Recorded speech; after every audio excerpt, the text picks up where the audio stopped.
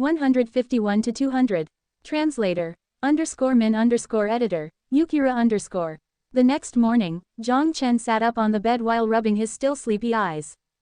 A faint smile appeared on his face while looking at Aisha, who was still curled up in blankets, sleeping like an adorable cat. Needless to say, there were no words for what happened last night. Maybe it was just his imagination, however, it seemed that from that night on, Aisha had started becoming clingier. Although she remained expressionless in public when it was just the two of them, there's no need to say the rest. Yesterday he took Aisha around all the major tourist attractions, along with hundreds of photos carrying their beautiful memories. It could be considered as the perfect culmination of their cane trip. He leaned against the headboard, brooding for a short while, and then taking care not to disturb the still sleeping Aisha, he sneaked out of bed. He went to the bathroom, took a shower, and then took out his phone to call Robert. Buddy, I heard you've solved your problem.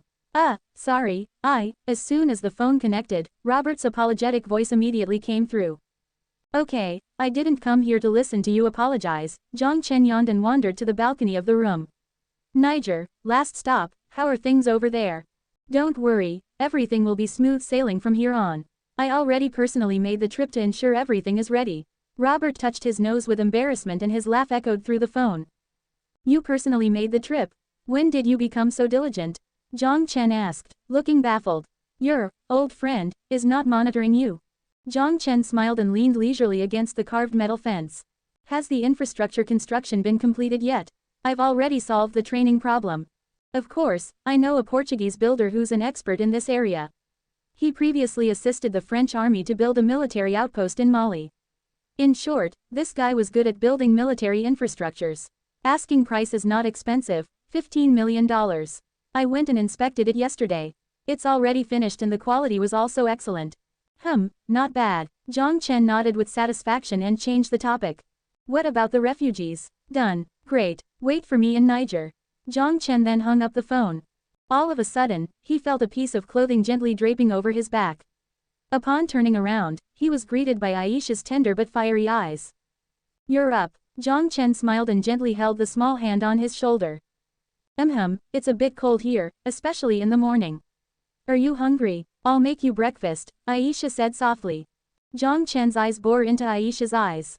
Being stared like that by Jiang Chen, Aisha's cheeks turned scarlet and whispered, What? Nothing, I've just realized you're becoming more and more beautiful. Jiang Chen grinned wickedly while staring into her eyes. Gently clutching her panicking hands, he pulled Aisha back into the house. Come on, we're getting that breakfast. Breakfast at Premier Hotel was exquisite though somewhat bit expensive. After eating breakfast, Jiang Chen checked out at the front desk, and then while holding Aisha's hand, boarded the taxi and headed to Borispor International Airport. What luggage? Just store them directly in the storage dimension. After getting off the vehicle, Aisha returned to her usual cold expression and followed Jiang Chen half a step behind. At the airport gate, Jiang Chen met Nick along with 10 cane men who were hauling their suitcases. He greeted Nick and turned to look at the 10 soldiers of the former 92nd Mechanized Infantry. It's such a great honor.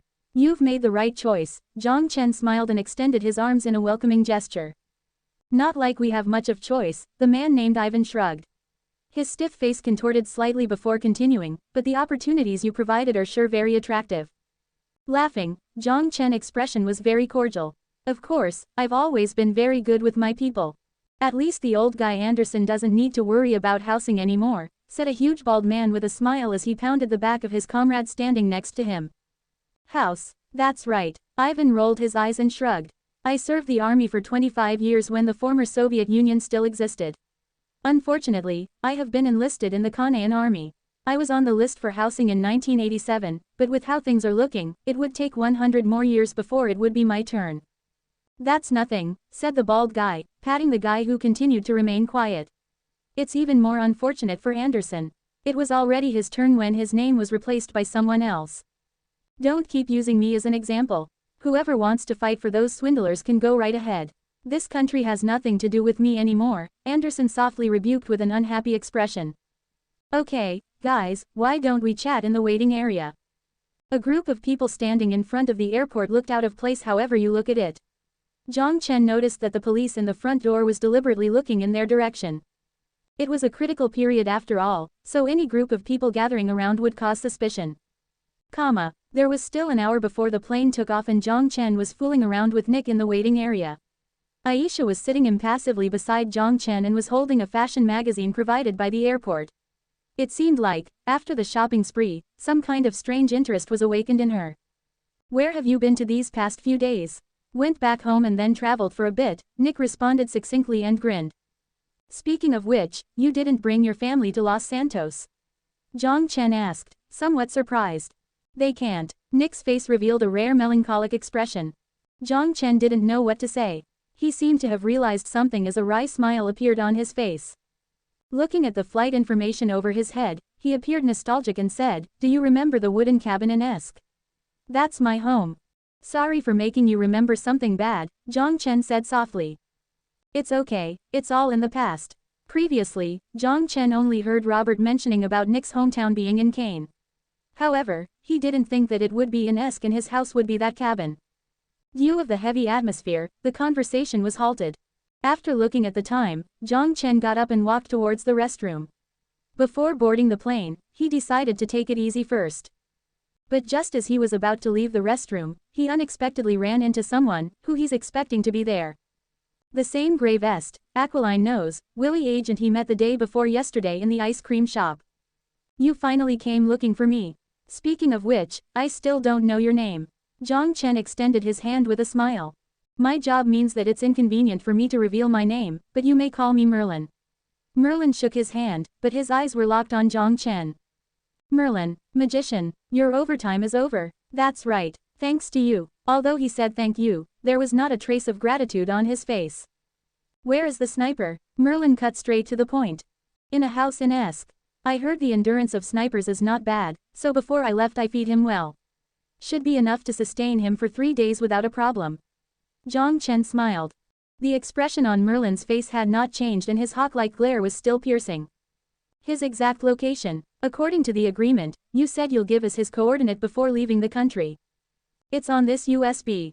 Jiang Chen casually took out a thumb-sized USB and handed it to Merlin. Merlin silently reached out to hold the USB only to find out that Jiang Chen wasn't letting go. He cast a suspicious look at Jiang Chen. "I haven't boarded yet," Jiang Chen stated with a smile. "We'll keep our end of the bargain." Merlin's exerted a bit more strength. "But I don't trust that." Jiang Chen's grip on the USB remained firm. "Why?" Merlin's facial muscle was all wound up due to the pressure. "There is still half an hour before we board the plane.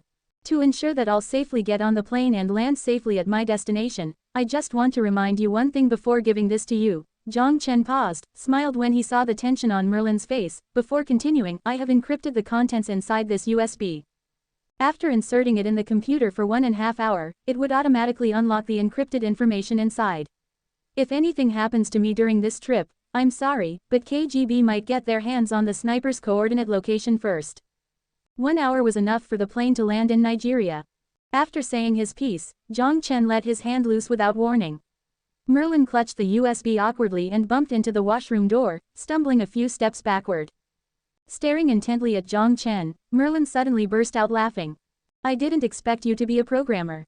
His original plan was to wait until they acquire the sniper's location and then immediately arrest Jiang Chen. There are far too many reasons for Willy Society to do this. As for the organization behind Jiang Chen, ridiculous, why would they be afraid? Jiang Chen shrugged. "No, but I am the boss, I have a lot of competent employees." Naturally, the codes in the USB were Yao Yao's masterpiece. "Good, I hope you never set foot in Kane again." Merlin took the USB, left words dripping with threats and walked away. "I hope you'll be able to receive your salary sooner before your boss goes bankrupt," he shouted at his leaving figure before returning to the boarding area with a smile. He sat next to Aisha, who was still holding the same fashion magazine. "Those people left." Aisha lowered her voice. The secret agents who had been sitting nearby had already left, and the waiting room seemed deserted for a moment. "Yes, I had a talk with their boss." "Which dress do you like?" Jiang Chen skillfully changed the topic. Aisha blushed as her fingers rubbed against the page. "This one." "Ah, no, I already have enough clothes." This one should fit you nicely." "Alright, let's buy it. Copy the website, and I'll show you how to shop online." Nick glanced at the two people and cracked a smile on their display of affection. He then looked at the clock on the wall again. It was almost time to board. "Farewell, my hometown. I wish you peace."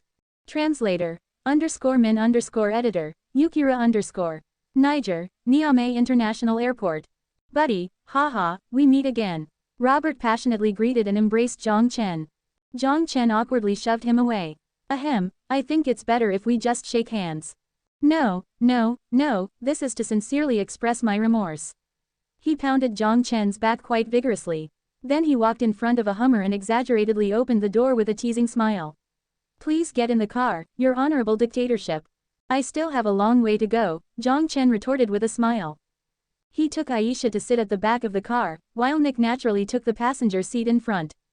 Now that you think about it, I do believe fate has brought us together in the desert. Robert stepped on the gas, held the steering wheel and started the ignition. He remarked while smiling, last time, it was in the desert in Iraq too. Last time, I was there to wipe your ass for you. Hopefully, you won't get into trouble this time, Jiang Chen couldn't resist the temptation to mock him. Ahem, aren't you missing the point here? There's a guy from UA who runs an errand all over the world for you, a Slavic who went to the front line with you, and a beauty sitting beside you. Robert jested and looked at him through the rearview mirror of the car. Hearing this, although there was no visible change in Aisha's expression, her face turned into a crimson shade. Just focus on your driving. Stop talking nonsense anymore, Jiang Chen laughingly reprimanded him and then paused before asking, where's the location of the base? Sahara Desert, Niger. It's an undeveloped area in Agadez region. Better prepare yourself mentally as it could be quite desolated out there, Robert reminded. The outside of the airport was in Loess Hill, and there were hardly any buildings in sight. Aside from the road, there were dust and yellow sands everywhere. A gust of wind would occasionally sweep a layer of dust. Moreover, it was probably the only airport Jiang Chen had seen without a taxi lane, a bus stop, let alone a subway. Damn, how could this place be so poor? He swore while he stared out of the window into the endless sand dunes that went as far as the eyes could see. How can you say that this is the capital? At the very least, it shouldn't be this undeveloped. Downtown is much better. It's like the suburbs of Los Santos. Robert laughed. 10 kilometers more to go. We're not that far. Speaking of poverty, Niger's Minister of Commerce Armani would like to meet you and invite you to dinner. To attract foreign investment, Jiang Chen asked dispassionately. He leaned back on the chair and yawned. Why don't you go on my behalf? I already bought 20 acres of wasteland. I'm temporarily not interested in investing in any other projects. Ahem, no, there's actually more to it. Basic necessities such as water, power supply, food, ammunition that will be used in training, and so on, Robert reminded him. Those indeed posed as a concern. Jiang Chen pondered on it while pinching his chin. Military supplies, that I can solve. As for the others, what do you suggest? Jiang Chen looked at Robert. For the power supply, my advice is to buy a few sets of fuel generators or a batch of solar cells. The sun is pretty intense here, so I think solar power would be our best choice. As for the water, it seems to be illegal to drill well in here. And I also don't suggest engaging in squabbles with the local tribes. I heard that even the Niger government couldn't control them, so it's best if we outsource them. Food and basic necessities can be purchased locally. The cost of living here can be quite cheap, especially the food. Then let's do that, Jiang Chen nodded. If that's the case, you definitely need to meet Armani. But before that, I'll send you to the hotel where you'll be staying. Robert shrugged and smiled. The car finally drove into the downtown area. Niger River ran through the city. The river was lush verdant, just like an oasis in the desert. In fact, it was not as bad as what Robert made it out to be. At the very least, Niamey, the capital of the country, didn't seem that bad. Although he hadn't seen the suburbs of Los Santos, when they reached the downtown area, the surrounding buildings looked rather sophisticated. He only stayed at the hotel for a short while before he changed into a suit Robert had prepared for him and got into the car. This time, instead of Robert's Hummer, it was Niger Department of Commerce for receiving VIP guests. They got off at a restaurant where they apparently received foreign guests. A black man in a suit walked toward him and greeted him with a smile. Welcome, Mr. Jiang Chen. You must be the Oriental billionaire Robert was talking about. The elderly black minister warmly held Jiang Chen's right hand and shook it firmly. Much to Jiang Chen's surprise, Armani could actually speak in Han. Thank you for inviting me, Mr. Armani, he responded to his enthusiastic greetings. I knew a lot of Han comrades as outstanding as you. We have a lot of comrades here in Niger coming from Wa, so you can think of this place as your second home. Niger welcomes you, Armani said warmly, speaking in a rather fluent Han. Haha, of course, Pleasantries completed, Jiang Chen and Armani walked into the restaurant with an entourage of bodyguards and other personnel in tow.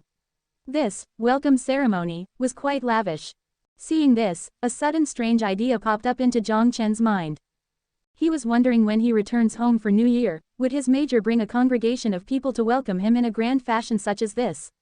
He was, after all, the man who appeared in the Wall Street Journal. The government newspaper also lauded him for his achievement in the technology sector. Even in the entire province, not a lot of people could outshine him. Sheesh, it would be so cool to go home and be welcomed in such a grand fashion. Despite being in overseas, distance did not interfere with his wish fulfillment fantasies. Armani invited him to sit with him. The side-by-side seating arrangement spoke volumes about how highly the Minister of Commerce regarded him. Naturally, looking from this angle, one could also see how poor Niger was. Perhaps because of the presence of numerous Han investors in Niger, Armani chose to discuss business during dinner. He clearly knew the intricacies of their culture as he perfunctorily drank 2 glasses before deciding to stop.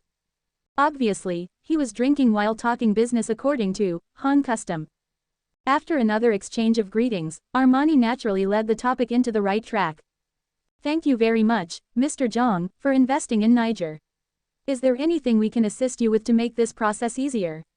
The basic economic condition is excellent and we're now in the stage of rapid development. There are a lot of business opportunities to invest in. Listening to Armani's passionate speech or drivel, Jiang Chen couldn't help but ridicule him in his mind. You don't even have cab at your airport, yet you have the audacity to say that your economic situation is good. But even if the heart said so, the words could not be said out loud. Of course, I am very optimistic about the domestic development of your country. And that's exactly the reason why I'm establishing a security company and building a training facility here. Listening to this black uncle speaking for a long time, Jiang Chen still maintained his composure. The meaning behind these words was, I have no interest in investing now. However, Armani was apparently not ready to give up that easily as he continued to enthusiastically discuss some other projects in great details. His meaning was obvious, give me some money right now. How about this, I have a proposal, to facilitate seamless transportation of goods, I intend to invest in road construction from the provincial capital of Agadez province to the undeveloped area.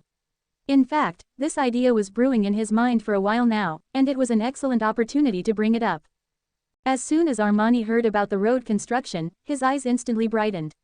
If they could build roads, not only it would drastically improve the livelihood of people in the undeveloped areas, it would also strengthen the government's control over the rebellious tribes. Haha, Niger citizens will surely be very grateful for your generosity and friendship, Mr. Jiang. Don't mention it. It is up to you to study the specific planning of the road, and then we will discuss it further based on your proposal, Jiang Chen responded with a smile while looking at the eagle-eyed Armani. Finally the dinner concluded in a harmonious mood. The Minister of Commerce personally sent him back to the hotel where he was staying. How is it, my friend? Robert asked while grinning at him. He was standing at the entrance of the hotel. Annoying. Do ministers always talk this much? They're so damn desperate for an investment. That Armani was a rather interesting character, a politician with a flair for public speaking. There was nothing wrong with soliciting investment, but when Armani sensed his lack of interest, he became more assertive and went on forever. For a while there, although he knew that Armani was speaking Han, he had no idea what he was talking about.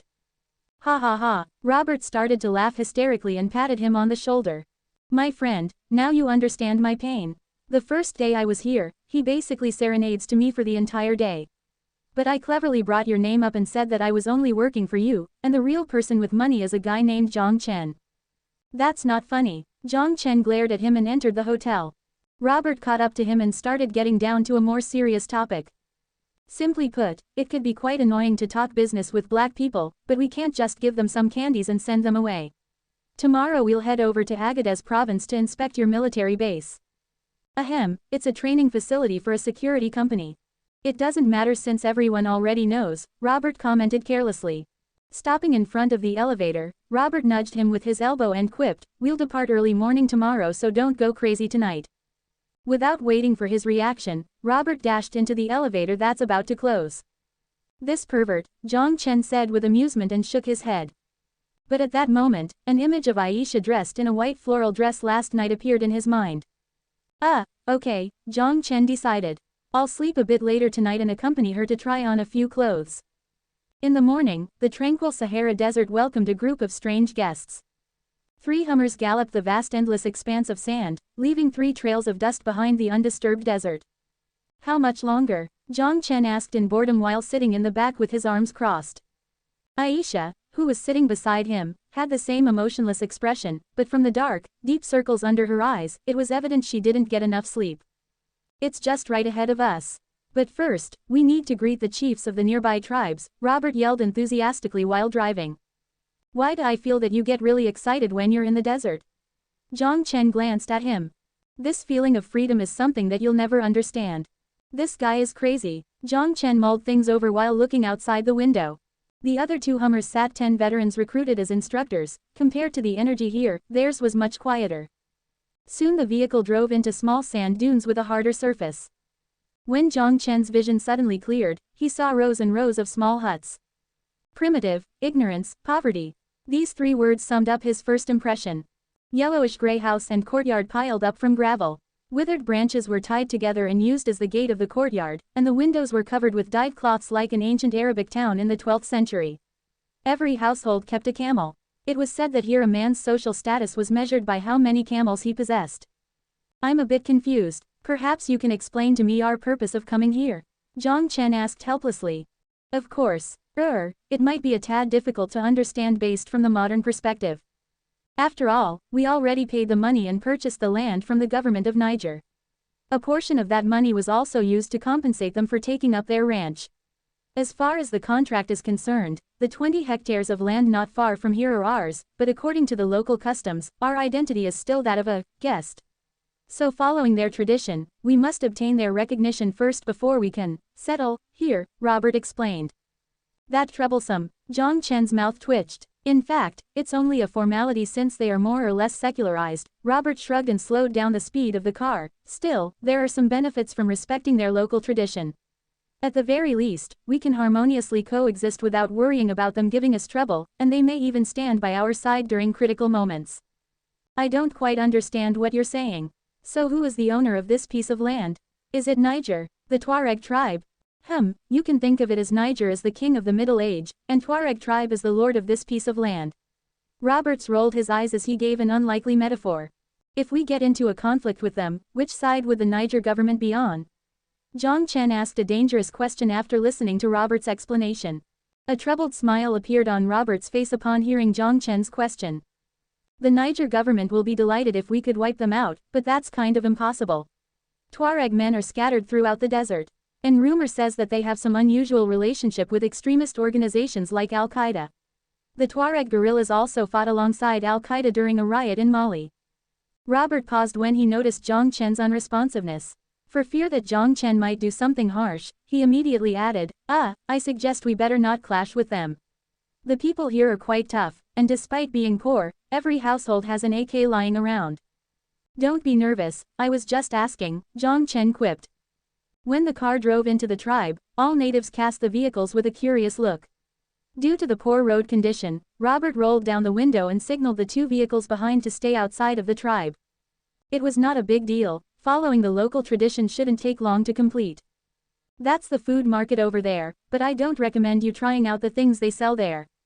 What a coincidence, I'm also not interested. Jiang Chen looked outside the window. A kid on a camel gave him a curious look, and his father, who was wearing a veil, led the camel out of the tribe. Aisha subtly glanced at the window and muttered one phrase, heresy. The car stopped. Following the direction of a black woman, Jiang Chen and Robert walked into the building of the central tribe. Tuareg tribe, a nomadic ethnic confederation mainly distributed in the suburbs of the Sahara Desert in Africa, and a branch of the Berber clan spread throughout the vast region of North Africa. Renowned for their writing, language, and unique nomadic life, which were substantially different from those of their surrounding neighbors. Instead of a matriarchal social organization, Tuareg was a matrilineal society. Although they believe in Islam, women were not required to wear a veil. On the contrary, men 25 and above must wear a veil in the Tuareg clan society. What was more striking was its open marital values wherein women could have multiple marriage partners, and in case of divorce, all assets would belong to them. Apart from these strange customs, they were naturally born warriors. There was a notable local motto, the desert holds no secret to Tuareg people. In this desert, they knew how to fight better than anyone else. During the Mali Civil War, Tuareg guerrillas delivered consecutive losses to the government forces. Moreover, because of its strong combat ability, there were a lot of Mediterranean dictators and warlords who were interested in their fighting prowess. The most famous one was Gaddafi, who particularly favored Tuareg mercenaries. After the outbreak of the civil war in Libya, Gaddafi even offered the Tuareg tribe a lucrative remuneration of $1,000 USD a day to help him quell an anti-government militant. Of course, no one knew if the money had actually been honored or true in the first place. Robert had, in fact, recommended to Jiang Chen that since they chose Niger as the location for the base, recruiting Tuareg people might not be such a bad idea. However, after some consideration, Jiang Chen still rejected his proposal. The main reason was Jiang Chen's lack of trust in their culture and religion, and also to avoid potential issues that could arise in the future. At least those refugees who fled their hometown would not suddenly clamor to go home. In any case, the refugees were more reliable. In the relatively spacious house, Jiang Chen saw the legendary tribal chief. Distant visitors, may your wealth be endless like the sands of the Sahara. The dark-skinned female chief nodded slightly, her hands clasped together. Perhaps because she often dealt with French people, her French was rather fluent. But regardless of how fluent she was, Jiang Chen, who only knew English, could not understand a thing, so he simply stood there and kept mum while waiting for Robert's next move. "Thank you for your generosity in sharing your land. May your tribe flourish and your camels grow in flocks," Robert responded in fluent French. Even now, Jiang Chen could not figure out just how many languages this guy knew. Upon hearing this, the elderly female chief cracked a smile, her wrinkles scrunching up together. The following ceremony was quite simple. A man, whose head was wrapped in a frighteningly thick turban, carried 2 bowls of camel milk and placed them in front of them. According to the locals' custom, the thicker the turban and veil were, the more respect they were showing to their guests. It was said that in the past, whenever a male guest visited here, he was also required to wear a headscarf, or at least his mouth must be covered. But now it appeared that they have made some concessions to foreign cultures in the process of adapting to modern times. It was unknown whether the female chief was chanting a mantra or praying, but she spoke for a long time before she gestured to the 2 people with a smile. Looking at that bowl of cloudy camel milk in front of him, Jiang Chen could not help but wonder if it was just freshly squeezed out. When he looked at Robert, he noticed that this man's eyebrows were furrowed as well. "Is this really potable?" Jiang Chen whispered in English. "Yes, but trust me, you won't drink it again after you have your first." Although Robert's expression was somewhat bitter as he attempted a Herculean feat of downing the camel milk with his eyes closed. From the looks of it, this was his second time drinking this awful stuff. Jiang Chen was secretly speechless. Seeing Robert's swift action, the smile on the female chief's face became more brilliant. The faster the guest drank, the more it reflected their respect for the host. When she looked at Jiang Chen, however, her eyes grew even brighter. Robert had not even put the bowl down, Jiang Chen had already put the empty bowl on the table. It took Robert a while before he finally finished and placed the bowl on the table with a quivering hand. Thus when he saw Jiang Chen's empty bowl, his eyes almost popped out from its sockets. After coming out from the tribal chief's house, the 2 men received a warm farewell. Back in the car, Robert hummed as he wiped his mouth. "Sheet, I feel like I've got a layer of grease in my stomach," Robert complained as he looked at Jiang Chen oddly. "You okay with that strange smell?" "What strange smell?" "It was okay." Jiang Chen laughed loftily as he leaned back and then put his arms behind his head. Other than the grease that barely touched his mouth, he didn't drink a single drop, and all of it was sent to the storage dimension. He was getting more adept at using this ability. After their friendly interaction with the neighbors, the 3 Hummers returned to the road once again. Finally, Jiang Chen saw a castle in the middle of the desert, future security. Translator _min_editor, Yukira_. Barbed wire fences, concrete watchtowers, and buildings, these structures greatly resembled a small military base. "What do you think?" Robert turned around and smiled proudly. "Not bad." There was also a satisfied expression on Jiang Chen's face. "Very neat." The 3 Hummers stopped at the checkpoint at the entrance. The patrolling soldiers wearing dark sunglasses approached the car, and after verifying Robert's information, they performed a simple military salute and then released the checkpoint post. The soldiers patrolling here were mercenaries hired from a security company in South Africa. With Jiang Chen's arrival, 20 people in a camouflage combat uniform wielding M-series automatic rifles quickly assembled in a neat formation in the center of the base. These people only knew how to follow money and would not ask any questions. Their price was entirely based on the degree of danger of the mission, and Robert was able to negotiate with them for the price of $70,000 USD. As the situation in the region escalated, Jiang Chen made some adjustments to the refugees' recruitment plan after deliberating it with Robert. The original plan was to hijack refugee ships, and then forcibly transfer them to the military base here. It was later changed to heading directly to the Syria border and masquerading as UA troops responsible for escorting the refugees, and tricking them to getting on the vehicle that would originally lead them to Europe. As for tricking them, the answer was quite simple. A flyer and a poster. Less than European labor migration program. Any male between the 18th to the 25th of May register here. You can bring your spouse with you. Those who are interested may register here. The agency will arrange jobs for you. Required. 100. Greater than. Seeing that not only you could bring your spouse and there was also a guaranteed work to boot, and not to mention these people were equipped with UA weapons, the registration turned out to be popular. After those who managed to qualify got into the vehicle, it didn't take long for them to realize that something was amiss. Upon confirming that they were heading in the wrong direction, the refugees began panicking and frantically scampered to get off the truck, but the mercenaries, who were merely doing their responsibility to complete their mission, remained unperturbed, and they forcefully dragged all the refugees back inside. After completing their escort duty, their mission was changed into guarding the refugees and preventing any attacks from extremist organizations or any other unforeseen situations. According to the contract, as soon as Jiang Chen's group arrived, they would immediately hand over the control of the base and depart. For them, this was probably the easiest task they ever had, even though the pay wasn't much. Seeing the retreating figures of the mercenaries, Jiang Chen gestured for the 10 Kane veterans to line up behind him and signaled Robert to turn on the speaker and gather the refugees to the square. The refugees were already converging in that direction. After witnessing the mercenaries, who had turned over the control of the base to Jiang Chen, drove away, they felt an amalgam of complex and confusing emotions. They previously thought those people were UA soldiers, who would take them to a safe location or at least a refugee camp near the border of a European country, but they didn't expect to be taken to a completely opposite direction and deep into the desert. At first, they thought it was the base of an extremist group, but it did not look quite like it in all respects. Other than preventing them from leaving, they didn't make many forceful demands. The soldiers put a number on them and even arranged rooms for them that were much more spacious than those from a refugee camp. And even if no one stopped them from leaving, there was nowhere they could go. This place was in the middle of the Sahara Desert. Without any means of transportation and sufficient supply, how far would their feet be able to take them? They would surely die if they met a sandstorm or if they got lost in the desert. After going through the initial phase of restlessness, they chose to wait and observe. At least these people didn't torture them, and there were not many restrictions on food and water. One could even say that life here was better than any refugee camps.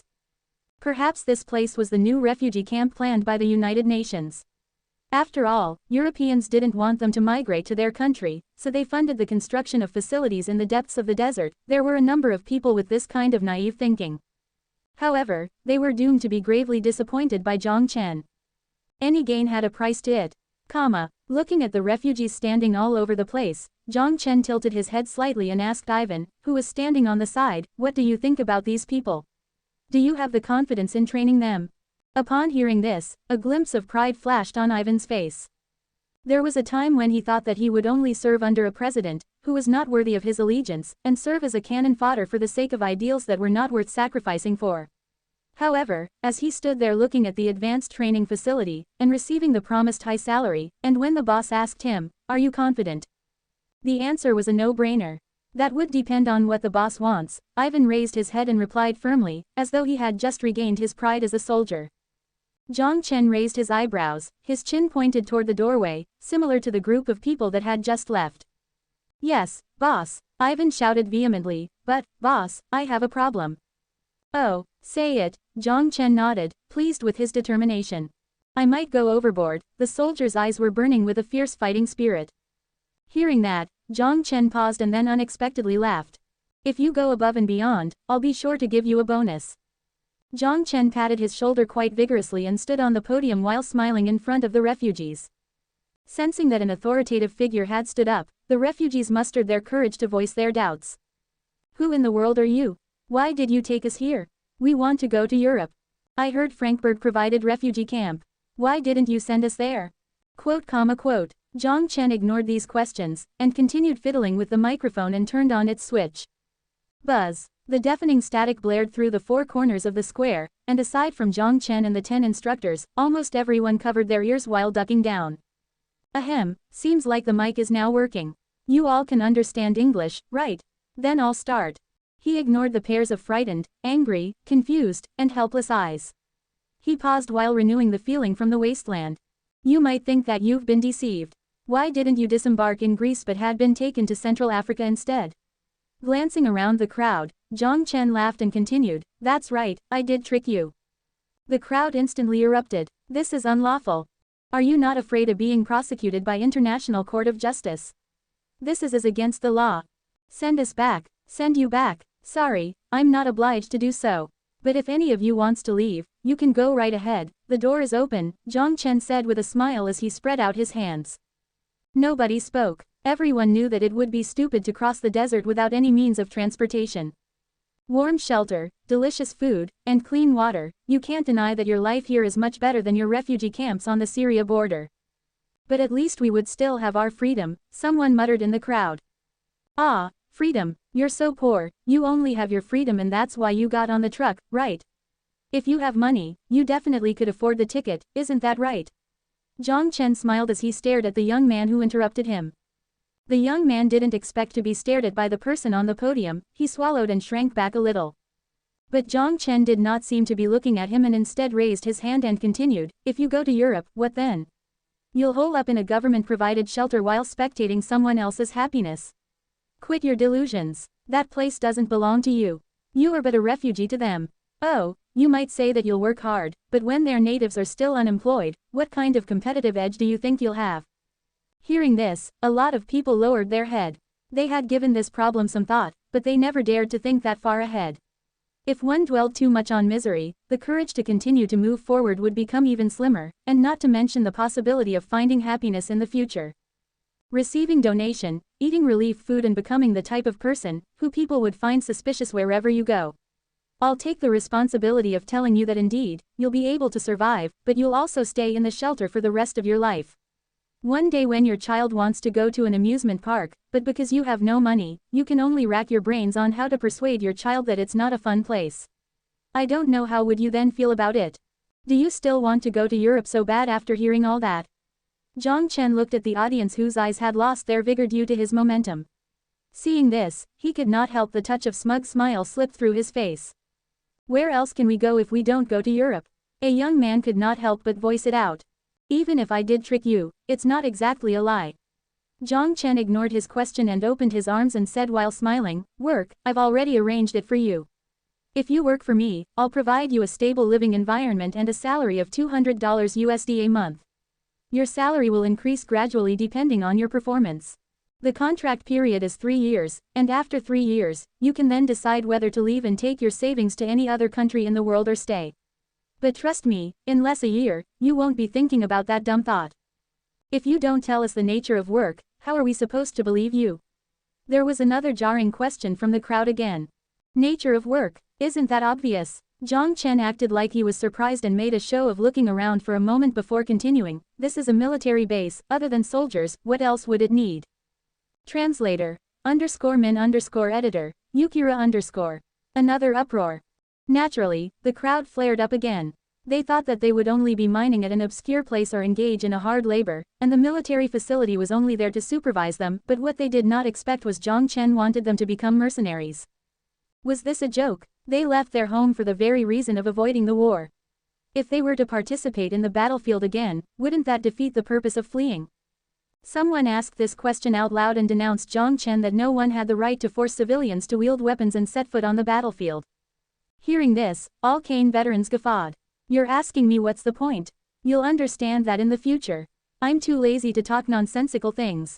You're asking what right do I have? Of course none, but like I've said, if you want to leave, go right ahead and leave. You have half an hour to decide, and if you still remain in the base after half an hour, then I would consider that you acquiesce by default. After delivering his speech, no matter how these people protested, Jiang Chen directly did an about-face and left the podium. There obviously won't be an applause for him, and he certainly didn't need one. Just like the fishbone base at the beginning, when they found themselves unable to resist and living, in fact, a comfortable life, they would gradually accept sooner or later. Moreover, Ivan would naturally train them to be absolutely loyal to the organization and shape them into becoming a soldier. Jiang Chen went next to Ivan and patted him on the shoulder. "I'll leave them in your care." "Yes, boss," the East Slavic soldier bellowed as he saluted and maintained his military posture. He nodded his head with satisfaction. He then waved at Aisha, who was standing quietly in the shadow, and then walked together towards the headquarters. While walking, Jiang Chen looked at Aisha and suddenly asked, "Say, Aisha, your hometown is in Syria, right?" After a moment of hesitation, he continued, would my actions make you feel uncomfortable? After all, it's your hometown." "No, I will always stand by your side." Aisha shook her head, her cold face suddenly revealed a gentle smile, "and you are a very gentle person." Jiang Chen almost choked on his own saliva. "Are you kidding me? What do you mean by gentle?" Although the first one moved me, I beg to differ on the latter part." He had never hesitated when killing except for the time when he made his first kill. Just then, a small hand reached out to clasp his hand. It seemed that after the night by the river, she fell in love with the feeling of holding hands, and she would always inadvertently reach out to his hand. "Do you remember the time when you were in the truck?" Aisha asked quietly. Although it was not clear why she mentioned the past, he still smiled and squeezed her hand nonetheless. "Of course I remember. How could I forget?" It was quite interesting to think that back then, he didn't even notice that Aisha was a girl. "Even to a stranger like me, you still lent a helping hand when you saw my hungry eyes." Jiang Chen smiled. "Do you mean those biscuits? Those were cheap." Aisha shook her head and clenched Jiang Chen's hand. Her mouth was slightly curved in a smile. "But you still chose to share rather than to sit on the sidelines and watch." Being alone on her quest for freedom, she was already numb to apathy. Jiang Chen slightly lowered his head and fell into deep thought. "Shared? Have I really? Is this how people look at me?" Aisha took a peek at Jiang Chen and smiled tenderly. There was once an emperor who was generous, kind, and brave. His territory stretched from west of Thrace, east of Indian River Plain, north of Amudarya to the south of Persian Gulf. He acted as a conqueror in Damascus but gained the respect of the people he conquered. "The Egyptians built a city in the desert to honor his meritorious deed," she muttered to herself as though she's recounting a legend. Hearing this, Jiang Chen suddenly burst out laughing. But the empire was only short-lived. Was she referring to Alexander? Towards to this remark, she merely smiled and did not disprove. Obviously, he could have just used bullets to suppress them, used their loved ones to threaten them, used force to make them surrender, made them live in tents, and made them live by his rules. But he didn't. The living condition here was much better compared to the refugee camp. He even provided them with a salary and hope. Feeling the warmth from his hand, Aisha closed her eyes, her lips curved into a smile. What kind of joke is this? Trek across the desert. The refugees were abuzz with protest. However, their objection fell on deaf ears as Ivan and the other instructors ignored the faces filled with righteous indignation and stood there like statues. The public outcry escalated but was cordoned off violent encounters. Force would always the best deterrence. All the trainers wore a pitchback automatic rifle at their waist, the dark muzzle warned anyone who dared to incite violence. Half an hour passed quickly. Ivan cracked a smile and signaled his 9 compatriots to surround the refugees. In the command post, Jiang Chen and Robert stood side by side in front of the window while watching the situation in the field in good humor. "Sheet, didn't think that you'd have the gift of the gab," said Robert, his cigarette dangling in his mouth and his arms were resting on the windowsill. "I have a lot of talent." Jiang Chen grinned, he was also leaning against the windowsill. Rather than talent, it was more of unceasing practice. 3 months ago, if he were to talk in front of more than 100 people, he doubted if he would be able a single word. And now, they did not even need to prepare a speech. "Do you know what I was thinking when you were giving that speech?" "What?" Jiang Chen casually asked, his eyes were still on the field. A commotion started to break out in the field. Someone tried to grab Ivan's rifle but was easily suppressed with a single move. "Hitler." Robert made an amusing version of Führer and laughingly remarked, "But you didn't learn his way of provocation. You should have given them a loaf of bread and tell them, you can eat it as long as you swear your allegiance to me." "There was no need." Jiang Chen chuckled and got up from the window. "I've already given them enough incentives." With that, he left the command center. Staring at Jiang Chen's retreating figure, Robert shrugged his shoulders and once again resumed observing the square. There the riot was already over. Perhaps due to the experience they gained in Kane which trained them to be an expert in suppressing uprisings, Ivan was able to lead his 9 comrades to successfully control the situation. Although the refugees wore a scowl on their face, they still obediently divided into 10 columns, each led by a respective trainer. Their spouse and children were taken back to their assigned housing. The training started immediately. The first mission was to run 2 laps around the 20 hectares of the base. They would only be able to eat once they finished. Don't want to cooperate? Then starve together with your wife and children. If they only have themselves to think about, some of them would perhaps attempt to resist, however, hearing that it was not just them who would starve but also their family. Everyone chose to compromise. Under the scorching sun, figures could be seen running around the base, leaving trails of dust behind them. When they dragged their exhausted body after finally finishing 2 laps, they all dropped to the ground. Not only did the ruthless instructors show not an iota of mercy, the devils also announced that the run would become part of their routine. Although they wanted to complain, they couldn't muster enough energy to do so. Fortunately, evening came, which meant that the training for today was officially over. When they dragged their beaten body to the cafeteria with their family and received their share of a hot meal, they suddenly felt that it didn't seem to be so bad. Roasted golden turkey, stewed mutton soup, bright green salad. As far as food is concerned, it was day and night compared to those of refugee camps. Maybe it was because of exhaustion after the exercise which stimulated their hunger, the dinner was especially delicious.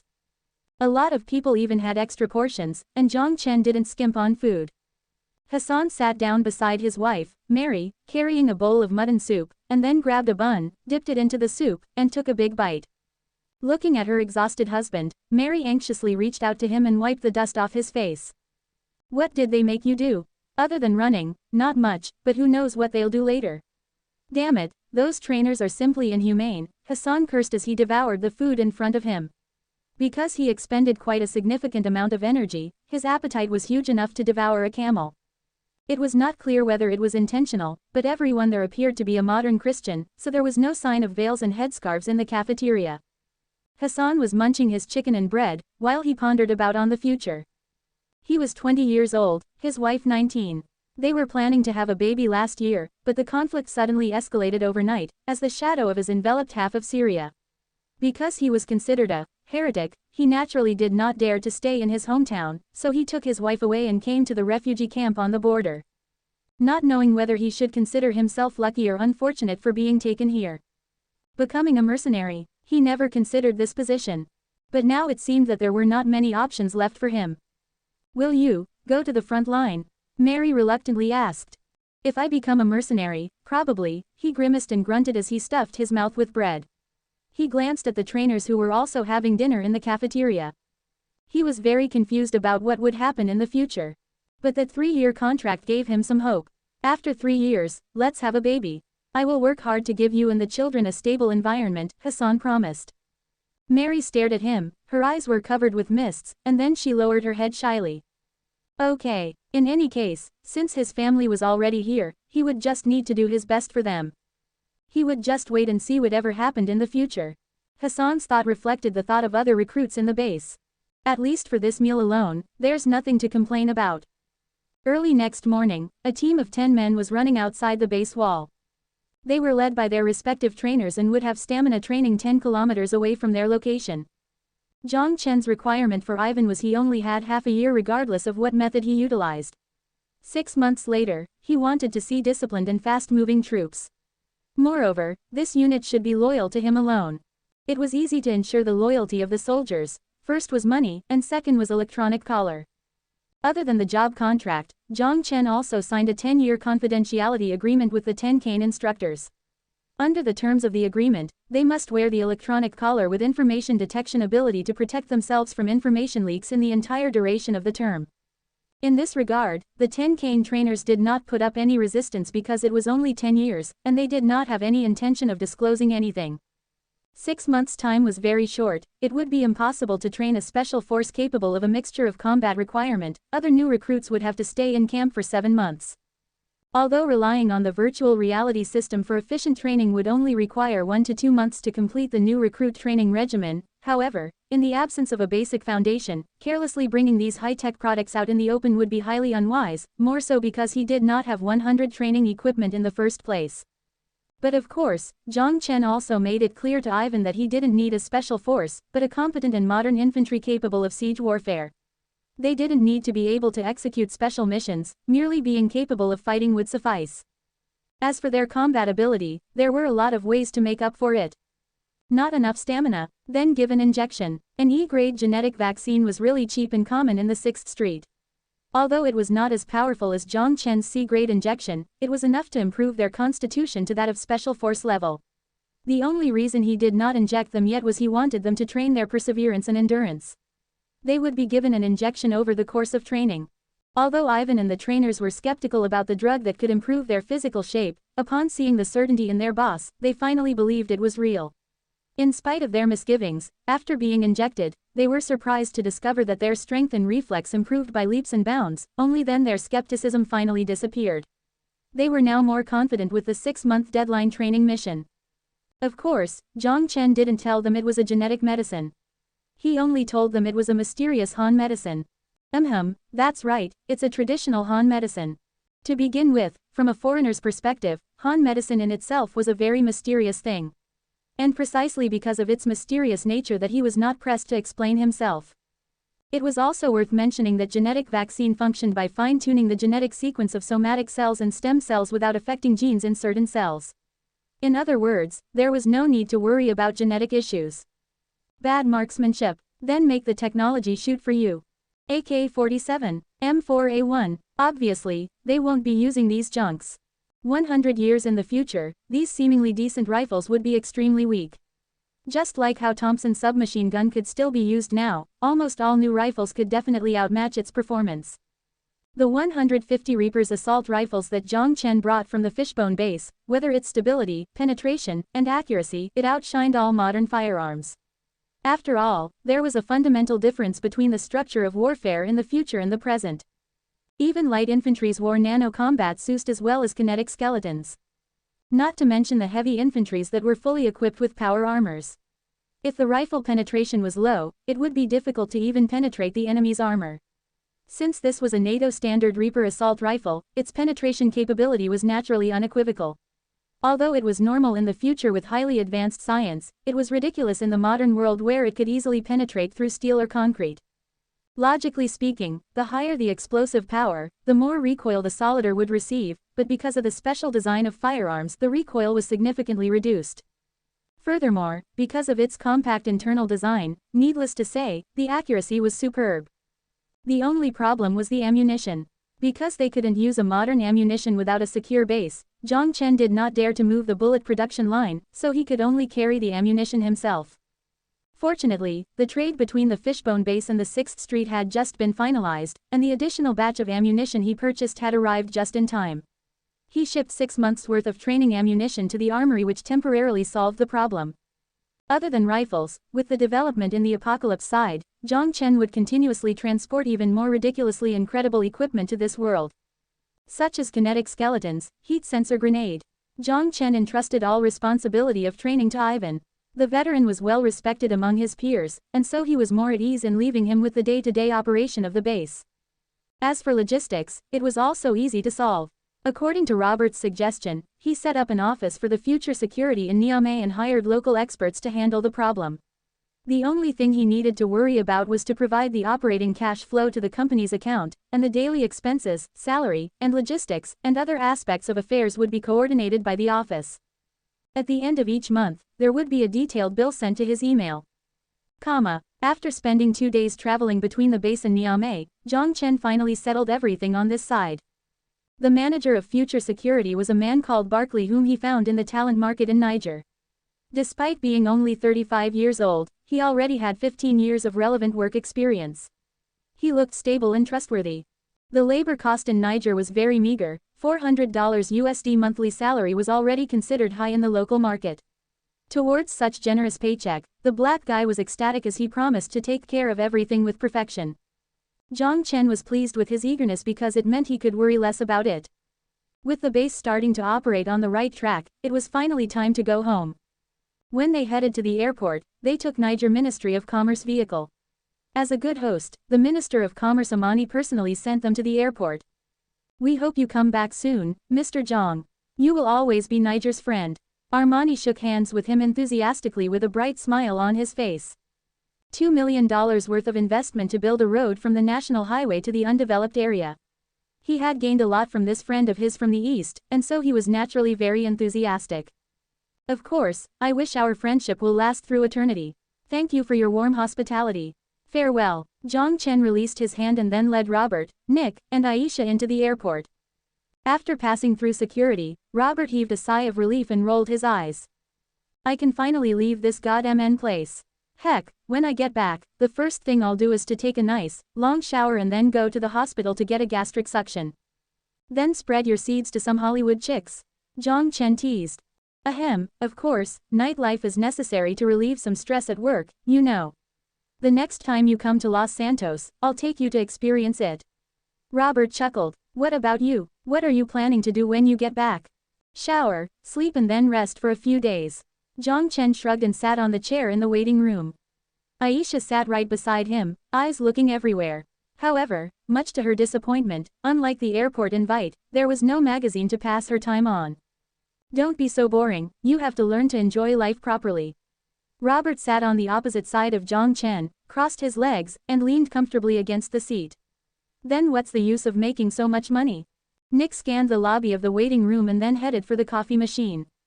Haha, how do you know I didn't enjoy myself? Let me tell you, when I made my first money, the first thing I did was to spend it lavishly, Jiang Chen said proudly, not in the least bit ashamed. Oh, I didn't expect this, haha. By the way, buddy, I've got a fun idea. Why don't we share what we did with our first money? Robert was suddenly interested and sat up straight. Meanwhile, Nick came over with a coffee and sat down next to Robert. We'll get Nick to go first. Robert patted Nick on the shoulder while laughing. Nick took a sip and looked at Robert with confusion. After hearing the explanation, the taciturn Slavic man gave the most ordinary statement. Bought a house in Los Santos and then got a dog. As far as a citizen's lifestyle was concerned, his couldn't be any more average. Okay, I take back what I said, Nick is the most boring person. He ignored Nick's confused look and then coughed and continued, my turn, I remember it was 5 years ago, I was still helping a Mexican smuggle illegal firearms. On the day of payout, he gave me $50,000, and the first thing I did was. At this point, Robert's face went red out of nowhere, scratched his nose, as he was too embarrassed to continue.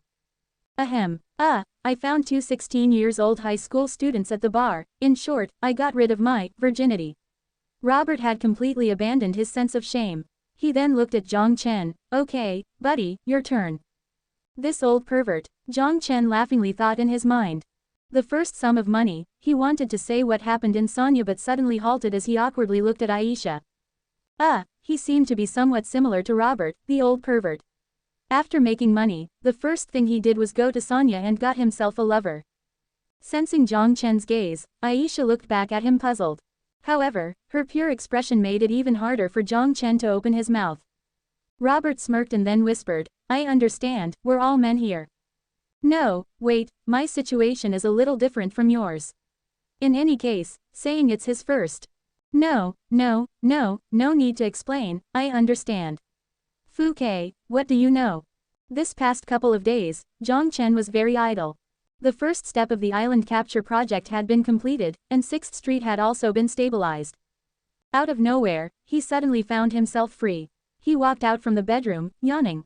After a brief wash, he went to the kitchen and sat across Aisha while stretching. Did you stay up late again? Aisha asked with concern. Played a bit too late last night. Jiang Chen reached out and grabbed a slice of toast. Coffee, toast, and omelette for breakfast. Aisha's cooking was getting better. While munching, he reached out and turned on the TV. Don't sleep too late, Aisha reminded softly. He took a sip of coffee, and the bitterness made his brain sober. The widescreen TV was playing the news. Yesterday noon, a crossfire occurred in the northern suburbs of Kane, the largest one since the turn of the year. The civilian forces used cannons, self-propelled artillery, and other heavy weapons against the government-controlled area. Currently, Minsk agreement is in name only. On the other hand, UA accused Russia of deploying artillery on the border. Watching blankly at the artillery bombardment on the news screen, Jiang Chen took a bite of the toast. Did they start fighting again? Truth be told, seeing the cannon homing on the screen could not be compared to the astonishment of seeing it in the front line. Aisha appeared to be indifferent towards these things and was concentrating on her breakfast. I'm going rusty these days, Jiang Chen complained out of boredom. Aisha put the omelette on the toast, blew a few times, before taking a huge bite. After hearing how Jiang Chen felt, she hesitated a little before suggesting, "How about I teach you a good workout?" Workout? Jiang Chen was stupefied. I've taken the injection, so even without exercise, I can still maintain my body in tip-top condition. He simply had to praise the beauty of science and technology. In addition to physical fitness, there are still other benefits to exercise such as maintaining your figure and keeping your body flexible, Aisha muttered. Figure, speaking of this, I still haven't touched the fitness equipment that we bought. It's always you who have been using it. Jiang Chen scratched his chin thoughtfully and suddenly clapped. Then it's decided, later you can teach me to exercise. Aisha smiled tenderly and nodded. Shortly after breakfast. The two stood face to face on the yoga mat. Aisha had already changed into a workout outfit of a small black top, her brown color was tied into a ponytail. Looking lively and enticing, curves outlined by tight clothes, bumps faintly visible. Guess it would be troublesome if he continued to stare. Jiang Chen subtly moved his line of sight. A dazzling selection of fitness equipment comparable to those of outside gyms was located on the third floor of the home gym. At the corner, a virtual reality training chamber could be seen, and before entering the password, it looked like an oddly shaped, covered bathtub. Fitness is divided into two kinds, one is aerobic exercise such as treadmills and bicycles. The other is non-aerobic exercise such as sit-ups and weightlifting.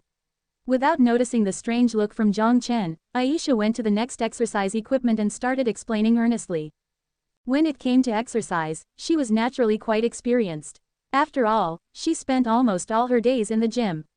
If it was not completing her daily homework in the virtual reality, it was using this equipment to exercise her body.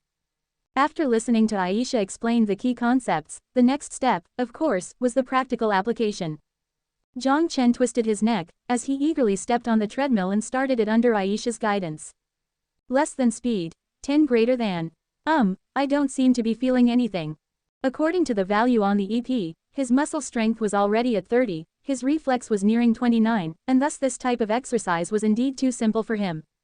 Impatiently, he pressed the plus sign button making the speed increased until it finally stopped at the limit of 30. His feet were practically dancing, but he still didn't feel an iota of pressure. There's no point in running so fast, Aisha smiled wryly. Why do I feel that this treadmill is pretty much useless to me? Jiang Chen had a similar wry smile and pressed the minus button until the treadmill came to a slow stop. After Jiang Chen got off from the treadmill, Aisha took over. She took a deep breath and pressed the start button. Less than speed. 5 greater than. Although the injection of that weird medicine improved a lot of aspects of your body quite significantly, daily exercising to maintain your health is still important. Not so fast, jogging should suffice. This helps tone the body and keeps the body flexible. While jogging in constant speed, Aisha was explaining it to Jiang Chen simultaneously. Flexibility, body coordination, Jiang Chen nodded thoughtfully. But when he thought about body shapes, for some reason, the first thing that came into his head was the sexy vest line of her waist. And looking at her shoulders and arms moving rhythmically along with the jiggling of her firm and small breasts. Not good. Nosebleed. Jiang Chen embarrassedly covered his nose and quickly looked away. A good thing that nothing came out of his nose.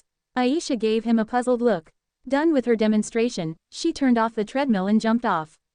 Now for the non-aerobic exercise. Where should we begin? Let's start with that. Looking around, her eyes lit up when she spotted the elliptical trainer near the door. An odd-looking equipment connected to all 4 sides, which Jiang Chen had seen before in the university gym. Put simply, by sitting there, you can perform pull-ups, core exercise, parallel bars and other series of complex exercise. I rarely use this because it will easily build up muscles, but it's suitable for guys. Aisha sat on top of it and smiled softly at Jiang Chen. I'm going to demonstrate for you. She adjusted the weight to 20 kilograms, took a deep breath, and extended both of her arms up high while holding the bar. Too much power. A weight of this level was naturally very easy for someone like her with a genetic vaccine, but even so. Due to the tension made from the exertion of her arms, the round softness on her chest looked like it was about to pop out. Jiang Chen unconsciously swallowed his saliva. Although he knew it was bad to gawk at certain parts of a girl, still he was unable to move his gaze away. However, this wasn't the most troublesome thing. Having finished with the stretching exercises of her upper and lower muscles, Aisha, who remained oblivious to his gaze, put her arms against the pad of the butterfly clips and then both of her arms snapped towards her chest. Because of the pressure, the soft protrusion was squeezed under the force of her arms. Worse still, because of the aerobic exercise, Aisha's forehead was sweating profusely. The small top was becoming more transparent as it got stuck on her skin. What's the problem? Aisha looked perplexedly at Jiang Chen, who was covering his nose. Nothing, my nose is just a little bit itchy. Ha ha ha, Jiang Chen laughed dryly. He did not want to admit that he was thinking of naughty things while she was teaching so earnestly. While still confused, Aisha didn't pursue the subject. She pressed her legs against the pad, ready to demonstrate the next set of moves. However, at this time, she accidentally saw something she shouldn't have seen. Because Jiang Chen was also wearing workout clothes, the design of the sports pants was rather loose. That tent-shaped bulge, Aisha's cold face turned crimson, she ducked her head down shyly, fingers rubbing absent-mindedly against the training equipment. Do you want to? She uttered in a quivering voice. Hearing this, it was Jiang Chen's turn to blush. His conscience told him that he should refuse this time to show his integrity and solve this misunderstanding. Yes, he nodded without thinking. Although his thought was very praiseworthy, his mouth and body, on the other hand, were both very honest. Then let's go too. Here is good, comma. It's already lunchtime when they left the gym. Seeing the time on the EP, Jiang Chen could not help but smile wryly. Now with Aisha feeling disoriented, she definitely would not be able to cook anymore. What a blunder, he shook his head and went into the kitchen. He turned on the rice cooker, poured half a cup of rice into it, and mixed it with water. Putting on the apron, he took a spatula and cooked the scrambled eggs with tomato, which he hadn't cooked for a long time, and then he made a cucumber soup.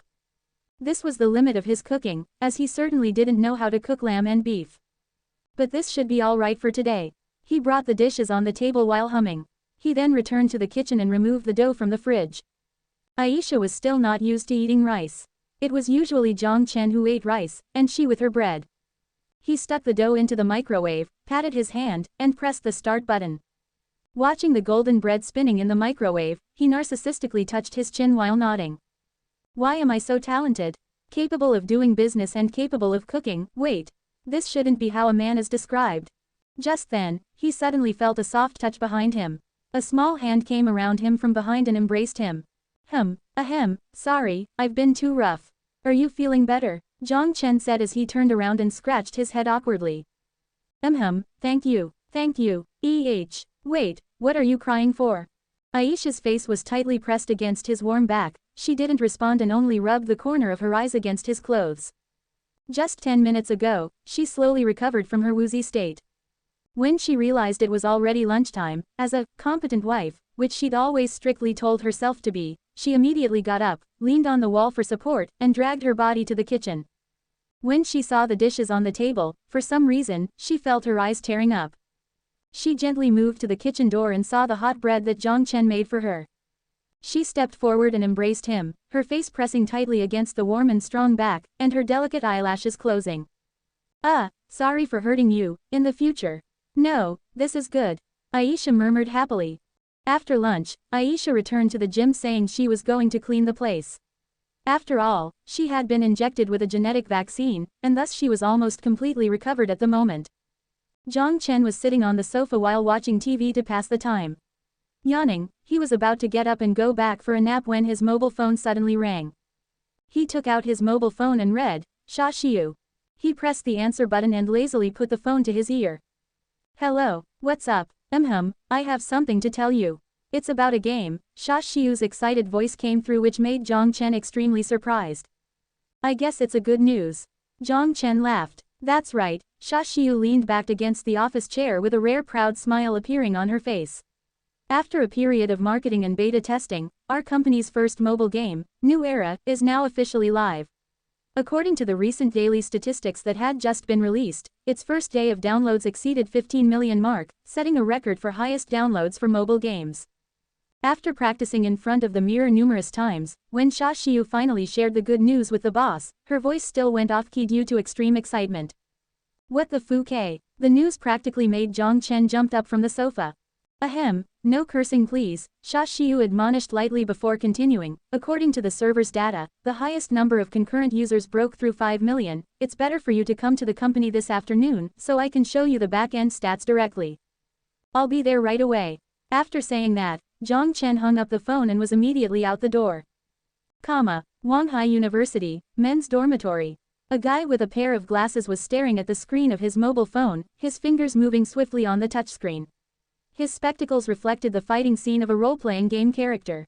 4 eyes, what are you playing? Or are you watching porn?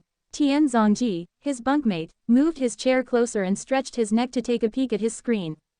Tian Zongji had just finished playing League of Legends and had almost smashed his keyboards because of those noobs. He was so angry that he didn't want to play anymore. After 20 losses, he closed the game directly, and then opened the file, and uninstalled the game. This was his 10th time of uninstalling this game. Most online games were either filled with RMB players, or filled with cheats. Although a lot of noobs played LOL, the quality of the game itself was still quite good. At least, the RMB skins wouldn't increase the user's attack damage. Thus, after his anger had abated, he would find himself unable to stop from downloading the game again. Despite that, every time he finished uninstalling, he would swear that he would chop his hand off if he ever installed it again. Chen Hong cast his friend a sidelong glance before returning his gaze back to the screen and then controlled his character to the direction of the main city. What are you being so mysterious about? Tian Zongji had just AFK'd, so he had nothing better to do. He then got up and stood behind him. Chen Hong ignored him and continued to stare intently at the screen. Just then, the dormitory door opened and Gao Fei, who had just finished playing basketball, walked in. Yo, 4 eyes, didn't you say that only dumbass play mobile game? Then why are you playing it? Gao Fei quipped. He curiously stood behind Chen Long trying to see what he was playing. What? No way, is this truly a mobile game? As a result, Gao Fei was also unable to peel his eyes off the screen either. The texture of the image, the detailed character design, as well as the spectacular gameplay, those 3D mobile games are nothing compared to this. No, not just mobile games, even Skyrim, on his desktop couldn't compare to this game. That's right, this is not a mobile game, and that's why I'm playing it. Chen Hongteng pushed his eyeglasses up and scowled at the completely stunned Tian Hongji. Gao Fei gulped and jeered, the graphics is so good, the game content must be met. Chen Hong glanced at him before continuing, open world and 2:1 continental scale map. It combined the adventure element of an RPG and the management element of an SLG. Player can choose to roleplay as an adventurer or become a lord managing a piece of land. You can also open a business and become a merchant to fight pirates in the sea. Whether it's the graphics or the content, even if it's compared to PC games, it's a 3A godly masterpiece, Chen Hong said with absolute certainty. Although he had always been extremely critical when it came to games, he had yet to find any flaws in New Era. Could your crappy phone even handle a map with a size of 2 continents? Tian Zongji's jaw was about to drop to the ground. He felt like his LOL addiction was still not beyond redemption. The game is only 300 megabytes. 300 megabytes, you're pulling my leg. Gao Fei uttered in complete disbelief. The company stated that they use the newest data compression technology as well as cloud computing technology. Anyway, I don't understand any of that stuff, I only can care about playing. Oh, for a day, I consumed 10 megabytes of data, so it's not very high. Chen Hong killed another monster and deftly picked up the loot of silver coins and equipment and then locked onto the next one. I can see that you have been killing monsters for a while now, don't you find that boring?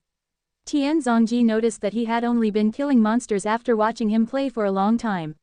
Sure, the fighting scene and graphics were great, but wouldn't it be too boring to be hacking monsters constantly? Would you still feel bored if there's money involved? Chen Hong responded to him as though he was talking to an idiot. Money, RMB, you know that, don't you? He added, sighing. What the fuck, the in-game currency can be exchanged for RMB? Gao Fei asked in disbelief, his eyes almost popping out. The game operator doesn't exchange gold coins, but they offer a platform similar to Diablo 3's auction house. Players are free to price and sell gold coins on a consignment basis. This system is somewhat similar to the stock price, where the lower price is given preference. The game operator will only collect 5% commission fee, and they only take 10% commission for the equipment auction. While speaking, Chen Hong's eyes were burning with passion like crazy. During beta testing, Future 1.0 distributed a high amount of activation code to VIP members. There's quite a number of wealthy players playing this game according to the official data collected during the beta phase. That's to say, there is a high probability that RMB players would beat your sorry ass. Gao Fei said in derision. That's how an average person would think. Chen Hong cast him a haughty look. New Era didn't create an item mall. The purchased points can only be used to expand the warehouse or purchase skins that don't affect the balance of the game. In other words, it's as similar to LOL's store. Tian Zongji's eyes lit up, and he suddenly felt an urge to download and play the game. Chen Hong ignored his friend's question and muttered, "Do you remember what I said before? There are many ways to play this game. You can be an adventurer, a lord and so on. Does it has anything to do with those RMB players?" Gao Fei asked, frowning. Of course. Chen Hong's eyes were practically indistinguishable from gold coins. He licked his cracked lips before continuing, "The condition to become a lord is one has to buy a city lease for 100,000 gold coins and then get the city qualification. Imagine if you were a rich player, would you rather hunt monsters like what I'm doing, or would you rather become the lord of a city with countless followers?" "That's nonsense." Gao Fei scoffed, but he seemed to have suddenly thought of something as his eyes widened. "Wait, if the city lease costs 100,000 gold, the auction house." "That's right, if you play the game normally, it would be impossible to obtain 100,000 gold coins in such a short amount time. Killing a single boar would only drop 2 silver coins and killing 50 would barely give you 1 gold coin. So to become a lord, the only way to acquire gold coins is through the auction house. But would there be that many people willing to buy a city lease?" Tian Zongji asked. "Let me give you a straightforward data. At present, the price of a single gold coin in the auction house is set to 5 RMB. So for every 10 boars I kill, I would make 1 RMB. The more Chen Hong talked, the more motivated he became. "What the fuck? A land lease will cost 500,000 RMB. That is insane," Gao Fei uttered in disbelief. "You noob, there are rich people who are not afraid to squander 1 million while playing Plants vs. Zombies. Don't you know building a territory is similar to farming? Moreover, through taxation, production of materials and other ways to earn money, would you still be worried about not making a return?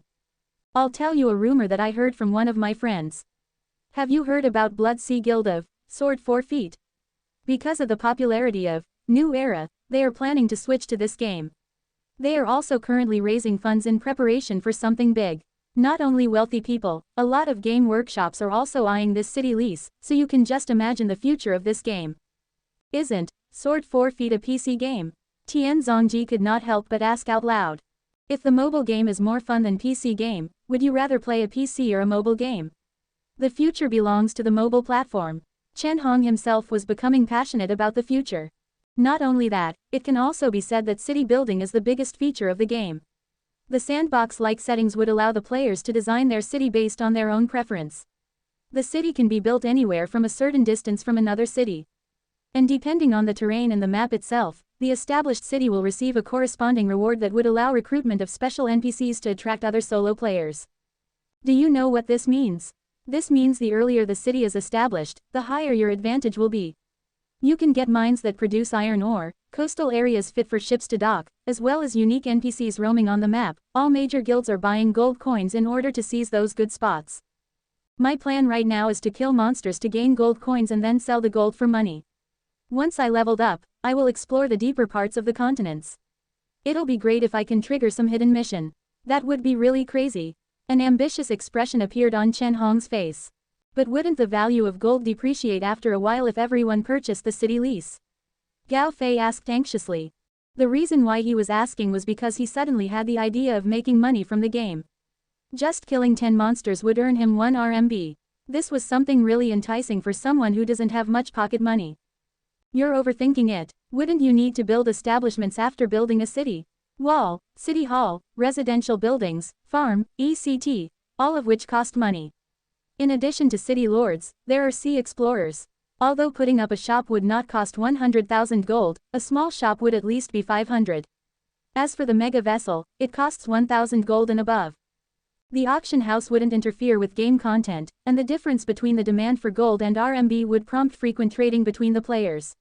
As long as the operator continued to push new game contents which would prevent the value of gold from depreciating, the game would continue to survive. Considering the impeccable game quality, the number of users, as well as the continued growth of Future 1.0. Gao Fei's eyes turned brighter and brighter the more he thought about it. "4 eyes, I have an idea. Why don't we, of Dorm 101, start a game workshop? 1 RMB players, the equivalent of pay-to-win players." Whenever Lingyu Technology's name cropped up, most mobile games fanatics would automatically think of games with unique designs and outstanding gameplay, such as I Am ATM and Dota History. Inside the Lingyu Technology Building in Wanghai City, Ling Zongtian was sitting in front of the office table with a dark face as he silently looked at the information on his table. The manager responsible for mobile game development, Qian Hyaming, had his head lowered while sweating profusely and waiting for the boss's reprimand.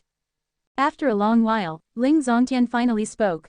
In 1 month, Dota Histories, ACU dropped by 10% and KPI indices decreased by 17%. This is the goose that lays a golden egg you're telling me about. And what about I Am ATM? What's your team doing for the past month? His voice was trembling due to rage. ACU referred to the average concurrent users, while KPI referred to key performance indicators. The first was related to the sustainability of the game, while the latter was related to the game's profitability. At this moment, however, in front of him was a report that showed the stats of their 2 most profitable mobile games were in great decline. It was still Fu King OK last month. Bang! Ling Zongtian threw the document in his hands on the table with great force. His lungs were on the verge of exploding due to anger. The scolded Qian Hyaming had a face of being greatly wronged. It was really not his fault. Swallowing, he tried to organize his sentence in his head before explaining quietly to his boss, "Boss, this really cannot be blamed on us." Taking a deep breath, Ling Zongtian picked up the cup on the table to take a sip of tea, and gradually calmed the anger in his chest. It's that new era, right? Qian Hyaming felt secretly relieved that the boss understood the situation, but the atmosphere remained tense as ever. These 2 games of the company were very profitable, and Dota History had a record of a staggering cash flow of 200 million per month. Although the result was somewhat watered down, it was not far off from the truth. The issue had to do with Dota History, despite running for over a year, had nothing new to offer. Unlike PC games, mobile games' real-time interactive capability was already very limited. Thus, it was destined to severely limit the player's likelihood to stick to the game through social interaction. It could be said that when mobile game players quit the game, the reluctance to part with the game would be mainly due to the equipment and diamonds and not because of their good friends in the game. After last year's success, the active users of Dota History had been gradually decreasing. However, Qian Hyaming had still a bit of skill, as he led the entire project team to devise numerous unique events which allow the KPI to barely hit the mark. But who would have thought that a highly competitive game would take the market by storm and took a huge piece of the pie away? Ling Zongtian fell into a deep contemplation while looking at the report on the table. As the president of a corporation, he obviously would not be clueless about the existence of the most promising mobile game in the market. The game's massive content made it difficult for players to get bored due to repetitive gameplay. It also offered real-time interaction comparable to that of PC games, which meant that when players play the game, it really felt like an online game rather than playing just with a single list of friends. And more importantly, how come it didn't consume a lot of data? Ling Zongtian was so jealous that he wanted to spew forth profanity, or perhaps he had already cursed in his mind. The 3 points above were the major limitations of today's mobile game development. All major game developers that wanted their share of the market were racking their brains to come up with the best possible solutions to overcome these 3 major hurdles. Too much game content. If users saw a game with a few gigabytes, they would be too lazy to download it. High hardware specs. This would cause lag and make the phone hot. High data usage. This might make telecom companies happy, but this would definitely enrage the users, thus, the game would naturally be unable to survive. How to use software packers to include more game contents that most of the mobile phones would be able to run, and would not consume too much data. This has always been a great source of concern in the industry. Fortunately, came a software which realized the inspiration of many programmers. It was Future 1.0. By simplifying the algorithm, the performance of mobile phones was increased by 3 times, and energy consumption was reduced twice as much. This would undoubtedly enable them to recapture the ideas that had been cut off before. Ling Zongtian was indeed a man with foresight. When he saw the download record of Future 1.0 continually being refreshed, he immediately issued instructions to Qian Hyaming to gather people from project development team to develop high-specs, large-scale mobile game. The idea was undoubtedly insane. At present, there was not a single mobile game that could meet the standard of the so-called large-scale mobile game in the market, despite every developer's bluff and bluster. To deploy a large amount of technical resource to venture into an entirely unknown market was unquestionably a huge gamble.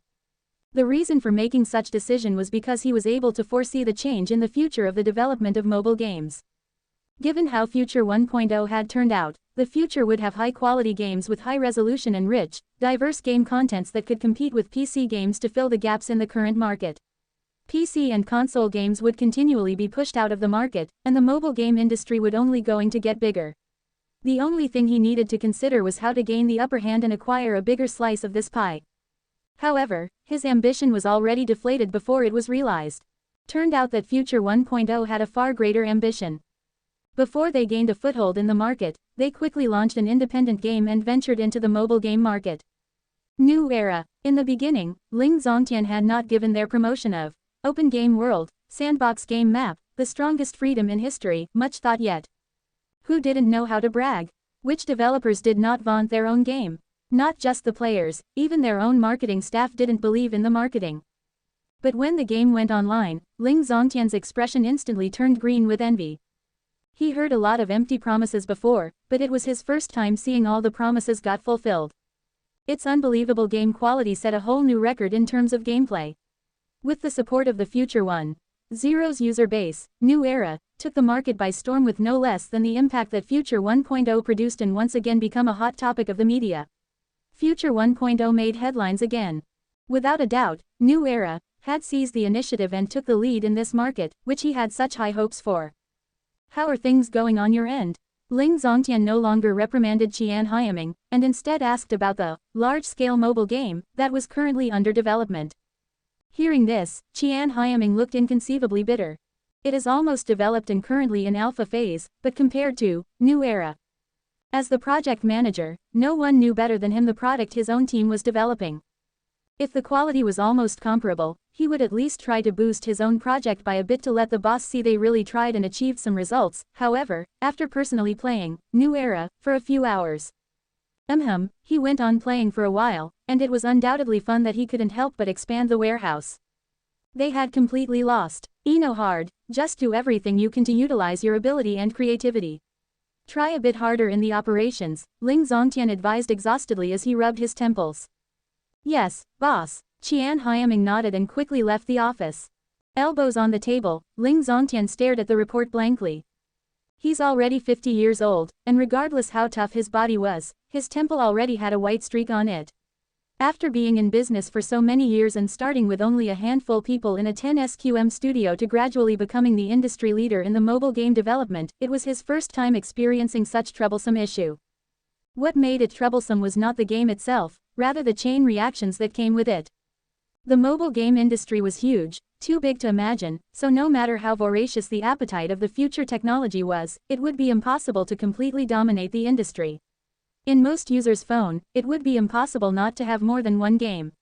Thus, even if they lost the large-scale game market, Lingyu Technology still maintained a strong market share within the industry. However, with the emergence of this large-scale mobile game, users' spending habits would undoubtedly have a huge impact. Lingyu Technology's continuous profit decline during this period was a clear indicator of this problem. Similar to the analogy that if you have an excellent game on your phone, would you still pay for a game like Tetris? Even if you did, it probably wouldn't be much. The mobile industry had been divided for the longest time where everyone had similar games comparable to one another, and not one company had been able to monopolize the market. However, that was before that game was launched. New Era quickly gathered all players who were already bored with monotonous mobile games in the market. It revolutionized the perspective of users about the mobile games having monotonous content and poor real-time interactive capability. Since the inception of this game, their days began to become difficult. And from the looks of it, it's not only Lingyu Technologies that got the short end of the stick. While Ling Zongtian mulled this over, he lightly tapping on the table with his finger. Perhaps it's high time to give this rookie a lecture. While thinking of this, Ling Zongtian grimaced. He picked up the phone and called his old rival. Hello, Wang Zong. Haha, how have you been? Okay, enough chit-chat. It's been a tough day for everyone. Don't you think we should do something? Shifting the public opinion, providing funds for development of hacks, exploiting New Era's vulnerabilities, hiring hackers to attack the server. There were still many things they could do to preserve their interests. Just be careful not to get caught in the act. Ling Zongtian hung up the phone, his mouth curved in a sneer. Regardless how powerful future technology is, how would they be able to ward off attacks? Driving to Guanglu Building, Jiang Chen closed the door and narcissistically looked in the car mirror before striding towards the front door. He was slightly embarrassed. As the president, he was fairly certain that he came to the company not more than 10 times. Most of the companies that chose Guanglu as their office space dealt with information technology, similar to future technology. The commonality between them all was that their lunch breaks were really short. It was only 1:30, but there was nobody to be seen in the lobby. Just as he was about to take the elevator up, he heard his name. It's Jiang Chen. Seems like it is him. Hearing the gossipy discussions, Jiang Chen dumbfoundedly looked over at the lobby reception. Two female receptionists whispered to each other as they giggled. When they noticed Jiang Chen looking over at them, they didn't stop but rather waved at him. Hey, Ying, he looked over. Wait, let me send a Weibo. Weird, Jiang Chen muttered to himself as he got on the elevator. When the elevator stopped on the 12th floor, a proud smile surfaced on his face as the words less than future technology greater than came into view. 3 months ago, future technology existed only in Xia Xiu's Word document, but now it had already grown to this scale. He made a beeline towards Xia Xiu's office. Sitting behind the front desk was a beautiful girl. Jiang Chen didn't recognize her, she was most likely one of the new hires. As for the previous two receptionists, they must have been transferred to other departments. Compared to when the company just started, the number of employees had already doubled. Considering the company's new project team, Xia Xiu went ahead and rented the 13th floor to be used by the less than new era greater than team. When the beauty sitting at the front desk saw Jiang Chen, her eyes immediately lit up as she greeted him with a cheerful smile. Hello, President. Welcome. What welcome? Jiang Chen casually said as he laughed and greeted her. Afterwards, he asked, puzzled, you're new here, right? How did you know that I'm the president? On the left of her chest was a name tag that read, Su Mengqi. President, don't you know that you're extremely popular right now? With both elbows on the table, Su Mengqi smiled. Her voice had a unique tone that made others feel peaceful. Xia Xiu indeed had an eye for choosing people. With a talent like this, after some training, she'd be great in the sales department. Popular. Jiang Chen looked lost for a moment. While he knew he was considered a public figure, he didn't think he was popular. When he came out of the airport a few days ago, he didn't see any cameras pointed at him. Haha, when is the last time President went online? Oh, I remember you have a Weibo account, unless that one is fake. Su Mengqi asked curiously. I do have Weibo, but how did you know? Jiang Chen took out his phone and logged into his long-forgotten account. He recalled that the only person he followed was Lu Yao. After that, he didn't bother sending out a single Weibo. But when his eyes landed on the numbers, he jumped. Less than followers, 8.21 million. Following, 1 greater than. Hehe, I am also your follower. Su Mengqi shook her phone as coyly blinked her eyes. Everyone calls you national husband. Huh, Jiang Chen glanced over the rows of its symbols, dumbfounded. He randomly opened a few. It was either, I want to make babies with you, or, please notice me, I can warm the bed. Many passionate females added a selfie in the message, but most belonged to the type that had no Photoshop at all. Jiang Chen was secretly shocked at his popularity. But he would pass on the baby's part. It made sense. However, future technology was now valued at over $5 billion by Wall Street analysts, and this was the number given to the press a month ago. After the introduction and success of their revenue model, as well as the era-defining game New Era, future technology's value could easily have doubled. Without exaggerating, Jiang Chen's net worth was easily over $10 billion. Moreover, he was quite good-looking, and someone revealed that he was only 23 years old. New to the business, young and rich, and also single. Immediately, all spotlights were focused on him. Even without sending out a single Weibo, social media officials acted on their own and verified the account, making the number of followers explode. He was very curious. How did the Weibo officials know about his Weibo account? What do you think? It's not bad to be popular, right? Su Mengqi smiled happily at Jiang Chen. Not bad. He scratched his nose while laughing shyly. His sudden public stature felt surreal. Hehe, oh yeah, President, you still don't have a girlfriend, right? I'm also single. Do you think I can pursue you? Su Mengqi coyly said in a half-joking tone of voice.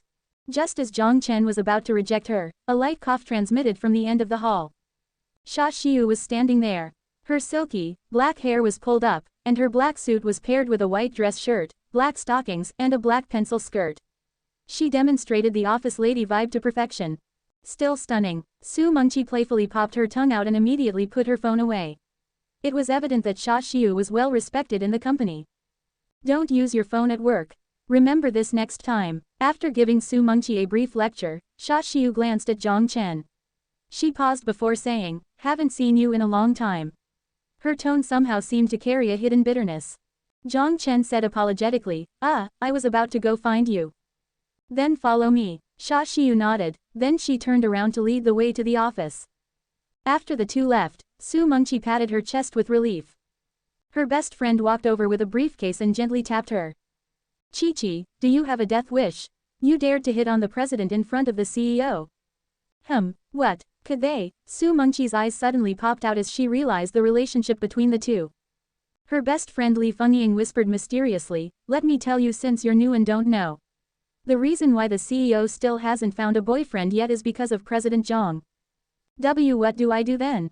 Will CEO Xia make trouble for me over this?" Su Mengqi began to feel anxious. She didn't actually plan to pursue Jiang Chen, it was only a joke. If she got in her boss's bad books, it would not be good. Future Technology's salary and benefits were extremely competitive. Her best friend suddenly burst out laughing. "You dare to laugh? Give me back my Haagen-Dazs," Su Mengqi said with mock anger. "No, haha, don't worry, CEO Xia is not that type of person. She usually looks serious, but she's not the narrow-minded type to give you trouble." If Jiang Chen heard this word, he would have a shocked expression. Xia Xiu did exactly that to fire him. So people do improve, this is our back-end data.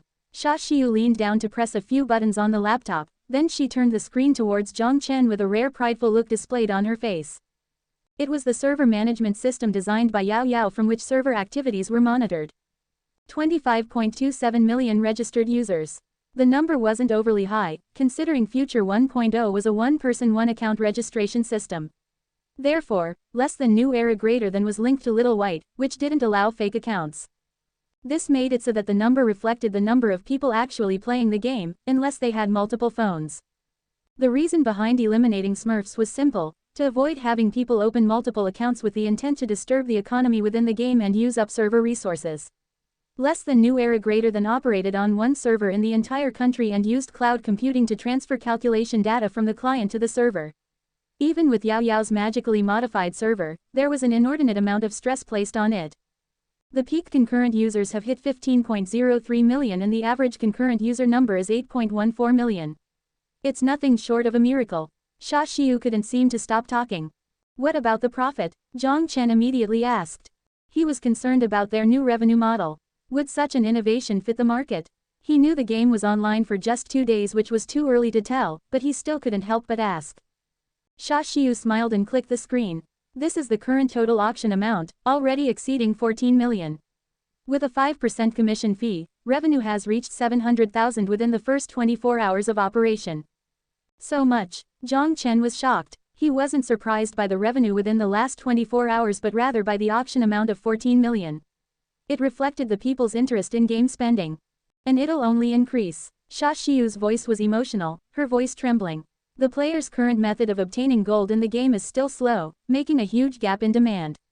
The current ratio of gold to RMB has even risen to a high price of 1 to 5.6. Jiang Chen's initial reaction to Xia Xiu's words was to pause. He didn't allow joy to overwhelm his thoughts, rather, he became more cautious. "Do you think someone is manipulating the auction house price? Just like with stocks, prop it up high, get players to accumulate gold, and then massively overflood the market?" Hearing Jiang Chen raise his concern, Xia Xiu's eyebrows also tensed. "I've already considered this possibility, but for now, the operations department has yet to come up with a workable plan. Some suggested that we follow the rules from the Han stock market and establish a circuit breaker in gold exchange prices to prevent market manipulation. Some proposed establishing a bank organization within the game internally so that once the gold rises above a tolerable range, they would sell or purchase back the gold. But both of these solutions have their own pros and cons and are still under debate." Hearing this, Jiang Chen almost burst out laughing. "Are you planning on changing the epic magical genre into a financial one?" Xia Xiu seemed lost. "Ahem, just joking around. Let's get to the main point. We can look at the broader economic balance in the game. Since the auction house is similar to securities, how could a bunch of game operators come up with a solution? We can follow what Valve did with Dota 2, Hire someone studying finance to monitor the auction house. Hearing his suggestion, Xia Xiu's eyes lit up. The problem that hounded her was solved with a simple sentence, making her consider him a few more times. Why are you looking at me? Feeling slightly shy from her gaze, Jiang Chen scratched his nose. I just realized that you're actually quite smart. She smiled, and it was like a beautiful flower blossoming on her gorgeous face. Dazzled by this brief glimpse, Jiang Chen jokingly replied, I also just realized that you're quite beautiful when you smile. Xia Xiu blushed and coughed before hastily changing the topic. On the other hand, based on the current skins available in the store, there has only been 150,000 in revenue, but this number is expected to steadily increase. Also, after the one-time warehouse expansion, just on the first day of operation alone, it managed to rake in an impressive 4.21 million. However, this number is expected to drop as the number of new users decreases. These are the operational results from the past 2 days. As she spoke, Xia Xiu opened another window to show to Jiang Chen. The revenue from the first 2 days was 10.41 million. Seeing this number, Jiang Chen couldn't help but gasp. From this result, less than New Era greater than easily destroyed the majority of mobile games that made that much in a month. If they maintained this upward trend in profit and user base, it wouldn't be a stretch to say less than New Era greater than would break a monthly revenue of 200 million. Subtracting costs and tax expenses, this revenue combined with Future 1.0's made Future Technology a mega corporation with a 50 million monthly profit. Jiang Chen was so ecstatic when he heard the news that he immediately declared a bonus of 10,000 to everyone in the operating team. With a boss like you who gives out bonuses so frequently, the project team can just depend on those bonuses. Xia Xiu smiled at Jiang Chen's ecstatic expression. Jiang Chen laughed. Then the employees would want me to check up on them every day.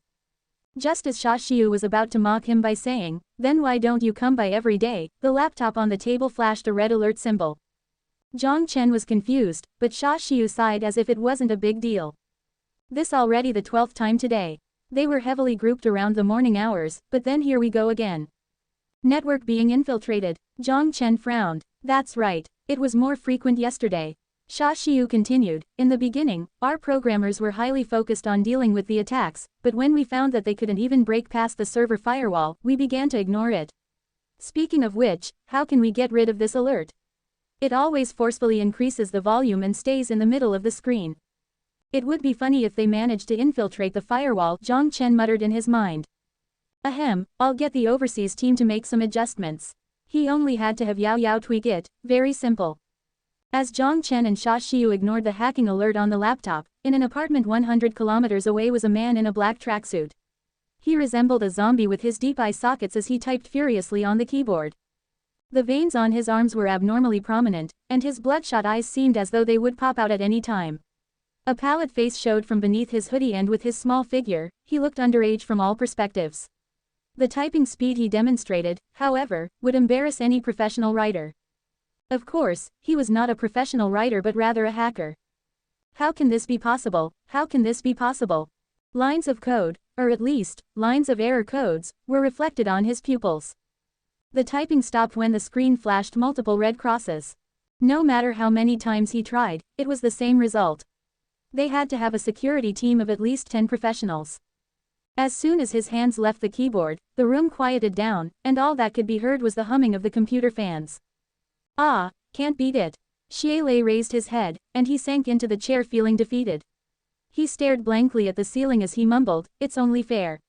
If they could do something as insane as artificial intelligence, there's no way their security would be terrible. Bored, he took out his phone and poked Little White's stomach. Seeing him giggle adorably, Xie Lei genuinely laughed. Honestly, he didn't hold any animosity towards Future Technology. To be able to develop such a fun software. At that moment, the phone suddenly rang. When he saw who the caller was, his smile cooled considerably. Less than caller. Black Dragon greater than. Hello, Xie Lei said grimly upon picking up. How's the job you're working on? Black Dragon laughed. Black Dragon was obviously not his name, but if a hacker exposed his identity, it would be the same as stripping naked and running out onto the street. Which of them didn't do anything illegal before? Exposure meant death. With the knowledge that they controlled evidence, Xie Lei's face twisted for a moment before he took a deep breath. Future Technology's security is too strong. No matter how hard I try, I can't go around the firewall. You're also in the business. You should know how difficult. Can't do it, Black Dragon interrupted. My suggestion is for you to take it more seriously. This is for an important person.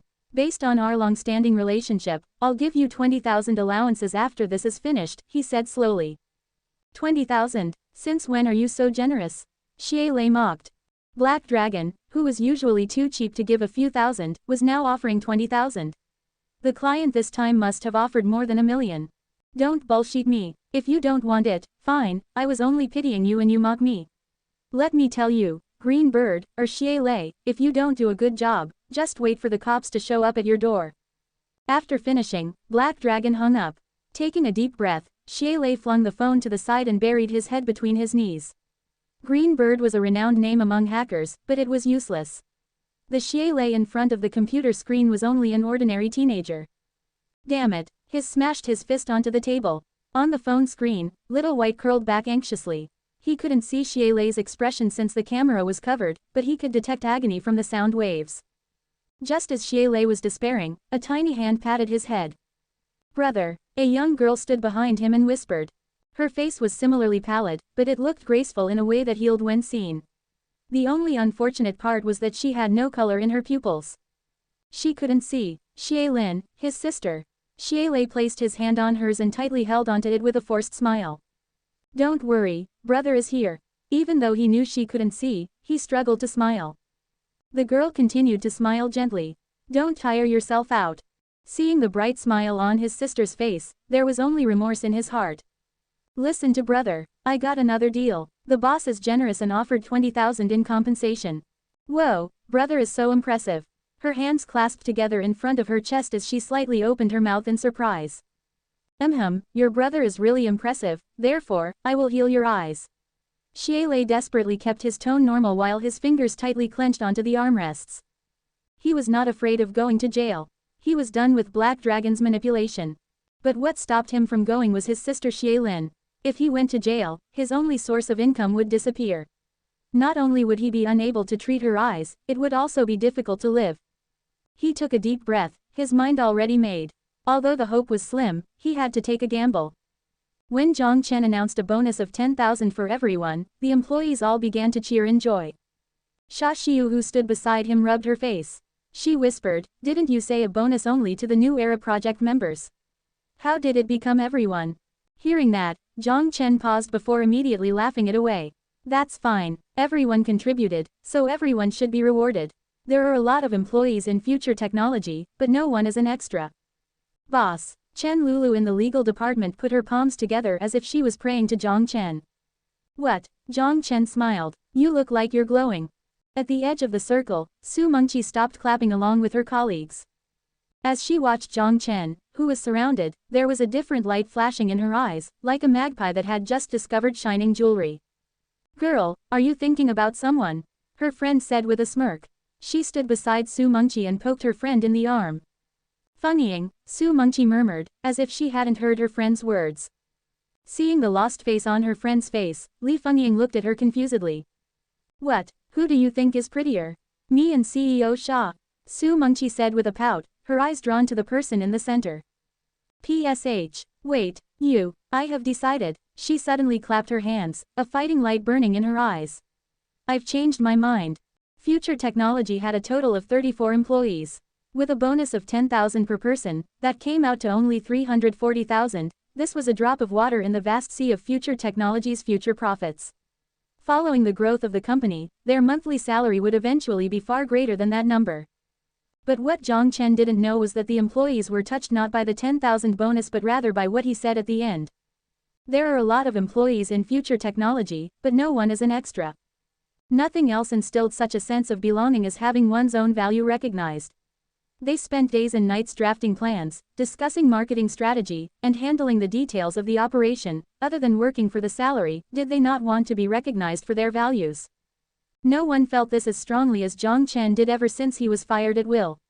He was a small employee working in the sales department of a clothing store. He knew in his heart the powerless feeling that no matter how hard he worked, he would never receive any recognition. Sometimes, people were more easily touched than expected. These words were later printed in Future Technology's employee manual as the company's culture used to encourage new employees. But this is an afterthought. With everyone's moods at an all-time high, Jiang Chen immediately announced a gathering at Shinrong restaurant, with all expenses paid for by the company. A boss this generous naturally received the praise of the employees. Most people disliked business gatherings, but upon hearing that they would have the opportunity to have a meal with the mysterious but legendary boss, they began to look forward to it. After getting off from work, the group of 30-plus people arrived at Shinrong restaurant. Befitting its 5-star reputation, Shinrong restaurant was magnificently built. Xia Xiu had already reserved a room, so when the restaurant manager saw the crowd of 30 people, he put on his brightest smile and personally ushered them to the private room. He also courteously gave Jiang Chen a VIP card that gave 20% off the tab. The dinner table was a bustling scene.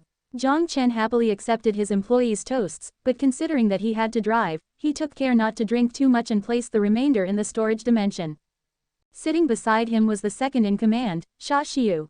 Jiang Chen was surprised to find that she was quite popular in the company as she received many proposed toasts as well. Xia Xiu accepted them all without refusing a single one, but because of her tolerance, she used a small cup. Regardless, her face turned red after a few shots, which couldn't look more attractive on her. The mood became heightened as Jiang Chen didn't act like a boss at all, boasting instead with the employees about anything and everything. The topic soon turned to personal questions about the internet-famous president's personal life. Everyone was quite curious. "President, let me propose a toast. I wish for your greater success." At this time, Su Mengqi stood and raised her cup with a smile. Based on the alcohol culture in China, it was disrespectful to propose a toast to the boss before the direct manager did so. Because of the lack of employees, however, future technology did not yet have an established human resources department, and so Xia Xiu was in charge of everything. Therefore, Su Mengqi's direct manager should have been Xia Xiu. But CEO Xia, either from shyness or other concerns, didn't propose a toast to Jiang Chen from the start of the dinner until now, despite sitting beside him. Despite that, Su Mengqi toasting Jiang Chen did not befit the culture. Of course, there was also an unwritten rule that beauties were the exception. "I'll accept your kind words." Jiang Chen stood and also raised his cup before throwing back the drink. Su Mengqi simultaneously finished the drink in her cup, and 2 red clouds appeared on her cheeks. Her watery eyes shimmered. Under the influence of alcohol, she gazed into Jiang Chen's eyes and asked, "President, can I ask you a question?" "Ask away, as long as it's not for my bank password," Jiang Chen laughed as he joked. "Then my question is, does President have anyone he likes?" It was a bold question, drawing a wave of chattering, and the mood at the dinner table was suddenly pushed to a climax. Su Mengqi's face with light makeup began to blush even more under the cheers of her colleagues, but her watery eyes didn't move away.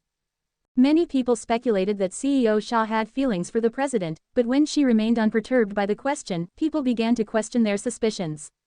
Everyone was already an adult, there was no way she was this reserved. "Yes, President, if you don't tell us because we're men, then shouldn't you reveal some information to the beautiful lady?" Yes, our Miss Su is already giving you hints, so you should say something." Recalling that the president was still single, the crowd began to root for the two. Su Mengqi was indeed a gorgeous girl, and she seemed interested in the president. Many times, it worked out like this, although they didn't hold strong feelings for each other, under everyone's influence, they would somehow develop feelings for each other. It was a top priority to help the president stay away from the single life. If it ended up working out, their fussing now would become an assistance later. Not only were there benefits, but in the future, it would be a favor. If they ended up getting married, with Jiang Chen's generosity, a hefty red envelope would come their way.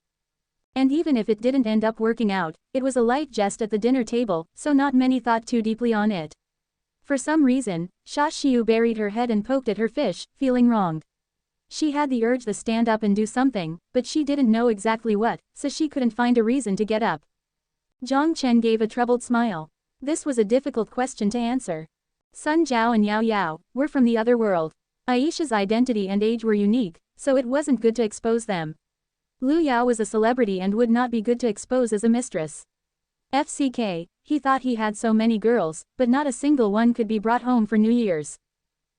Yes. After careful deliberation, Jiang Chen gave an incredibly vague answer. Even after hearing the response, Su Mengqi didn't give up. Just as she was about to ask, "What do you like about her, Future 1.0's project manager Nin Huahian suddenly stood and proposed a toast with a smile. "President Jiang is young but achieved. I have worked in the IT industry for 5 years and have seen a number of industry prodigies. But the only person whom I respect from the bottom of my heart is President Jiang. I'll finish the drink. Nin Wahian chugged the alcohol in his cup and flipped it to show his respect, making the crowd cheer. Jiang Chen understood that Nin Wahian was helping him get out of an awkward situation, so he gladly raised his cup. After Jiang Chen finished his drink, the three sat down. Su Mengqi also realized that she was rushing it. Thankfully, Nin Wahian saved her from persisting, or else she would have committed the taboo of putting her boss in a difficult situation. Besides Su Mengqi's anxious emotions, Xia Xiu's heart was also turbulent. She recalled the scene during the last press conference. At that time, Jiang Chen seemed to have indicated that he didn't like anyone. But there was someone. Who could it be? He barely showed up at the company this month and barely saw her. Could it be someone he met overseas on a business trip? Why do I care about his personal life? Just as Xia Xiu was in a mental quandary, the topic at the table switched directions. CEO Xia, thank you for your support and guidance. Let me propose a toast to you. Jiang Chen gently poked Xia Xiu with his elbow. Ah, okay, as if waking from a dream, Xia Xiu hastily stood and raised her cup. Jiang Chen looked at Xia Xiu, perplexed. It was rare to see such a frantic expression on her face. In this relatively harmonious atmosphere, the dinner came to an end. After the closing remarks of the boss, the dinner officially concluded. People began to leave and started to head home. The total spending was 70,000. Jiang Chen swiped his card without a blink of an eye. But just as he was about to leave, he realized that someone was still there. Xia Xiu was leaning on the table. Her red blush could be faintly seen on her half-exposed face. She looked like she drank too much. Seeing this, Jiang Chen helplessly let out a sigh and walked towards her. For some strange reason, the girl somehow started to drink shot after shot and got herself drunk. She didn't cause a scene after becoming drunk as she just quietly lied on the table till now. No one forced you to drink, did you think you were drinking water? Hoo. Jiang Chen put her arms around his neck and used a slight amount of force to lift her up onto his back. Feeling the softness on his back, Jiang Chen's face turned red. Although they were not big, they were surprisingly soft. He quickly coughed to hide his awkwardness as he cleared his mind. Avoiding the dubious look of the waitress, he quickly secured her on his back and left through the door. I am not drunk, taxi. Yes, that's what all drunk people say. The warm breath on his neck made his mind go elsewhere, especially coupled with the softness on his back, it was making him lose his mind. He suppressed the wild thoughts in his mind as he strenuously stuffed Xia Xiu into the front passenger seat and put the seatbelt on her. When his finger unintentionally slid across her silky waist, he gulped, urged back any more unintentional moves, and closed the door. He started the car and drove his Maybach to Xinshuan community. The smell of alcohol began to rise in the car. Jiang Chen glanced at the completely passed-out girl as he sighed and murmured. You know you are very attractive right now. Xia Xiu ambiguously muttered something, but it was probably just her sleep talking. Because he was afraid that she would get cold from the wind, Jiang Chen let the alcohol smell build up in the car and didn't open the window. Finally bringing this girl to her front door, Jiang Chen couldn't care more as he used his free hand to search her body, before finding the key and opening the door. He dragged Xia Xiu, who was drunk like a pile of mud, into her place before he finally got a chance to breathe. But just as he was about to leave, he froze in place. Her white neck was a soft shade of red, her slightly messy hair partially covered her gorgeous celebrity-like face, her bright red lips were parted, breathing a warm but intoxicating smell, her delicate eyebrows furrowed due to discomfort. Seeing Xia Xiu's letting her guard completely down, Jiang Chen gulped and took a subtle step forward. If he did something now, she probably wouldn't know. But just as the devil-like thought emerged in his mind, he refocused, scared by his own thought. He quickly took 2 deep breaths and forcefully shook his head. Jiang Chen helped her take off her suit and then to make her more comfortable, he unbuttoned the first button on her button-down shirt. After doing all this, he put the sheet on her before sneaking out from the room. He poured himself a cup of water in the kitchen, the cold sensation of water passing through his stomach calmed his heart. After standing for a moment, he looked at the clock on the wall. Less than 10:32 greater than. It's already this late. Jiang Chen yawned as the feeling of confliction rose. Xinshuan community was in the complete opposite direction of Mingxing community. If he drove back now, it would be 12 before he arrived at home. Besides, he was already so tired that he really didn't want to drive an hour back. Stay here for the night. Jiang Chen gulped as it was an enticing thought. I did carry her back. It would be okay if I stayed without her permission for one night, right? Thinking, Jiang Chen took out his phone and texted a message to Aisha. Less than I am busy tonight, I won't be back. Greater than, comma. Jiang Chen let out a long breath of air. He then stretched and scanned the two-story apartment. There was a bedroom on the second floor, but probably never cleaned out since only Xia Xiu lived here. Looks like I am sleeping on the sofa tonight, I'll take a shower first. Jiang Chen muttered as he walked to the bathroom. Within the mansion, Aisha had her leg placed on the bar as she gently leaned her body forward, her chin slightly touching her knees. The elegant posture was not only difficult but also aesthetically pleasing to the eyes. Only such exercises could stretch the tendons in the leg to increase the flexibility of the body. This was something genetic vaccine did not provide. Flexibility was one of the most common things that benefited her in all areas, such as fighting, such as doing other certain things. But suddenly, the light bulb went out. Power outage. Aisha's movement stopped. With her body still pressed against her leg, she quietly listened. She didn't rush to check the circuit as she smelled something odd. Her cat-like pupils slightly narrowed in the darkness, giving off a dangerous vibe. As if she had found her prey. Since he couldn't break through the firewall, he could only capture the program developer and figure out the code the hard way. Xin Lei's bloodshot eyes reflected the light on the screen. His lips rose slightly under his hoodie as he spoke in a screeching voice into the Bluetooth headphone. The security system is hacked, your personal information is whitelisted. For a hacker that is ranked 3rd in WA, and had been flagged on the front page of some unscrupulous organizations, this type of security was too easy for him.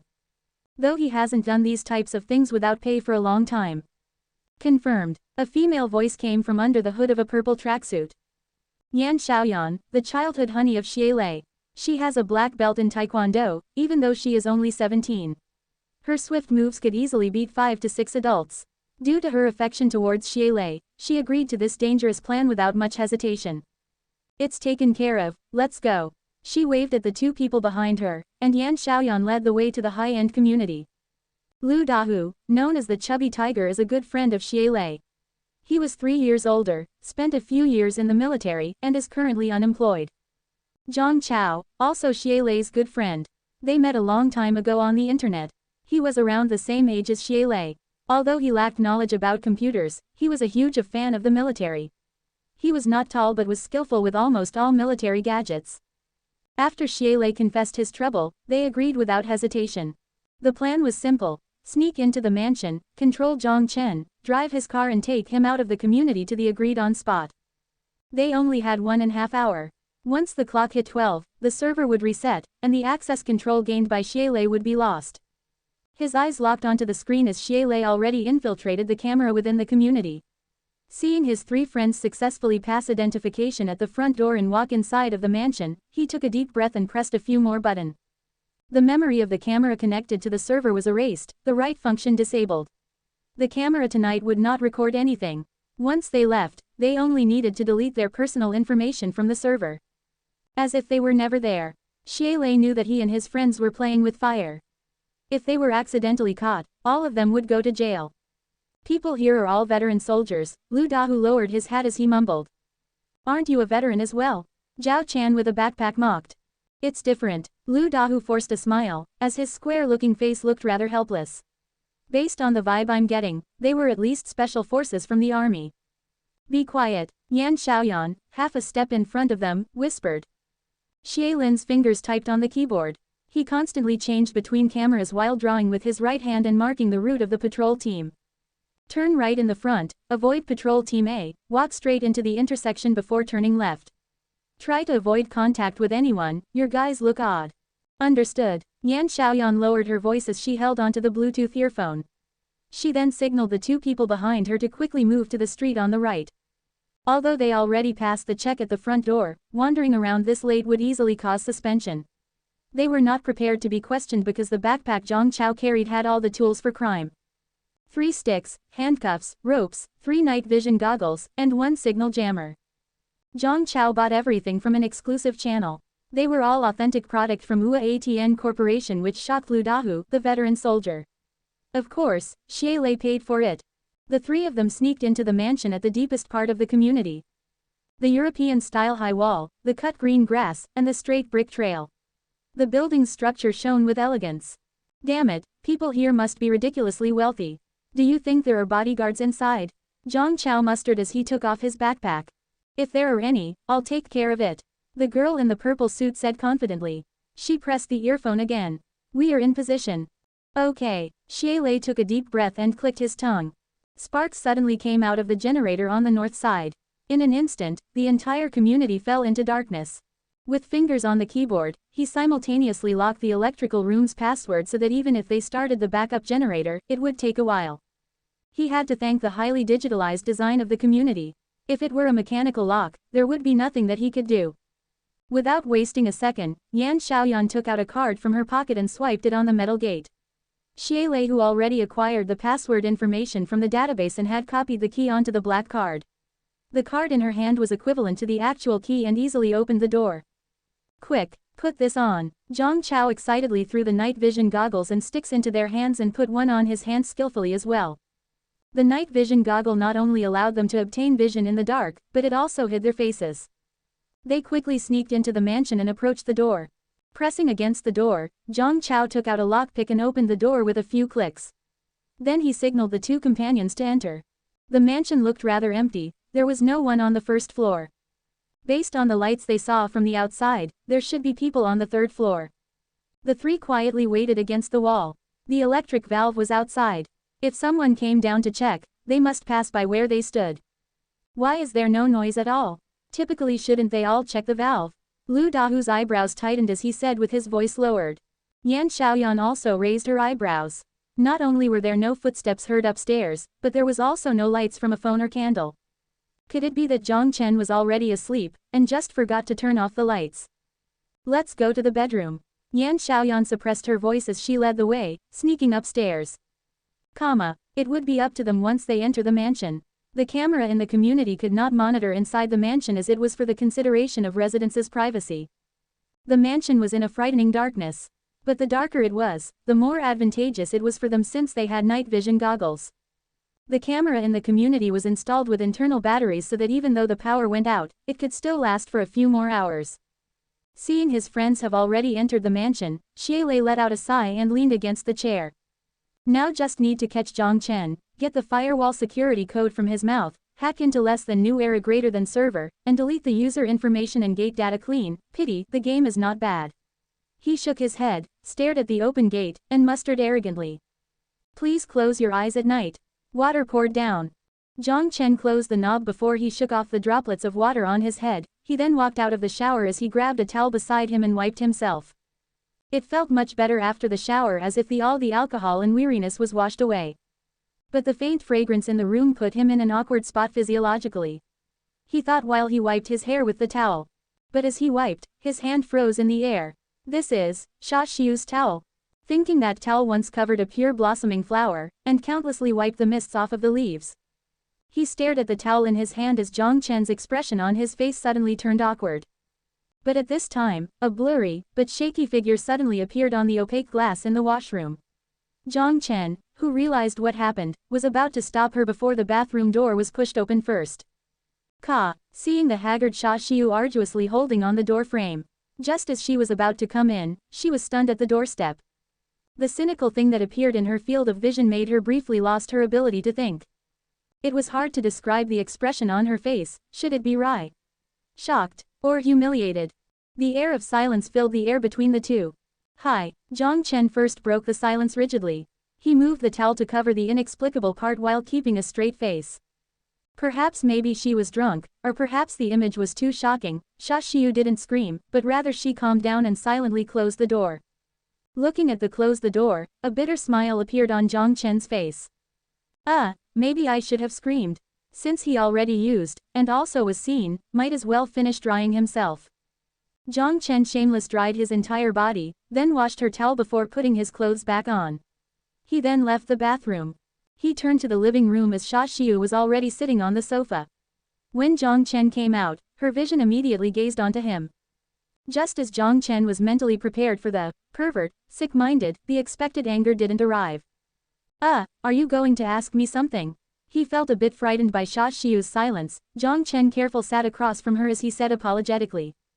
Sha Xiu still didn't say anything. With the aid of the moonlight, it was visible that on the usually cold face, the bright red lips were slightly trembling.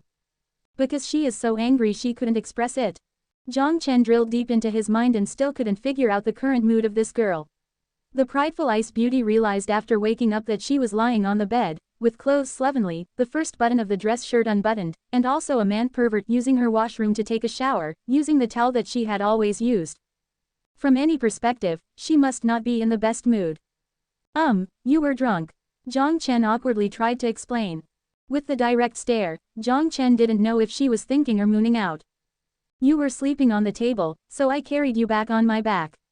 Your car is still there, remember to drive it back tomorrow. Seeing Xia Xiu did not react, Jiang Chen continued. Why? Seemed like she reacted to this sentence, Xia Xiu murmured as if she was whispering in her dream. Why? Is that even a question? Jiang Chen had a bitter smile. I can't leave you there by yourself. You live alone, and you drank yourself like that, be more cautious next time. If a human trafficker is pretending to be someone to be close to you, you don't even know if you were sold to some desolate mountain areas. Hearing this, Xia Xiu looked over and made eye contact with Jiang Chen.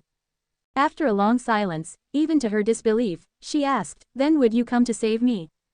He was shocked by the sudden question. Jiang Chen thought for a glimpse. Yes. Why? It was still the dreamy mutter. Expectation, or perhaps just confusion. Does there need to be a reason? Jiang Chen sighed as he asked rhetorically. Humans were never a pure logical animal, what's the point of excessive need for reasons?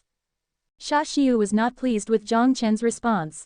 The graceful top lip bit on the bottom one, the rather blank expression seemed like she still hasn't gained a clear mind. Seeing that she hadn't said anything, Jiang Chen coughed and gently said. You are drunk, don't drink this much in the future, now go get some rest. Although he didn't know what she was so fixated about, based on this response, she was not angry. She stood up wobbling, just as Jiang Chen let a sigh thinking she was going back to the room to sleep, she moved across and stood in front of him. You, who do you like? The voice carried some intoxication, but the tone certainly carried CEO Xia's authority. The random questions threw Jiang Chen off. He forced a smile and didn't answer. He didn't know how to answer. After the last press conference, he already had a sense for Xia Xiu's feelings towards him. Although she always put on a cold expression that kept people 1,000 miles away, her heart was still that of a child. As to why he said that, it was because only a child would believe coldness meant maturity. If it were someone without boundary, it wouldn't whatever, but Xia Xiu. She definitely would not accept him being with other women. Or should we say any, normal, women would not. Jiang Chen asked himself. He certainly had feelings for her, but his feelings were just beginning to develop. As to giving up something for her, he could not do it. Jiang Chen hesitantly opened his mouth, but the words were stuck in his throat. I don't want to hear it. She shook her head, as her slightly messy but luscious hair waved. Suddenly, she made a move that completely left Jiang Chen dumbfounded. A delicate hand reached out as 2 fingers audaciously squeezed his chin. Jiang Chen stared at the pair of crystal-clear eyes. Her mouth opened slightly, and she moved in closer. His conscience told him, she was drunk, you should wake her up. But seeing the approaching, blushing, attractive face, he could not say a single word. The devil-like thought spun in his head as Jiang Chen gulped. She is the one being proactive. If I pretend I don't know. But suddenly, an untimely ringtone disrupted this tranquil moment. Xia Xiu's action stopped abruptly. The misty eyes regained a hint of clarity as she looked at Jiang Chen ever so close to her. I'll take a phone call. Jiang Chen got up and escaped. Xia Xiu froze blankly there. Her face began to turn red. Even under the not-so-bright moonlight, it was apparent. What did I do? Fine droplets of sweat began to surface on her heated body. The alcohol evaporated with the sweat as she began to sober up. Without thinking, she dashed into the bedroom without turning around. Bam! The door slamming sound transmitted behind him as Xia Xiu fled into the bedroom. Jiang Chen forced a smile as he looked at the phone. It was Aisha. Jiang Chen put his hand against the wall as he picked up the phone. Hello. He sensed some strangeness to Aisha calling him now. With a stick in her hand, Yan Xiaoyan gently pushed open the door. No one was there. She shook her head at the teammate behind her, signaling Lu Dahu to walk to the adjacent bedroom. Even if she carefully controlled her footsteps, the contact between her runners and the expensive wooden floor made a faint sound. Because they didn't know which bedroom Jiang Chen slept in, they had to use the dumbest method, which was to search the rooms one by one. Zhang Chao stayed on the first floor to prevent Jiang Chen from escaping. At the same time, he opened the signal jammer to prevent the target from calling the police. In the spacious living room, Zhang Chao scanned his surroundings. The bright green vision in the night vision goggles made the darkness not so frightening.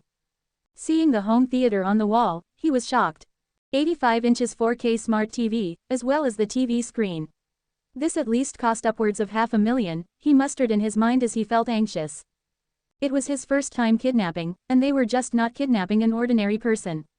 They were kidnapping the wealthy and influential president of future technology. He could only pray that Yan Xiaoyan was clean with her moves and their faces won't be revealed to Jiang Chen. Or else, Jiang Chen had hundreds of ways to make sure they never live in Wanhai City again. Just as he was still debating in his mind, something forcefully struck the back of his neck. Before he could react, he lost his conscience and fell to the ground. On the other side, Yan Xiaoyan was already on the 3rd floor. To increase efficiency, she and Lu Dahu decided to advance separately. Just as she got to the gym, the room that previously had the lights on, she felt suddenly alerted. Without thinking, she immediately swept the stick behind her. The sound of air breaking echoed as the hit obviously missed.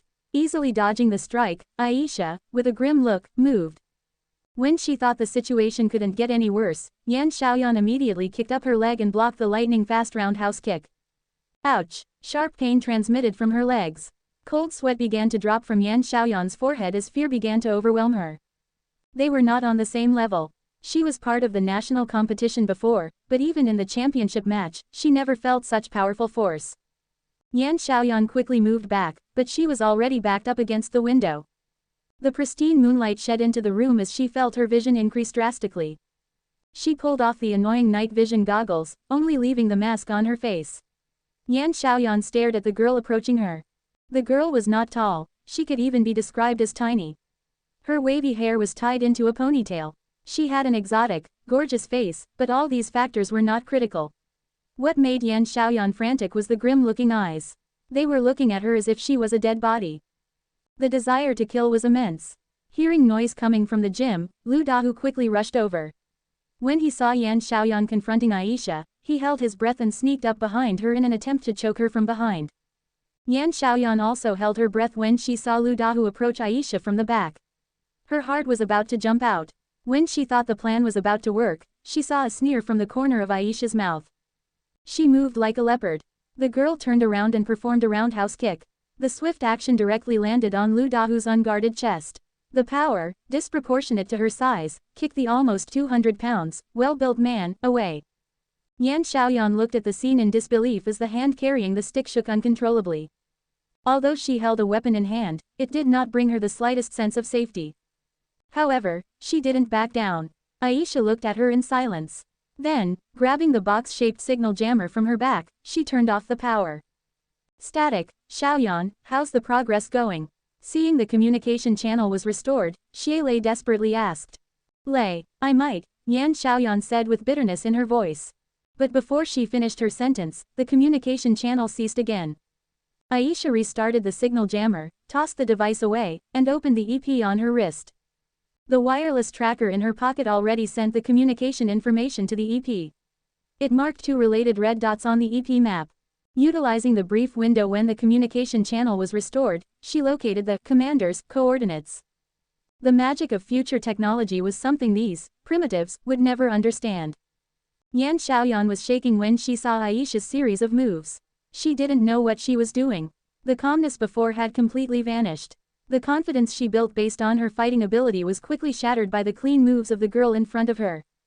But, for him, Yan Xiaoyan's eyes were reignited with courage when she thought of Xie Lei. She gritted her teeth and dashed at Aisha, kicking with lightning speed. Since she was at a disadvantage in terms of defense, she must attack. This kick was aimed directly at Aisha's head. But the girl remained calm. Unlike what Yan Xiaoyan had imagined, she easily dodged her kick.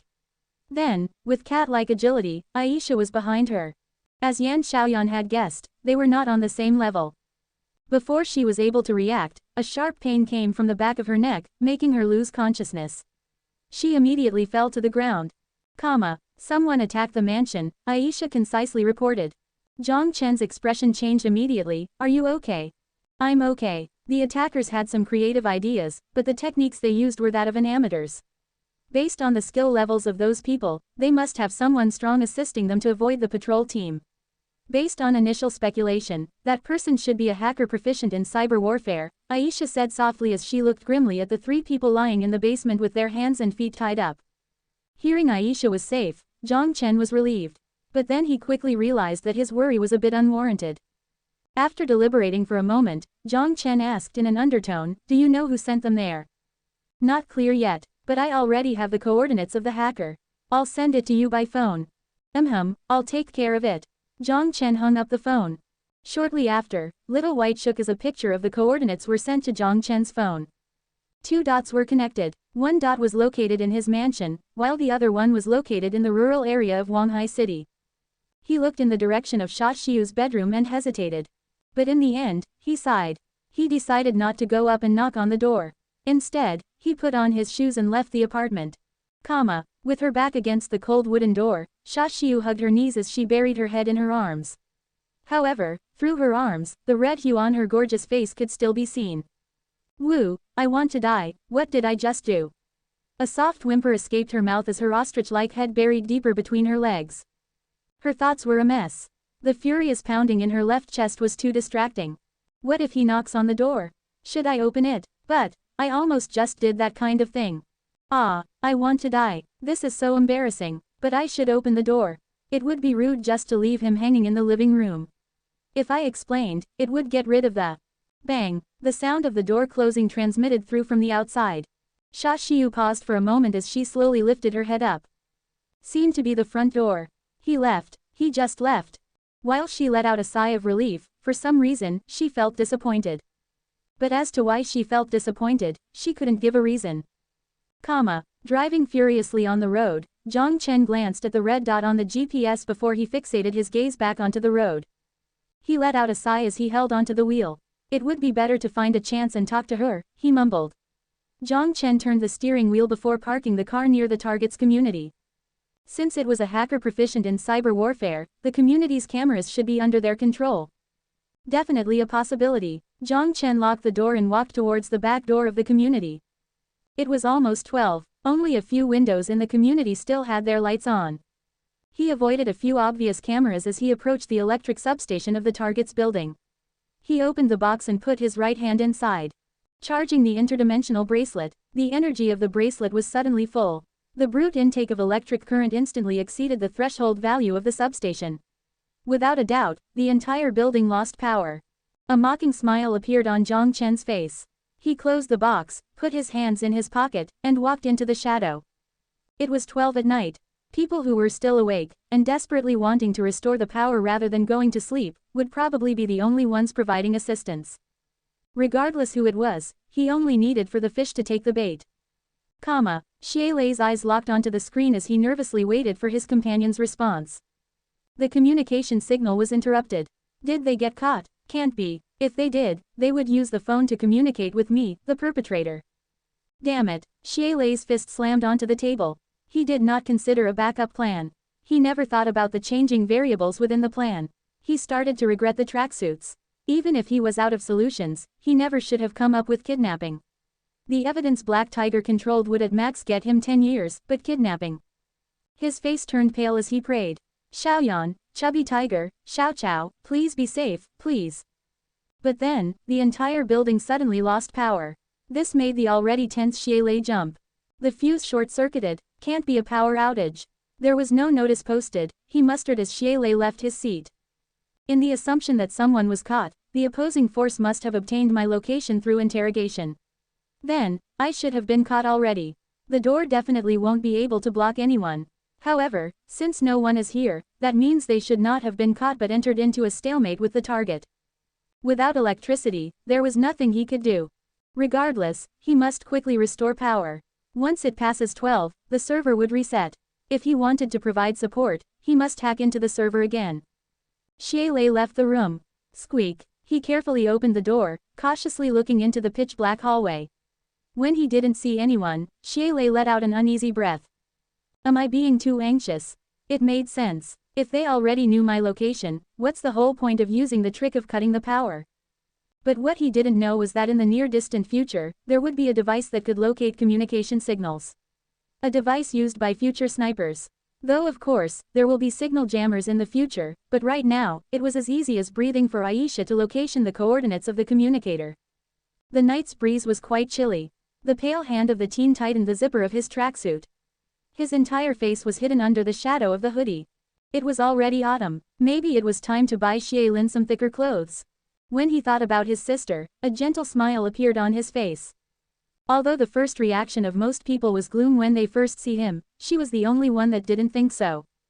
Just like an angel. Yes, that's right, I will protect my sister. He screamed in his mind as the sudden adrenaline pushed away some of his fear. He went downstairs and headed straight to the electric substation that he was so familiar with. He opened the box but was stunned. Not right. He knew what a short fuse looked like, but he didn't see the entire meter being burned out. You are the perpetrator behind the scenes, a sluggish voice said from behind him. Xiaolin turned his head and saw a young man standing there with his hands in his pocket. He was observing him with interest in his eyes.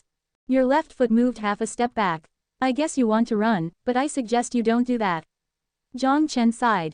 Seeing his thoughts exposed, Xiaolin became calm as he locked his eyes right onto Jiang Chen. Xiaoyan, you caught all my friends. You can say that. My bodyguard's comment about you guys was, it was well thought out, but clumsily executed. Jiang Chen laughed before continuing, first time doing this. Xiaolin didn't answer. His mind spun furiously as he desperately tried to think of a way to escape. What was the intention of entering my mansion? If you don't answer, I will just default it to murder. Trust me, I have enough money to convince the judges. Kidnap. To obtain the key to the server, Xiaolin squeezed out a few words in vain. Threatening worked. His face was extremely pale. It looked like that of someone who hadn't been outside for a long time. Around 1.60 meters tall, he had a slim build and looked like a teen. Jiang Chen couldn't comprehend why this teen he has never met before wanted to kidnap him. For money, or for other reasons. I don't want to use the truth-telling liquid on teens, it will have an uncontrollable effect on the developing brain, Jiang Chen mocked, but his tone held a hint of truth. You are Jiang Chen? Xiaolin abruptly asked. Jiang Chen shrugged. Did you just realize? I recommend you answer my question before I use force. Xiaolin let out a sigh as he confessed, Black Tiger made me do this. Jiang Chen's eyebrows raised as he didn't immediately believe his words. Who is Black Tiger? Xiaolin laughed in agony. I don't know. If I knew, I would not be manipulated by him. For your friend's safety, I have no choice but to invite you to take a walk with me. It was useless to object as Jiang Chen said this with an unrefusable tone. Xiaolin's eyes strained for a moment before his shoulders finally loosened. I can go with you, could you give me 10 minutes? That depends on what you are going to do with this 10 minutes. He took a deep breath as Xiaolin said, don't worry, just leaving a note. He thought for a moment, as Jiang Chen didn't refuse his request, he got a go-ahead gesture. Seeing Jiang Chen agreed, the teen was relieved and turned around to go upstairs. Jiang Chen's hands were in his pocket when he followed the teen up, holding onto a pistol. But the teen didn't play any tricks with him. He took out the key, opened the old-looking door, and walked inside into the room closest to the door. Xiaolin took out the phone and turned on the flashlight which lit up the small room immediately. 4 desktops, 2 screens, wires tangled together and connected to unknown electronic equipment. Your work? Jiang Chen was slightly shocked. Xiaolin didn't seem to want to say anything else about the question as he answered concisely. He saw that the teen searched on the table for a while before picking up an MP3. It was uncommon to see such an out-of-date device. He seemed to have opened the voice recording function as he put the MP3 close to his mouth and said.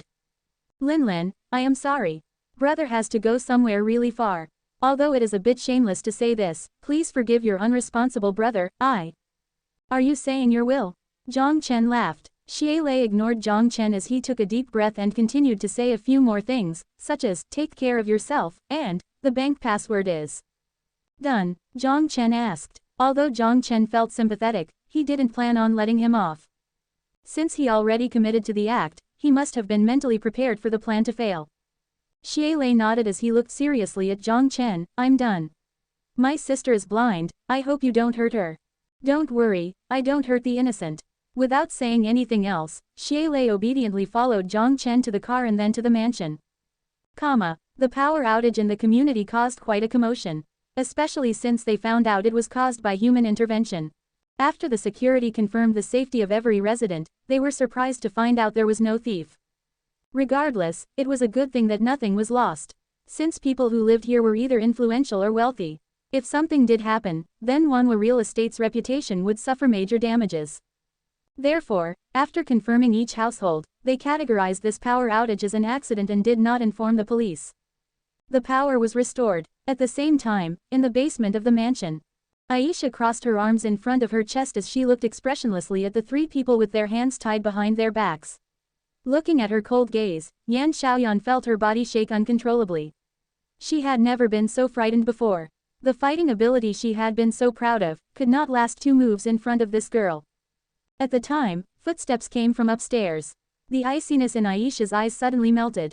Yan Xiaoyan gulped as she looked with disbelief at the eyes that turned gentle instantly. You are back. Aisha stood up. Jiang Chen rubbed her head, and then looked at the 3 people in the basement. Lei, how did you? Yan Xiaoyan couldn't control her voice. No one revealed his location. How did he get caught? I got caught. Xie Lei revealed a bitter smile as he conscientiously extended both of his hands to Jiang Chen. Tie me up. Jiang Chen glanced at him as he signaled Aisha to put handcuffs on him. Then he looked at all 4 of them. Good, since all the rats are caught, let's solve this problem once and for all. Then, Jiang Chen took out the truth-telling liquid from his pocket, passed it to Aisha, and stared at Xie Lei. I ask, you answer. If I feel you are lying, then I'll use the truth-telling liquid. The interrogation began. Xie Lei, without resistance, confessed to everything Jiang Chen asked. First, it was the identities of the 4. Veteran, unemployed military fanatic, female sports university student, and Xie Lei, the high school dropout hacker. Xie Lei was quite impressive in his ability. Known as Green Bird, he placed 3rd place within the Han Hacker Alliance.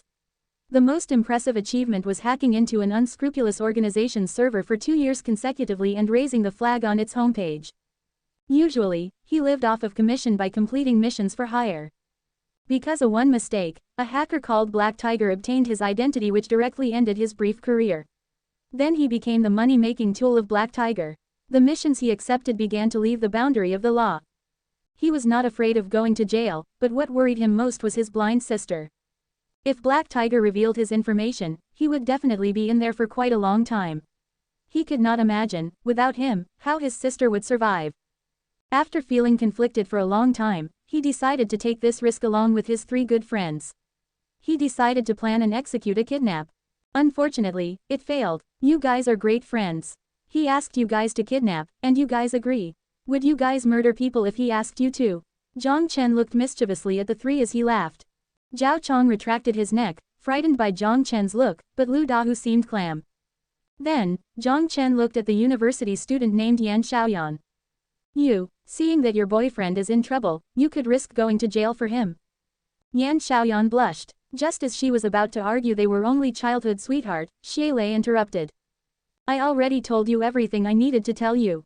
I am willing to take full responsibility as long as you let my friends go. After he finished, Xie Lei slowly lowered his head and kneeled on the ground. Everyone held their breath. Hearing that, Yan Xiaoyan wanted to defend for him, but she quickly realized that she had no excuse to do so. Including herself, they were all criminals. Jiang Chen expressionlessly overlooked Xie Lei. Do you think you have the right to discuss terms with me? No, Xie Lei lowered his head. After a brief silence, Jiang Chen suddenly began laughing. Although this comical gong show did not cause me any material losses, that doesn't mean I am open-minded enough to let you go consequence-free. But considering you were under the threat of someone else, I can give you a chance. I am willing to accept as long as you let my friends go. Lei, Yan Xiaoyan looked at Xie Lei with tears in her eyes. Oh, are you not going to ask what it is before accepting? I will accept anything, this is my own fault. I don't want to trouble my friends anymore. Xie Lei took a deep breath as he said calmly. Hearing that, Jiang Chen nodded, looking rather pleased. Since you have agreed, then your request is easy. After everything is done, your friends can leave. Jiang Chen paused as he asked lightheartedly. How do you usually communicate with Black Tiger? By phone. Black Tiger, real name, Zhang Hao. A premium member of the Han Hacker Alliance, but his skill was rather ordinary. However, by coincidence, he managed to enter the personal computer of the renowned Green Bird and collected some critical evidence. When Xie Lei found out, it was too late. Zhang Hao already saved the information and pulled the cord. It was the most shameless way, but that was the most effective way. Regardless of how insane one's computer skill was, there was nothing one can do if the other person doesn't connect to the web. After that, he had reached the peak of his life. He controlled the personal information of the third-ranked hacker in the Han Hacker Alliance. He used this to blackmail him into completing challenging missions and then collecting the lucrative commission for himself. Not long ago he received a deal. 5 million RMB commission. The mission was to hack into less than new era greater than S server, delete all user information, and delete the game data inside the game's server. 5 million. It was enough to live half of his life in comfort. Black Tiger's eyes immediately turned red as he accepted the mission without hesitation, and then flung it to the hands of Xielei and threatened him to complete it. As to if Xielei had the ability to finish this mission, Black Tiger never questioned it for a single second. In his eyes, if he could hack into the server of an organization with a notorious reputation, there was no way he couldn't take care of a server of a private enterprise. But unfortunately, Xielei was completely out of sorts. When he was forced into the corner, Xielei had to take the riskiest route. And because of this, Xielei managed to get himself into serious trouble. In the morning, what woke Black Tiger from his sweet dream was his ringtone. He drowsily picked up the phone. Hello, do. The phone hung up. Black Tiger was lost for a moment as he looked confusingly at the phone. However, he didn't bother finding out who it was as he fell asleep again. What he didn't know was, the second he picked up the phone, his coordinates were marked on a map. The person named Black Tiger was also in Wanhai City. This saved Jiang Chen quite a bit of trouble. He drove the car onto the highway as he looked at the dot on the GPS. A mocking smile appeared on his face. Aisha was sitting in the front passenger seat, her long eyelashes swept together and eyes closed as she rested. Xielei sat in the back seat. The teen took off his hood and revealed a sickly pale face with anxiousness written all over it. As well, on his neck, he wore an electronic collar. Now that you are on your way to see your enemy, how do you feel? Jiang Chen casually asked. If possible, I want to punch him, Xielei mustered in a small voice. Haha, you'll have the chance. Jiang Chen smiled. Yan Xiaoyan and the gang were still locked in the mansion's basement. Before the whole event is resolved, they weren't allowed to leave. As to Xielei, he already reached an agreement with Jiang Chen. Jiang Chen won't go after his friends, and in exchange, he'll work for Jiang Chen for the next 10 years. Jiang Chen needed a talent capable of cyber warfare. Although Yao Yao's computer skill was impeccable, he couldn't bring it over to the modern world. 3 days later, Xielei will be flying to Niger. There, someone will pick him up. To maximize his ability, he'll receive military training for half a year, and learn more advanced computer knowledge. The source of the advanced computer knowledge naturally came from the digital library in the apocalypse. As to how advanced, around 10 years more advanced than the modern world. Although Jiang Chen was clueless, Yao Yao would organize the information for him. As to his sister Xielin, Jiang Chen will pay to send her to Frankfurt to receive the most advanced eye treatment. Speaking of this, I think you are quite similar to the typical protagonist in a novel. Jiang Chen glanced at Xielei in the mirror as he joked. Xielei looked confusedly at Jiang Chen. Both parents are busy. You have a sister and an apartment. Both of my parents are not busy. They passed away a long time ago. This joke is not funny. A gloom fell over the teen's face. Sorry. Let's try another one. Let me think. King of Special Forces, possess a unique ability, return to city after 10 years. I think you are more similar to a protagonist, Xielei abruptly interrupted Jiang Chen. Do I? Jiang Chen subconsciously asked rhetorically but was astonished. Pretty FC King similar. The target was not too far from the Mingxing area. Another hour drive before the three arrived at their destination. The 6-story high apartments lined up in rows. The dull and unruly grass looked like it hasn't been taken care of for a long time. From any angle, the community was average. Because they went during work hours, there was not a lot of people in the community. Therefore, there was no one standing on the balcony looking curiously at the three people. However, they only knew Black Tiger's coordinates, they could not precisely locate his room. But Jiang Chen had other ways to determine the precise location. He stood under the apartment as he signaled Aisha, who already went upstairs, and called Black Tiger's number again. Hello, a male voice yawning transmitted from the other side of the phone. Aisha held the signal jammer as she gradually moved up floor by floor. Hello, do you make fake ids? Can I get 10? Are you trustworthy? Jiang Chen threw a bunch of questions in his face. What? Black Tiger was dumbfounded as he held the phone completely clueless. I thought you made fake ids. Your number is written on the wall. And that's why I called. Jiang Chen used a serious tone as he continued to make up elaborate lies. Xie Lei, standing beside him, raised his eyebrows as he could not bear to watch any more of this. You are FC King Red RDED. The voice ceased. Though, at the same time, Aisha was holding the signal jammer, standing in front of Apt 402. Jiang Chen hung up the phone, waved at Xie Lei, and went upstairs. Go knock. Jiang Chen patted Xie Lei's shoulder. Xie Lei hesitated for a moment before walking up and knocking on the door. Who is it? Following the voice, footsteps could be heard gradually approaching. Then, the door quickly popped open. A man in his 30s peeked his messy-haired head out. The unshaven face looked sloppy, the sleepy eyes indicated that he had yet to wake up, and his right hand was holding onto a phone. When he saw Xie Lei's face, his expression instantly changed. Looks like it is him. Jiang Chen shrugged. He didn't expect someone with a pseudo-name as cool as Black Tiger to be someone this wretched. Black Tiger immediately tried to slam the door shut. But, one of Xie Lei's foot was already wedged inside, and he simultaneously lifted his right hand to prevent the door from closing. His fist then forcefully smashed into Black Tiger's nose, making him fall backward with a bam as he hit the shoe rack. You, what are you doing? Wait, how did you find me here? Black Tiger looked in horror at the enraged teen sitting on top of him. FCKU, blowing the anger off of his chest, Xie Lei threw another punch right at the disgusting face. Black Tiger desperately tried to fend him off, but Xie Lei already acquired the geographical advantage.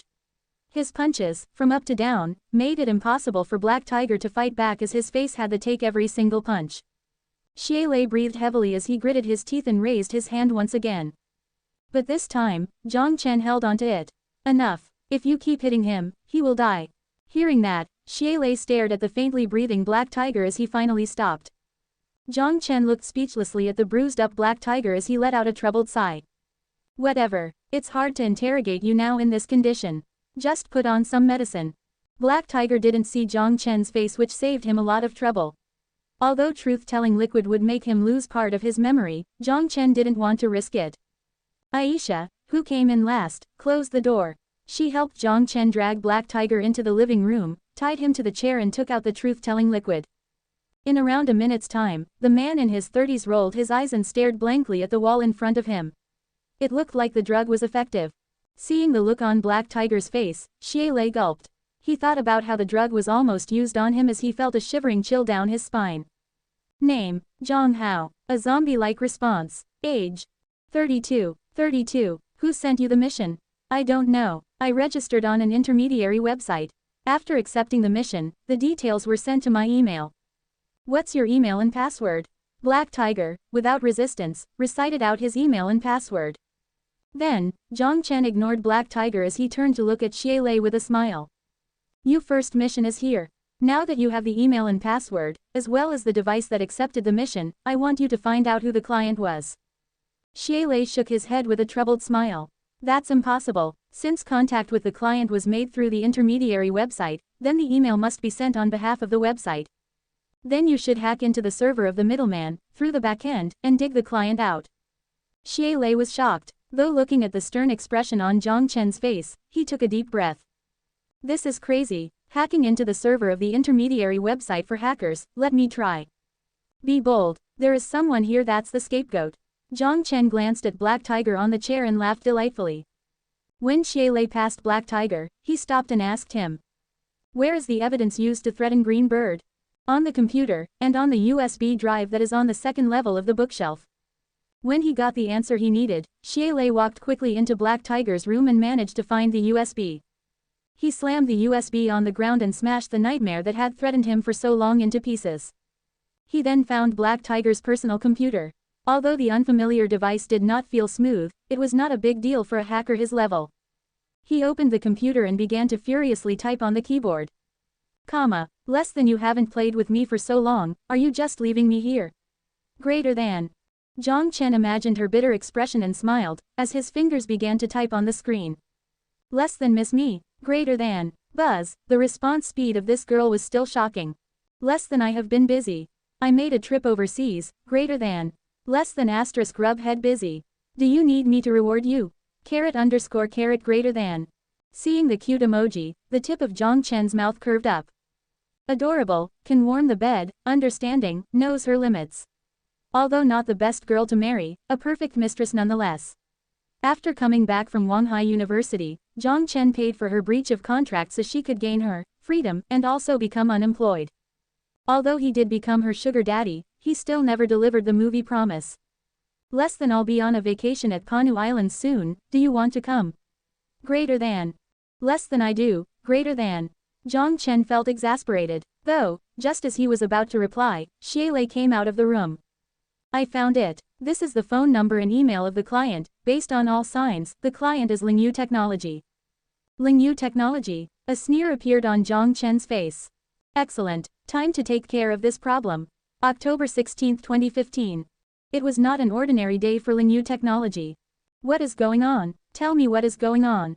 Ling Zongtian clung on to Qian Haiming's collar as he roared out with bloodshot eyes. Qian Haiming's mouth twitched, but he couldn't say a word. Boss, please calm down. Our programmers are fixing the server. I have also called the police. The deputy assured me that he would quickly. Quickly my *SS.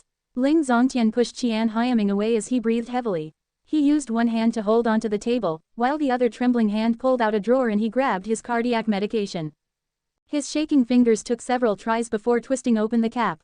Finally pouring a few capsules into his hand, Ling Zongtian stuffed the medication in his mouth and chugged down some water with it. He closed his eyes to regather his breath before finally opening them again.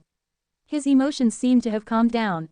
Seeing that the boss was no longer angry, Qian Haiming, who stood on the side afraid to talk, finally let out a breath of air. But when he raised his head, he was shocked to find that the respectable boss was no longer there. The person who replaced him was a pale-looking old man that lost his ability to speak. Morning. Players from IMATM, Dota History logged onto the game as per their usual routine to finish their daily quest. But when they logged in, they were enraged to find out that their account returned to level 0. The diamond they obtained from gold, equipment, and real money. Were all FC King gone? There was only a brief explanation posted on the official site regarding this incident. Less than last night at around midnight, the server received a malicious attack from hackers. Programmers are currently working to restore lost user data and upgrading system security. For the inconvenience it may cause the users, Lingyu Technology expressed their deepest regret, greater than. Deep regret my *SS. The enraged players almost blew up Lingyu Technology's customer service. The customer service representatives would receive another call immediately after hanging up. However, there was nothing they can do to resolve the complaints of the players since they were not responsible for the operation. They could only follow the procedure of explaining the current situation to the players and asking them to remain calm.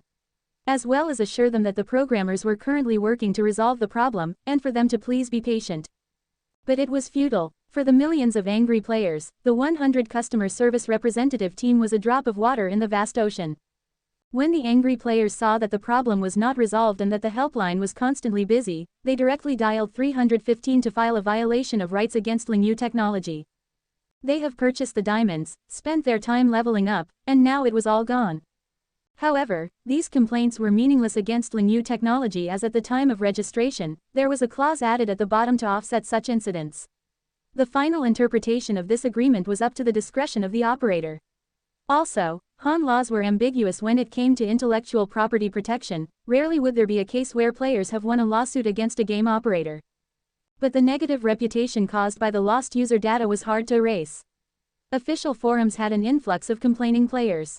The moderators had to increase the requirement for posting and began muting and banning people. Not only did this not control the status quo, but the players without a place to express their rage also began to flood into other forums. Major BBS1 forums were all pulled into the midst of this event, as the few justice-seeking posts were instantly upvoted to the top. Every post under the influence of the Internet Army unified their statement, and in the name of holiness, began a crusade on the evil operator.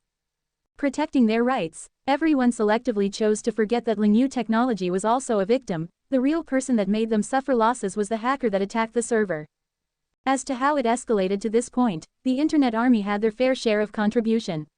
Once they swayed the opinion during the first outburst of anger, there was not much suspense in the remaining battle. Lingyu Technology not only lost in skill but also public opinion. The players part of the Internet crusade realized that the operator did not compensate for their loss.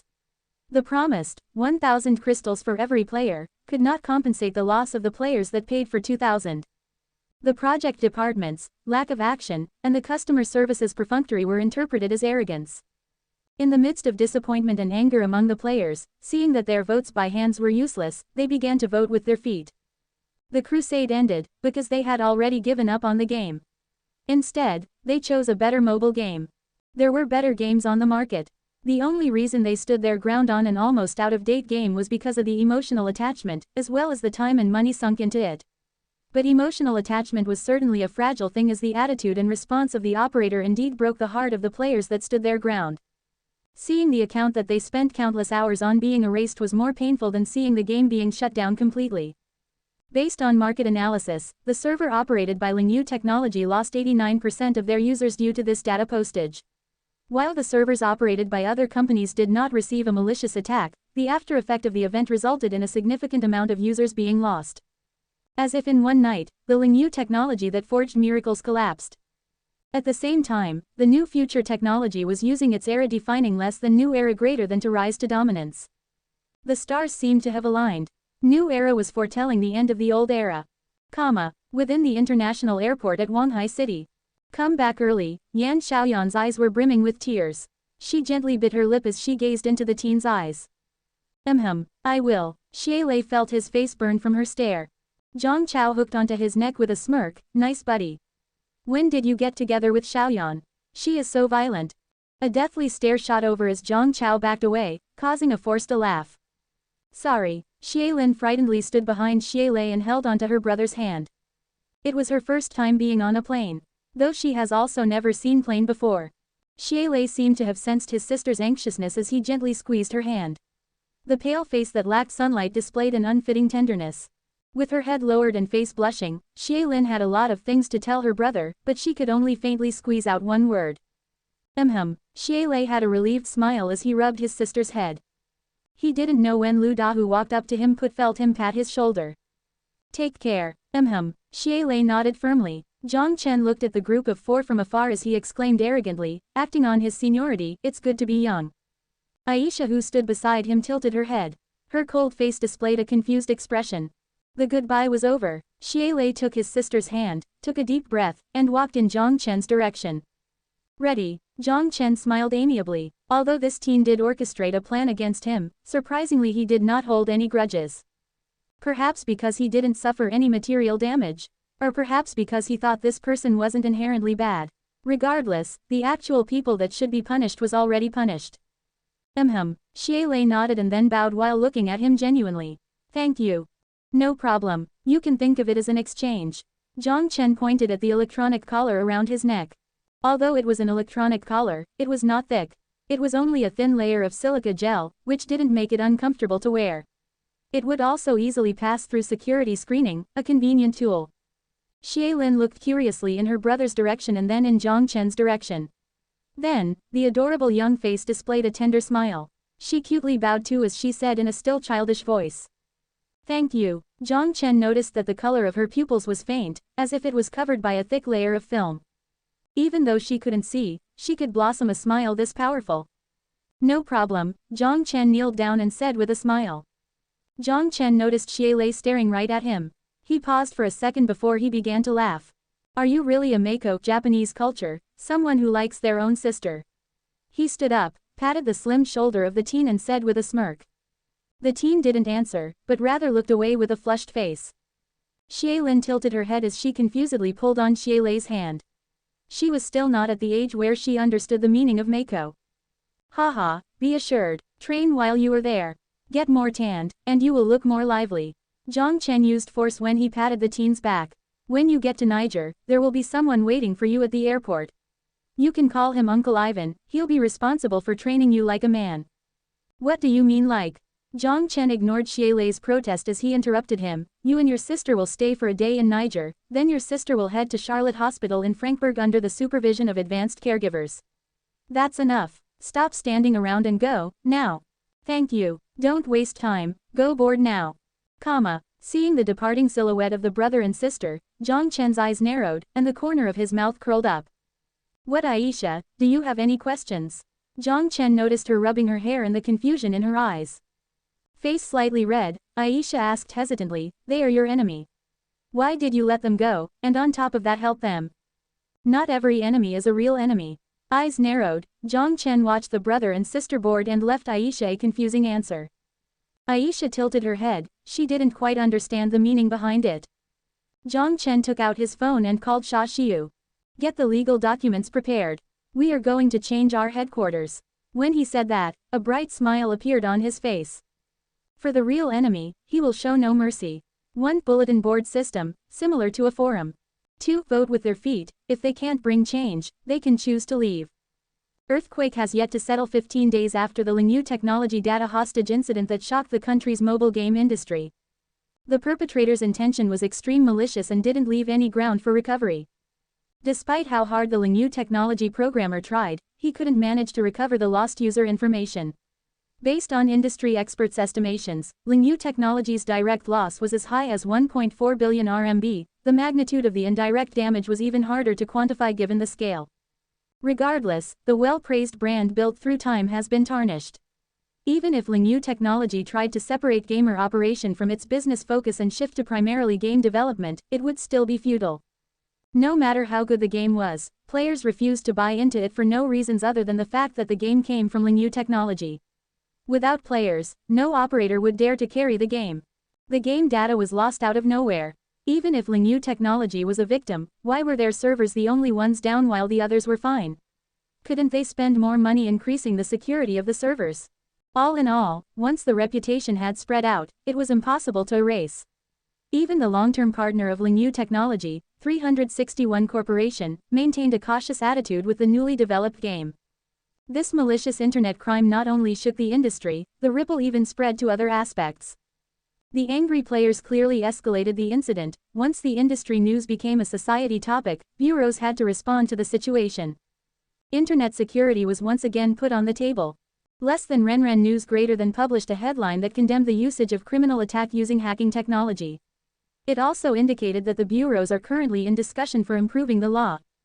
At the same time, the investigation is currently ongoing. A team of internet security experts was quickly formed. The attacker's IP was quickly locked. Even after layers of masking, it still didn't escape the tracking of experts. Regardless of how skillful the hackers are, as long as they are here, they must leave some sort of clue. Zhang Hao, the Black Tiger, was quickly arrested. Although he cluelessly indicated that he was not involved, he still couldn't prove his innocence. The computer conducting the crime was found in his room.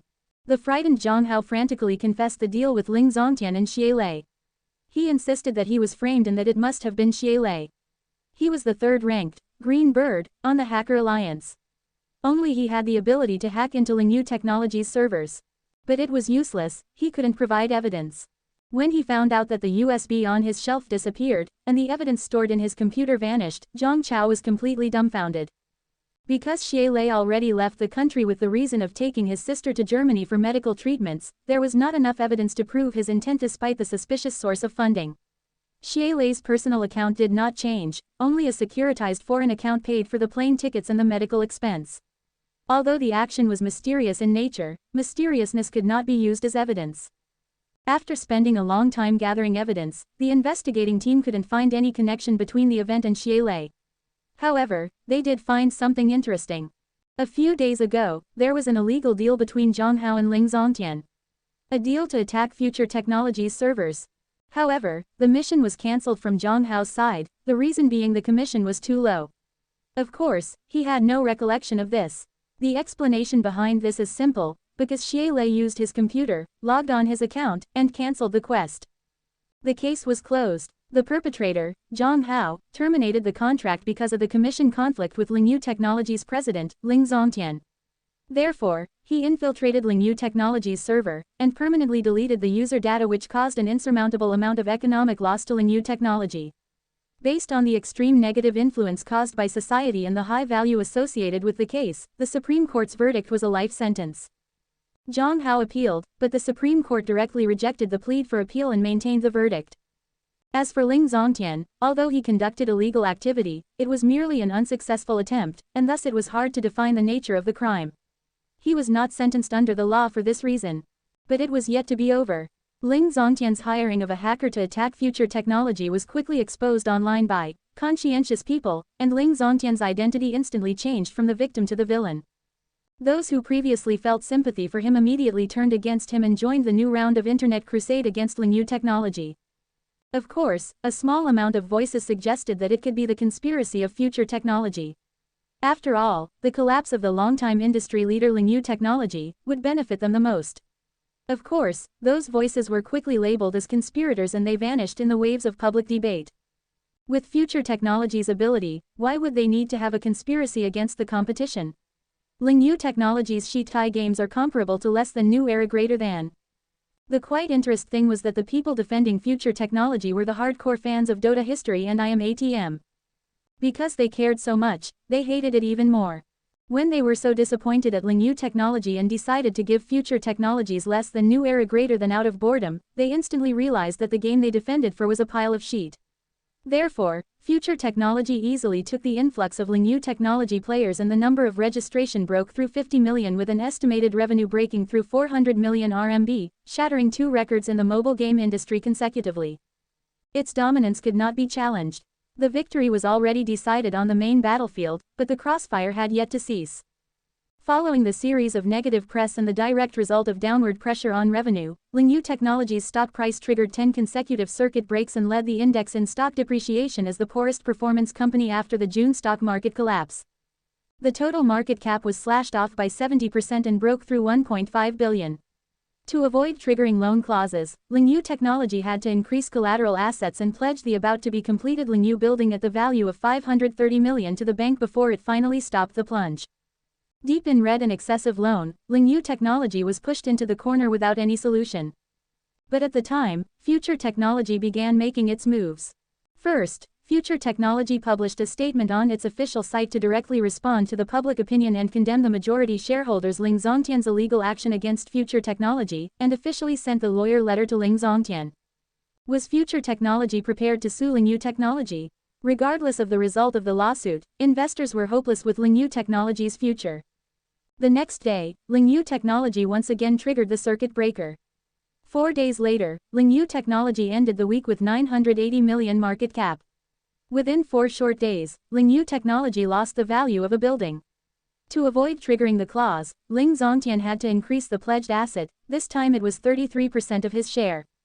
He had no other choice. If he didn't pledge in more asset, the company would be forced to go into Chapter 11 bankruptcy. When that happens, not only will he lose everything, he will also have to carry a debt of 300 million. The about-to-be-completed Ling Yu building costed 870 million and it was built with debt. The new game development and promotion had eaten away most of the profit. From the current status quo, the investments were unrecoverable. The lawyer letter was like declaring war. It only ignited the prelude to the battle. When Ling Yu Technology broke the record for the highest monthly decrease, Future Technology's president began to increase Ling Yu Technology's share on the secondary market and became the biggest shareholder at 37%. Because it was not disclosed, Jiang Chen was fined 600,000 by the Security Commission for an illegal transaction. But comparable to the profit he gained by shorting Ling Yu Technology, the punishment was pocket change to Jiang Chen. Ling Yu Technology ultimately changed hand. Ling Yu Technology building had yet to finish the renovation, but under the demand of the new president, they organized a conference room with a row of table and chairs. Also based on the demand of the new president, a special shareholder meeting was announced. As to the identity of the new president, it was obviously Jiang Chen. Every shareholder's face was gloom. No, to be more precise, other than the people sitting at the end of the table, everyone's face was gloom. Jiang Chen leaned against the chair as he scanned all the shareholders present. Other than the Ling Zongtian with white hair, he was surprised to find someone he knew. Sensing Jiang Chen's sight, Zhang Jianfeng smiled friendly at him. Why is he here? Jiang Chen still had some impression with Zhang Jianfeng. He represented 361 Corporation before during the negotiation with Future Technology. Although nothing came to fruition, in the end, Jiang Chen had high praises regarding this talent. 361 Corporation want to be involved in this. Jiang Chen muttered in his mind, but his expression didn't change in the slightest. He still maintained the bright smile and started speaking. Everyone, I think you should all thank me. Thank your mom. All the shareholders cursed in their mind, but no one dared to speak out loud. As to why, If it wasn't for me to increase the holding of your company's share which halted the plunge of Lingyu Technology's share price, the share in your hands would be scrap paper. Jiang Chen shrugged. Ling Zongtian slowly looked over. The aged face no longer resembled this once proud prodigy. He once made his goal to become the Steve Jobs of mobile games, but in those blurred eyes, there was only a deep weariness left. To be the meat on someone's chopping board is to be at someone's mercy. The cracked lips opened and squeezed a sentence full of hatred. If you knew today would happen, why did you do it? Jiang Chen directly responded. Ling Zongtian was out of words and didn't say anything else, he just stared at the document on the table and blanked out. Less than Lingyu Technology asset restructure proposal greater than. Ahem, based on the current performance of the company, as the president, I think I should do something. He paused. Jiang Chen looked at the crowd holding their breath, a faint smile flashed across his face.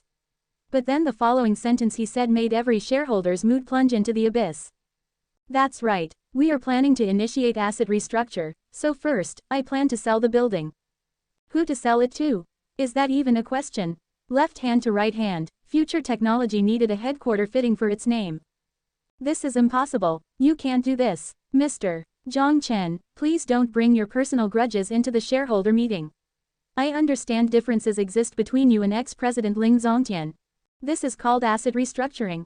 This is robbery. Your motion will not be passed. Even if you are the biggest shareholder, Lingyu Technology will not permit you to do whatever you wish.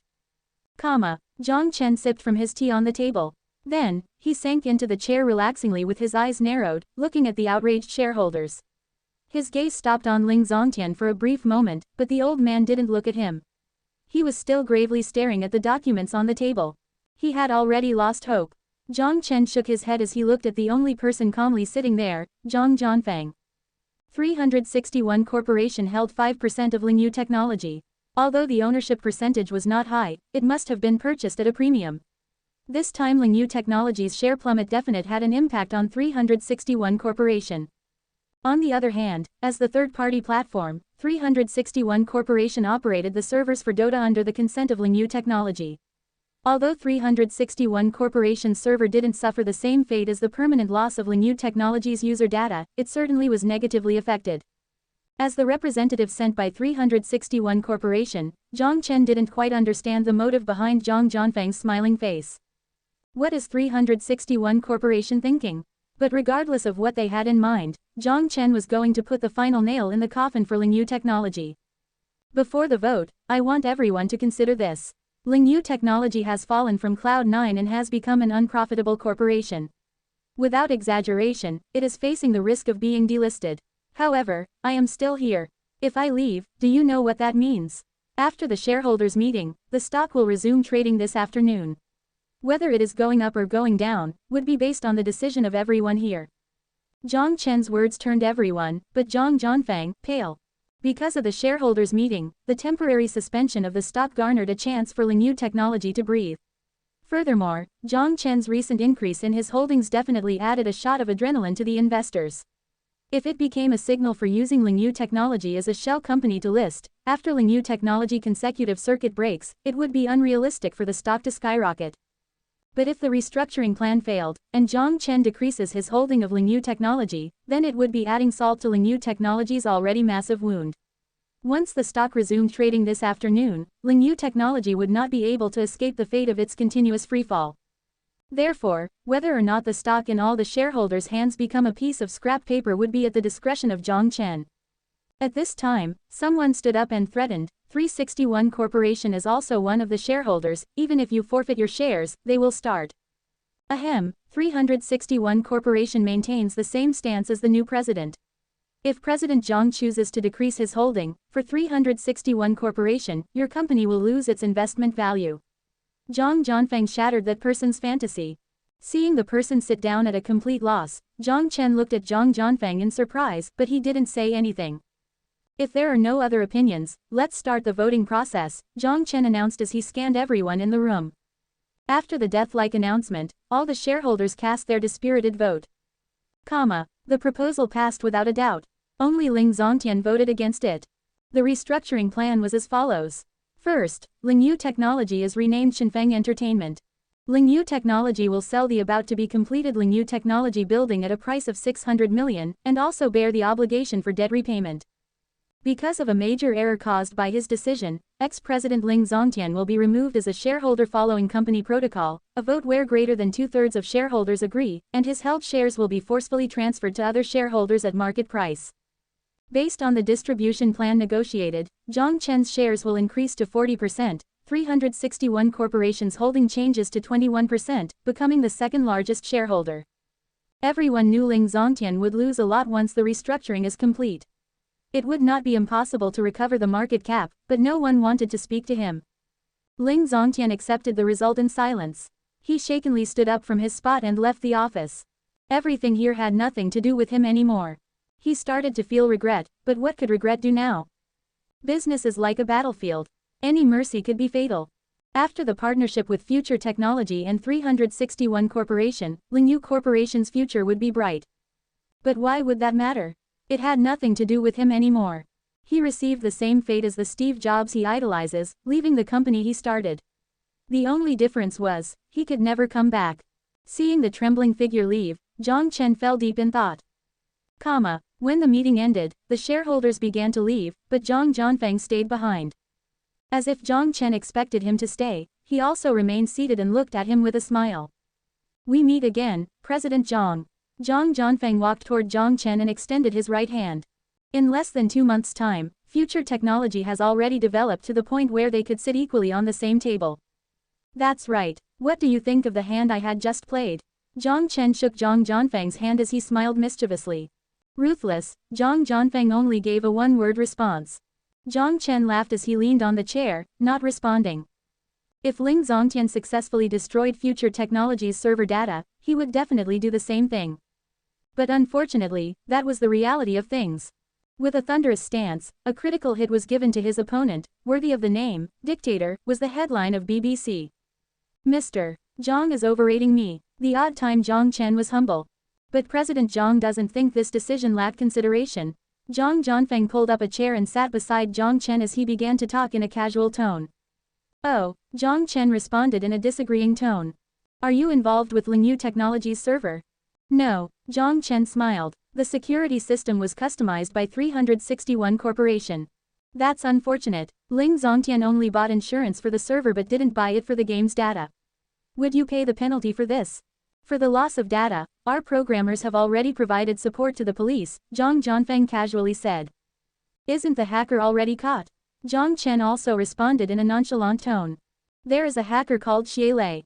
He has been in contact with Black Tiger before." Zhang Jianfeng locked his eyes onto Jiang Chen's. "You are still bloating like usual, but you know it is useless on me." Jiang Chen picked up the teacup on the table as he smiled at him. "Funny, would the contact person be enough to confirm a crime? If so, it would be a pity for those people." Without evidence, everything was bullshit. The silence ensued for half a minute. President Jiang doesn't seem to care about the interest of Lingyu Technology. Zhang Jianfeng's topic suddenly changed as he looked in the direction of the door. "Do you think less than new era greater than needs the resources of Lingyu Technology? We already controlled the high grounds of the market," Jiang Chen said nonchalantly as he put down the cup in his hand. "The best part is about to come. Would you not consider a partnership? If it utilized 361 Phone Helper's platform, less than new era greater than S user base would climb to new heights. Less than new era greater than currently will not consider opening third-party servers," Jiang Chen rejected expressionlessly. "Funny, not only would it involve cloud computing, but even if I gave the game to you, without the modified server, maintenance cost alone would make you go deep into the red. Since President Jiang is confident that you can control the premium game market, what's your opinion on casual games? Even with the existing high-quality premium games, casual games have not lost their market." Jiang Chen obviously considered pushing out a few casual games like Angry Birds and Temple Run, but the plan was never fulfilled. The reason was simply that those games depended on creativity, not software. Although the Apocalypse's technology was impeccable, it was pointless for casual games. Future Technology didn't possess any talents in game development. Therefore, the plan had to be rejected. But Zhang Jianfeng brought it up again. "You mean?" Jiang Chen was quite interested. "We can work together." Zhang Jianfeng crossed his finger and genuinely looked at Jiang Chen. "Lingyu Technology, no, Chenfeng Entertainment. Right now, it is a company we control together, right? We can definitely collaborate together with our talent base, and start a new project with the main focus being on the downstream market." Using 361 Phone Helper and Future 1.0, we could use both channels to promote it. With the power of the two companies, we can easily split the entire mobile game market. In the end, Jiang Chen was almost enunciating word by word. Jiang Chen paused for a second before he started laughing. Did you selectively choose to ignore Baidu and Tencent? On the mobile platform, our ability is no less than any of them. Maybe President Jiang should be more confident with our alliance. Jiang Chen smiled. I don't plan on giving this building up. Jiang Chen stared at the ceiling. Of course, as a trophy. The fact that it belongs to you now won't change. The building with a cost of 870 million was sold at a discount of 600 million. They were at least the second biggest shareholder of Chenfeng Entertainment. 361 Corporation was certainly willing to cut the loss. What about the previous Chenfeng employees? Jiang Chen asked softly. He originally planned to cut them completely, but now it seemed like it would be a waste to not use them.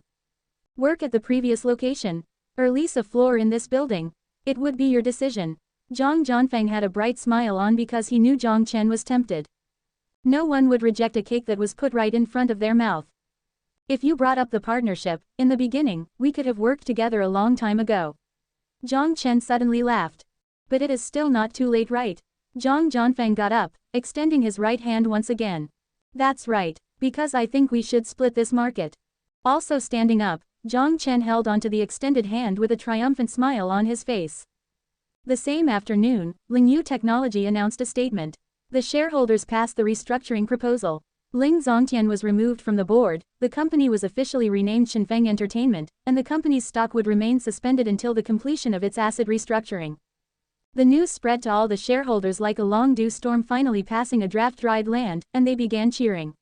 The people that cut their loss were depressed by their decision of not having confidence in the company. All in all, these people thought of Jiang Chen as Jesus Christ. Future Technology and 361 Corporation both possessed shares. One has been valued at over $1 billion by Wall Street analysts at its inception, while one was already listed on Nasdaq with a market cap of over $10 billion. It left too many people too much room for the imagination. Graciously, Jiang Chen made headline again. The young billionaire once again enters people's vision. The charming smile, the calm attitude, attracting the heart of countless girls. Okay, they really don't care about Jiang Chen's looks. Being famous didn't seem to create too much of a hassle in his life. Different from celebrities in the entertainment industry, most of his fans were very rational. The people that want to marry into wealthy would not flap towards him like bees. It would be too unclassy. They would often pretend to be a frail and innocent girl, encountering him under his building, and, accidentally, starting a rich CEO fell in love with me drama. But unfortunately, Jiang Chen was known to not go to work in the community he lived in was also somewhere random people could not enter. Their plan ultimately would fail. The irrational fans used the security team in the community to send him love letters and attached a duck face selfie inside. Jiang Chen at first was looking forward to reading the letters to see how the beauties have been conquered by his charm, and how they have fallen under his genes. Don't question, Jiang Chen never said he didn't like to hear flattering words. But he was quickly bored. All the love letters had the same content, revolving around, I want to give you a baby, and, let's hook up. The directness even made Jiang Chen, who was proud of his lack of boundaries, shy. He gave the rest of letters to Aisha and told the security to throw all letters of this kind into the garbage.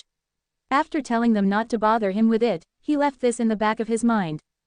Han was indeed a deep and profound language. What Jiang Chen meant by taking care of them was to throw them out, but Aisha interpreted as examination.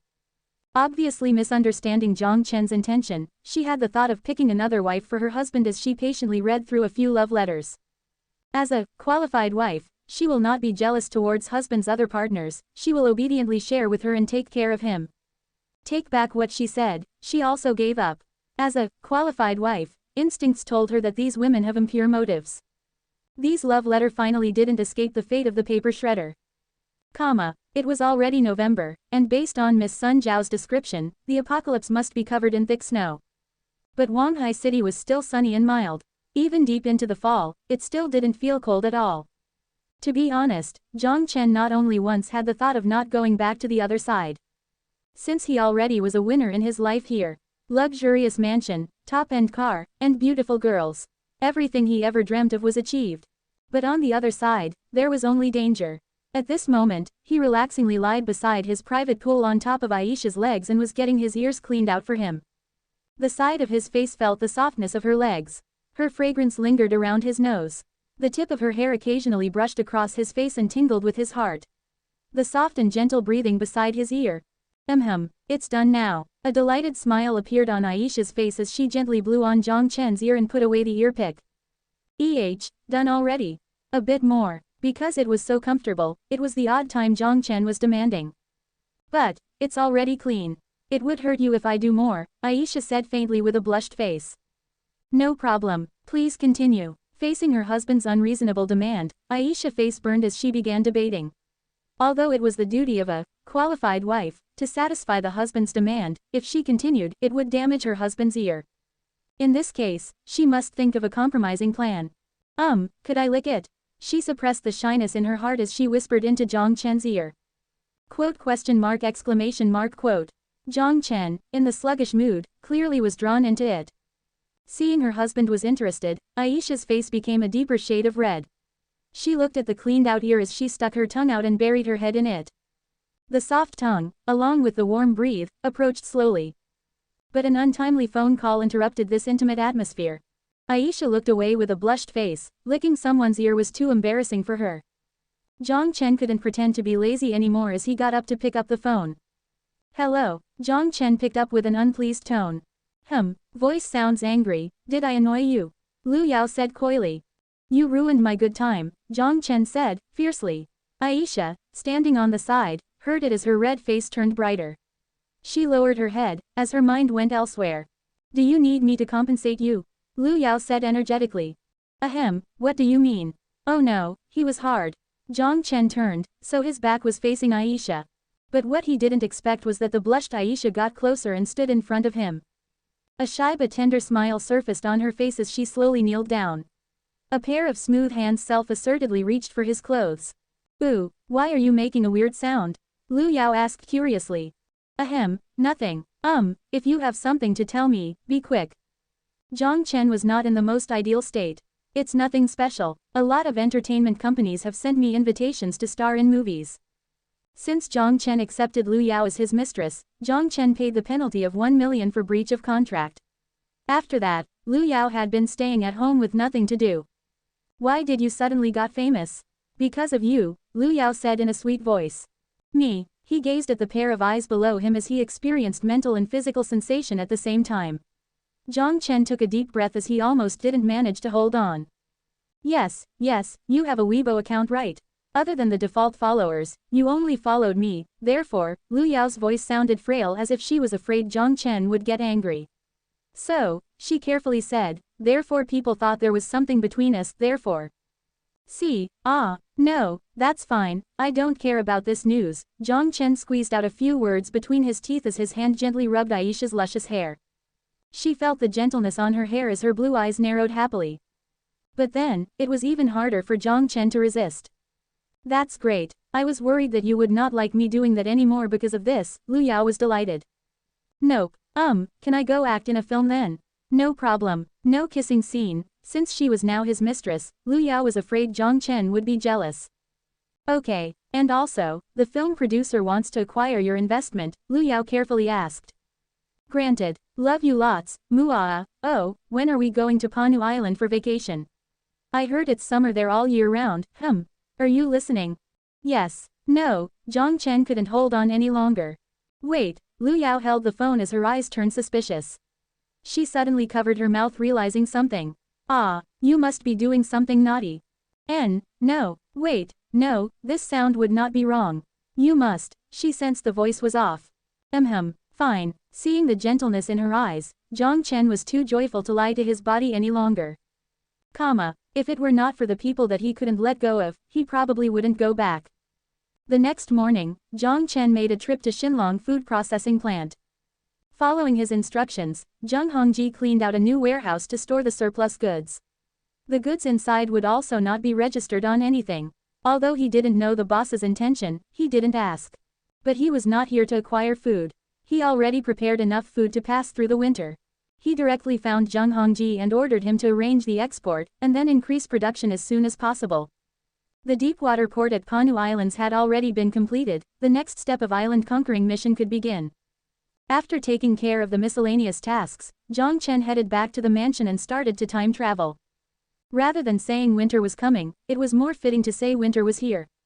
His vision was covered by the monochrome silver as the entire pool was filled with snow. A thick layer of snow covered the mansion, and the edges of the roof were decorated with daunting icicles. Like a castle standing in the northern kingdom. Solemn, proud. But Jiang Chen was not in the mood to enjoy the atmosphere of his mansion. He only wore a thin t-shirt. The second he stepped into the apocalypse, he began to shiver uncontrollably. This weather is too king cold. Even with his body condition strengthened by the genetic vaccine, he couldn't withstand it anymore. Jiang Chen covered his arms with his hand as he dashed into the mansion from the backyard. The last time he was here, he started his time travel beside the pool because he was lazy, but he sure suffered on his way back. Different from the extreme conditions outside, the mansion was as warm as spring. The broken wall and window had been long repaired by Sun Jiao, and after a series of modifications and improvements, as long as the window was closed, the mansion would not be bothered by the severe wind chills outside. But before he even gained his footing in the mansion, Sun Jiao, who also ran toward him, pushed him onto the sofa.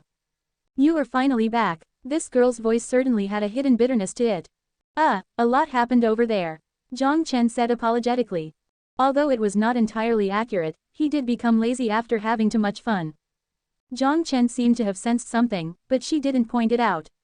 Her beautiful eyes dreamily gazed into his. Jiang Chen looked away as he was shy from the passionate gaze, but he discovered Sun Jiao was holding something in her hand. What is this? This is, out of nowhere, Sun Jiao's face immediately turned red as there was a sense of panic to her voice. "Towel?" Jiang Chen asked with uncertainty. "It's a scarf, fool." After seeing her proud work being slandered as a towel, Miss Sun Jiao was immediately enraged. The furious Sun Jiao gave a solid punch in Jiang Chen's chest, and then she pulled out the scarf, forcefully putting it around his neck out of shame. Cough cough. "Are you trying to strangle me?" Although the softness was continually squeezing onto him because of the violent action, the suffocating feeling around his neck cancelled the sensation. Stop moving, just resist a bit longer," Sun Jiao with a blushed face said fiercely. "Wait, why do I have to resist against wearing a scarf? You are so talkative." After a while, the scarf was finally put around Jiang Chen's neck. Sun Jiao got up from Jiang Chen's body with a blushed face as she looked away. "Looks pretty good. It would be even better if you give it to me normally. Especially because this is not how you wear a scarf." Sun Jiao, with a troubled smile, pulled the scarf around his neck. This girl was clearly confused about the difference between a rope and scarf. The pure black scarf was without any pattern. With a beginner's skill, it would be too difficult to put any patterns on it. But being able to knit the scarf was an accomplishment nonetheless. Hearing Jiang Chen's praise, Sun Jiao's eyes immediately lit up. As to the ridicule of method of tying the scarf, she selectively ignored the sentence. "Really? Haha, this is what I am saying. How could I mess up on a scarf?" With a red face, and scratching the back of her head, **CKINESS was written all over her face. "So why did you think about knitting a scarf?" After putting on the scarf properly, Jiang Chen asked nonchalantly. "Because," Sun Jiao's mind drifted again. Her face changed to a bright red hue. In the magazines before the war, it said, girlfriends should knit scarves for their boyfriend. Therefore, it is not a requirement, or the better way to put it, the girl that is willing to knit a scarf for her boyfriend would be a rare species. Jiang Chen let out a sigh as she smiled. Jiang Chen was quite touched by her. "What do you mean a rare species?" Sun Jiao gave Jiang Chen a dirty look. "It means adorable," Jiang Chen rushed to explain.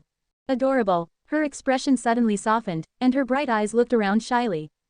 At this time, Jiang Chen suddenly noticed Yao Yao standing on top of the stairs.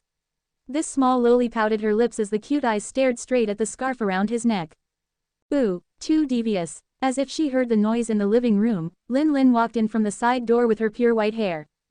Still not hesitant to badmouth people. "PSH, it's only a dumb devil couple. Why would you guys display affection in the living room? Go close the door and do what you did." But before she finished, the words were stuck in her throat.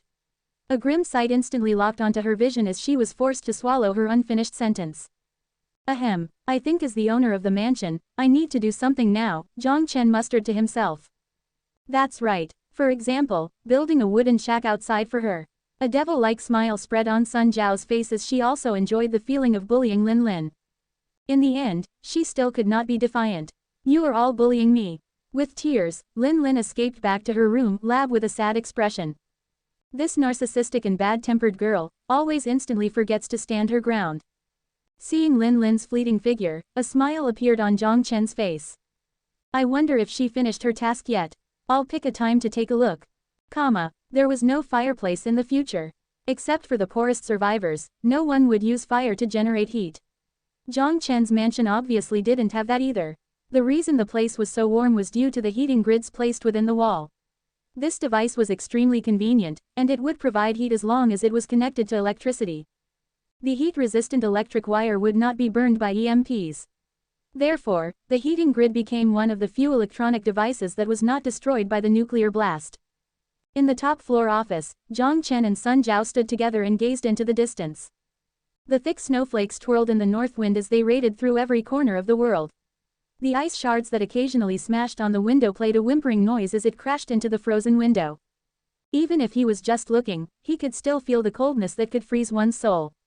Such heavy snowfall. After a while, Jiang Chen could only produce 4 words while looking outside. This is not too bad. Usually, it would start snowing in October. In regards to the snow, Sun Jiao's expression was rather calm. It was rumored that when the war just ended, the entire world was covered by nuclear winter. It was the same cruel scene every day. I wonder how did the people outside of the survival shelters survive? Outside of their walls, apartments built with concrete were built for residents of Fishbone Base. The Fishbone Base that didn't lack money would obviously not mistreat its people. Every family was connected with heat and electricity. The life here was so much better than in the ghetto. On the empty streets, a pickup truck, modified to be a snow shoveling vehicle, was working hard to push the snow out of the base. The patrol on the wall regularly walked around to watch for any incoming danger. The white winter suit made him look like a snowman carrying a rifle. With a snowstorm this big, the mutated humans shouldn't be able to invade us. Although it certainly was inconvenient to the construction of the base, the thick snowfall gave a hint of tranquility. Speaking of mutated humans, Zhao Gang, who you sent out scouting, brought back some interesting information. Oh, Jiang Chen raised his eyebrows. There are at least 3,000 mutated humans in the 7th area. A lot of signs indicate that they are preparing war supplies. Every mutated human was a natural warrior. If there were actually 3,000 of them, even if they sent 1,000 people, it would be an unstoppable force that the Fishbone Base could not resist with only a population of 200. No, it would be difficult even for the 6th Street. Hopefully this snow will bring them some trouble. Jiang Chen watched the flying snowflakes as a worried expression flashed on his face. Mutated humans are known for their cold resistance.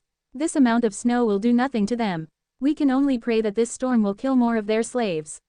That is the only way that would make things difficult for them. Sun Jian's voice was stern. Slaves. Speaking of this, how did the dancers in Joss City survive under the violent force of the mutated human?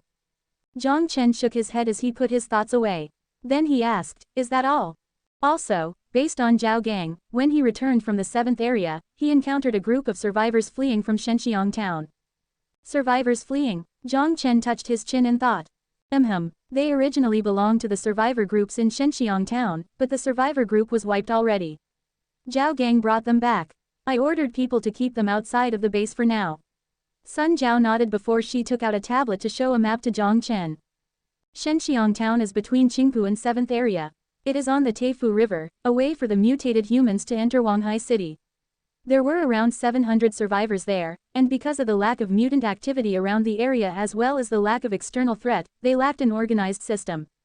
They only established a simple defense outside of the town with a civilian force of 21 people.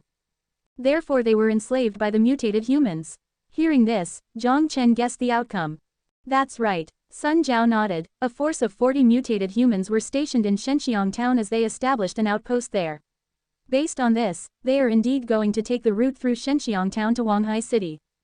That meant that they would go through Qingpu, not Songjiang. It was the worst outcome. Deep in Jiang Chen's heart, he hoped to avoid direct conflict with mutated humans. Even if they really arrived in Carmen Pharmaceutical and obtained the improved Feb virus, they would only torment Joss City. Jiang Chen took a deep breath as he asked in a serious tone. What about the 700 survivors? Based on the survivors who are there, because of the snow blocking the roads, they are temporarily imprisoned in Shenxiang town and have not moved yet. Hearing this, Sun Jiao looked at Jiang Chen. Snow blocking the road. Singled out, mutated human outpost. Watching the snow on the window, a smile suddenly surfaced on Jiang Chen's face. This is an opportunity. You mean, take them out, reinforce Shenxiang town's defense, and intercept the mutated human force there, blocking them out of Qingpu. Comparing direct firepower, a soldier wearing AT-3 power armor had no inherent difference to a mutated human with a steel plate covering the front of its body. In a one-on-one scenario, power armor, with its high mobility and adaptability, would quickly take down the almost defenseless back of the mutated human. But if it escalated to a full-scale battle, the power armor's advantage would be mitigated as the battle would usually turn into cover fire. During the last crossfire with the mutated human, Jiang Chen already learned his lesson. The 10T3 power armors had no advantage in firepower against the 30-something mutated human. It was even fair to say that they were at a disadvantage the entire time. In the end, they barely won with the advantageous positioning they had, but they lost with the cost of one power armor and multiple backup fuel rods. If Jiang Chen had a few more cannons, the situation would be drastically different. At the same time, the ability to produce heavy weaponry was fundamental to the existence of a survival base. From any perspective, Fishbone Base must develop its own heavy weaponry. So Jiang Chen already started doing that. The electric pulse cannon technology he purchased from Zhao Chenwu had been completely understood by the scientists at the base. Although the production condition at the base was still limited, after half a month, the Fishbone Base workers still managed to use the limited facility to manufacture 6 electric pulse cannons. This vehicle-mounted electric pulse cannon was used as the primary weapon on the tank during the war, but right now it was obviously not feasible to acquire a tank. Therefore, Jiang Chen thought of a compromise. Wheel the electric pulse cannon onto the improved truck, and use steel reinforcement to strengthen the armor of the truck. Then, place a soldier on top to fire the cannon. Therefore, the odd-looking electric pulse cannon vehicle was created by Jiang Chen's wild imagination. Also, he gave this thing a name that couldn't be more childish, Tiger. Low armor, medium mobility, high range, high damage. It was extremely effective in rural areas with scattered structures, but it was a target in the city. Although the design was extreme, they had to work with what they had. On the other hand, following the production of the Hummingbird drone, patrolling outside of the base has been passed on to those palm-sized little guys. The Hummingbird drone has built up a force of over 100 units, which was more than enough to create an attack force. Although those little guys carried a limited amount of ammo, once there were enough of them, they were capable of deadly attacks. The attack on Shenxiang town was set to be 5 days later. The survivors in the base had since been busy. Although attacking in the winter didn't sound like the smartest decision, since it was the boss's decision, they would relentlessly execute it. The military production factory worked around the clock, and the workers under Jiang Chen's instructions installed the electric pulse cannon on the back of the modified trucks. The training ground then became crowded as the soldiers in winter suits, under the command of Cheng Liu, began to train. Although everyone was preparing relentlessly, Jiang Chen wasn't too concerned about this attack. It was only a force of 40 mutated humans. Not only did the Fishbone Base have the fire support from the Tiger, but they also had helicopters that acted as gunships. Leaving the mansion wearing a thick winter suit, Jiang Chen headed straight to Zhang Lin's lab. For the scientist passionate about aerospace, Jiang Chen had a keen interest in him. Not only did Jiang Chen clean out a lab for him, but he also gave him a budget of 1,000 crystals a month to purchase related equipment. Although aerospace technology was not helpful to the Fishbone Base now, if rockets were created, not only can they be shot into the sky, but if they're shot downwards, they could be used as missiles. Of course, the purpose of the trip was not to inquire about the missiles, but for something else. When he pushed open the lab door, Jiang Chen stepped into the room, and quickly closed the door behind him. He shook off the snow on his body before walking inside the room. What are you working on? A dazzling amount of electronic parts were randomly stored in the corner of the room. Some of them were needed for the launch of the rockets, and some of them were junk he brought back from Fake Leg Specialty Store. Although Zhang Lin didn't plan to continue his father's business, he still moved his stuff here. Rocket engine. Zhang Lin wore protective goggles with a welding tool in his hand as he concentrated on the parts on the table. Looking at the grease-covered hair, Jiang Chen didn't want to guess the last time he showered. It's great to be passionate about your own business, but did you complete the task I gave you? Jiang Chen walked over to a mechanical leg lying on the ground as he stood beside him. Done. It's on the shelf to your right, and the manual is on the shelf next to it. Zhang Lin said as carefully wielded a single microchip onto the engine, not turning his head. Just need to wait till the weather clears up, install a smart power control into the engine, and then install signal blockage at the tip of the rocket. I am a genius, Jiang Lin mustered to himself as he looked ecstatic. Although Jiang Chen didn't know why. Kinetic skeleton, model K1. A line of small words was engraved on the metal strip as Jiang Chen read it out loud. He looked at the mechanical frame in his hand and began to play with it. But after a while, he still didn't have a single clue how it works. So, he took out the manual and began to read it step by step. The light plastic steel metal attached to the four limbs, and the spine position was covered by scale-like metal plates. To put it simply, this thing was like a metal skeleton. Although it had a metallic feel to it, it didn't feel cumbersome to wear. Jiang Chen moved his limbs and clenched his fingers, but he still didn't understand how it worked as a confused expression appeared on his face. Seeing that boss wearing his masterpiece, Jiang Lin dropped what he was working on, cleaned his hand, and walked over. The start button is on your neck. You can try pressing it. Following Jiang Lin's instruction, Jiang Chen skeptically placed his finger on his neck and quickly found a button. Then he tried pressing it down. A faint static noise was heard as Jiang Chen felt a temporary numbness on the back of his neck. The next second he was completely shocked. It was a surreal feeling. As if the metal strip became a part of his body. What maneuvered his body was no longer his own skeleton, but rather the metal skeleton attached to his body. Jiang Chen moved his limbs as the shock on his face intensified. Describing the feeling was difficult. Precisely, it seemed like the metal skeleton was really his own hand, but his real hand was only a tool he was using. Model K1 Kinetic Skeleton. Fake Legs Specialty Store's masterpiece. A proud smile appeared on Jiang Lin's face, as he took a curved plastic steel plate from the side and pressed it onto the empty slot in front of Jiang Chen's chest. Removable armor made of supramolecular polyethylene. It is bulletproof, so it can easily protect you against normal assault rifle bullets. The outside is sprayed with a reflective layer, so it has some defense against laser rifles. Of course, I don't recommend you take a few shots to test the strength of the armor. After he finished, Jiang Lin brought over several curved armors and slotted them onto Jiang Chen's stomach, legs, and shoulders. Almost done, Jiang Lin stood up and clapped his hands together. He then took a tablet from the table and connected a wire to Jiang Chen's armor. Jiang Chen looked at him as his fingers typed furiously on the screen. Quickly, the numb electrocuted sensation from the back of his neck disappeared and was replaced by an astonishing connection of his nerves to his muscles. It was not only simply the metal maneuvering his body, but the metal and body were simultaneously controlled by his brain. Jiang Chen moved his limbs as he became more and more shocked. Seeing the expression on the boss's face, Jiang Lin smiled and quickly backed away. With a pleased gesture, he said proudly, "Try hitting the sandbag." Hearing that, Jiang Chen clenched the fist covered by the thin layer of armor as he used his entire strength to punch. Boom! Dust blew everywhere. The violent force caused the sandbag to cave inward as the metal hanging the sandbag began to squeak in a whimpering noise. Beautiful. Let me see. 971 kilograms, not bad. Jiang Lin nodded his head as he scratched his chin and began to adjust the data on the tablet. Not bad. This is insane. Jiang Chen astonishingly stared at his hand as he ridiculed in his mind. A force of nearly 1 ton. An ordinary person's punch would be around 100 kilograms. He remembered Tyson could only punch with a force of 400 kilograms. But the sandbag didn't get punched through. Its quality must be excellent. While being shocked, Jiang Chen gave a few extra looks at the sandbag. Try the strength again. Jiang Lin quickly walked to the end of the room. Jiang Chen moved his leg around to test. When he realized that his coordination was not hindered, he walked over. There stood a metal box the size of a closet. The exposed part seemed similar to the weight of the sandbag. A white metal-covered signal light flashed unknowingly. The monitor on the side produced a faint light. Put your hand on the bar, and then use your maximum power to lift it.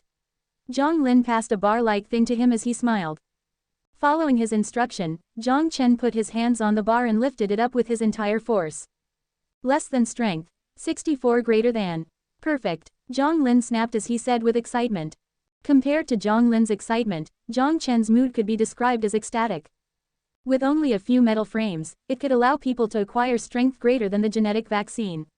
If every solider wore a set, Fishbone Basie's combat power would more than double. The power armor were the full-body armor of the knight, then the kinetic skeleton would be an infantry's chainmail. The entire mass was less than 10 kgs. The supramolecular polyethylene could guard 7 to 12 rounds of point-blank shots from a 7.62 mm assault. If it were an assault rifle from the modern world, it would not even make a dent in the armor. For equipping, the maximum weight carried by a single soldier would increase to 300 kilograms. The power source was 2 pieces of battery the size of a fist and was placed above the pelvis area. After a complete charge, it would allow the equipped person to run at a speed of 12 kilometers per hour carrying the 300 kilograms for 1 hour. Or, it could operate in normal combat conditions for 12 hours. The power could be charged through solar cells, or it could instantly be replenished with crystals. It was fair to say, other than the aerospace technology that has yet to see results, a significant factor that Jiang Chen considered when recruiting Zhang Lin was the kinetic skeleton technology of the fake leg specialty store. Although he didn't manage to continue the family business, being forced by his father, he still learned the essential skills.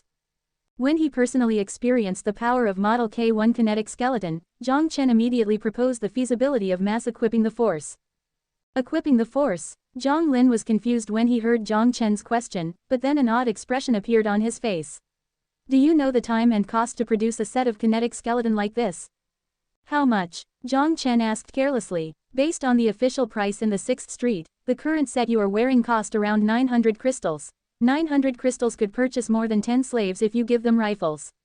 Regardless of what kind of super soldier, they can't beat 10-something rifles. Zhang Lin let out a sigh as he started to calculate the economics for Jiang Chen. But the 6th Street no longer sells population. Jiang Chen pressed the button on his neck as the faint static noise rose again and he took off the kinetic skeleton. The 6th Street doesn't sell population, but other places do. For example, Sioux City, they have the biggest slave market in Suhong province. They'll come to the 6th Street next spring, Zhang Lin tried to convince his boss. But we can't wait till next spring. Jiang Chen, with a smile, carried the kinetic skeleton in his hands. When the snow melts next year, the mutated human will invade from 7th area to Qingpu. We are the only force that's capable of putting up a defense. Therefore we will face the most pressure from them. Hearing that, Zhang Lin's face immediately turned white. He has never heard about this before. If he had heard about it, he would not have come to work here even if they beat him to death. The reason why he tried to convince the boss to give up the idea of mass production of the kinetic skeleton was the fact that he was worried his own research time for the rocket would be limited. Do you regret coming here? Jiang Chen smiled. Zhang Lin gulped as he looked away, disheartened. No. Don't be afraid. Your heartbeat already told me you were regretting it. Jiang Chen smiled as he patted him on the shoulder without criticizing his fear. It is okay to be afraid. People fear death for a reason. Since you are afraid, then follow what I have said. I heard that there are a few thousand mutated humans in the 7th area, Zhang Lin strugglingly said. To be exact, there are 3,000. Perhaps a bit more than that, but it's not something you need to worry about. Kinetic skeleton must be mass-produced. Regardless how many crystals we spend, you must manufacture 50 sets before next year January, Jiang Chen used an irrefutable voice. Even with a cost of 900 crystals per set, 50 sets would only be 45,000 crystals. Fishbone Base didn't lack money. It was time to convert the wealth accumulated in the early phases into power. Zhang Lin gulped again as he saw the seriousness in the boss's eyes as he nodded arduously. I'll try my best, but it can't be done with just me. I need help. Just tell me how much assistance you need. Let me think. The handcrafted metal skeleton would require 10 people, welding the microchips would take 4, drawing the circuit board would need 8, as well as modifying the power system. Based on my estimation, I would require 40 workers to be able to complete a streamlined process. In this case, I could probably manage to complete 50 sets of kinetic skeletons before January. Zhang Lin had a troubled smile. There was a total of 200 people in the base. Everyone had their own duties and responsibilities, it was impossible to assemble a team of 40. But Jiang Chen's following words shocked him. I'll give you 80 people. Could you double the production? Sure, but is there enough people in the base? Zhang Lin had to ask. You don't have to worry about it. We'll have plenty of people soon.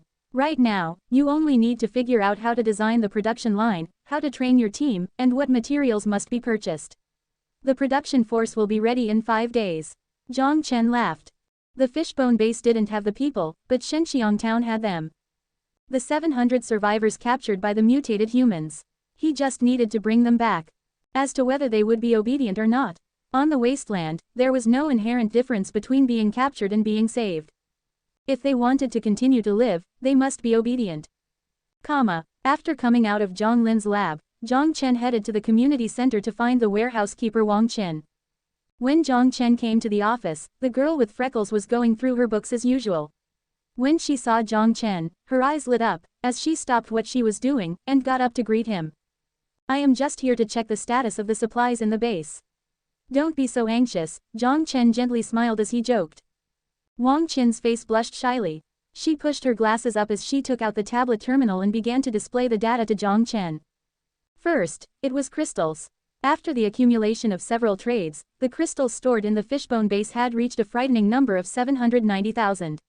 Because of the addition of several production lines, the crystals spent last month reached 30,000. This included the purchase of raw materials, as well as direct consumption for fuel and industrial production.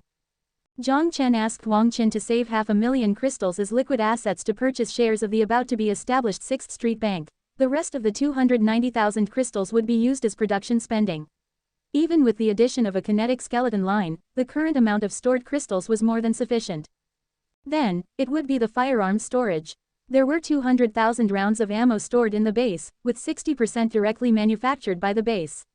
After they acquired Weijiang mercenaries, ammo production line, Fishbone Base began to work towards producing its own firearms. Then, it would be the 5 kg bombs. This is the standard ammo for the electromagnetic cannon. Following the completion of the Tiger, the military factory's production has been shifting towards bombs. The current stock was 200 rounds, with 50 being produced each day.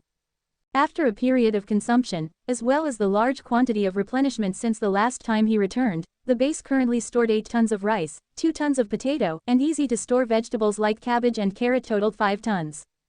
Sausage, marinated meat, and other preserved food added up to 2 tons. After Jiang Chen realized it was cheaper to purchase fresh food than canned food, Fishbone Base's cafeteria no longer provided canned food. All cans were only sold, or as an award to survivors that contributed to the base. With the assumption of 1 pound of rice per day per person, this food would last the group of 202 years. But considering the addition of 700 survivors soon, the rate of food consumption would undoubtedly increase. Even with an increase in survivors, the current storage of food would last at least half a year. Also, the base is preparing to add a new kinetic skeleton production line. Zhang Lin will send the list of purchases over in a bit. Send someone to purchase it from the 6th Street. Wang Qin nodded and then wrote Jiang Chen's words in the tablet. Following the increased quantity of supplies, one warehouse keeper was not enough. After asking for Wang Qin's opinion, Jiang Chen added a logistics department to the base's administration, responsible for managing warehouse supplies, daily consumption, and trade-related tasks. Trade was previously the responsibility of Sun Zhao, but she seemed to get a headache with small tasks containing minuscule details, so she threw the duties to the logistics department. The logistics department was of course led by Wang Qin. The department increased to 5 people, managing a total of 6 warehouses. I said you don't have to be so anxious. Seeing how the girl was taking notes seriously, Jiang Chen couldn't stop laughing. Although she had matured compared to when she just got to the base, the trait of blushing did not change at all. Also, what's the status of Zhou Guoping's bar in the 6th Street? After recollecting her previous calmness, Wang Qin pushed her glasses up and said in a focused tone, 4,000 cans of beer were consumed in October, resulting in a total profit of 40,000 crystals. Hearing the news, Jiang Chen nodded. He didn't care about the profitability of the bar. He was more keen on using the traffic generated to bring him intelligence. The beers were only a few bucks in the modern world, which was nothing. But of course, as the saying goes, although mosquitoes were small, meat was still meat, and the income from the beers was quite good. Also, there is something else. Wang Qin saw that Jiang Chen was in a good mood, but she hesitated for a moment before she spoke. The raw material used to produce the automatic rifles and hummingbird drone, the calm tree sap, is out of stock. Out of stock? Jiang Chen frowned. It was a big problem. The threat of mutated human was approaching fast, the Fishbone Base was working around the clock to produce firearms, and now calm tree sap was out of stock. The plantation that provided us with calm tree sap terminated the contract, and paid us 1,000 crystals as the penalty, Wang Qin said helplessly. Reason: following the increase in production on the 6th Street, the price of calm tree sap rose by 20%, which is much higher compared to the price signed on the contract. They also signed a large quantity long-term deal with other companies. Therefore, they shamelessly terminated our contract. Wang Qin said in anger. So how much is left in the base? Jiang Chen said in a serious tone. 2 tons left, enough to maintain production for 1 more month. I'll take care of this. Jiang Chen nodded. If the 6th Street can't supply it, the fishbone base can just produce it on our own. Growing calm trees. Sun Jiao thought for a second before a troubled look appeared on her face. Is there a problem? We could probably buy the sapling on the market. If we can't, I'll get Zhou Guoping to think of other ways. Jiang Chen didn't understand. No, it's not the problem with tree saplings are easy to obtain. Seeing that Jiang Chen seemed to be misinterpreting her meaning, Sun Jiao forced a bitter smile. The problem is growing them. Growing. I remember these mutated plants were able to survive in the apocalypse's soil, is there any problems? Jiang Chen raised his eyebrows. Typical crops could not grow in the nuclear and biological contaminated soil, but mutated plants that survived the war could. Logically, anything that could grow in the 6th Street, the fishbone base could grow the same thing. Hearing Jiang Chen's question, Sun Jiao facepalmed as she began patiently explaining the fundamentals. To grow anything on the wasteland, there are 2 factors to consider. 1 is radiation level, and 2 is soil contamination level. As long as there is material exchange with the outside world, it cannot avoid the impact of radiation. There is nothing in the apocalypse that is free of radiation. Not even the drinking water treated by the automatic water purifying equipment. It doesn't negatively affect humans because of the existence of the EP and special medication that reduces the radiation level to below the danger threshold. However, plants are not so lucky. To ensure the planted apple does not mutate, the radiation level must be controlled to below 1. If the radiation level is above 5, even normal seeds buried into the ground will become abnormal. With the 6th Street's technology, it is able to control the radiation level to around 3, which certainly reflects how valuable the fruit cans you brought are. But the mutated plants that survived through natural selection are not that delicate. Their resistance to radiation is quite high. Take calm trees for example. As long as radiation levels are below 40, it can grow normally.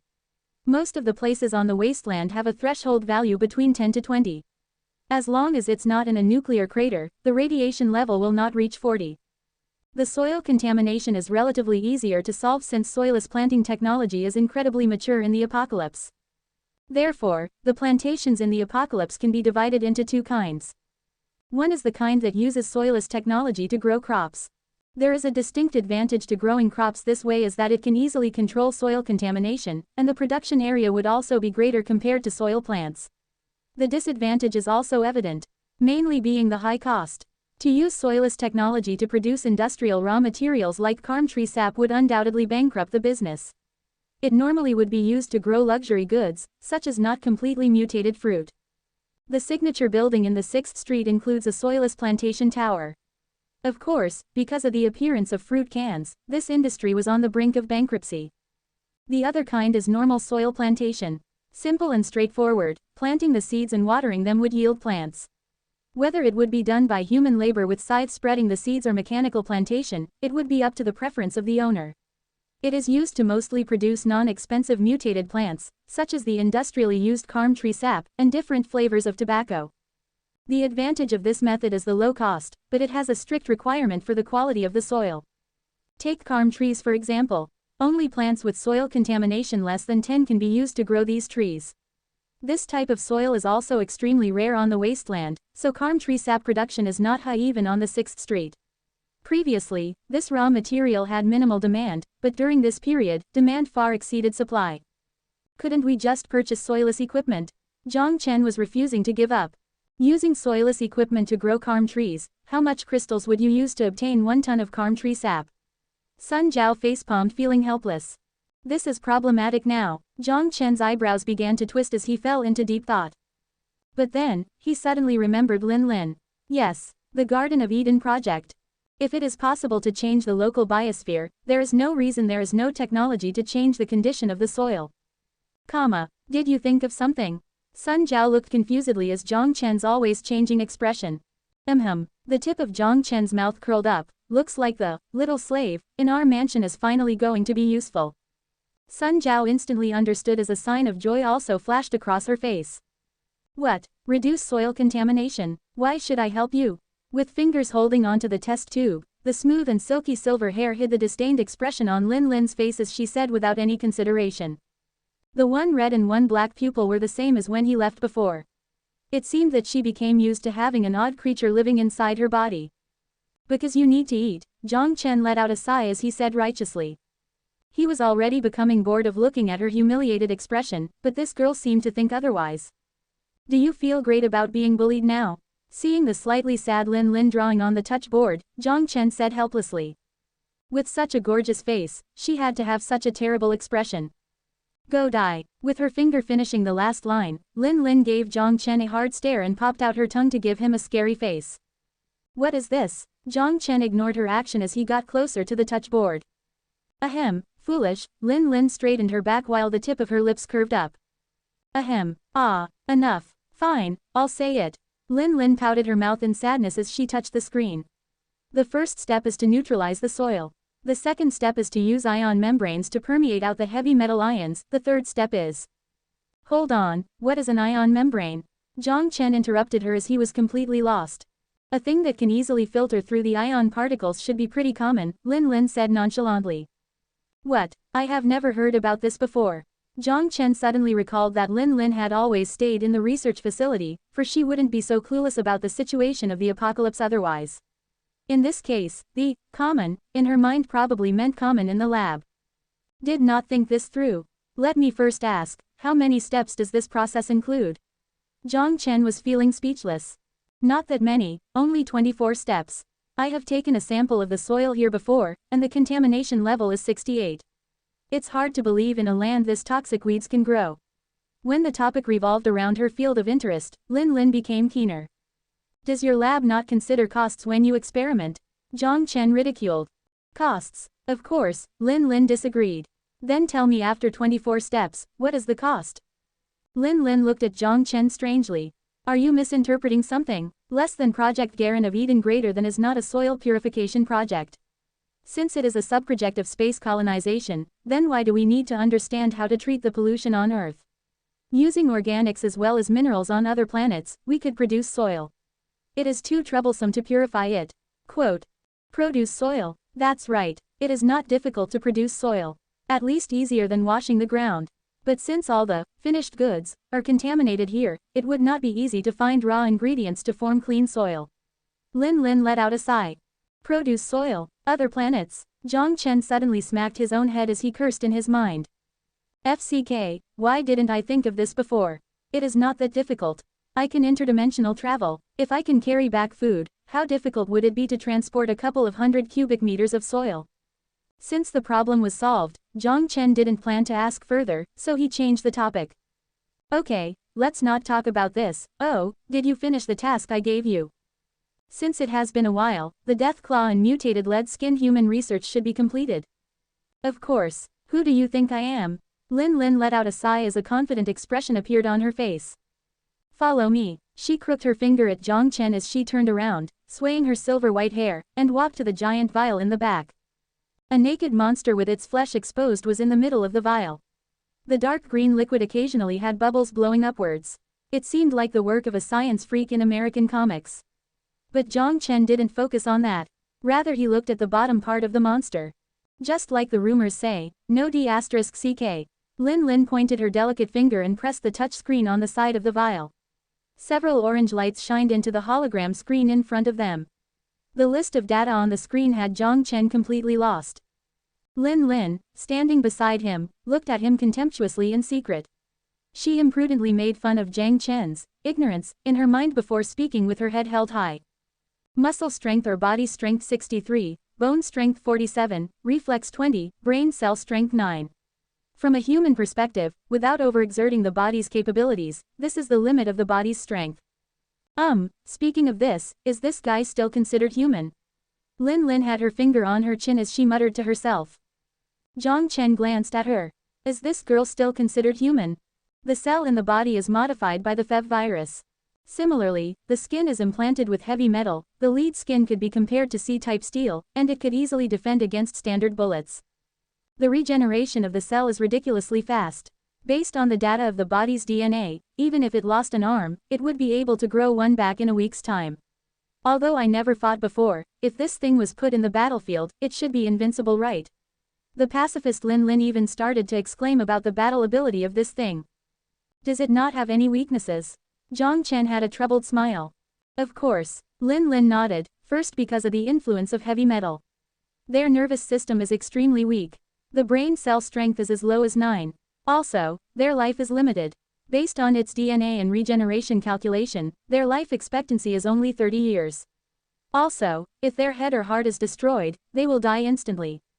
It was the same as not saying anything. Which creature would still live without a brain or heart? Jiang Chen let out a sigh. Looks like there is no shortcut to this. To destroy this dangerous thing we would have to depend on Tiger. Using its pure explosive power of electromagnetic cannons to blow this thing into pieces. Also, can I ask a question? Lin Lin abruptly spoke out. Go ahead. When I first acquired the body I was utterly astonished. What did you do to destroy every single cell in the mutated human's body? Lin Lin looked oddly at Jiang Chen as she was clueless. It was time travel, but he did not dare to tell her yet. Jiang Chen subtly looked away as he began to come up with a vague response. Well, I used a special weapon that instantly ended all cell activity. Speaking of this, what do those cells look like under the microscope? The cell membrane broke. Based on the way it broke, it appeared to be due to extremely low temperatures that caused the fluid in the cell to freeze.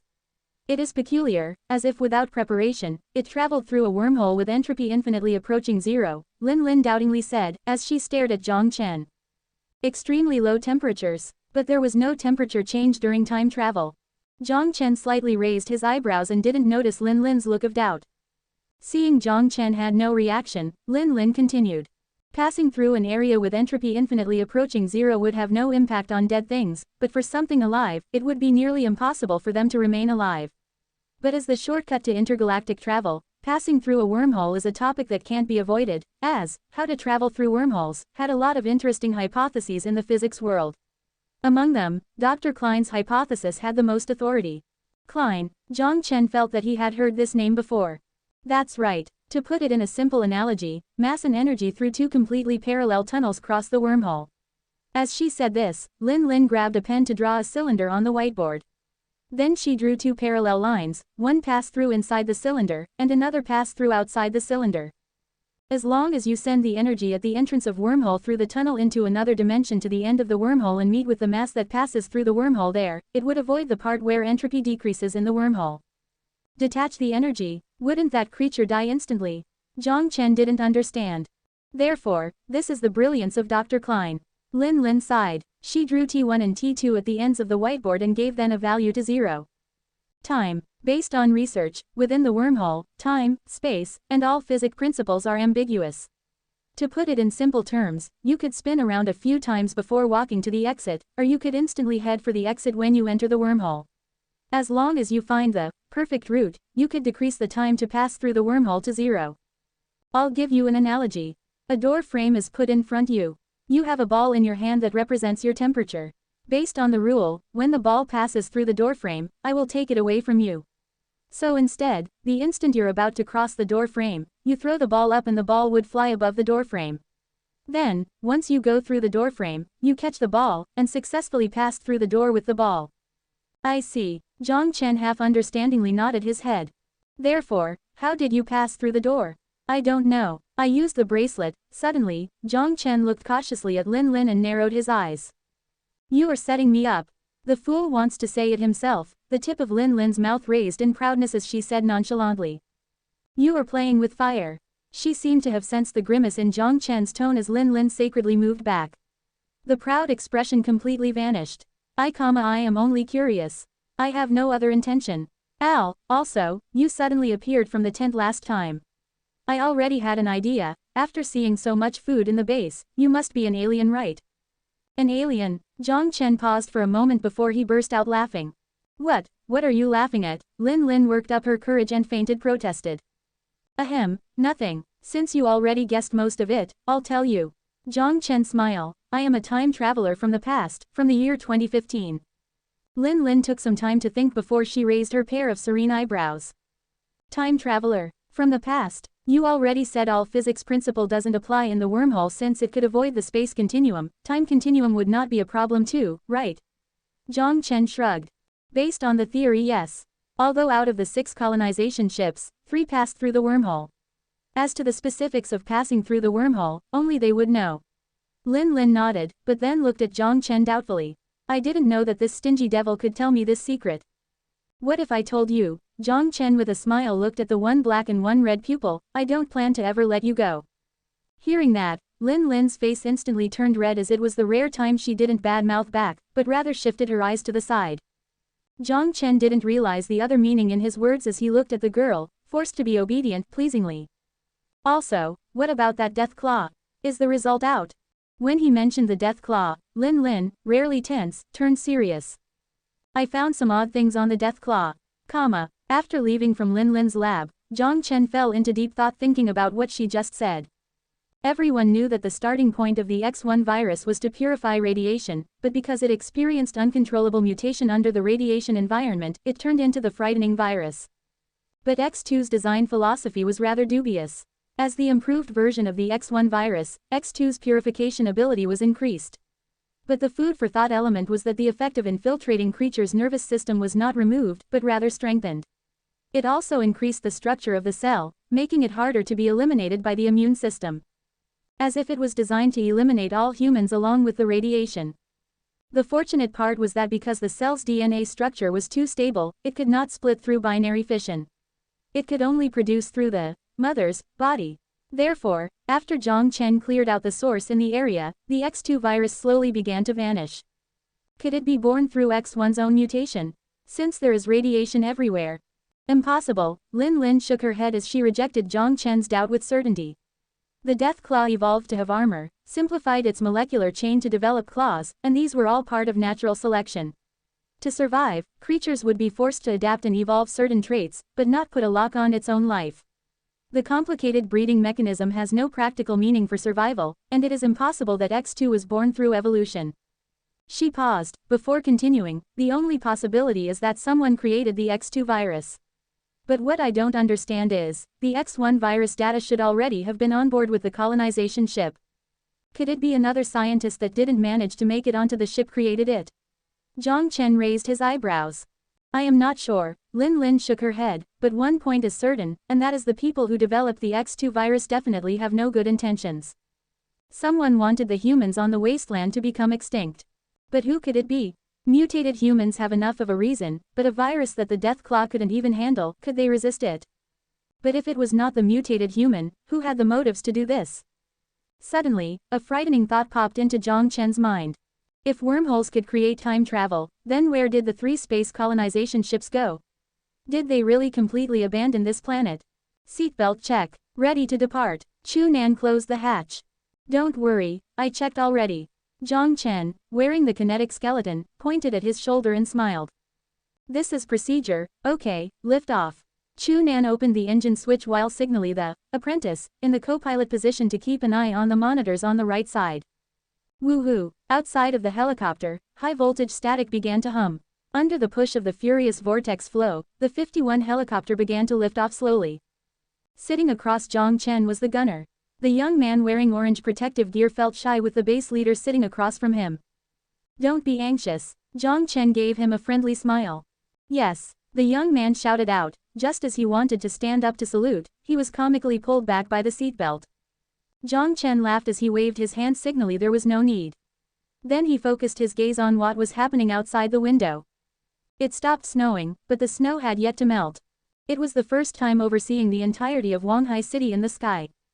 A frozen world. The city at dawn shone brightly. The glittering colors seemed to have fended off the gloom of the radiation dust in the air.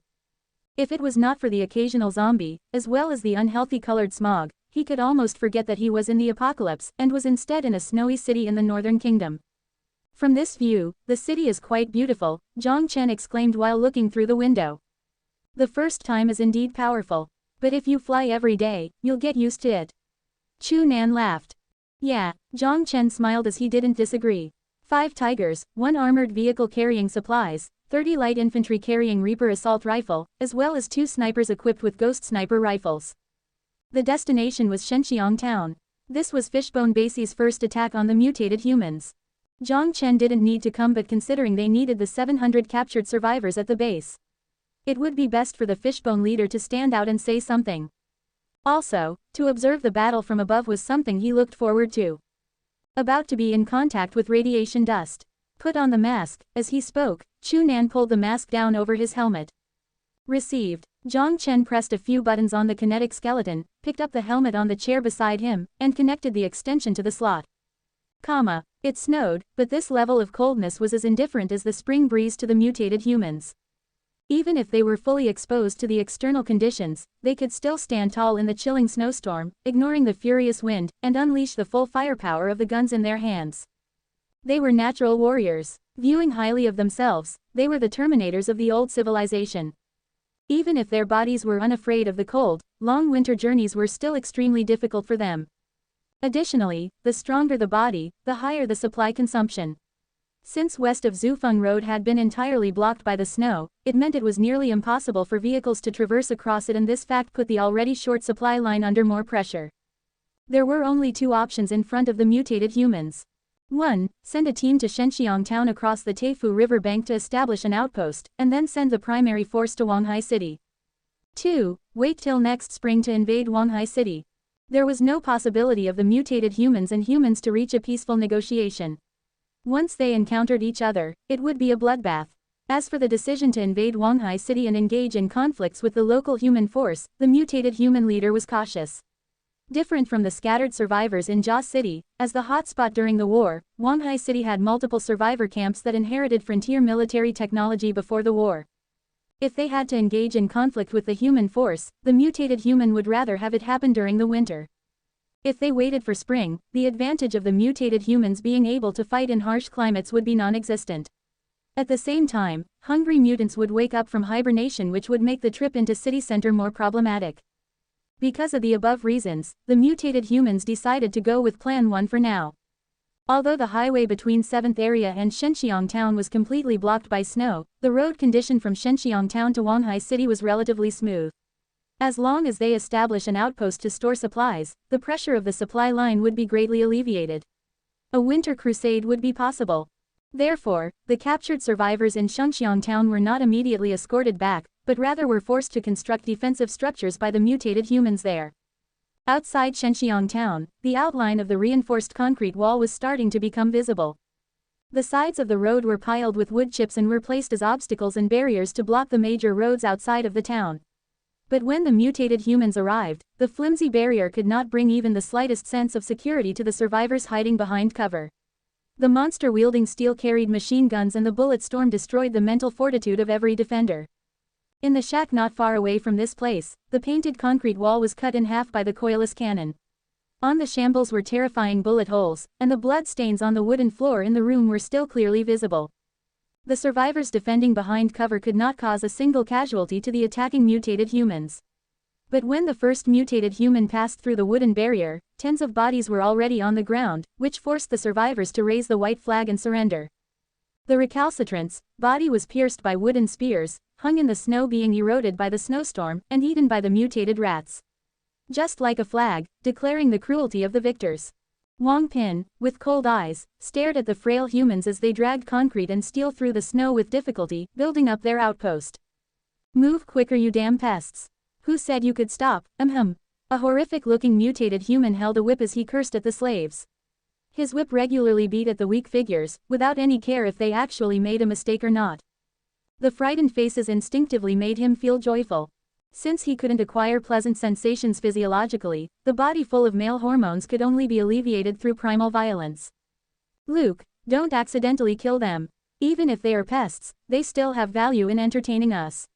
Wang Pin strolled beside the supervisor as he flashed his mouth full of fangs. Looking at the boy lying in the snow, he did not hide his eyes full of disgust and disdain. The mutated human, after being reborn, would rename themselves, abandoning the ancient ethics along with their name. "Ha ha!" Luke flung the whip in his hand as he laughed. "Cowards, all eyes on me." The people carrying bags of concrete all stopped. Men, women, elderly, and children. The white snow circled around them, but it could not hide their terrified looks. They could not scream, nor be anger. The chilling cold already caused their facial nerves to lose any sense of feeling. The bloodthirsty mutated humans made them forget the dignity they had. He looked at the numb faces with satisfaction. Luke lowered his head and looked at the boy trembling in the snow. With a grimace, he lifted his foot and stepped on the youthful face.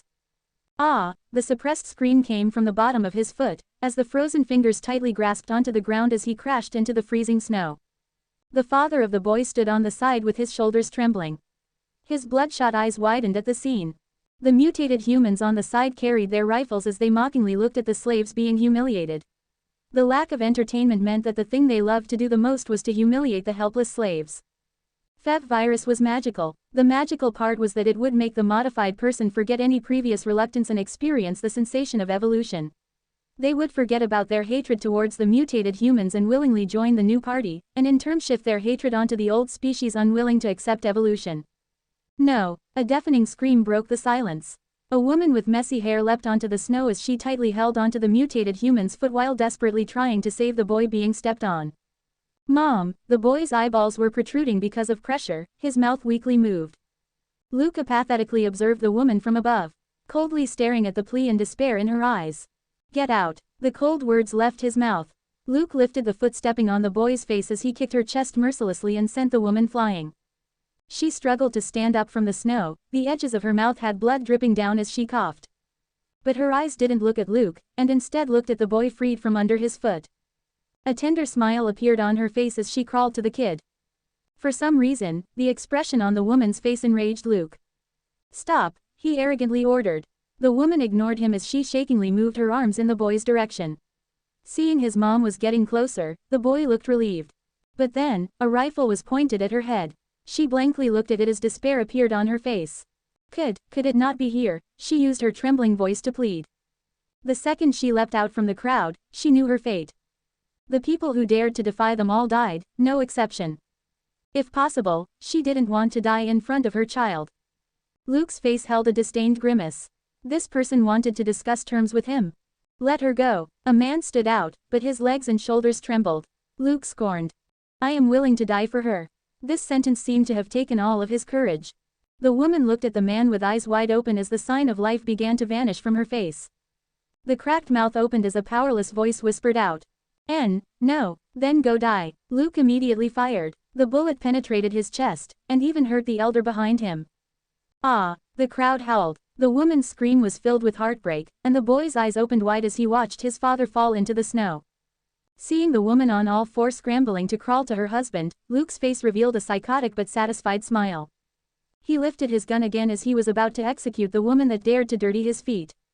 But just at that moment, Wang Pin, standing on the side, gently put his hand on the lifted rifle. The woman covered her husband as the body's temperature began to drop. The woman desperately tried to use her own heat to warm him, to save his fading life. I love you. No, I won't allow you to go. Droplets of tears rolled down the woman's cheek, splattering on the blood-soaked jacket. Sorry, I don't want your apology. I don't. The heartbreaking scream could not stop the body's temperature from dropping. Luke moved his eyes away from the two as he looked confusedly at his companion. He didn't understand his intention. It's too boring to kill them, buddy. You haven't learned the essence of torture. Wang Pin patted his shoulder, pretending to sound wise as he cracked a smile. Oh, Luke raised his eyebrows as he stuffed the gun into his lap. Go ahead then. Wang Pin took the gun with a grimace on his face. He ignored the woman looking at him with anger and fear, and turned to the other pigs. Pigs, listen up. Now, anyone who R** pays her will be given freedom. The crowd became unsettled, but no one came up. Luke looked at his colleague, not understanding his intention. He didn't know what was the purpose of seeing herds of humans in intercourse. That's right, herds. From the mutated human's perspective, humans were only livestock. Due to traces of memory being left from before their transformation, they didn't eat human flesh like cannibals. However, they would not shy away from any cruelty to obtain a sense of joy from the howling humans. No one, if I remember correctly, this woman, to your standard of beauty, should be quite attractive. Wang Pin continued to hold his rifle and said slowly. Is there any purpose in this? Luke was still confused. Of course, buddy, learn from me. Other than killing, there are a lot of other ways to dig out the despair in their hearts. Wang Pin smiled with a grimace as he licked his dry lips. He then looked at the frightened woman backing away from him. Lying on top of her husband's yet-to-be-cold body, under the watch of her son, and humiliated by countless people. What kind of despair would be on such a face? The idea is making me excited. Isn't the whole purpose of the existence of civilization to blossom the glimpse of light under the torture of the primal? Ha ha ha. The cruel laughter was deafening, shaking off the snow on trees that were a few kilometers away. Luke blankly looked at the psychotic smile on his colleague as an excited expression appeared on his face. Sheet, you are a genius. Oh, devil, you must be an artist in your previous life. Who knows? Wang Pin smiled as he used his gun to point at the closest man. You, go Fu K her. The man gulped, gritted his teeth, and defiantly said. I can't do it. Bang, like a piece of paper, he fell onto the ground. The man's face still maintained a defiant expression, with a glimpse of disbelief. Next, Wang Pin pointed the gun at the next man, a middle-aged man holding his bleeding arm. Trembling, the middle-aged man walked a few steps, before finally kneeling onto the ground. Bang, Wang Pin didn't give him the opportunity to explain as he immediately blew up his head. Red and white splattered everywhere and even splashed onto the person behind him. Wang Pin raised his chin and targeted the next person. Perhaps terrified by the horrific scene, the third person only hesitated slightly before looking down and running to the woman with trembling steps. Sorry, please forgive me. The man was afraid to look at the expression on the woman's face as he mercilessly reached for her collar. No, the woman's eyes widened in despair. The man ignored her struggling plea. He ignored all the morals and dignity of the human civilization and pushed her down on the body that was still slowly losing its temperature. In his mind, he was desperately trying to comfort himself. If he didn't do it, he would die. He was doing it, but it was not his intention. Wang Pin pleasingly looked at the man's action. The joy of ripping the civilization apart was almost making him shake in excitement. Luke, standing on the side, also had his eyes wide open.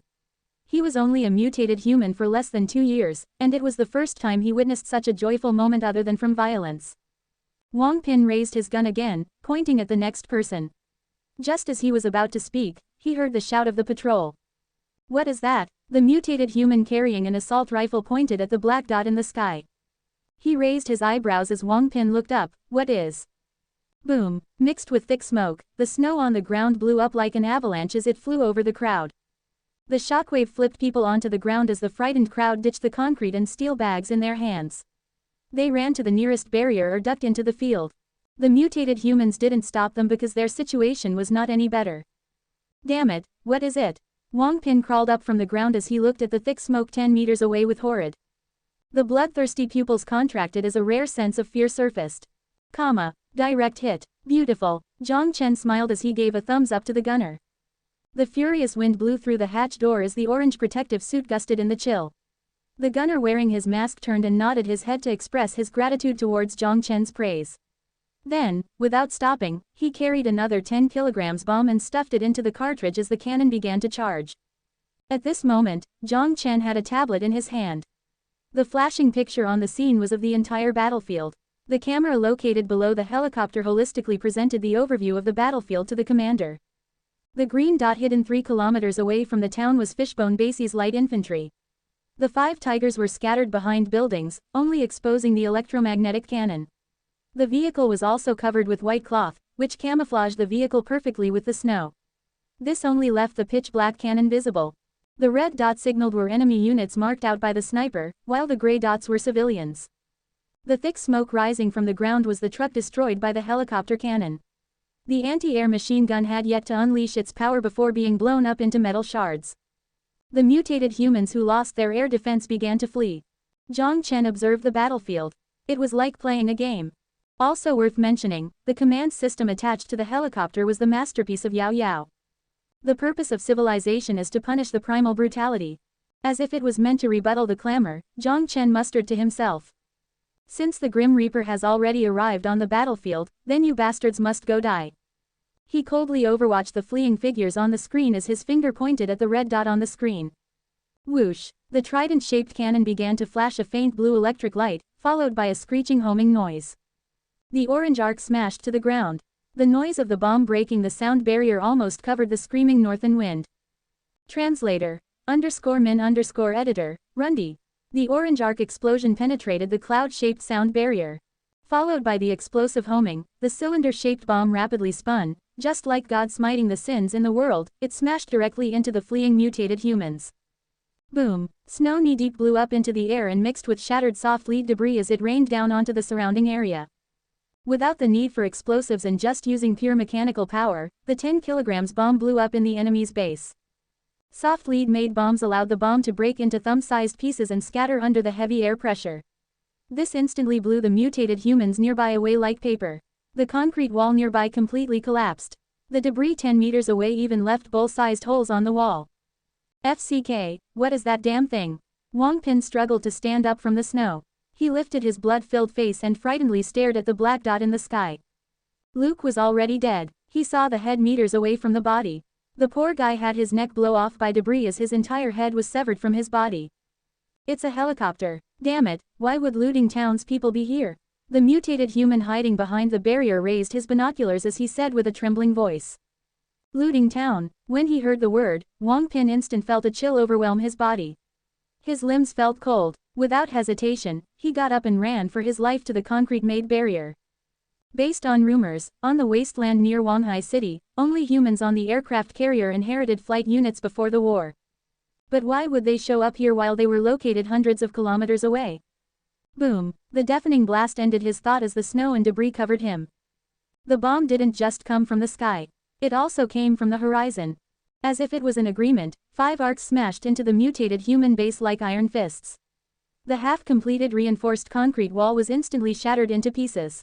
As the pieces of concrete flew backward, the mutated humans taking cover behind it all dropped to the ground. The ones yet to be killed crawled into the town.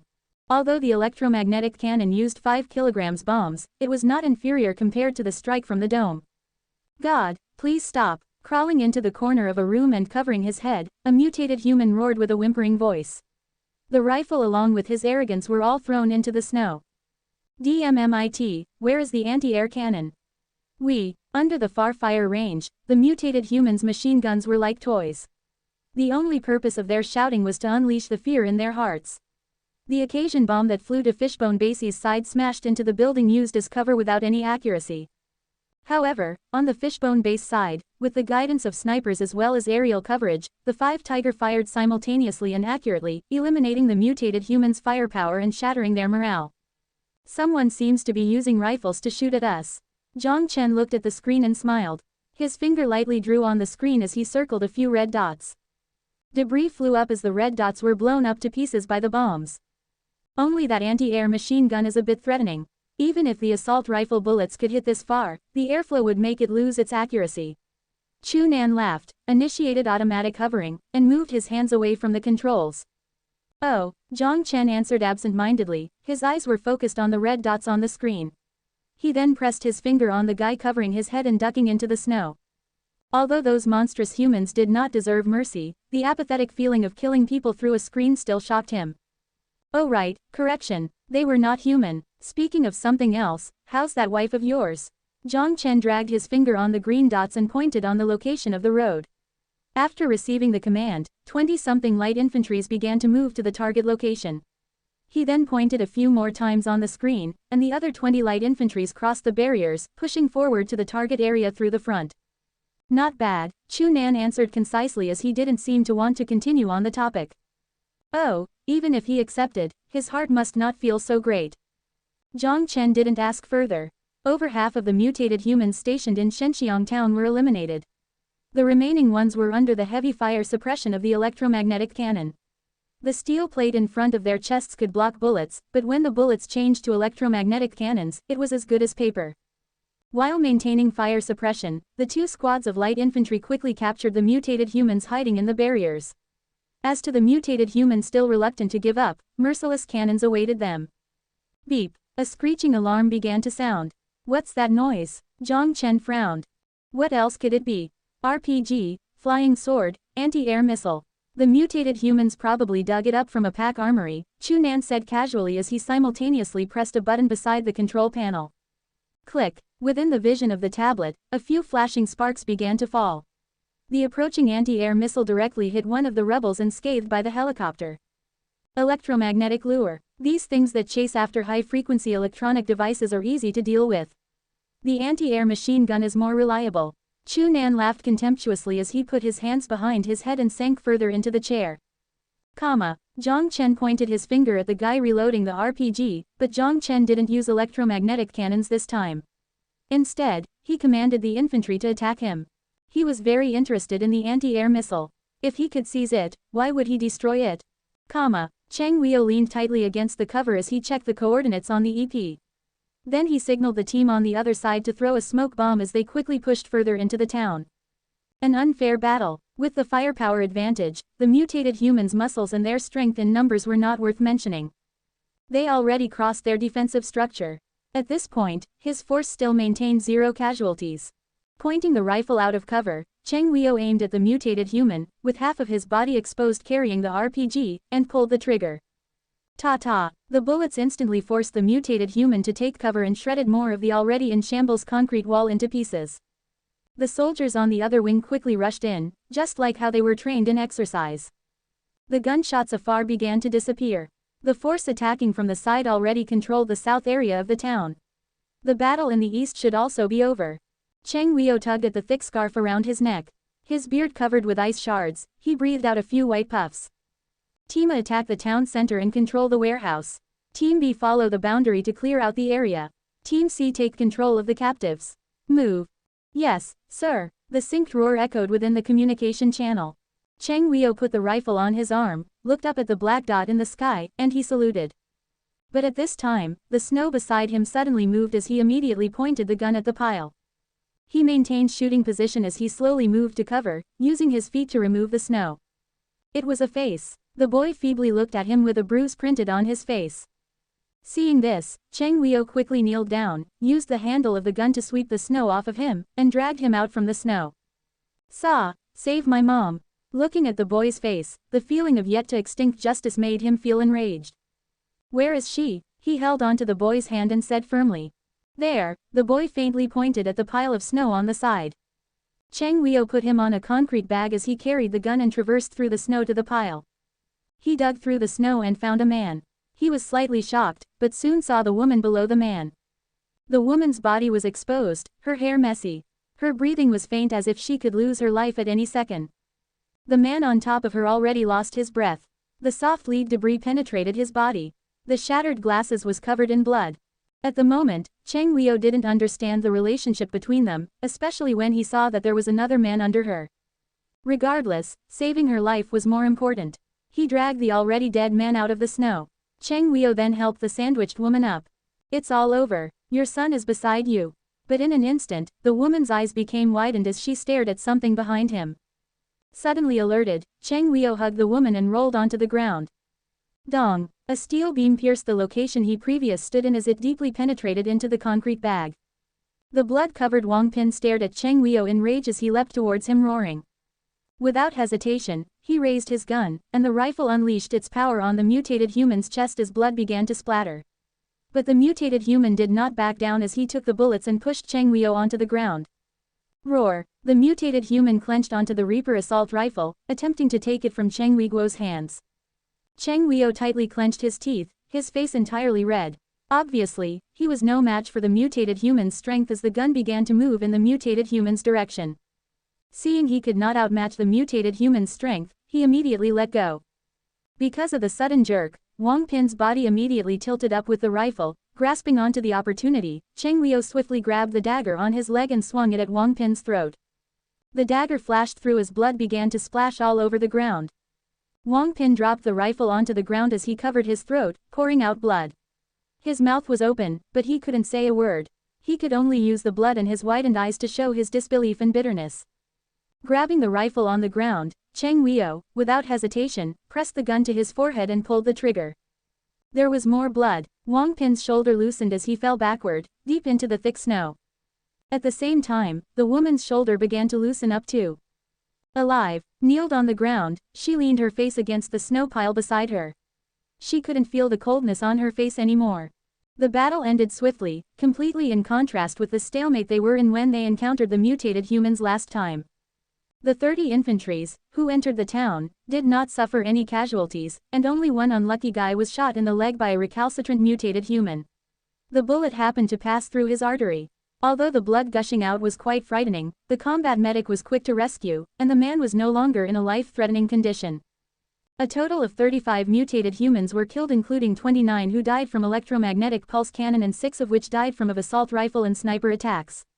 5 were captured, and although mutated humans would rarely take the humiliation of being captured by a human lying down, under that overwhelming firepower, instinctive fear prevailed over the ridiculous pride. A total of 721 human captives were rescued. If the bodies outside the town were all dead, the population of the town should be 779 before the mutated humans came. There were bullet holes the size of a bowl throughout the exterior buildings outside of the town, and collapsed concrete buildings could be seen everywhere. Half of which were destroyed by the mutated humans. The Fishbone Base infantry maintained the order of the queue as they recorded all the rescued townspeople and then provide them with the nutrient supply that originally belonged to them. The 5 Tigers didn't drive into the city but stopped at the bridgehead of Zufeng Highway. A few soldiers were carrying concrete bags to build 5 crude bunkers. This move was very intriguing. All the Shenxiang townspeople had one thought hovering in their mind: do these people want to stay here? They had a sense of foreboding. Type 51 helicopter landed about a half-kilometer away from the town in an open space. Jiang Chen, clad in kinetic skeletons, jumped down from the top. Cheng Huio, along with the mayor of the town, greeted Jiang Chen and saluted after seeing him. Did you finish the census? Jiang Chen cut to the chase. It's done. Cheng Huio handed a tablet to Jiang Chen for him to check. Jiang Chen swiped the screen while he perused the statistics. Population: 721, captive mutated humans, 5. Seized: 24 machine guns, 72 various models of rifles, 100,000 rounds of bullets, 1 shoulder-launched missile, 5 surface-to-air missiles, 5 recoilless cannons, and 40 rounds of ammunition. And there were 40 sets of C-type steel armors, though most of them were destroyed in the explosion. Looking at these batches of firearms, Jiang Chen was secretly stunned. Oh boy, these firearms reserves could catch up with the entire assets of the Fishbone Base. It could be seen that these mutated humans invested a lot in this outpost, but now all of these belonged to Jiang Chen. These firearms would remain here, but he ordered the armors to be shipped back. Although these lumps of irons were of little value to humans, nevertheless it's still pretty good to reforge them. Fishbone Base could use more C-type steels. With about 10 tons of steel, however, modifying them into 2 armored vehicles wouldn't be a problem. In addition, there were also hundreds of preserved mutants' cadavers which appeared to be the food of mutated humans, since only they could eat something this toxic. However, so as not to waste anything, Jiang Chen still ordered Cheng Huio to throw these into the organic extractor to produce some nutrient supplies. With the ratio of 1 mutant to 100 nutrient supplies, it could easily extract 10,000 nutrient supplies. Including the 30,000 in the storage, he temporarily did not have to worry about the rations of more than 700 people. What excited him most was the construction materials that he seized. The mutated humans left a huge amount of cement and steels in the warehouse which were originally used to build an outpost, but right now, they were in his hands. With these batches of prefabricated construction materials, Jiang Chen could easily stretch out reinforced concrete defensive line along the shore. He returned the tablet to Cheng Huio, said a few words, and the latter received the order at once and left. Then Jiang Chen finally turned to look at the mayor, who had been standing there, and smiled amiably at him. Seeing that Jiang Chen was looking at him, the mayor quickly bowed. The Honorable Fishbone Base leader, Mr. Jiang Chen, on behalf of all the survivors in Shenxiang town, I would like to express our utmost gratitude and sincerity to you. Don't worry about it, do tell, what's your name? Deng Bin. Okay, Mr. Deng Bin, I want to go to the town hall now. Do you have time to take me there? My pleasure. Deng Bin bowed again. To be honest, as the mayor, their savior's behavior after eliminating the mutated humans made him very uneasy. At the moment, however, they were wielding guns, and the entire military power of the town was wiped out after the onslaught of mutated humans. Not possessing confidence nor knowing what to say, he could only meekly follow Jiang Chen on the side. With hands in his pocket, Jiang Chen looked at the surrounding buildings while walking on the road leading to the town hall. The reek of blood lingered in the nose and did not fade away even after a long time. Along the way, he didn't say anything, which actually made Deng Bin somewhat uncertain. After hesitating for a moment, Deng Bin looked at Jiang Chen and asked tentatively, in just 3 days, they already slaughtered more than 60 of us. Truly grateful to you, as survivors from Qingpu. If there is anything we can help you with, we'll do our absolute best. I've already said not to worry about it. Jiang Chen, however, didn't directly answer. Instead, he only responded in a brief sentence before no longer speaking. While Deng Bin's heart was still apprehensive, the two had arrived in front of the town hall. To his surprise, the leader of the mysterious organization didn't seem to have the intention to go in, rather, he just stood in front of the town hall. Did it deserve to be called a government building? It was aesthetically built, and based on the damage, it could be considered the only intact building in the entire town. Say, was there a person called Lin Cheon who came to your place before? Dang Bin was a bit stunned for a moment, as he didn't expect Jiang Chen would suddenly ask this irrelevant question. Frowning, he tried to recall carefully and answered, there seems to be someone like that, he came from Jia City. Did he not say anything to you? Like how the mutated humans would be here? Jiang Chen asked casually. Looking blankly at Jiang Chen, Dang Binyao shook his head and said, no, he only stayed in our town for a night before leaving hastily. Hadn't said anything. That's extremely odd. If they desperately wanted to prevent the mutated humans from invading Wanghai City, there is no reason not to alert the people here, so that they can make early preparations. Or at the very least, build some defensive structures. Jiang Chen slightly knitted his brows as he carefully scrutinized Dang Bin's eyes. It doesn't seem like he's pretending at all. How did you remember him? What I mean is there anything special about him that made you take a closer look at him? Hehe, there was one. Because the people passing through Zufeng Highway were usually lone travelers from Jia County, they come here to dig a few components or microchips from military equipment. These things would sell well anywhere in the mainland. The worst case scenario is that they would go to Looting Town to buy a few boxes of canned fish to sell when they returned, and then the price could at least double. However, only Lin Cheon came back empty-handed. Has he only been here once? Yes, he seemed to have taken another route when he went to Wanghai City. Nodding thoughtfully, Jiang Chen became lost in thought. Dang Bin, standing on the side, was trying to figure out the expression on Jiang Chen's face but couldn't manage to read the slightest useful information. He couldn't understand why Jiang Chen would suddenly ask about the lone travelers. Was there any deeper meaning in this? While he was speculating, Jiang Chen spoke again, but this time it was to ask a different question. Let's talk about something else. What do you do to earn a living? More than 700 people were not a small number. It's not the city center, so there were not enough zombies to provide organic matter that could be used to extract nutrient supply. Although there were quite a number of mutants here, they were usually powerful. If they ever hunted mutants, they didn't exactly look like a well-equipped group of survivors. We planted some crops on the farms outside the town to extract nutrient supplies. Dang Bin looked at Jiang Chen in the eyes and said cautiously. The fruit of the mutant plants could not be eaten, but it could be used as an excellent raw material for the extraction of nutrient supplies. Many survivors in Qingpu would also plant such crops on the roof and go to the 6th Street to exchange for crystals or nutrient supplies. Oh, what is the degree of soil contamination here? What about the radiation? Seeing that Jiang Chen seemed to be showing no interest in the nutrient supply in the warehouse, Dang Bin felt slightly relieved and muttered, it seems to be 9 and 20. With regards to this, he didn't have to lie about it. The two numbers were easy to measure. The radiation value could be measured by EP, and the soil contamination would only require to take a sample and then to drop 2 drops of reagent. 9. Very good. Jiang Chen suddenly laughed and then reached out and patted Dang Bin on the shoulder. From this day onwards, you'll be in charge of the farm. Dang Bin paused while looking completely dumbfounded. He couldn't understand the meaning behind his words. Farm, me. Jiang Chen smiled, looked at him and said, that's right, who else would it be? Swallowing his saliva, Dang Bin was still bewildered and asked, if you want those mutated fruits, we are willing to pay tribute to you. Those things were not worth money at all, and not to mention the price of organic matter was declining. Even with the price 2 months ago, 1 ton of fruit could only extract 100 nutrient supplies which could be exchanged for 10 crystals. The Reaper rifle alone in their hands was worth 20. Thus, they didn't need to care about this small profit. Jiang Chen raised his hand to interrupt him. You misunderstood me, we don't care about those rotten fruits that you planted. It was the truth, Fishbone Base didn't need nutrient supply. Then you mean, am I still not direct enough? Former mayor, I need you to take care of my farm for me. There were 2 words Jiang Chen emphasized and they were, former mayor, and, my. Upon hearing this, Dang Bin's face instantly paled, his eyes widened, you want to occupy our homes, you can't do. But we can, the mutated humans are going to cross this river, and I will prevent that from happening, and so we're here. But all of them are dead now. Dang Bin had difficulty speaking. Jiang Chen looked strangely at Dang Bin, he smiled and said, are we having a misunderstanding here? You think we are here on a special trip to rescue you?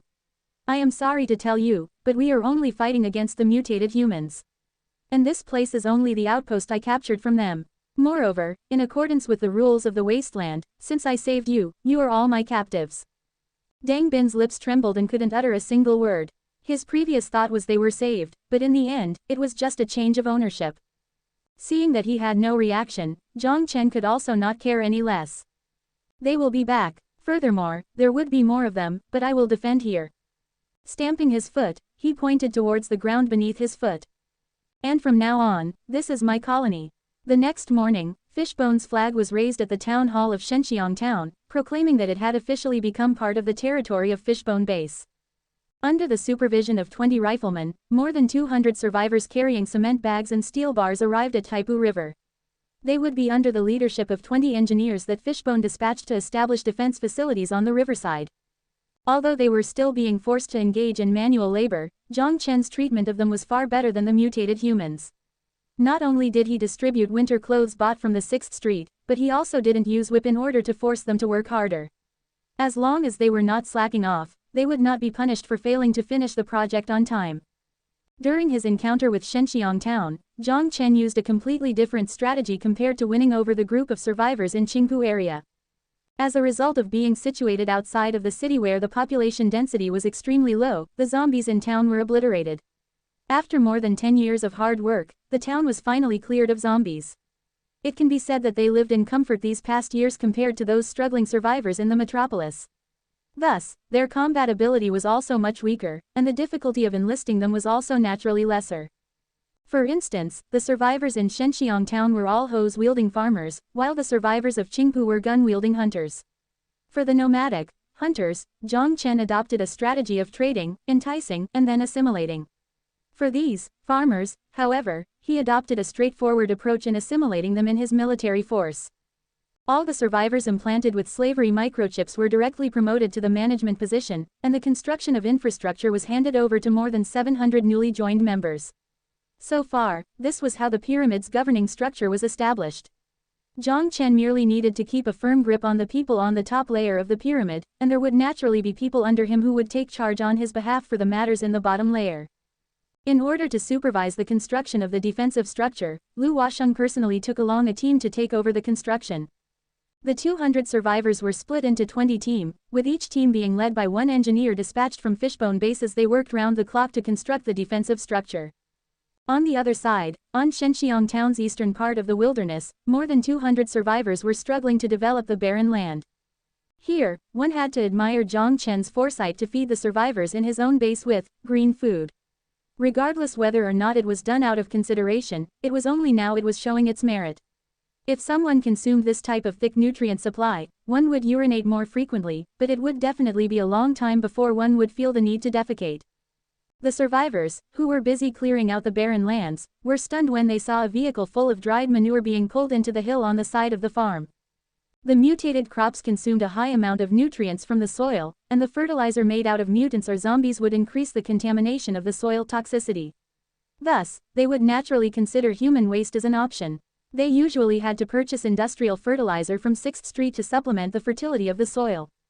How valuable was this waste? At first, Jiang Chen hadn't given it much thought but instead felt the impact of this on health was quite significant. It was not until the survivors of Qingpu offered a contract to clean their base that he began to notice the problem. In this wasteland, human waste seemed to be extremely valuable too. Wanghai City was located in the plains, where mineral deposits were extremely scarce in the surrounding area. Although nitrogen could be obtained through artificial nitrogen fixation technology and potassium could also be extracted from seawater, phosphorus scarcity was much harder to resolve. The cost of extracting phosphorus from a mutant organism or plant was not exactly low, and the main cost of producing fertilizer in the 6th Street was higher than this phosphorus.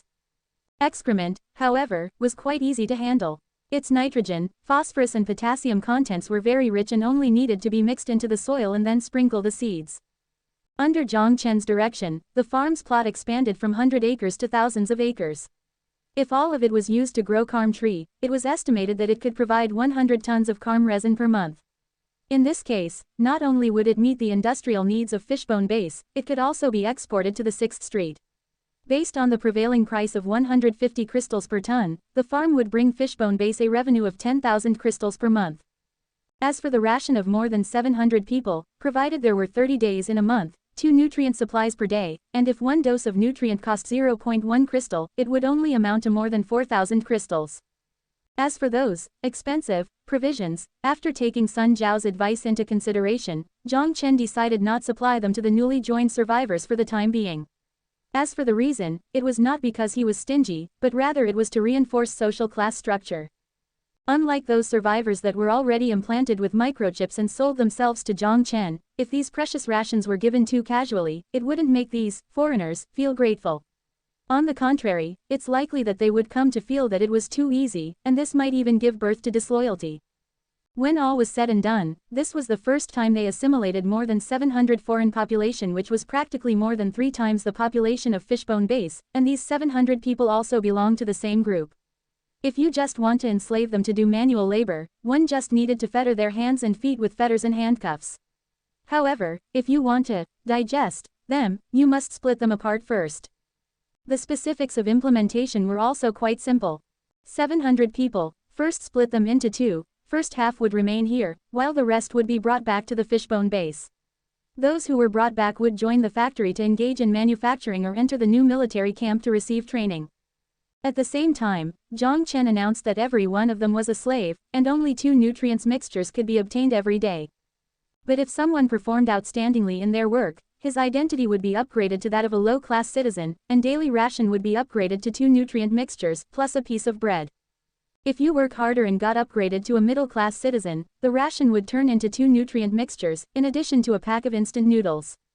If they became a high-class citizen, they would be able to enjoy unlimited rations just like those people implanted with microchips and would be allowed to participate in the communal feeding in the dining hall. Apart from not being able to join management position, they also enjoyed civil rights that were no different from those who were implanted with chips. Once a disparity in status appeared in their small social circle, they would automatically split apart. Those who got promoted would protect their own interests and naturally stand on Jiang Chen's side in order to strive further for a higher promotion. If they had the opportunity to climb up, most people would still choose to be content with what they have. In addition to this, in order to distinguish ranks, all survivors implanted with chips would be conferred with a knight emblem as a means to encourage their contribution to the construction of Fishbone Base. Moreover, the slavery chip was officially renamed to honorary chip. Despite being the same thing and only the name had changed, Jiang Chen could clearly sense the distinctive difference in the posture of those survivors who got promoted to knights after he promulgated his decision. The sense of honor, if used correctly, would be much more useful than those chips. Of course, only under the premise that everyone could fill their belly would someone be able to pursue that illusory honor. As for those emblems, those were copy military goods that Jiang Chen ordered from wholesale online shopping back from the modern world. The gold-plated appearance looked delicate, workmanship was also fine, and other than the lack of necessary certificates, it was no different than the real ones. Regardless whether it was male or female, both could be honored. On these more than 200 nights, Jiang Chen spent 3 days of effort to complete the knighting process. If high-class citizens wanted to become part of the knight society and enter management, they must have an even more outstanding contribution. For example, meritorious military service or a breakthrough in the technological field, and so on. After going through a busy schedule, the might of pyramid was at long last completed. The production and life in the base returned to the right track, and after the introduction of fresh blood, there was more liveliness in the base. 10 days had passed and the colony became stable. Jiang Chen sent Zhao Gang to be in charge of the colony's defense and moved Cheng Liu back to handle the training of the new recruits. The 5 tigers and 30 riflemen were left there, and -51 served as a gunship and was transported back. In the same way, Jiang Chen transferred more than 100 newly produced units of hummingbird drones. He also sent some technicians to establish a relay station to control the drones in the local area. These kinds of low-altitude unmanned aerial vehicles have a surprisingly effective scouting and attacking ability. With this batch of drones, it undoubtedly alleviated Fishbone Base's issue of insufficient strength significantly. The production line of the kinetic skeleton under the leadership of Zhang Lin was also completed. For this, Jiang Chen specifically ordered the construction team to build a factory in the newly developed area that could accommodate hundreds of people. Based on Zhang Lin's estimate, provided that there were sufficient raw materials to go around, 30 kinetic skeletons' monthly production could reach 30 units. After handling everything properly, Jiang Chen suddenly found himself free. You couldn't help but praise the talent of the Fishbone Base, which practically comprised of almost every trade in the industry. There were some things that he only needed to set the general direction, and his subordinates would already think of the execution plan for him. By the way, is it almost Yao Yao's birthday? While they were eating, Jiang Chen suddenly asked aloud. He remembered Yao Yao had told him last time that her birthday was in November. It's already mid-November, and he got so busy in the past that he almost forgot. Yao Yao's face instantly turned red. She lowered her head, feeling shy, and said coyly, it's not a big deal. If Big Brother is too busy, then it's okay if we put it off for a while. That's not okay, there is no meaning if the birthday is not on that day. Jiang Chen said without hesitation as he took a huge bite out of the roasted golden chicken leg. Oh okay, it's on November 16th, hee. Yao Yao charmingly smiled while staring blankly at the bowl of egg soup in her bowl, gently poking the soft pudding with her spoon unconsciously. November 16th, so it's the day after tomorrow. What present does Yao Yao want? Jiang Chen rubbed Yao Yao's head as he smiled. Hearing about the present, Lin, who was sitting across Jiang Chen, perked her ears and immediately shifted her attention away from her bowl of food, and raised her hand to interrupt. For your information, my birthday is on May 27th, and I want a Hadron Collider. In your dreams. Jiang Chen glared at her.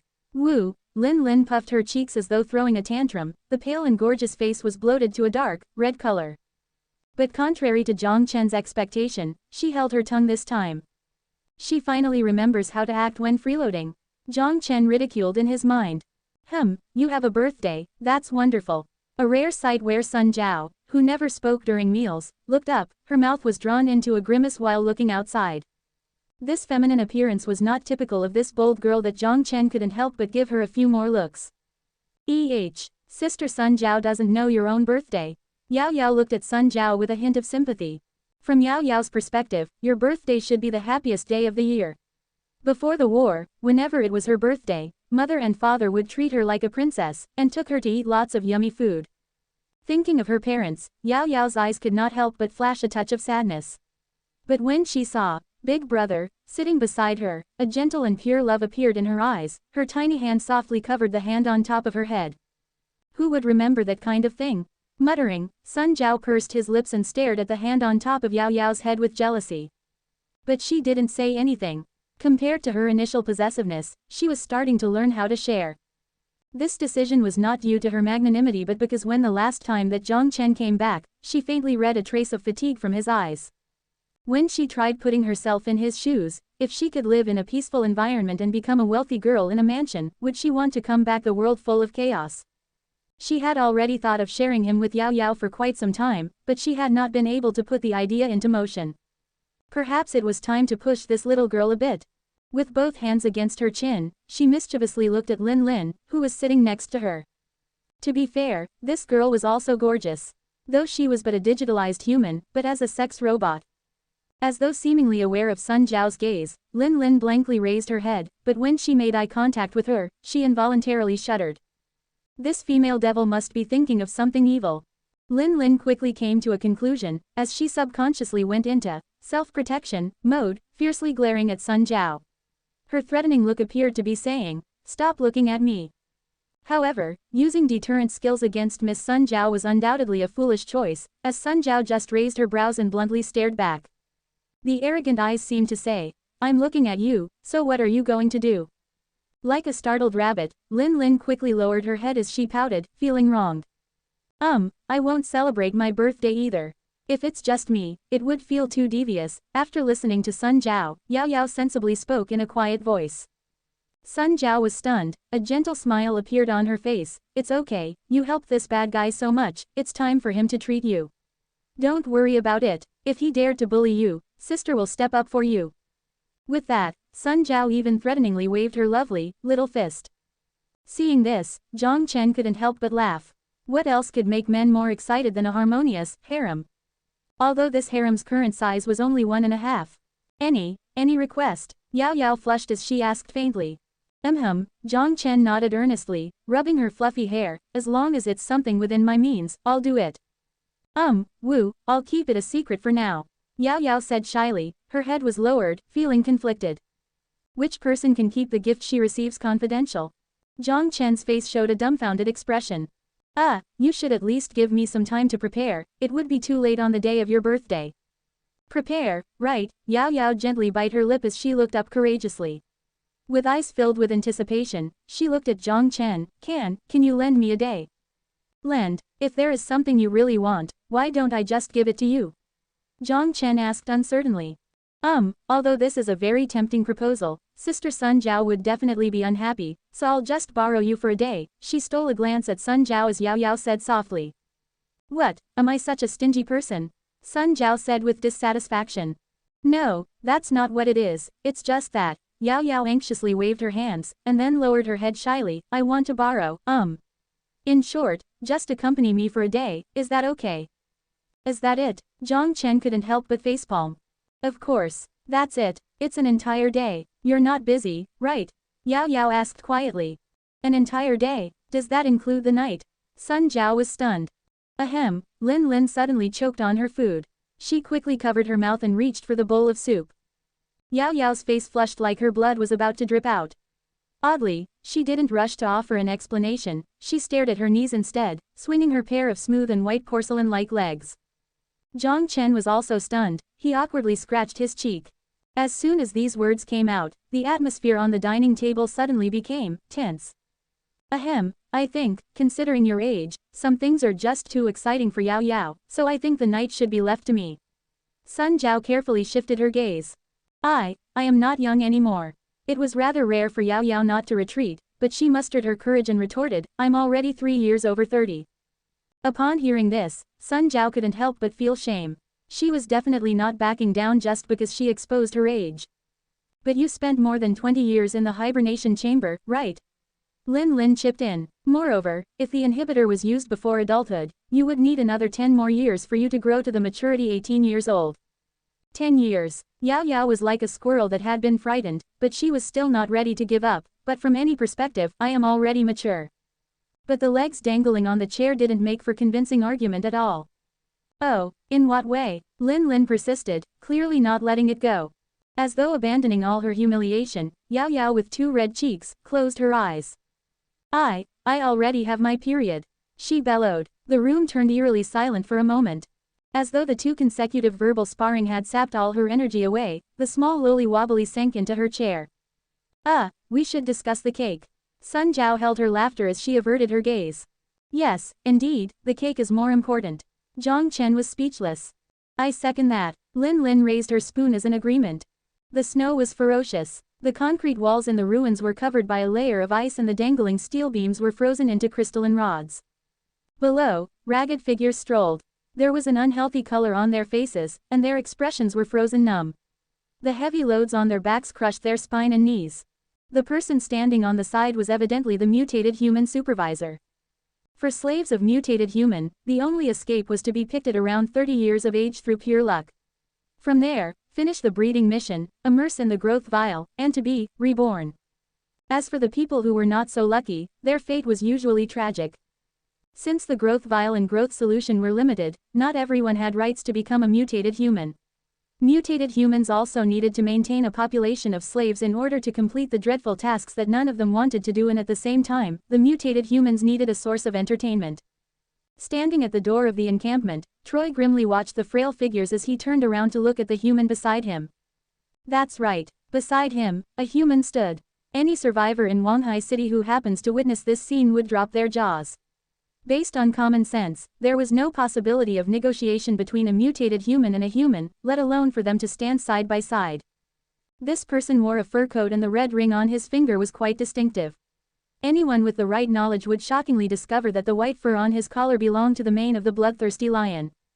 As the king of dangerous creatures, bloodthirsty lions could combat 5 death claws simultaneously. Their sharp teeth were like blades that could easily rip through power armors.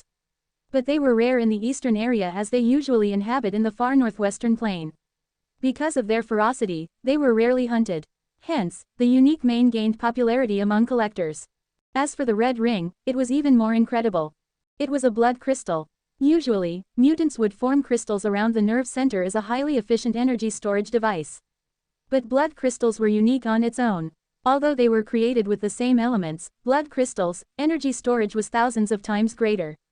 A piece the size of a thumb could be compared to the energy generated from 1 kilogram of fissile material through nuclear fission. But what was beyond comprehension was that the blood crystal's existence was stable. Despite people's attempt, they could not use the energy inside. Not even human, the mutants who generated the blood crystal themselves couldn't utilize the energy inside. Precisely, any mutant who creates these blood crystals would be the failure of the spices.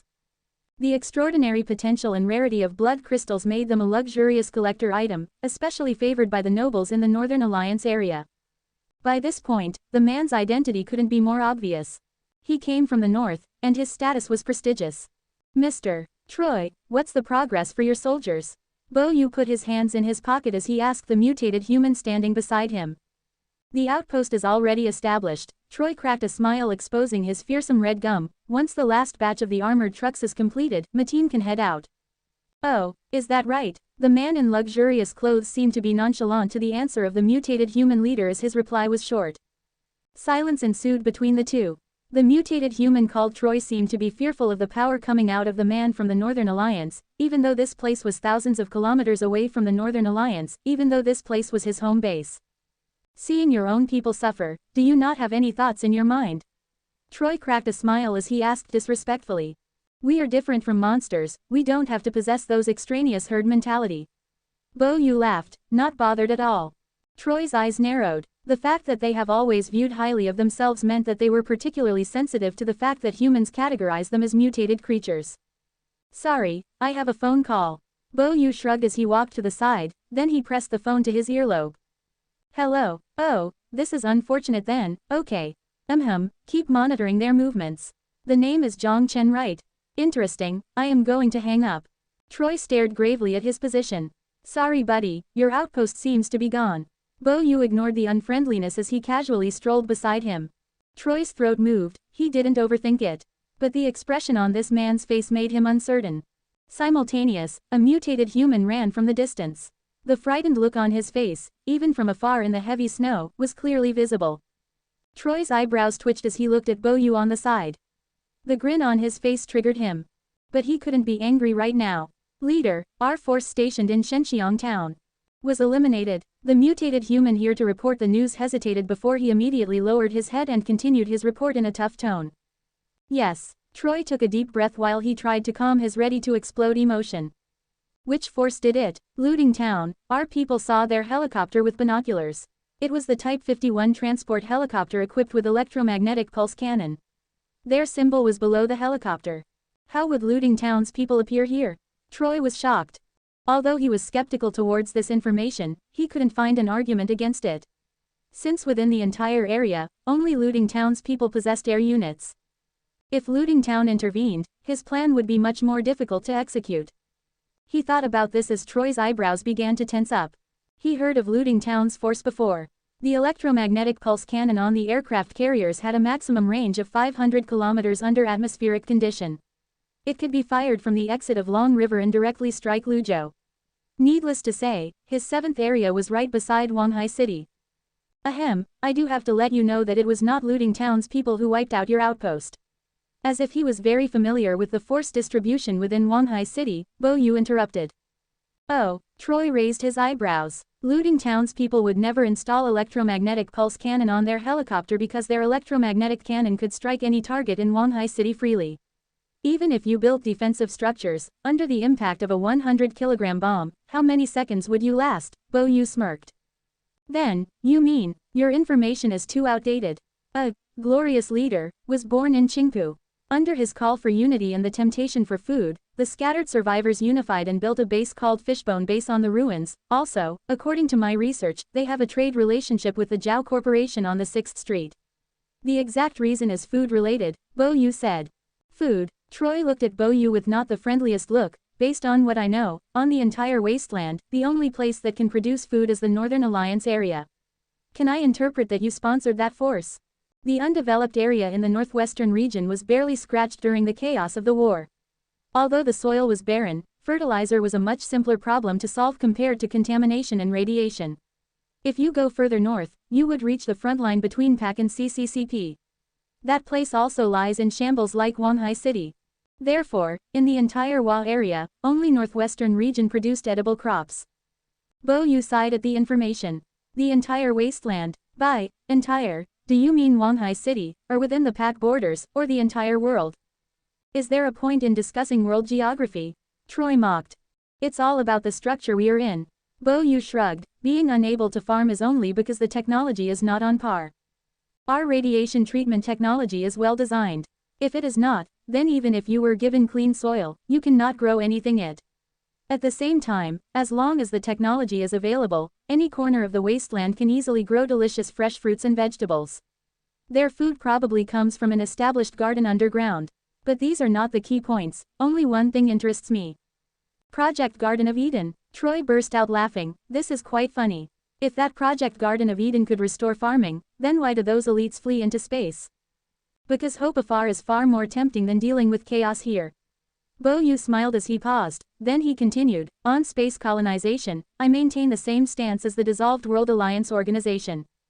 But those people didn't let the email protected go on the boat. Troy continued to mock. Why would I need a ticket to go on the boat? As long as I have the technology, I can easily build another colonization ship. Bo Yu laughed out loud as he took out his hands from the pockets and pointed to the sky. Give me 20 years and I'll rebuild a high-technology park. Give me 50 years and I'll take the descendants into space again. What should be abandoned is not us, but rather the soil below us. Why don't you learn from us? Evolve then adapt. If you don't try it yourself, you will never know how delicious Deathclaw's meat is. Bo Yu's calm and collected expression flashed a rare glimpse of disgust, but it quickly faded. Therefore, discussing value proposition is something more boring than ideology. You'll get the improved FEV virus and you will take your species to adapt to the wasteland. But, remember our deal. Bo Yu controlled the security password of the Carmen Pharmaceutical. It was him that provided the FEV virus information to the mutated humans. Of course, I'll lead my people to help you attack that place. Within the city center we will find out the location of the Fallout Shelter 005, if it really exists, that is. Don't worry about that anymore. My information has always been reliable. Fallout Shelter 005 is located in Wanghai City, Bo Yu said confidently. Troy glanced at Bo Yu before he looked away towards the direction of the slaves. It used to be an empty plot of land, but it was now packed with military supplies. Rifles, machine guns, armors, armored trucks, even cannons and bombs. Within this shipment, some belonged to the mutated humans, but the majority was from the man called Bo Yu. With a common interest, even mutated humans and humans could stand side by side. We must go into the city center. Looks like we will need to start our journey in the winter. Fixated on the snow in the distance, Troy said in an undertone. Although it was Yao Yao's birthday, Sun Zhao and Lin Lin all rushed to list their requirements for the birthday cake. Chocolate, mango, those were definitely what they wanted to eat. Instead, the protagonist of the birthday, Yao Yao, feebly expressed that any flavored cake was fine, as long as brother Jiang Chen likes it. Ah, Yao Yao is the cutest. Jiang Chen shouted in his mind. Therefore, Jiang Chen specifically made a trip back to the modern world. You are back. Aisha happened to pass by just in time to see Jiang Chen come out of the door. She tilted her head and asked. Before, he would stay for a long time before making a trip back, but now it seemed to be much more frequent. Last time it was 5 days ago. He came to buy emblems. I came back to buy something. Oh, do you want to head out with me? Jiang Chen suggested out of the blue. He knew nothing about cakes. In his memory, he hasn't celebrated a birthday in a long time. It would be better to have a girl's opinion.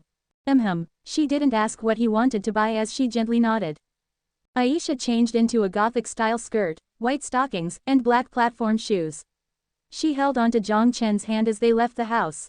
Because she was usually very shy about being intimate in public, her unwillingness to let go and her blushed face was particularly cute. They bought this set of clothes in Kane last time. Jiang Chen opened the garage door as he sat in the front passenger seat. Aisha sat in the driver position. Her driving skill was acquired from the virtual reality training system. As to the driver license, is anything difficult to obtain if money is involved? Where are we going? Shamao Mall. Jiang Chen gave it a thought, but the only place he could think of that was prosperous was the shopping mall in the city center. Aisha softly combed her brown hair to the side of her face. She smiled tenderly while starting the car. Although it was the same Wanghai City, in the midst of November, the sun here was much more graceful here with only a hint of chillness mixed in the air. It was fair to expect that in the modern world, Wanghai City would have a warm winter. Jiang Chen watched the scenes on the streets fading away in the window. For some reason, he began to feel melancholic. Who would have thought, in another dimension, the same place 100 years later, would become a place filled with zombies? But all these things were too distant. Jiang Chen was amazed by the beauty of Aisha as she drove. He couldn't resist and snapped a photo of her. Sensing Jiang Chen's action, Aisha's gorgeous eyes lit up. "Does it look good?" she asked. Her eyes still maintained focus on the road. But Jiang Chen felt like all her attention was on his phone. "Of course." Jiang Chen smiled. After receiving a positive response, the tips of Aisha's mouth curved up joyfully. "But it would be better if it was bigger." Jiang Chen stared at the photo for a while before he suddenly let out a sigh and muttered to himself. Although he toned down his voice, this sentence still didn't escape Aisha's ear. Instantly, the graceful hand clenched tighter onto the steering wheel. Is it my breast? I have been eating papaya and drinking milk, but it still is a process," Aisha said while her eyes looked listless. "No, not that." Seeing the car that just skidded by them, Jiang Chen sweated profusely as he rushed to comfort her. "It's age. Surprised by Jiang Chen's explanation, Aisha asked, confused, but her emotional soothed down while the car returned to the normal track. How should I explain this? We have a holiday, or tradition, in Wa. All in all, I have to take a girlfriend back by February 8 of next year to see my parents." Embarrassed, Jiang Chen explained. It was hard to imagine that the renowned future technology president did not have a girlfriend to bring home for the new year. Jiang Chen had kept in contact with the family. Since he was rich, he wished for his parents to live a better life. To prevent the two elders from not sleeping well, after deliberate consideration, Jiang Chen decided not to reveal that he became the president of a billion-dollar company. He only said that he made a decent amount of money doing business and planned to explain the whole situation to them when he returned for New Year. At the end of every month, he would send $500,000 to the card that his dad previously used to send his allowance. In the beginning, his dad did not accept it. He stubbornly sent it back until Jiang Chen finally announced that he already bought a house in Wanghai City, and that he was rich enough to not worry about money anymore. The stubborn father finally reluctantly accepted the money. Every parent wishes their children would live a good life. In their eyes, $500,000 was an astronomical number already. Their entire life saving was only this amount. They were already satisfied that Jiang Chen could support himself in a completely foreign city. They wouldn't spend that much money anyways after they retire, plus they could take their retirement fund to live the rest of their lives without worry. That $500,000 was saved so their son could get a house. The thought of receiving money from their son never even crossed their mind. The one thing they did think of was when they would have grandchildren. Now that the house is there, what about the wife? Under his parents' persistence, Jiang Chen awkwardly indicated he didn't have anyone yet. Since the generation gap was there, he did not dare to tell his parents that, "Your son does not have a wife, but has a mistress." It would be better if Aisha was a bit older. If that was the case, then taking her home for New Year would not only satisfy his parents' thought of having grandchildren, it would also satisfy their vanity. In a small town of Huchin, marrying a foreigner was a glorious act. Nurtured by the nutrient solution, Aisha's skin was as smooth as a porcelain doll. To Jiang Chen, it was a great thing, but the disadvantage was that she looked too young. Especially with Aisha's Lolita appearance. No matter which perspective he took, bringing a loli home was a terrible idea. New Year right, hearing that her husband did not mind her size, Aisha was relieved. She gently smiled, "If you don't mind, I can be your girlfriend and go home with you." To Jiang Chen's surprise, Aisha knew Han New Year already. But when he gave a thought, it made sense as she already comprehended the language Han, and thus, there was no reason not to know the traditions. Just like when he learned English, he learned of Christmas. Why would I mind? But the problem is not that. Jiang Chen was exasperated. Within Wa, the legal age for marriage is 20. Although it could be worked around with money, my parents are the stubborn type, therefore it is complicated. Aisha tilted her tiny head. She was born in Syria so naturally, she didn't understand the laws here. In her hometown, it was not uncommon for girls 12 or 13 years of age to be married.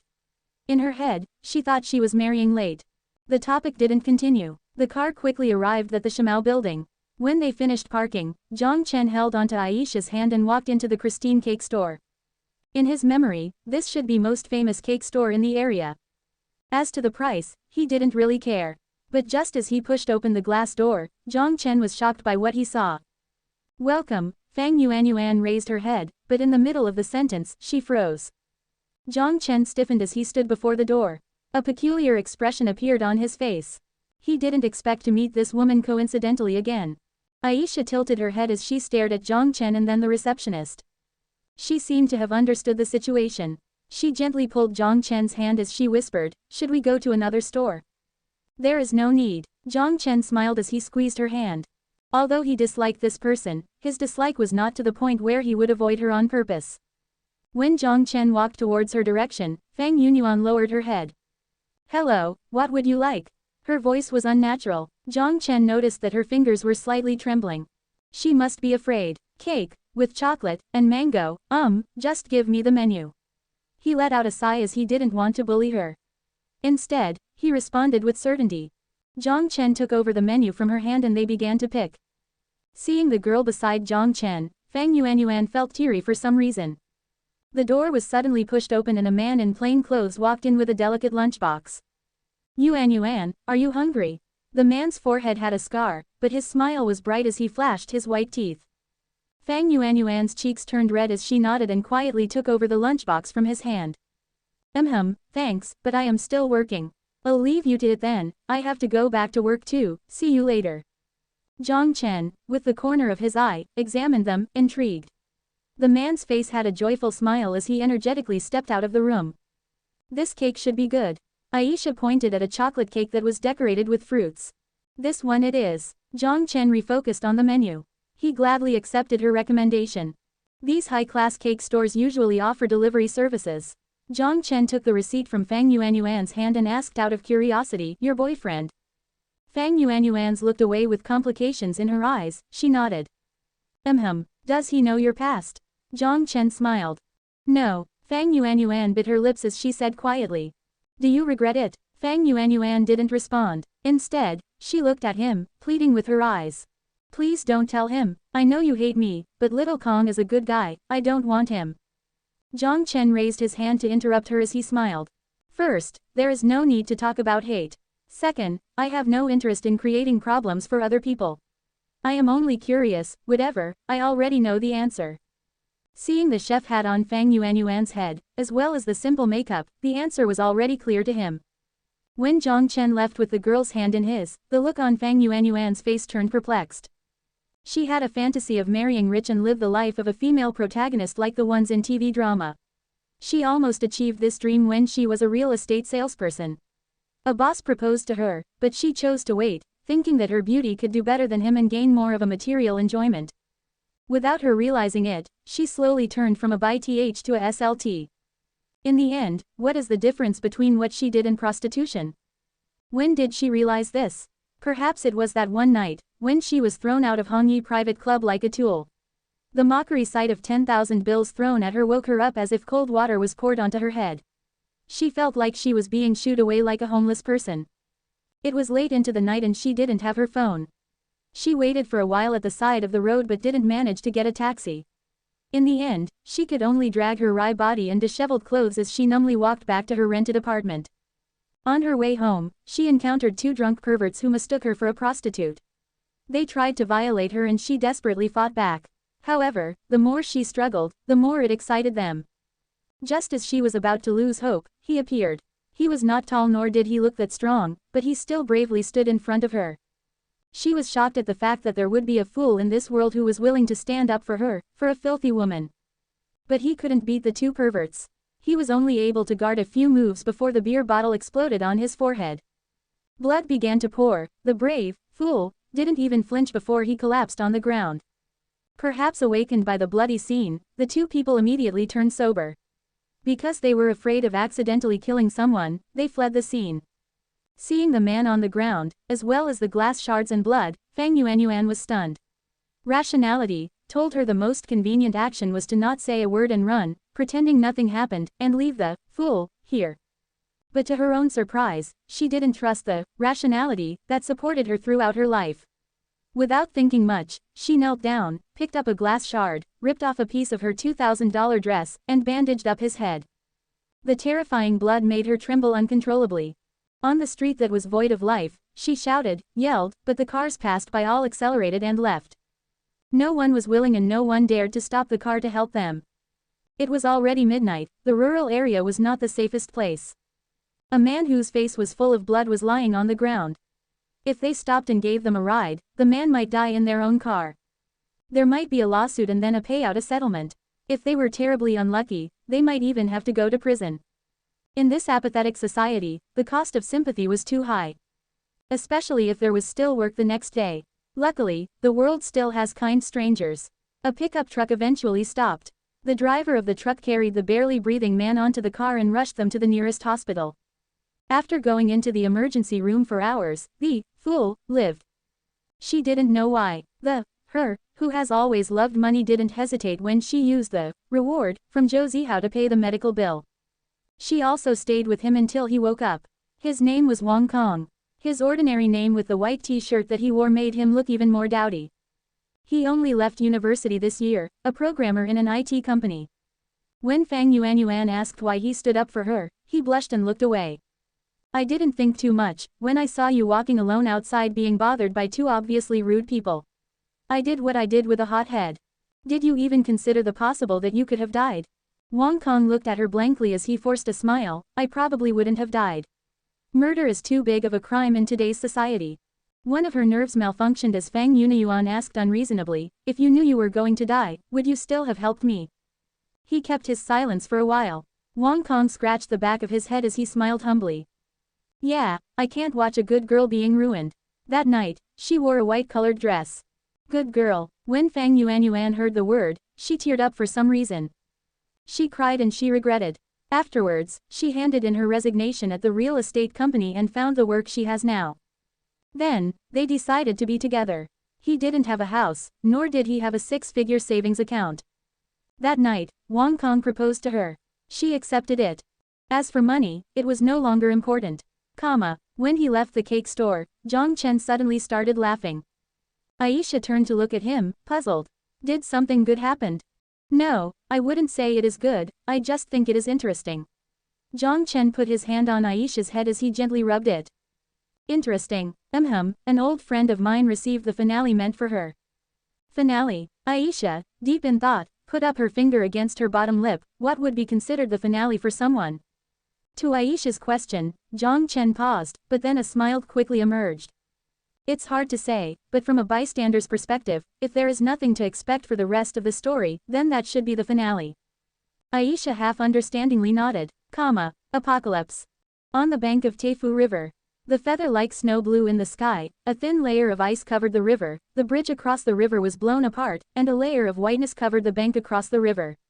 On top of the snow, there were a few indistinguishable black dots. What are those mutated humans doing? Hiding inside the snowed-hidden fortress, Zhang Lin held the digital binocular as he focused across the river bank with his eyebrows twisted together. Zhao Gang, who stood on the side, was silent, but gloom covered his face. They previously thought that the mutated humans with wiped outposts and lost supplies would be more obedient. They thought that they would have the luxury of waiting until the next spring to plan. But it looks like they want to fight. Based on the information obtained from the drones, there were at least 200 mutated humans stationed across the river bank. Large quantities of construction supplies were transported to the empty land and built into a small supply station. The snow-removing vehicle and slaves somehow managed to clear out a road on the tens of kilometers of highway covered in snow. The armored trucks listed in formations as the daunting anti-air machine guns and the menacing cannons lined up to create an iron forest. What should we do? Zhang Lin looked at Zhao Gang on the side. Zhao Gang took a deep breath and he said calmly. Report to the base, if there are 500 more people here, we probably can't defend. The river was the slowest here. Once it entered ice season, the river would be frozen firmly. Even the mutated human with steel armors could easily run on the ice. Once the mutated humans with number advantage start to charge, Fishbone Base could not defend the river with only 5 tigers. Once they captured the river bank, repair the blown-up bridge, their armored force would cross the Teifu River and into Qingpu area. Gazing upon the snowy hill in the distance, Zhao Gang's eyebrows furrowed together. A hard battle was imminent. Inside 6th Street's towering walls. It was the most prosperous place on the wasteland, a city that never slept built among the ruins. In the heart of this bustling place, stood a magnificent dome building. Its structure was similar to Houses of Parliament, symbolizing the unity flag fluttering above. It represented power, the brain of the entire 6th Street. Within the council chamber of the building, the council of 10 members gathered around the round table. 6th Street was on doing fairly well for a while now. However, what was surprising was that the dignitaries sitting here had no smile on their faces. As the president of Jiao Corporation, Jiao Chen was obviously among them. Sitting across him was his competitor, the boss in the giant firearm company, Fengda. Usually, they would mock each other as part of their routine every time they meet, but this time both of them had gloom all over their face, with both keeping their silence.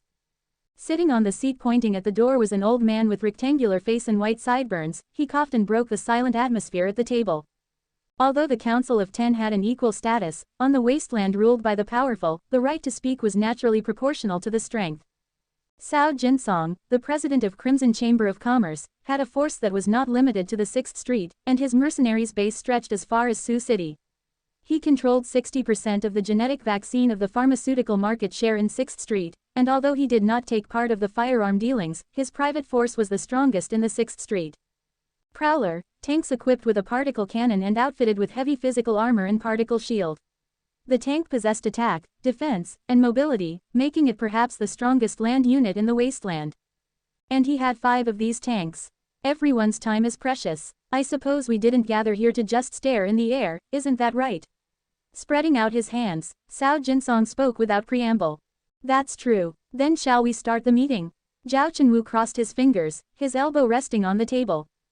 I second that. That's right, I still have an engagement after this, so let's get this over with. Quote.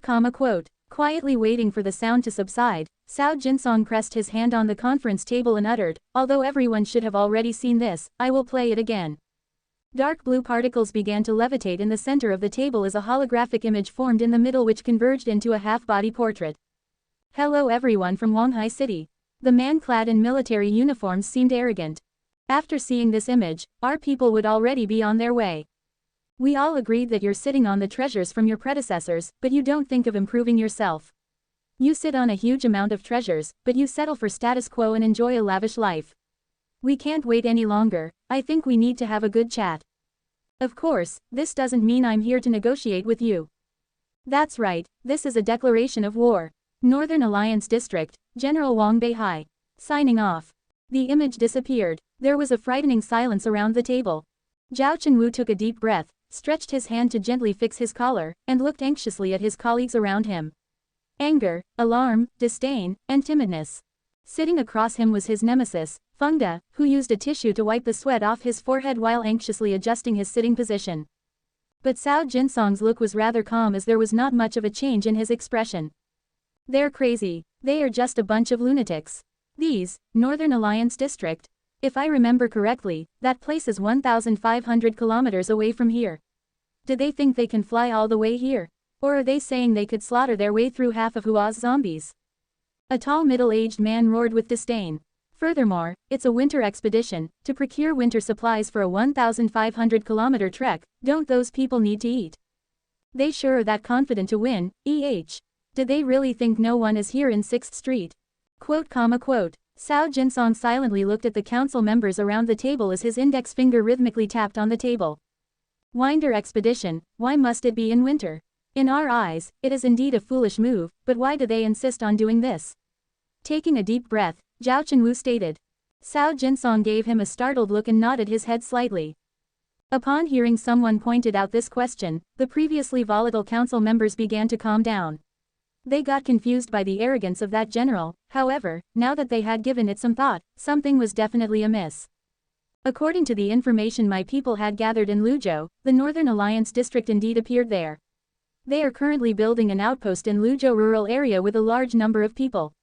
Cao Jinsong drawled. Luzhou, could it be? The council member's expression sitting next to Cao Jinsong suddenly shifted. That's right, they use the underground highway. Cao Jinsong nodded. That thing was already broken. How could they use that? Someone asked derisively. Highway, railway, magnetic levitation, and other transportation infrastructures were all targeted during the war. The underground highway was no exception. NATO's satellite weapons deployed 57 pressure bombs that blasted the underground highway into several sections, which was used by PAC to transport military supplies during the war. Be that as it may, the underground passage between the northwestern area to Luzhou has been repaired, so this might be the only explanation as to how their people could appear here. After hearing Cao Jinsong's words, everyone became silent once again. Seeing no one was talking, Cao Jinsong paused and continued. Since this is a declaration of war, then war has become a foregone conclusion. For their arrogance and foolishness, we will naturally respond with guns, this is without a doubt. But there are still a lot of confusing things here, aren't you a little bit curious? What prompted them to make a reckless decision to declare war during winter from 1,500 kilometers away? He mentioned about the treasure, but the question is, what treasures is he talking about? We've been living here for so many years, and we haven't found anything yet. How could there be goddamn treasures here? A man with a beer belly couldn't help but swear. Winter expedition to avoid mutants, and since they're using the underground passage, they naturally don't need to concern themselves with the mutants along the way. Then there is only one possibility, their destination could only be reached in the winter, Zhao Chenwu said with a firm tone. Cao Jinsong nodded with approval and looked at all the council members present. I share the same thought as Council Member Zhao. If there is any place we have yet to set our foot on, it should be none other than the downtown.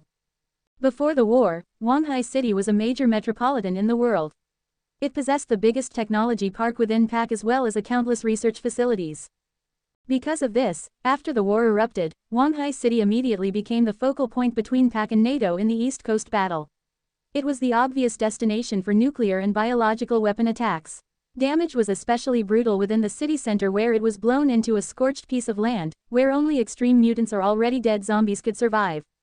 On this piece of wasteland, the city center became the synonym for danger. Even the strongest hunting teams had not stepped into this forbidden territory. The countless number of zombies, the nest of zombie eaters, the unimaginably powerful mutants, the risk and reward trade-off of exploring the zombies-dominated area was not justified by any means. As to when the city center would be relatively safer, it was during winter. In the winter, most of the mutants would go into hibernation, thus, the only trouble that remained was the zombie. But despite this, city center, other than nuclear craters and scrap metals, what else is there? A council member with a square frame glasses scorned at the thought. Perhaps there is a lethal weapon left by the preceding government. Or perhaps a USB containing mysterious codes.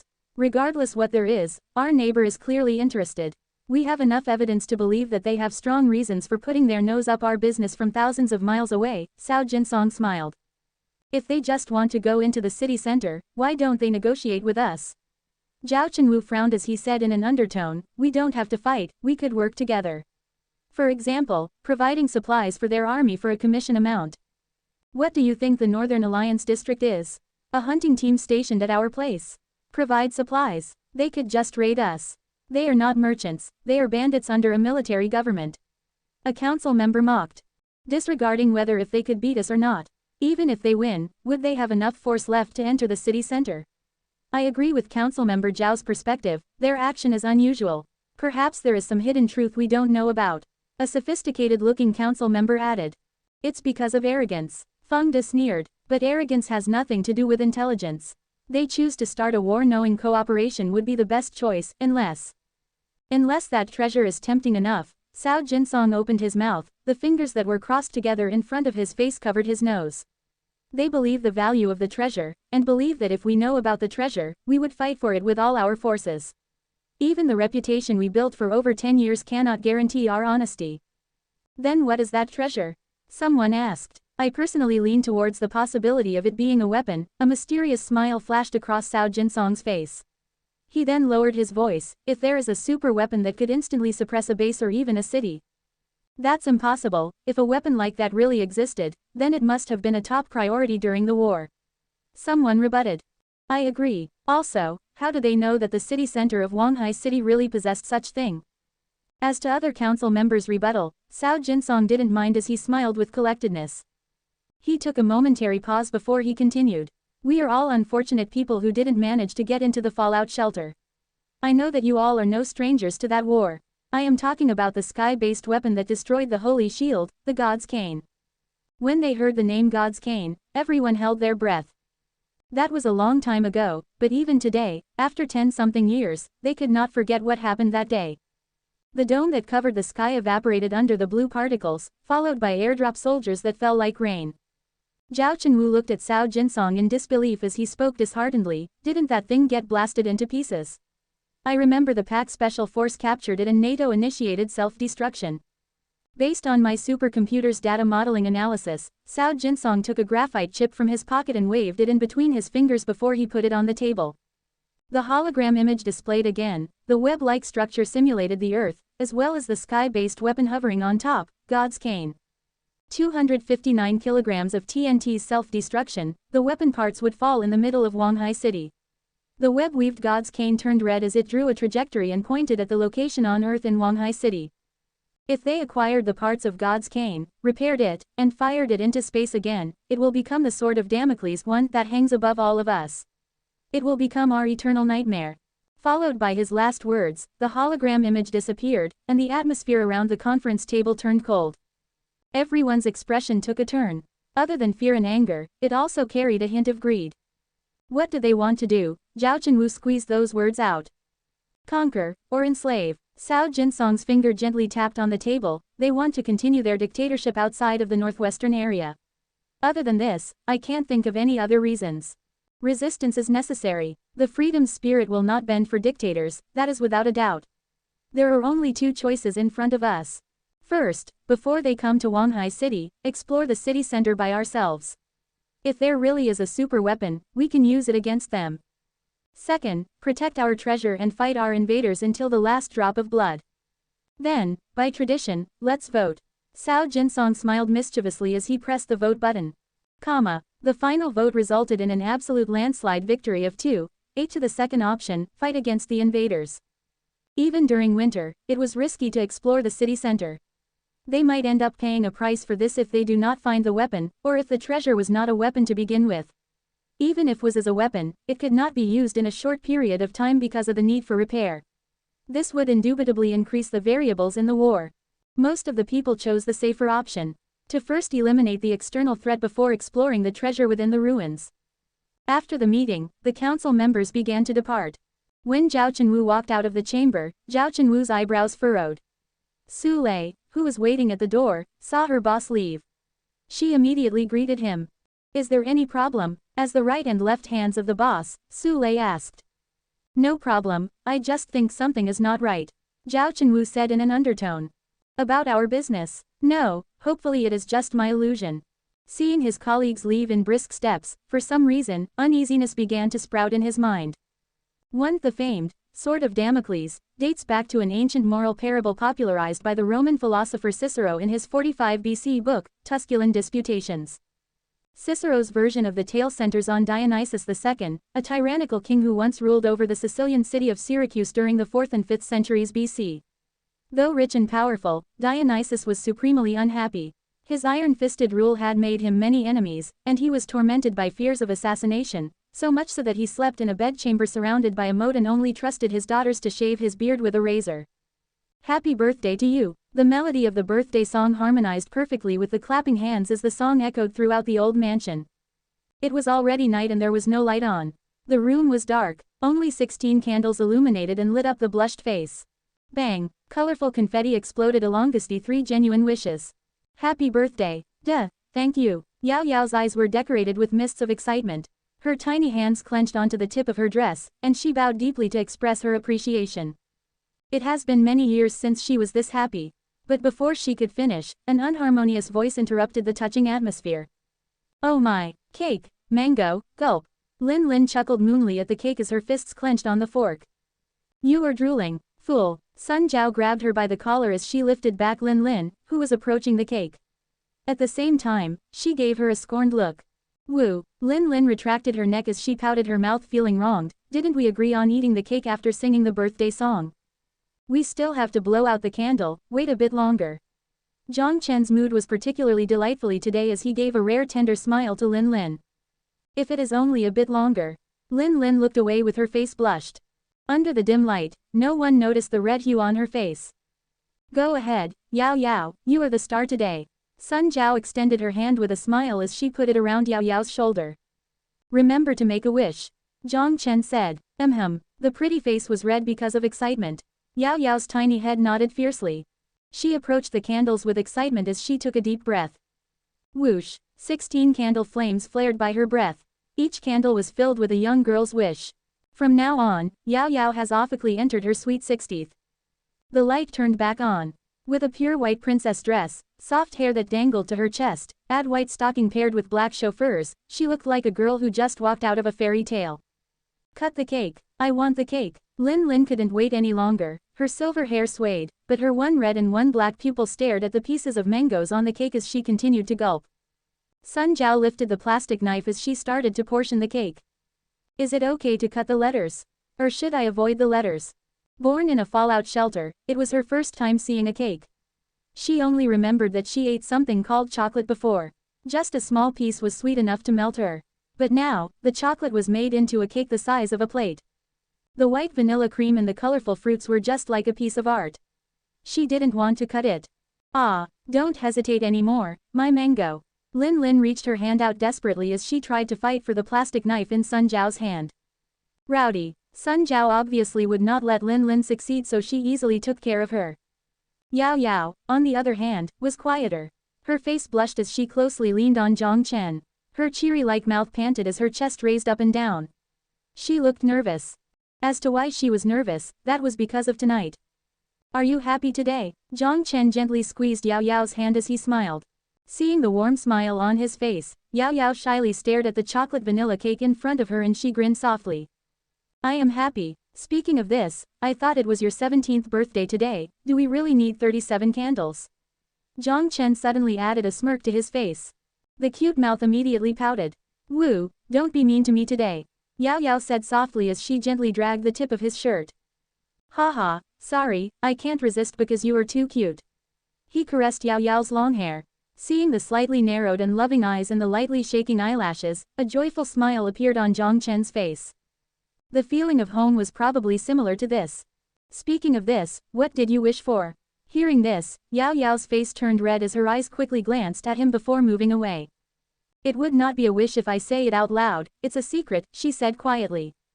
She certainly minded. Just as Jiang Chen was about to tease the small lowly more, a light door knock transmitted from the living room. Sun Jiao looked at Jiang Chen to ask for his opinion. Jiang Chen shrugged before he walked to the living room and opened the door. Wang Qin stood outside, her nose turned vibrant red because of the chillness. Her freckled face had some ice shards on it. The night on the wasteland was frigid, particularly in the winter. Seeing how her frozen face was ridden with worry, Jiang Chen turned serious. Come in first. Wang Qin nodded sincerely. She ducked under the door and shook the snow off her body. Do you need a cup of hot water? Seeing how cold she was, Jiang Chen asked caringly. But she waved her head signaling a no, and she took a deep breath of the warm air before she looked at Jiang Chen. The mutated humans, they are coming from the 7th area and they are setting up camps across from Teifu River. It is rumored that, Oichu. As she spoke, she suddenly sneezed. Seeing her disjointed look, Jiang Chen sighed as he headed into the kitchen and poured a cup of hot water for her. Thank you. Wang Qin sat on the sofa and held onto the steamy cup. Signs of blood flow finally began to show on her face.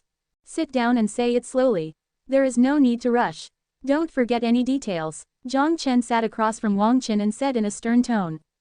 She nodded before she took a deep breath and collected her thoughts. This afternoon, Zhao Gang sent information from Shenxiang town. Wang Qin described in detail the movements of mutated humans to Jiang Chen, including the force distribution, the number of equipment detected by the drones, as well as the request for backup from Zhao Gang. Hearing her description, Jiang Chen pondered for a moment. What's the production status of Tiger? We only produced 2 new units as of now and the workers are already working around the clock. Wang Qin said, troubled. What about the drones? 47 units. I see. His finger on his chin, Jiang Chen fell into deep thought. Mutated humans were planning to fight until death. They chose to invade during winter even with their outpost taken out. The motive certainly surprised him. Although the Carmen Pharmaceutical Corporation was near the city center, it was not within the vicinity of the city center. From any point of view, it would be a wiser choice to head to the Carmen building when spring came around rather than fighting through the river during the winter. Was there any reason they must fight in the winter? Unless their target was not only the Carmen building but the city center as well. Tell Zhao Gang that the backup will arrive immediately. Wang Qin nodded, but a troubled look flashed across her face. New recruit training is still underway. There are only 70 soldiers available to fight in the base. If we send too many people. She didn't complete the sentence, but the meaning was obvious. If the defense of the base is weak, they might not be able to control the slaves. I'll take care of the problem, just reply this way. Jiang Chen smiled. Perhaps because his smile was confident, Wang Qin's concern immediately vanquished. She nodded with a smile before she left. Seeing Wang Qin leave, Jiang Chen pondered for a long moment and closed the door. He readjusted his mood before he went back to the dining room. Did something happen? Sun Jiao seemed to have sensed something. Nothing. Jiang Chen smiled, signaling her not to worry. But this time, he saw Lin Lin twitching on the chair with vanilla smeared all over her face. His expression changed. The naughty Sun Jiao seemed to have noticed Jiang Chen's stare as her face turned red. She looked at the ceiling, raised her proud chest, and pretended that nothing happened. Don't bully Lin Lin that much. Sun Jiao stuck out her tongue and suddenly grabbed him by the arm. She giggled and inched closer to his ear. I am full, let's go play games. I haven't even eaten yet. Jiang Chen facepalmed in his mind. But the tenderness he felt from his arm made his mind drift elsewhere. No, not acceptable. Yao Yao with her ears on high alert immediately jumped on like a squirrel whose tail just got stepped on. She ran over and dragged onto the other hand of Jiang Chen, and looked at Sun Jiao in remorse. We already agreed that the star today is me. We already agreed. Jiang Chen paused as he looked confusedly between Sun Jiao and Yao Yao. Ahem, I changed my mind, I'll give him to you tomorrow. Sun Jiao didn't answer Jiang Chen's question. Instead, she looked away awkwardly. Woo, Yao Yao bloated her cheeks as the adorable eyebrows immediately raised up, but they soon softened down. You already ate all the good food, you can't even let the small animal drink some soup. The saddened voice made Sun Jiao's face look somewhat embarrassed. She didn't say anything. Seeing sister Sun Jiao had no reaction, Yao Yao didn't give up. She lightly gritted her teeth to give herself the courage as she continued to use the soft voice to persuade her, if you eat meat every day, you will become sick of it. Sun Jiao's expression was evidently moved. Jiang Chen still looked at the two of them in bewilderment, not understanding why the conversation topic suddenly turned to food. Seeing the words were effective, Yao Yao secretively posed a success gesture with her hands as she built on her success. The occasional vegetable would be good for your health. Also, if the small animal doesn't taste good, wouldn't it demonstrate the attractiveness of the big dairy cow? Sun Jiao with a blushed face said, what's big dairy cow? What are you guys talking about? Jiang Chen scratched his face in confusion. Her conflicted eyes moved between Yao Yao and Jiang Chen as her stance wavered. Although she already decided, woo, this is annoying. But, if you eat meat every day, you will become sick of it. I don't care anymore, do whatever you want. Sun Jiao said in defeat as she escaped without looking back. Jiang Chen stared at the fleeting Sun Jiao blankly before he looked at Yao Yao, who had a red hue on her face. A troubled smile appeared on his face. What just happened? Nothing. Yao Yao's head shook furiously as she put her hands behind her back timidly. She smiled tenderly, as she posted a success gesture with her hand behind her back. The victory belonged to the small animal. The shower, Jiang Chen raised his hand to knock on Sun Jiao's door, but there was no reaction in the room. What's the matter with this girl today? With a head full of question marks, Jiang Chen returned to his own room.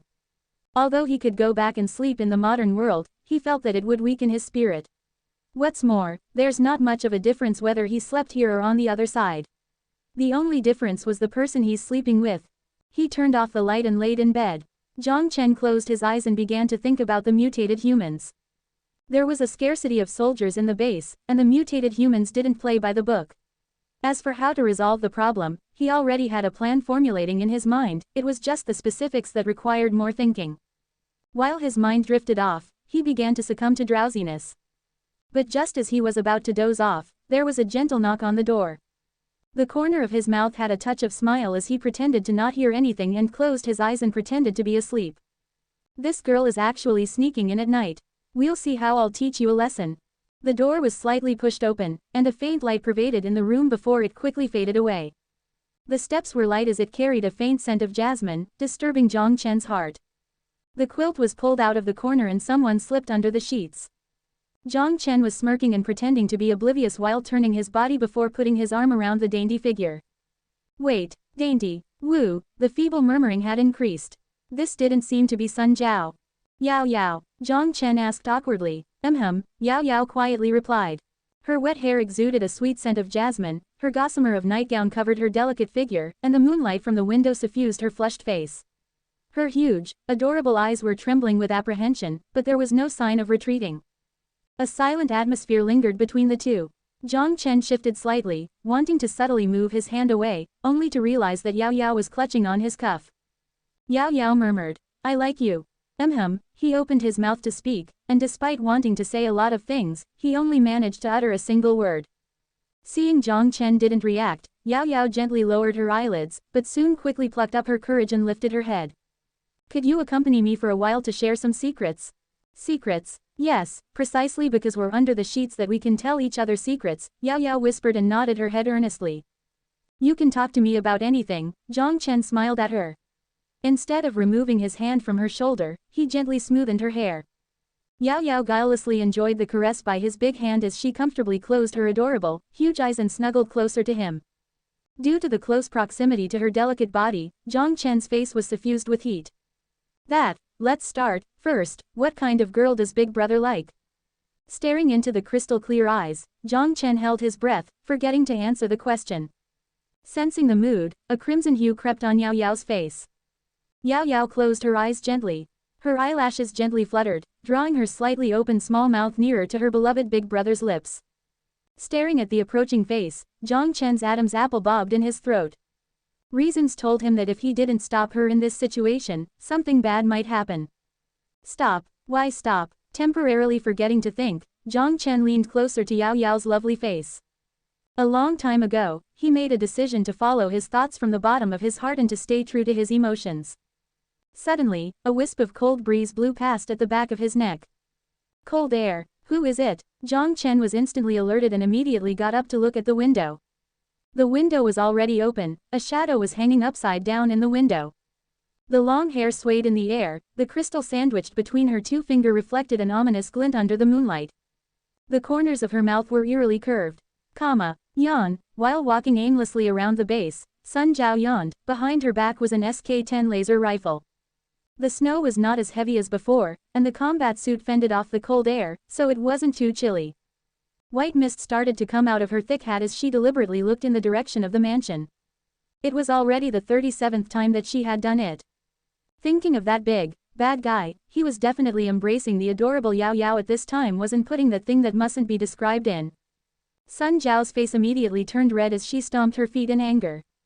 "Stupid lowly lover," Sun Jiao cursed out as she shook her head and continued to wander to other places. At that time, she suddenly saw two people. A man and woman were holding hands while walking on the path leading to front of community center. Despite the distance, Sun Jiao still recognized the identity of the woman. Thus, a complicated expression appeared on her face.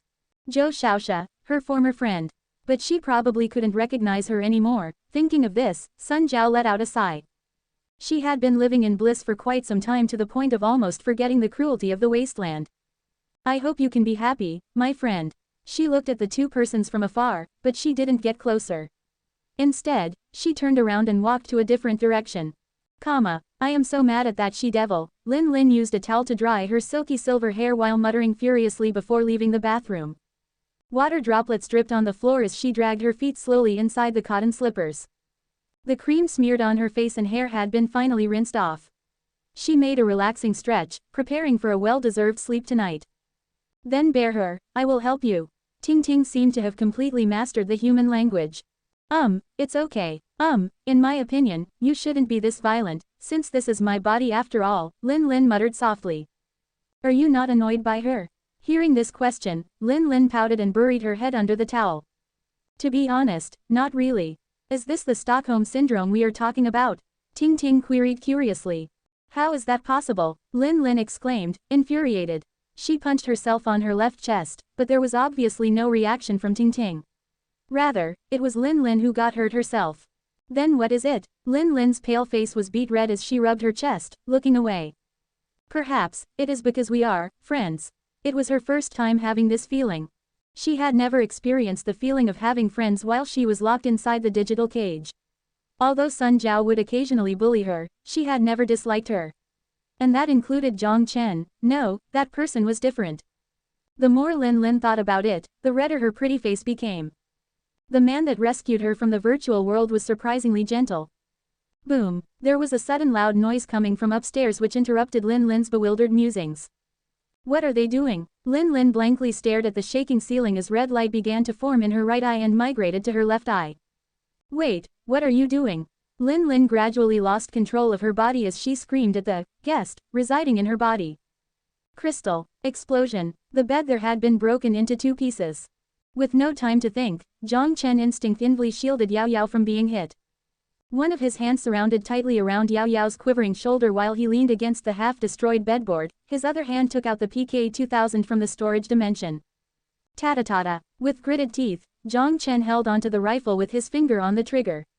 Yao Yao covered her ears with her hands as her body shook in his arms. The bullets shattered the window into pieces, but they only managed to break a few strands of the person's hair.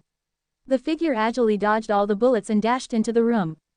Bullets chased the quick shadow and left bowl-sized holes in the wall. The figure didn't seem to be anxious because of the constant firing. Instead, it dashed to the other corner of the room and dragged down the closet along with the wall. Ka! The bullets ran out. Jiang Chen flung the rifle to the ground as he pulled out his pistol. One hand appeared from the shadow and something was thrown out. Jiang Chen's pupils contracted. With the help of the moonlight, he saw a crystal emitting a dark green sheen. There was no time to dodge. He glanced at Yao Yao with the corner of his eyes. Jiang Chen bit the bullet and decided not to start interdimensional traveling. Rather, he reached for the crystal with his hand. The green sheen lit up the entire room as the scorching temperature almost melted off his skin. Energy withdraw. The unstable energy quickly stabilized as the dark green crystal's energy instantly entered the void and turned into a transparent colorless glass. The opponent was surprised. Just as Jiang Chen didn't understand how she could use the crystal as a grenade, she was also confused as to how Jiang Chen could make the crystal energy disappear. But being surprised was one thing, the movement of the figure did not stop the slightest as her hand raised up again. Jiang Chen's face turned green instantly. It was not one crystal this time, the dark green crystals appeared in the air like raindrops. Even if he had 10 hands, he could not be able to grab all the crystals. The crystals scattered everywhere in the room, in such an enclosed space, there was nowhere to dodge. If he wanted to avoid them, he must use interdimensional travel. But Yao. Instantly, thousands of ideas flashed through Jiang Chen's mind, but none of them contained the thought of abandoning her. Finally, he gritted his teeth, pushed Yao on the ground as he prepared to take the explosion. Yao's eyes widened as she looked at her big brother's action in disbelief with her lips quivering. She used her tender hands to forcefully push him. She knew that if Big Brother was here by himself, he definitely could avoid the explosion. But Jiang Chen's didn't let go, nor did he activate interdimensional travel, he only gritted his teeth. Although it is quite touching, please go die. A female voice full of mockery came from behind the closet. The crystals with sheen began to fall and the dark green energy violently swarmed the room. It could explode any moment. Beam. All of a sudden, a blood-red beam penetrated through the door and scattered the darkness of the room. It passed the broken window and into the distance. Under the interference of the blood-red particle beam, all the crystals began to gather around the beam like metal dust encountering a magnet, then all the energy was instantly removed as the crystals shattered into clouds of dust. It was Lin Lin standing at the door. But the blood-red pupils emitted an unsettling strangeness. This is impossible, shouting appeared from behind the fallen closet. Nothing is impossible. Although surprised by the ability displayed by Lin Lin, right now is obviously not the best time to ask the question. Jiang Chen let Yao go and he quickly leapt toward the side to pick up the rifle. The person hiding behind the cupboard didn't pause. Seeing that the assassination had already failed, she immediately pulled the smoke grenade. You must be in your dreams if you think you can escape.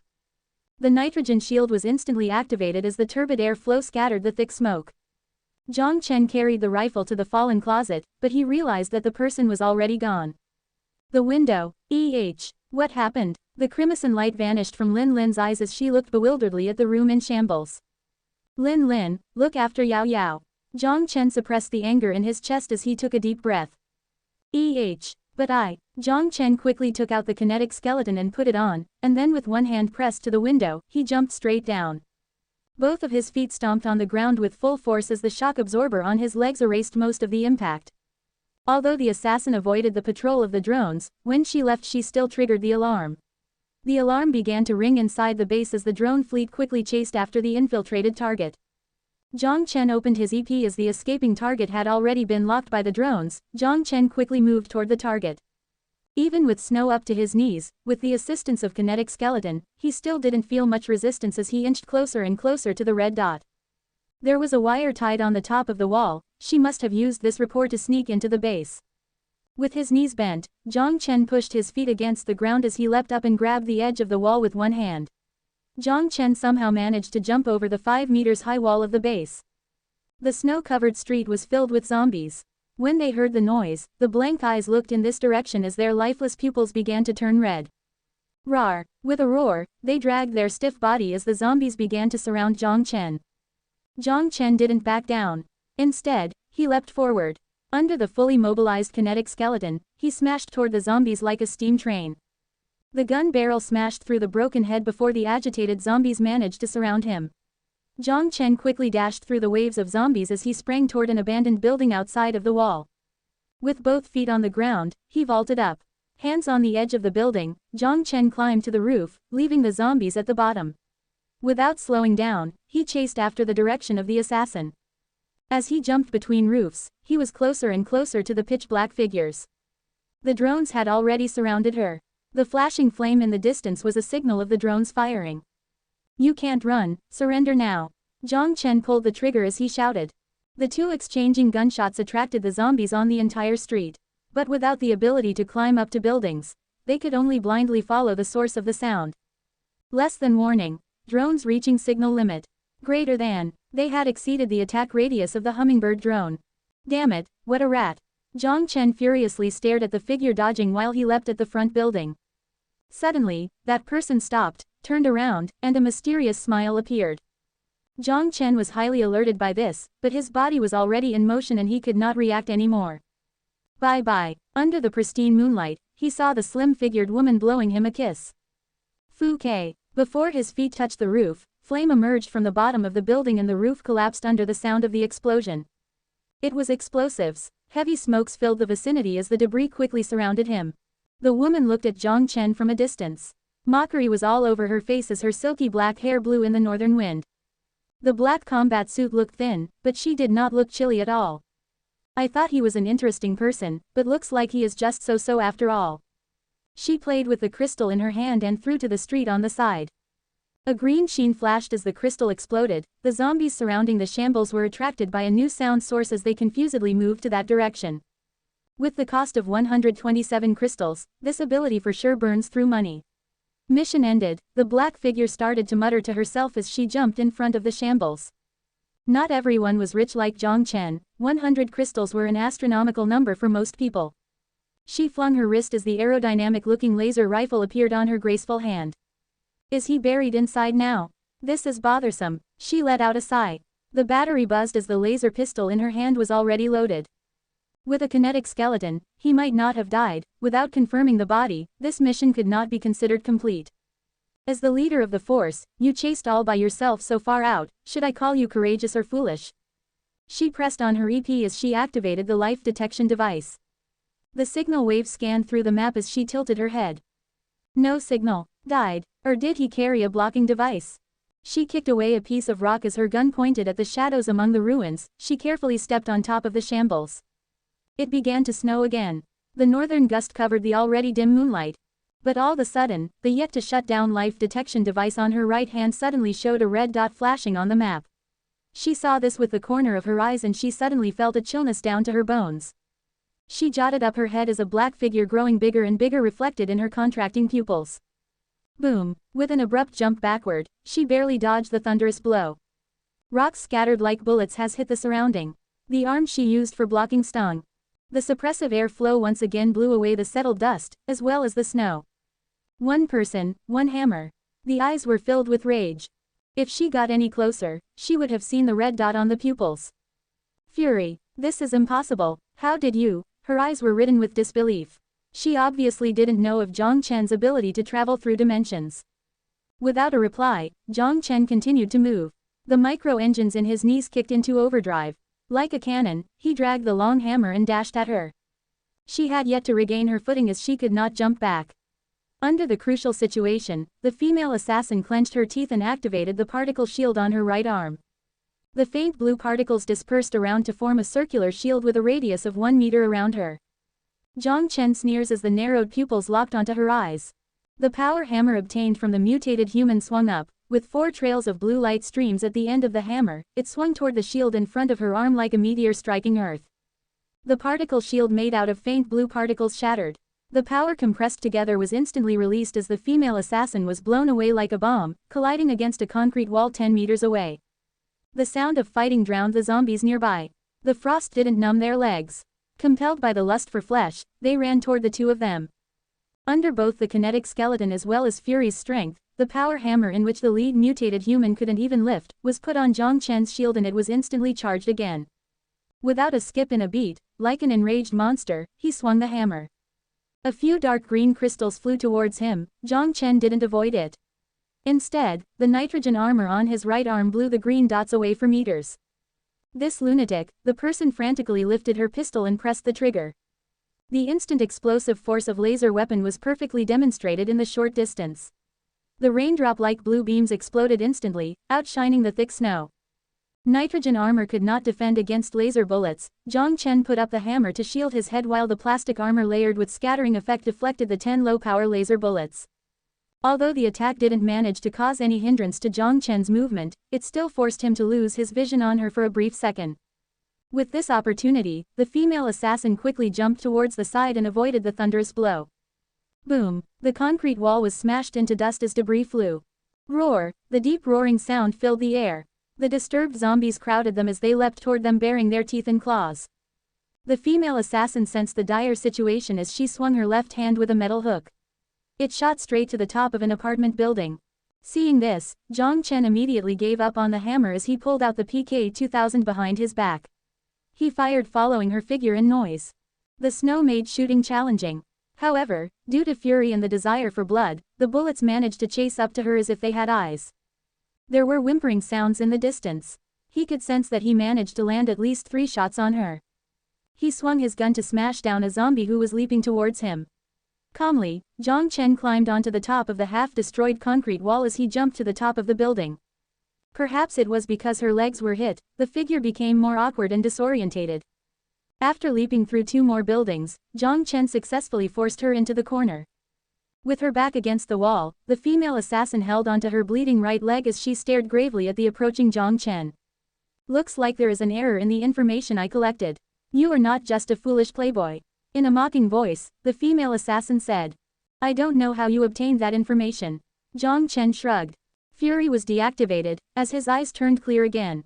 The landscape near the mansion was relatively flat. There were no tall buildings nor were anything surrounded with high walls. It was nearly impossible to observe the inside of the mansion from outside the base. She could only use the limited amount of information to analyze Jiang Chen's whereabouts. Jiang Chen was cautious in his mind. This person managed to sneak into the heart of the base. Looks like it was necessary to upgrade security. Your name? Jiang Chen stopped 5 meters away from her with a gun pointed at her head. The mask covered her face and her nose. Jiang Chen couldn't see her expression clearly. Compared to my name, shouldn't you be more worried about your own safety? The female assassin mocked as a victorious smile appeared on her face. Put down your weapon, or you could lose your hand. He had no knowledge that a giant man was standing 10 meters away with a rifle pointed directly at his arm. The killer's face carried a malevolent smile. Although the plan was to assassinate, it would be better if they could capture him alive. Not working alone, Jiang Chen let out a sigh, but he didn't put down the weapon. Instead, he glanced at the man standing meters away from him. Watch your back, Jiang Chen said mischievously. The person was suddenly alerted and immediately pressed the trigger. But the bullet didn't hit anything, because the target disappeared out of thin air. He promptly turned the gun towards his back, but there was nothing behind him either. Be careful. Before he could hear the shout, his consciousness was terminated. Jiang Chen, who reappeared at the same place, pulled the trigger without hesitation and the bullets penetrated through the back of the assassin's head.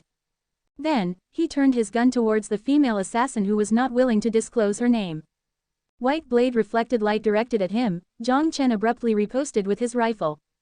Ding! The dagger cut through the shell of the rifle as the female assassin used this glimpse of opportunity to leap over. Jiang Chen immediately pulled the trigger, but she was already a body distance away from him. She grabbed onto the burning gun and a second dagger appearing out of the other hand. Sparks flashed. Jiang Chen lifted his arm as the kinetic skeleton metal frame attached to the side of his arm shielded against the hit that was aimed straight to his throat. Go die. Letting go of the rifle, Jiang Chen removed the dagger slashed into the gun as he stabbed fiercely toward the female assassin's eyes. Not so much. The swinging dagger blocked the hit. She threw away the rifle in her hand as another ping-pong ball-sized crystal appeared in her hand. The crystal emitted a dark green light as fierce and determination flashed across her face. She squeezed out a few words between her teeth, "Let's die together." Fu Kei, what a psychotic woman. Cold sweat rolled down his forehead. The continuous use of interdimensional travel consumed almost all the energy there was in the bracelet. What do I do? Bang! The sound of a gunshot interrupted the fight between the two. The bullet ripped off half of her arm as the hand holding the crystal fell to the ground. Ah! The agonizing scream almost penetrated Jiang Chen's eardrum as the female assassin that lost her arm tumbled to the back. Seeing that the assassin had fled, Jiang Chen kicked the dark green crystal away without stopping. The crystal exploded 10 meters away in midair. Light beamed down from the sky and locked onto the female assassin who was struggling to get up. She held onto her broken left arm with an agonized and frightened expression. Her two athletic but slim legs spread out on the concrete floor. Because of all the blood, such gesture did not look attractive at all. With heavy breathing, Jiang Chen threw away the dagger in his hand. He wiped off the cold sweat on his forehead, as he narrowed his eyes to look in the sky. It was the helicopter, Chu Nan. Chu Nan was piloting the helicopter. After the alarm rang, he, who was taking a stroll outside, immediately headed towards the helicopter pad. Half kneeling at the hatch door was Zhou Xiaoxia. She held a sniper rifle in her hands. Her merciless expression was completely contrary to her usual dumbfoundedness. The cross sight in her field of vision locked onto the head of the female assassin. No need to shoot, just maintain suppression. Seeing that Jiang Chen was okay, Sun Jiao, who was standing on the side, finally let out a breath of relief as she slowly opened her mouth. When she heard that assassin broke into the mansion and that Jiang Chen and Yao Yao were attacked, her heart almost jumped out of her throat. Especially when she saw the image from the drones that Jiang Chen chased out alone, she almost burst out crying. Of course, it was only an expression. Sun Jiao would obviously not cry. She carried the laser rifle and jumped onto the helicopter. Zhou Xiaoxia didn't respond. Her black hair was disheveled because of turbulence, but the hands that were holding onto the sniper rifle were steady. Sun Jiao looked perplexed from the side of her face and she didn't say anything. She only signaled Chu Nan to lower the helicopter height in order to take Jiang Chen home. Sun Jiao could imagine the difficulty of sniping on the helicopter, especially with the heavy storm. With only instinct toward the weapon, she achieved this kind of accuracy. Sun Jiao began to reminisce about the past when she was active near Looting Town, the not long period of time when they worked together. Ahem, Commander, maybe you should really teach your husband. He is a leader. After all, this type of risky things should be left for us. Chu Nan left out a sigh as he approached the building. He maneuvered the helicopter as he said jokingly, "How should I say this? He is not a bad boss." Sun Jiao half-heartedly replied. All of her focus was on Jiang Chen. The helicopter hovered beside the roof. Before the helicopter stabilized, Sun Jiao immediately jumped to the roof and hugged Jiang Chen. He held onto the gorgeous figure as he felt her warmth. Just as Jiang Chen wanted to say something, his expression turned peculiar. He tenderly patted her on the back as he let her teeth bite into his shoulder. Is your Han Zodiac a dog? Jiang Chen gasped for air in exaggeration. With her face slightly red, Sun Jiao was embarrassed, but her hands still clenched tightly onto Jiang Chen. Jiang Chen noticed that her eyes were red. Sorry for making you worry. Jiang Chen caressed the luscious hair. He looked into the reddened eyes and began to blame himself. He didn't think too much in the heat of the moment, he only followed because of pure anger. His hasty move probably disrupted the entire base. Feeling the girl in his arms calm down, Jiang Chen turned around holding her hand and looked at the already fainted female assassin. Let's see the real face of this rat. Anger flashed across Sun Jiao's face as her eyes narrowed. I agree, for an unwelcomed guest, we must treat her properly. She already had plans as to how to torture this despicable person. Whip, candle, no, these punishments are too light. We will use the cruelest tortures to find out the perpetrator behind this. With laser rifle in her hand, Sun Jiao walked up as she kicked off the mask on the assassin's face without mercy. How is this possible? Sun Jiao's pupils immediately contracted as she tumbled back a few steps, her face was full of disbelief. It has been tuned, but you should be careful when you use it. Since I haven't made one in a long time, actions with high complexity could cause a program error. After tuning the numbers on the computer, Zhang Lin removed the cords on the mechanical arm and gave it to Jiang Chen. The silica gel feeling was no different than the skin. If the port in the back was not made of metal, it would almost be the same as a woman's hand. Jiang Chen played with the mechanical hand for a moment and asked casually, what's the cost to produce one of these? The titanium skeleton is a bit expensive, which costs around 31 crystals. The microchip used as processor along with electronic nerve were around 20 crystals in total. To be honest, I recommend purchasing microchips from Looting Town. The chips there are not only cheap, but are also more advanced compared to the 6th Street. If we use their chips to produce kinetic skeletons, the stats in every category would improve. Oh, I'll keep an eye out. Also, did you implant the thing I told you about? Already done. This is the control terminal. Zhang Lin put a thumb-sized memory drive in Jiang Chen's hands. Jiang Chen picked up the memory drive as he directly inserted it into the end of the EP before the screen began to load. If the user had any malicious intention, the battery would be locked, and it would instantly release power that executes the user. Of course, this power could be adjusted if you don't want to kill the user right away. Beautiful. Speaking of this, do you not need to keep an eye on the kinetic skeleton production line? Jiang Chen stared at the rocket engine in the middle of the room as he asked with an odd expression. I have already assigned the responsibilities to everyone and put what they needed to do in a handbook. I am only responsible for quality assurance and tuning, as well as ranking their work performance. Zhang Lin pushed the glasses up his nose and he said proudly. The ranking was geared towards the newly joined survivors who were better known as the slaves. For those with outstanding work ethics, they would be promoted to lower citizens. Since it would not interfere with the production, Jiang Chen was too lazy to ridicule him to not stay on task. Therefore, how long would this thing stay in orbit for? Jiang Chen let out a sigh. This is not an exploration rocket. Zhang Lin scratched his head. Not an exploration rocket? Jiang Chen was confused. Precisely speaking, it's a missile capable of carrying 1,000 kilograms of combat equipment. Bang! The mechanical arm dropped to the ground. How many of this can you produce? Jiang Chen had both of his hands on Zhang Lin's shoulders as he stared at Zhang Lin passionately. Zhang Lin felt goosebumps all over his back. He took a step back and forced a laugh. This thing cannot be mass-produced. It's hard to obtain the materials. I can only say I will do my best. What the fuck? 1,000 kilograms of load, even if it carried the ancient TNT, it would instantly evaporate half of a street. If it was switched to the concentrated bomb common on Wasteland, its power would be comparable to the mid-sized tactical nuke. Do your absolute best, Jiang Chen said sincerely. If he possessed this superweapon, it would without a doubt increase his odds in winning the war against the mutated humans. Zhang Lin took a deep breath and nodded. Jiang Chen picked up the mechanical arm off the ground and headed towards the direction of the mansion. When he entered the basement, he saw the female assassin strapped tightly on top of the operating table, as well as Sun Jia who stood on the side with a perplexed expression. The DNA results are out. Lin stretched her body after busily working on the control panels for a long time. What's the result? Sun Jiao tightly clenched onto Lin's shoulders. Because their faces were so close together, Lin's face turned slightly red and looked away. She is indeed your younger sister. When she heard the confirmation, Sun Jiao's shoulder began to slacken. Jiang Chen noticed the perplexed expression on her face. He sighed, walked to her and hugged her around the shoulder. I'll spare her. No, she almost killed you and Yao Yao. Sun Jiao had determination in her eyes, but it was soon replaced with blankness. On one side lay the only relative she had in the world. On the other side stood the person she loves. I don't want to make this difficult for you. But leave it to me. Trust me. Jiang Chen stared at her shaking eyes as he said with an assertive tone. With a blushed face, Sun Jiao lowered her head. Then I'll leave it to you. As she finished speaking, Sun Jiao pushed open the door and left the basement. Although she had thought of the countless of cruel ways to extract information from the assassin, when she realized that the assassin was actually her sister, she was no longer certain. To find her lost sister, she had covered the entire Wanghai city with her footsteps. It was until she finally met Jiang Chen did she temporarily put a pause to the journey of searching for her family.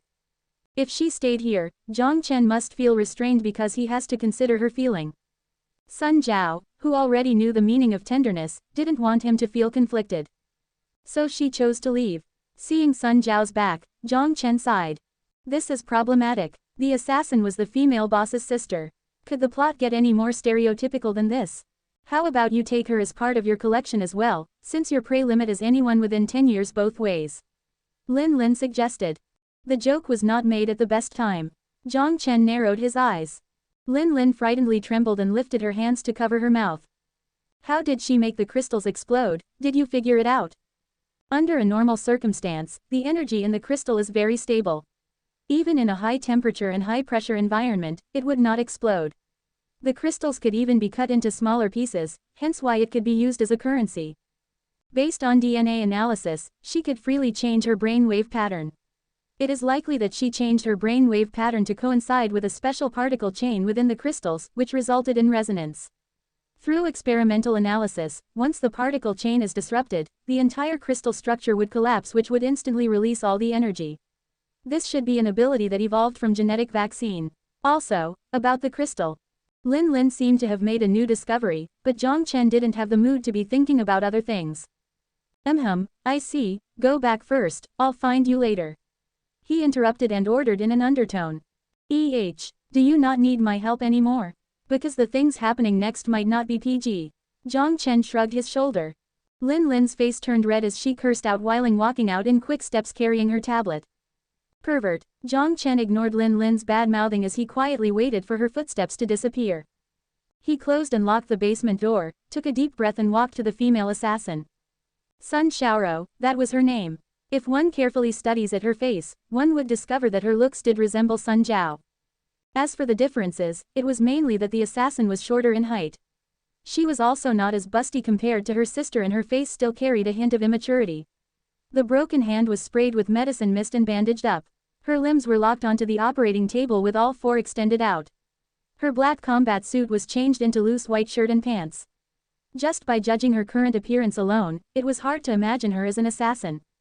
He shook his head as he walked beside the operating table. Looking at the buttons with many unknown functions, he paused for a moment before randomly pressing down a button. Ah! The scream almost pierced through his eardrums. Jiang Chen had to cover his ears. Sun Xiaoro violently shook as her eyes turned white and foam was dripping out of her mouth. A faint pungence appeared. Jiang Chen looked at the light yellow liquid dripping along the operating table and an awkward expression appeared on his face. He only wanted to startle her and wake her up. He didn't think that the button was for electrocuting. But what are the purposes of the other buttons? Sun Xiaoro woke up from her paralyzed state. She stared fiercely at Jiang Chen, then her eyes began to wander around the basement. Don't bother, there is not a single crystal in this basement. Jiang Chen smiled. What did you do to me? Sun Xiaoro quickly scanned her clothes. When she realized her black combat suit had been changed, anger appeared between her eyebrows, but the smile he had was no different. Your name is Sun Xiaoro. Sun Xiaoro paused for a moment. She looked at Jiang Chen in alert without making a sound. She was confused as to how this man knew her name. Looks like she haven't seen Sun Jiao yet. Where are you from? Why are you assassinating me? Jiang Chen grabbed a chair and sat beside the operating table. A determined and scornful laugh came out of her mouth and she said mockingly. You really think I am going to tell you? How would I know without trying? If possible, I would prefer if you don't make me do cruel things to beauties. Jiang Chen shrugged. Oh, if it is just the electrocuting, you are far away from getting anything. Sun Xiaoro mocked. She had already been mentally prepared about the consequence of being captured. Have you been implanted with the chip? Jiang Chen didn't get enraged by her tone. Instead, he asked with a calm voice. Only foolish people would be happy about those boring dog chains. The voice was contemptuous. She was not forced by the slavery chip. Sun Jiao was her only family, then this eliminated the possibility of her family being taken hostage. An absolute form of loyalty. Hard to believe, especially on the wasteland without orders. Do you have a sister? Jiang Chen asked the question attentively. Her expression did not change the slightest. I don't have family. Jiang Chen wondered if Sun Jiao would be heartbroken after these words, her sister already couldn't remember her. For the people injected with the genetic vaccine, the truth-telling liquid is ineffective. If he wanted to obtain information, then it must be interrogation with the help of a lie detector. Seeing her defiant stance, Jiang Chen was troubled. Sun Jiao's sister, based on relationship, she should be considered his sister-in-law. From any perspective, using torture on an assassin was the best choice to obtain useful information. But Jiang Chen could not do that to his sister-in-law. Then let's make a deal. If you cooperate, I can let you go, and give you 10,000 crystals. Jiang Chen decided to first lure her with money. To his surprise, her stubbornness matched her sister's. Crystals. You don't understand what this is about at all. The voice was filled with arrogance and contempt. Oh, don't you use crystals as a currency? Jiang Chen tried to make a conversation. Ignorant. Still, the tone was filled with mockery. Jiang Chen was instantly enraged, but his face was expressionless. He only grabbed a long needle injector from the pan beside the operating table. Do you know what this is? Jiang Chen shook the needle in front of her nose as he said slowly. What? Sun Xiaoro held her neck up as she scorned. Nerve catalyst, it would increase your nerve cell activity by 100 times. In simple words, it could increase your sensitivity 100 times. Jiang Chen lightly pushed the needle as the colorless liquid emerged from the tip. You are a devil. Sun Xiaoru's expression changed as she tried to move back, but because of her tied-down limbs, her struggle was futile. I don't have time to waste on you. The mutated humans are across the riverbank and my people are waiting for my order. You only have two choices right now, be truthful, or be tortured until you tell the truth. Jiang Chen said in menace. This medicine was purchased by Zhou Guoping at the 6th Street Black Market. 5 milliliter of liquid cost 100 crystals, which signified its rarity. Then why don't you try? Pew, Jiang Chen dodged her spit. He was not angry. Instead, he laughed as he injected the needle right into her vein. Looking into her eyes of despair, he pushed all the liquid into her. Her limbs twitched as if she was having a spasm, then her body began to quiver. It took her a long time before she breathing returned to normal. You filth of a human being. Do you not have the energy to speak? Jiang Chen threw the needle away as a smirk emerged on his face. Her voice was trembling so much Jiang Chen could not make out what she was cursing about. If possible, he didn't want to do this, but since it already started, then it must continue. He pressed his finger onto her right arm. Woo. Are you sensitive to this extreme? Then let me ask you. In your dreams. Okay, then imagine what happened today is a bad dream. Next, what should we try? Electrocution, or high-temperature spa, or something else? Jiang Chen pressed a red button. Ah, the agonizing scream reverberated in the entire basement. Lin, with one ear on the door, shivered and she quickly retracted her head. What was this pervert doing? Because of curiosity, when Jiang Chen closed the door, she quietly sneaked back. But just as she put her ear against the door, she heard the agonizing scream. She remembered the words she spoke that provoked Jiang Chen as she shuddered again before carefully leaving the basement. Looking at Sun Xiaoro with foams in her mouth, both eyes turning white, and her limbs spasming on the operating table, Jiang Chen rubbed his wary temples. Even after the injection of medicine that increased her sensitivity by 100 times, she still lasted 2 hours. Seeing the stains at the edge of the operating table, Jiang Chen held his breath and his expression was somewhat awkward. This seems to be over the line. But he couldn't think of better ways. In the end, he didn't hurt his body. As to the mental trauma, let time work its magic. Another note worth mentioning, he didn't expect her to be a virgin. Jiang Chen picked up the notebook and hastily left the basement. At the door, he met Sun Jiao with a perplexed expression. Is it over? Jiang Chen nodded awkwardly. Sun Jiao didn't say anything and kissed him. Jiang Chen blankly looked at Sun Jiao's closed eyes before he shut his eyes as well. Lips apart. Sorry, don't apologize, she deserves the punishment. Regardless of where it happens, the fate of assassins is public execution. I am already thankful that you spared her life. The damage on her body could be healed with time. Sun Jiao seemed to have thought this through as there was no more hesitation in her eyes. No, I didn't hurt her during the process. But she provoked me, I turned hot-headed, and then as he spoke, Jiang Chen's expression turned more and more awkward. Sun Jiao paused for a moment, then her face turned red and she gently bit her lips. Pervert. Sun Jiao smashed his shoulder and she quickly walked downstairs. Seeing Sun Jiao's figure, Jiang Chen put up his hand wanting to explain something, but then he put it down. There was no use in explaining once the girl sees the chaos in the basement. He will have to wait until the night to explain to her, privately. Perhaps, this was the evilest thing he has done in his entire life. The Northern Alliance District. As one of the rare safe havens inside Pan-Pacific area, the description of this place was only applicable when compared to the ruins and shambles. The survivors left on this wasteland migrated north as they established a survivor camp along the Yellow River south of the Golden City. The population density of this area was not high before the war. Therefore, the concentration of zombies was naturally low. Without the direct impact of a nuclear weapon, the radiation level was much lower compared to developed area. The mutant population was also meager. Other than the mutants that migrated from north of the Golden City, this place possessed almost no lethal danger. Stability brought order and prosperity. Despite the harsh environment and the barren lands, they still managed to plot out thousands of acres of arable land on the wasteland. Despite the low production, it ultimately managed to feed the tens of thousands of survivors who fled here. Dictatorship, power, stability. These three words could holistically describe this empire.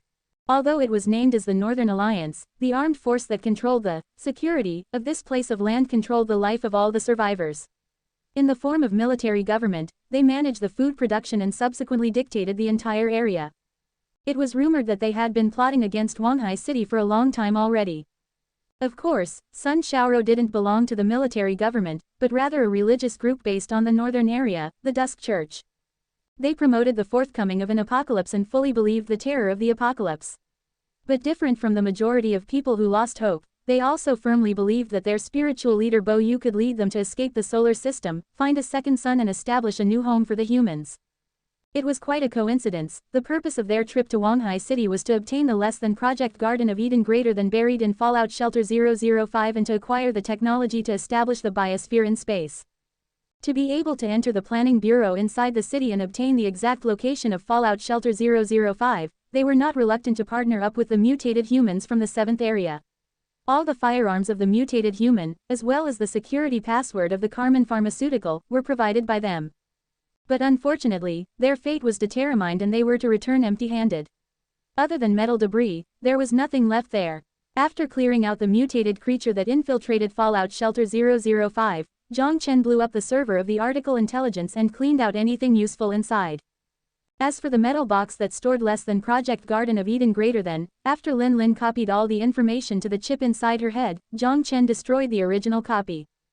Jiang Chen wondered what kind of expression would be on Bo Yu's face once he went through all the trouble to finally enter to Fallout Shelter 005, and only found junks inside. But regardless, even if Jiang Chen knew what happened to Fallout Shelter 005, he could not stand in front him and say, "I already cleared Fallout Shelter 005 and I have taken everything away." In this case, conflict was inevitable. Jiang Chen could not let the mutated humans inside Qingpu. The leader of the Dusk Church Bo Yu would not give up on entering the city center. When he sent the assassin, he already demonstrated his hostility. As to how the weapons and supplies would be transported to Wanhai, and how she joined the Dusk, Sun Xiaoro didn't have those memories. Since she joined the cult at a very young age and based on the face that all religions have the same tendencies, brainwashing was an unavoidable step. After all, it was about the crystals. In the end, Sun Xiaoro, in her half-unconscious state, blurted out random things. After attempting to piece together her broken sentences, Jiang Chen could not summarize the information she said. But a keyword she continuously emphasized drew his attention. Klein particles. It was the third time he has heard this word. Just as he pushed open Lin Lin's door, Jiang Chen heard a sudden whimper. He looked confusedly at the quivering Lin Lin. "What happened to you?" "No, nothing." The sharp voice seemed to be out of tune. Was she traumatized somehow? Due to Lin Lin being regularly irregular, Jiang Chen wasn't bothered by it and he cut straight to the topic. "About what happened last time, I have a question." Lin Lin cutely gulped as she nodded her head intensely. It was rare that she was this cooperative. Usually, she would start with, "Why do I have to help you?" Jiang Chen obviously didn't know that the disobedient Lin Lin sneaked back when he closed the door and heard some bad things. "Then I am going to ask, last time, it was Ting Ting that shot out the red light." Jiang Chen's expression was weird when he said the name Ting Ting. Although in that virtual world, she entered it in the form of a human and became a couple with him, her original form is a bug. Lin Lin nodded furiously. "That particle, what exactly is it?" When she heard this, Lin Lin's expression turned earnest. "That's what I wanted to say, I found something abnormal on the surface of the crystal." As she finished saying, Lin Lin ran to the front of the experiment table. She picked up a polished crystal and put it inside the glass sphere of an odd-looking equipment. You won't know even if I tell you, it is a really convenient equipment. Before I always thought you guys collected them because they were shiny and that because they could also replace hydrocarbon as an energy source. But after doing some experiments, this thing is not as simple as it looks." Inside the glass sphere, the dark green crystal began to change color. The complete combustion of the energy of a crystal could release the energy equivalent to 2.47 kilograms of coal. After, it would turn into this form. The crystal lost its shine and changed into a quartz-like appearance. And then, Jiang Chen looked at the crystal keenly. Lin Lin didn't answer Jiang Chen's question. Instead, she asked rhetorically with mysteriousness on her face, "Have you heard of the fourth dimension?" Fourth dimension, the dimension that includes time. Jiang Chen had heard this before as he had been through university after all. "Then let me ask you another question, have you heard about energy that belongs to the fourth dimension?" Jiang Chen was dumbfounded, 1 because it was too abstract, 2 because he didn't know why she suddenly brought up the question. Every matter in this world, including you and me, could be measured by 3 measurements: length, width and height. These are all measurements of the third dimension. But if time is added to the list, then the Jiang Chen today would be completely different from the Jiang Chen tomorrow. This would be the fourth dimension. The same as the 1.50 meters Lin Lin is completely different than the 2.00 meters Lin Lin in the third dimension. If we can add a timeline to energy. Imagine this: the crystal's energy today have been used, but a few thousand years later, its energy would be filled up again. Wait, what about the conservation of energy? Jiang Chen had to interrupt. Of course it is conserved. Because from the start, the Klein particle exists in the fourth dimension, but it is limited to a point that we can't see. But at a certain time point, some Klein particles would fall to the third dimension. In our eyes, the most obvious demonstration would be energized. Because it was too scientifically fictional, despite Lin Lin being extremely slow and detailed in her description, Jiang Chen still felt lost. You can try this crystal, use your power to draw its energy. Remember, the energy amount of this crystal before was 5. As she spoke, Lin Lin put the colorless crystal in Jiang Chen's hand. It was already empty. Charging the interdimensional bracelet with it would be impossible. As he thought this through, Jiang Chen still followed Lin Lin's instruction and put the crystal in his hand. Then, his expression turned to astonishment. He somehow obtained energy from the empty crystal. The amount of energy that supplied the bracelet was no less than the crystal with 5 energy points. Is there energy remaining? Jiang Chen asked in disbelief. Lin Lin shook her head. The energy belonging to the third dimension has been completely exhausted. You could bring this crystal to any production equipment and it could not be used as a source of energy. But just as I had suspected, your interdimensional bracelet could directly draw Klein particles from the fourth dimension. Another way to say this is that you exhausted the energy that could appear in the crystal in the future. Jiang Chen's eyes widened as he stared at his right wrist, the tattoo. No, it could also draw electricity to charge it. It would cost 100 watts of electricity to charge it to full. With crystal, it would only cost 10 energy points. But based on your explanation, 1 energy crystal, with the energy fallen to the third dimension was equivalent to 2.47 kilograms of coal. 10 energy points of crystal Klein particles must at least exceed 100 watts of electricity by 10 folds. Lin Lin sighed. Think carefully, when you use electricity to charge interdimensional bracelet, did electricity follow your hand to go into the ground? Jiang Chen tightened his eyebrows as he recollected when he charged before. He shook his head. No, of course not. If that happened, you would be fried. Lin Lin said in frustration. The electricity absorbed by your bracelet is not the electricity generated through electron flowing from the negative end to positive end, but rather it completely consumed the electron itself.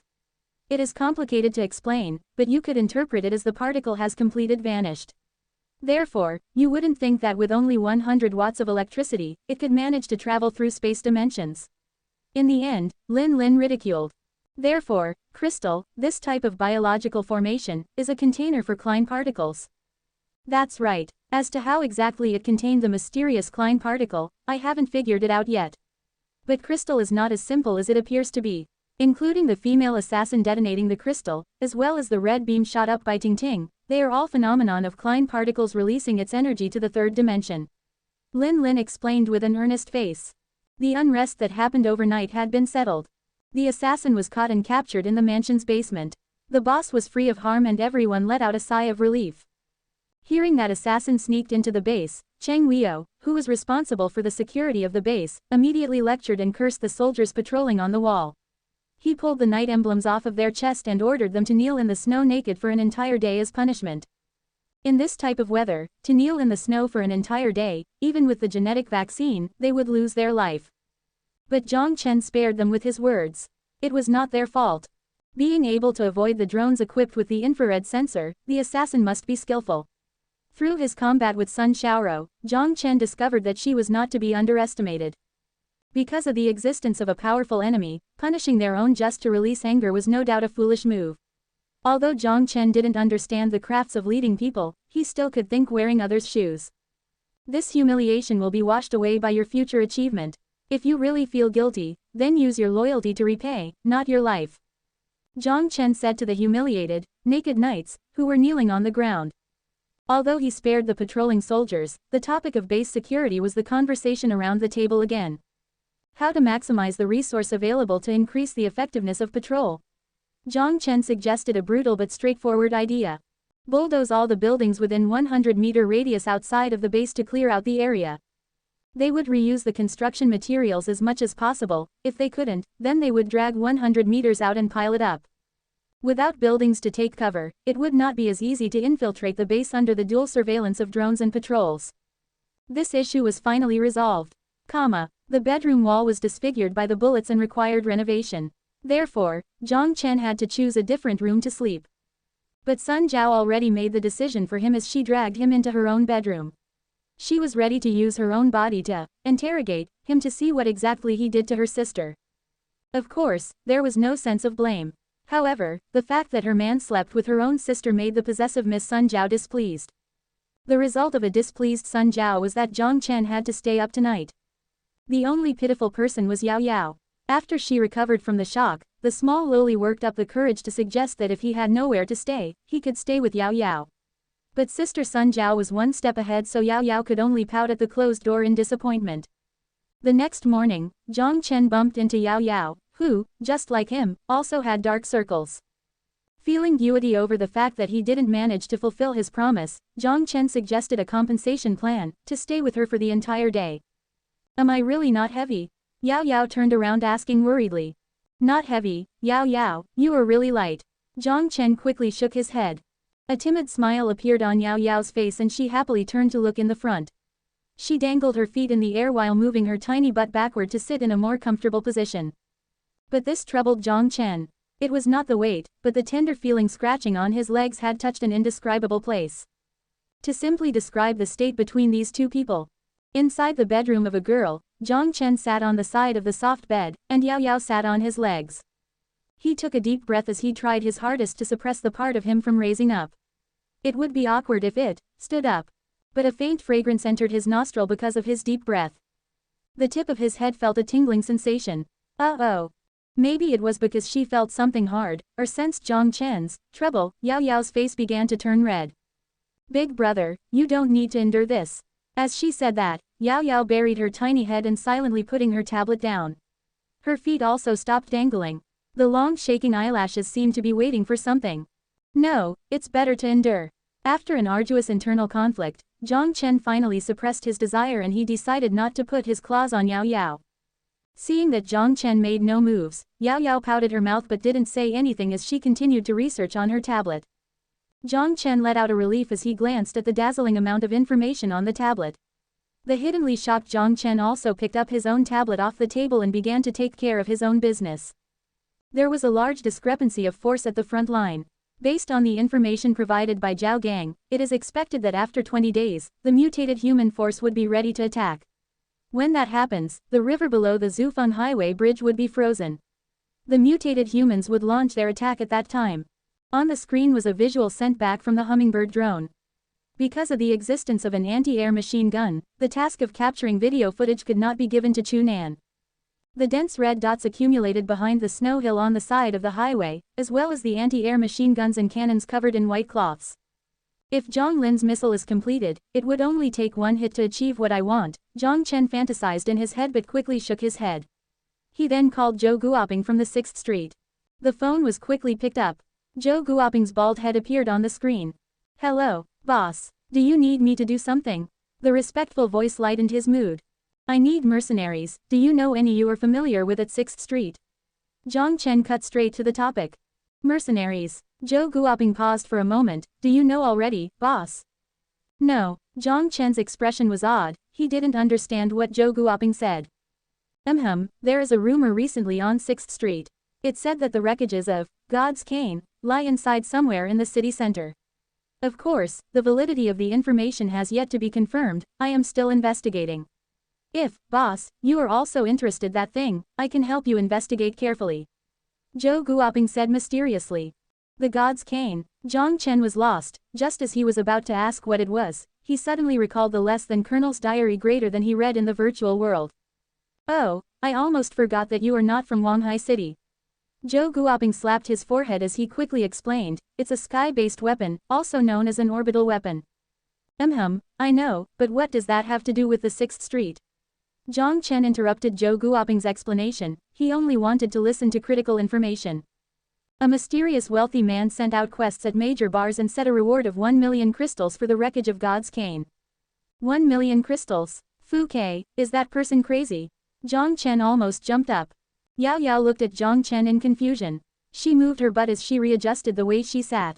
Ahem, the amount has been verified by 6th Street officials. The quest had been stamped with the metal seal. With 6th Street's official reputation, this quest shouldn't be fraudulent. Zhou Guoping took a moment. He continued, the mercenaries stationed in the 6th Street have gone insane. There are fewer missions in the winter as all of those people like to spend their days rotting away in the bars. Now someone offered such an astronomical number, even the not-so-strong hunting teams began to make moves. Jiang Chen's eyebrows furrowed, so you are saying, it's hard to hire people now? I wouldn't say it is hard, but the price is definitely higher. That's okay, I'll send you the mission. Also, regarding the God's cane, keep an eye out for me. Yes, boss. Zhou Guoping exaggeratedly bowed. Jiang Chen closed the communication menu and rubbed his nose. He had an ominous feeling.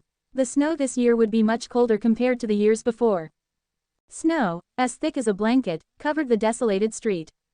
Other than the worker removing snow, the only noise on the entire street was the freezing northern wind. Oh, not quite. There was still one place that maintained the liveliness of spring. People shouted, celebrated, unleashed their pressure, and spent away their dreary days. This place was the Fake Leg Bar. Although they have only been open for less than 1 month, the high-quality alcohol garnered the hearts of all the survivors. In front of the bar counter, the muscular mercenary had a foot on the chair as he showed off his scars drunkenly. The barely covered lady walked among the dark corners of the bar to wait for the prey of the night. Gamblers put 2 tables together as they played poker and dices. Just based on these few people, this place would appear as no different than the bullet shell bar on the next street. The only difference was, the security here was top-notch, to the point of unbelievable.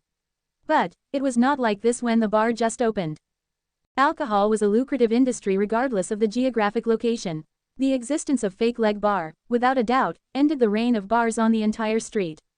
When people tried the beer with the sweet wheat aroma, no one would be interested in the stuff made with industrial alcohol. Even the wealthy in the inner circle would occasionally drop by to have a drink or two. The high profitability naturally drew the jealousy of competitors. When threatening didn't work, the owner of each bar used all kinds of despicable techniques. Fights, theft, even blackmail. But those who used these techniques obviously underestimated Zhou Guoping's ability. His profession was a bandit. In terms of despicable techniques, he was the master of all. Bribery, assassination, and vandalism. After chopping down 6 dirty overreaching hands consecutively, the people looking for trouble finally became cautiously. Immediately, he spread out a rumor that the boss of the store had a special connection with the group of 10 council members. After hearing the news, people were still hesitating if they should take the risk and finally give up the ill intentions in their mind. They wondered if they should just accept the fact that Fake Leg Bar dominated the market. Other than great security, the design of the bar was also customer-friendly. The 2nd and 3rd floor were renovated into rooms, providing privacy for the males and females that needed their own space and to provide the wary survivors a place to release their deep level of stress. Like usual, Zhou Guoping wore a gray suit. He casually sat at a wooden table as he chatted with the mercenaries that wandered the wasteland.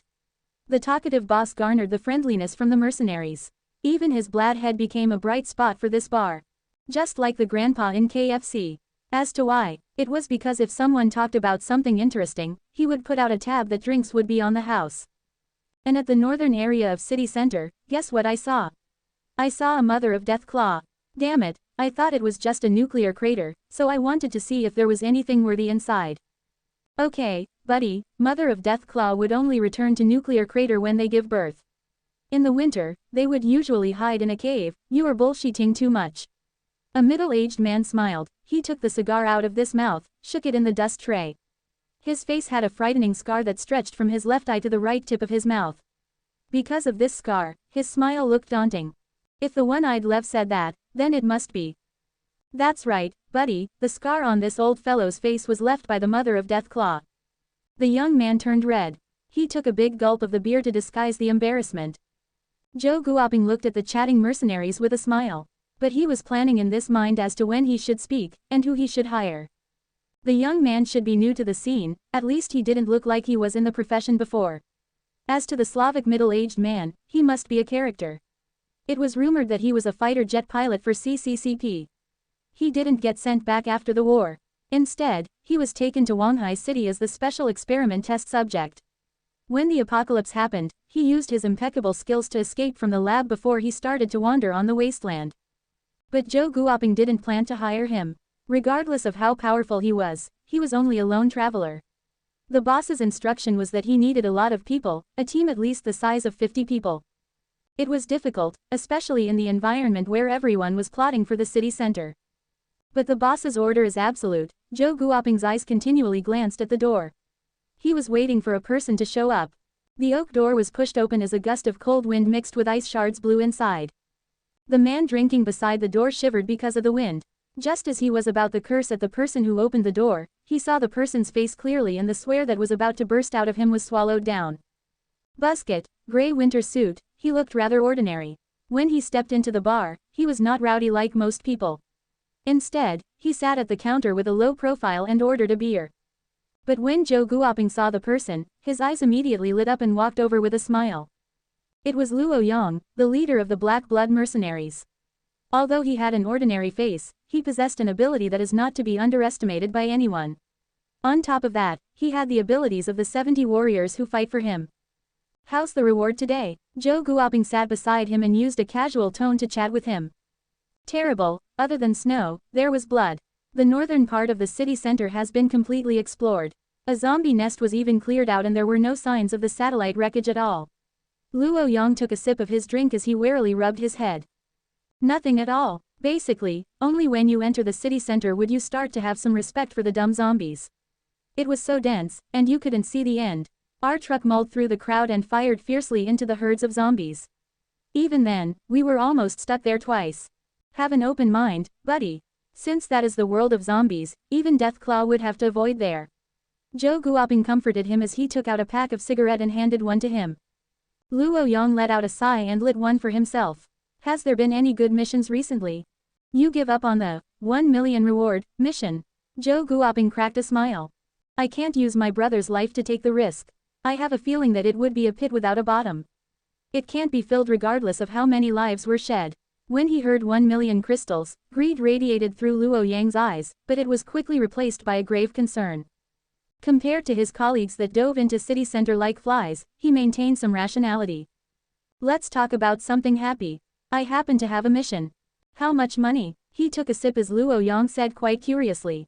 10,000 crystals. What? Luo Yang spat the beer out. He looked at Zhou Guoping with eyes widened. 10,000. Are you sure? I am certain. Zhou Guoping nodded his head with eyes narrowed.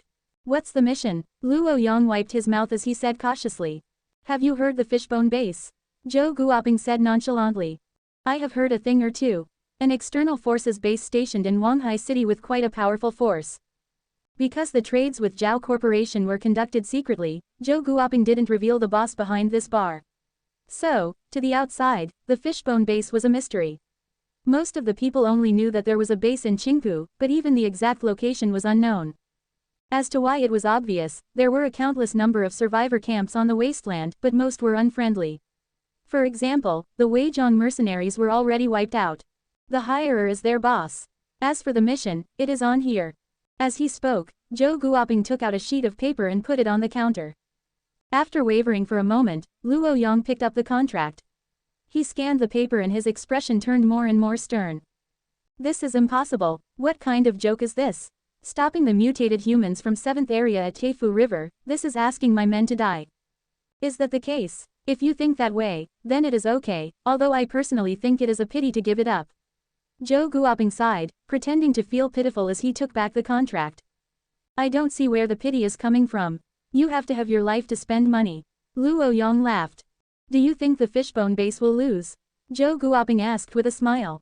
Based on what I know, there are 3,000-something mutated humans at the 7th area, although they might not be the smartest, they are natural warriors. Luo Yang said, even if they only bring half of the people, it would be at least 1,500 people. A soldier discrepancy of more than 10 times, only a Doomba's asterisk S would accept this mission. Mutated humans would squash them like ants. Luo Yang took a big chug as he shook his head in disappointment. He obviously was not disappointed at the fate of the fishbone base, but rather he was sad over the 10,000 crystals that slipped away before his own eyes. But based on my information, the Fishbone base has quite a powerful force, such as heavy firearms. Zhou Guoping smiled. Heavy firearms? Haha. Luo Yang scorned. He didn't agree. He knew a few tactics of mutated humans. The mutated humans occupying the steel factory at the 7th area used steel almost lavishly. With their pure muscle strength, they could carry the thick C-grade steel armor to take charge. It was a nightmare for all light infantries. Heavy firearms. Okay, it was effective. But when all the mutated humans spread out and charge over the wide frozen river, how many shots would the cannons manage to fire? Once the mutated humans pass through the line of defense, no firearms would be useful and the subsequent battle will likely become a one-sided slaughter. As for the exact fighting tactics, as the middleman, I am not sure. But in your opinion, if they have an external force, without a certain confidence in victory, would they fight to the death for Qingpu? Regardless if they have confidence or not, for us, the risk is too high. Luo Yang shook his head. But risk and reward is proportional, isn't that right? Or you wouldn't be taking your men into the city center. Luo Yang's expression was rather awkward when he heard those words. Seeing this, Zhou Guoping paused and lowered his voice.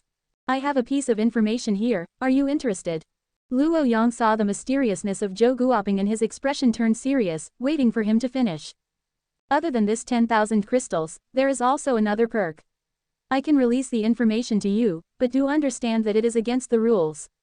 For the sake of my business, I hope you can keep this a secret. Ahem, Mr. Zhou, you know me very well. Of course, this is why I found you for this mission. 10% of the profit of a trade route between Qingpu and Looting Town, the type of trade is food. Zhou Guoping brought a good news from the 6th Street. Black Blood mercenaries accepted the mission and mobilized to Teifu River the next day. In addition to the new recruits, a mercenary group of 85 people on the wasteland could be considered a sizable force. When Zhou Guoping threw a bait of 10% food trade profit, Luo Yang agreed without the slightest hesitation. The popularity of the food industry in 6th Street was proven to be a lucrative business.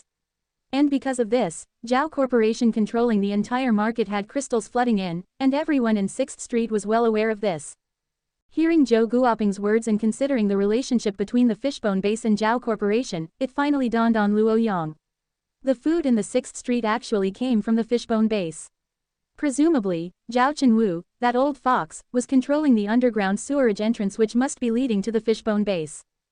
But Luo Yang didn't spread the shocking piece of news out since the less the number of people knew, the more advantageous it would be for him. If he could manage to get a slice of the pie of the trade route to Looting Town, he would accept the mission at whatever cost. With Black Blood mercenaries' reputation, there wouldn't be a problem in transporting the goods from Qingpu to Looting Town situated at the exit of the Yangtze River. With a stable source of income, Black Blood mercenaries' equipment and size would expand and improve, and his prestige would consequently heighten. If he could manage to become a council member, he would be able to join the ranks of the inner circle of the powerful.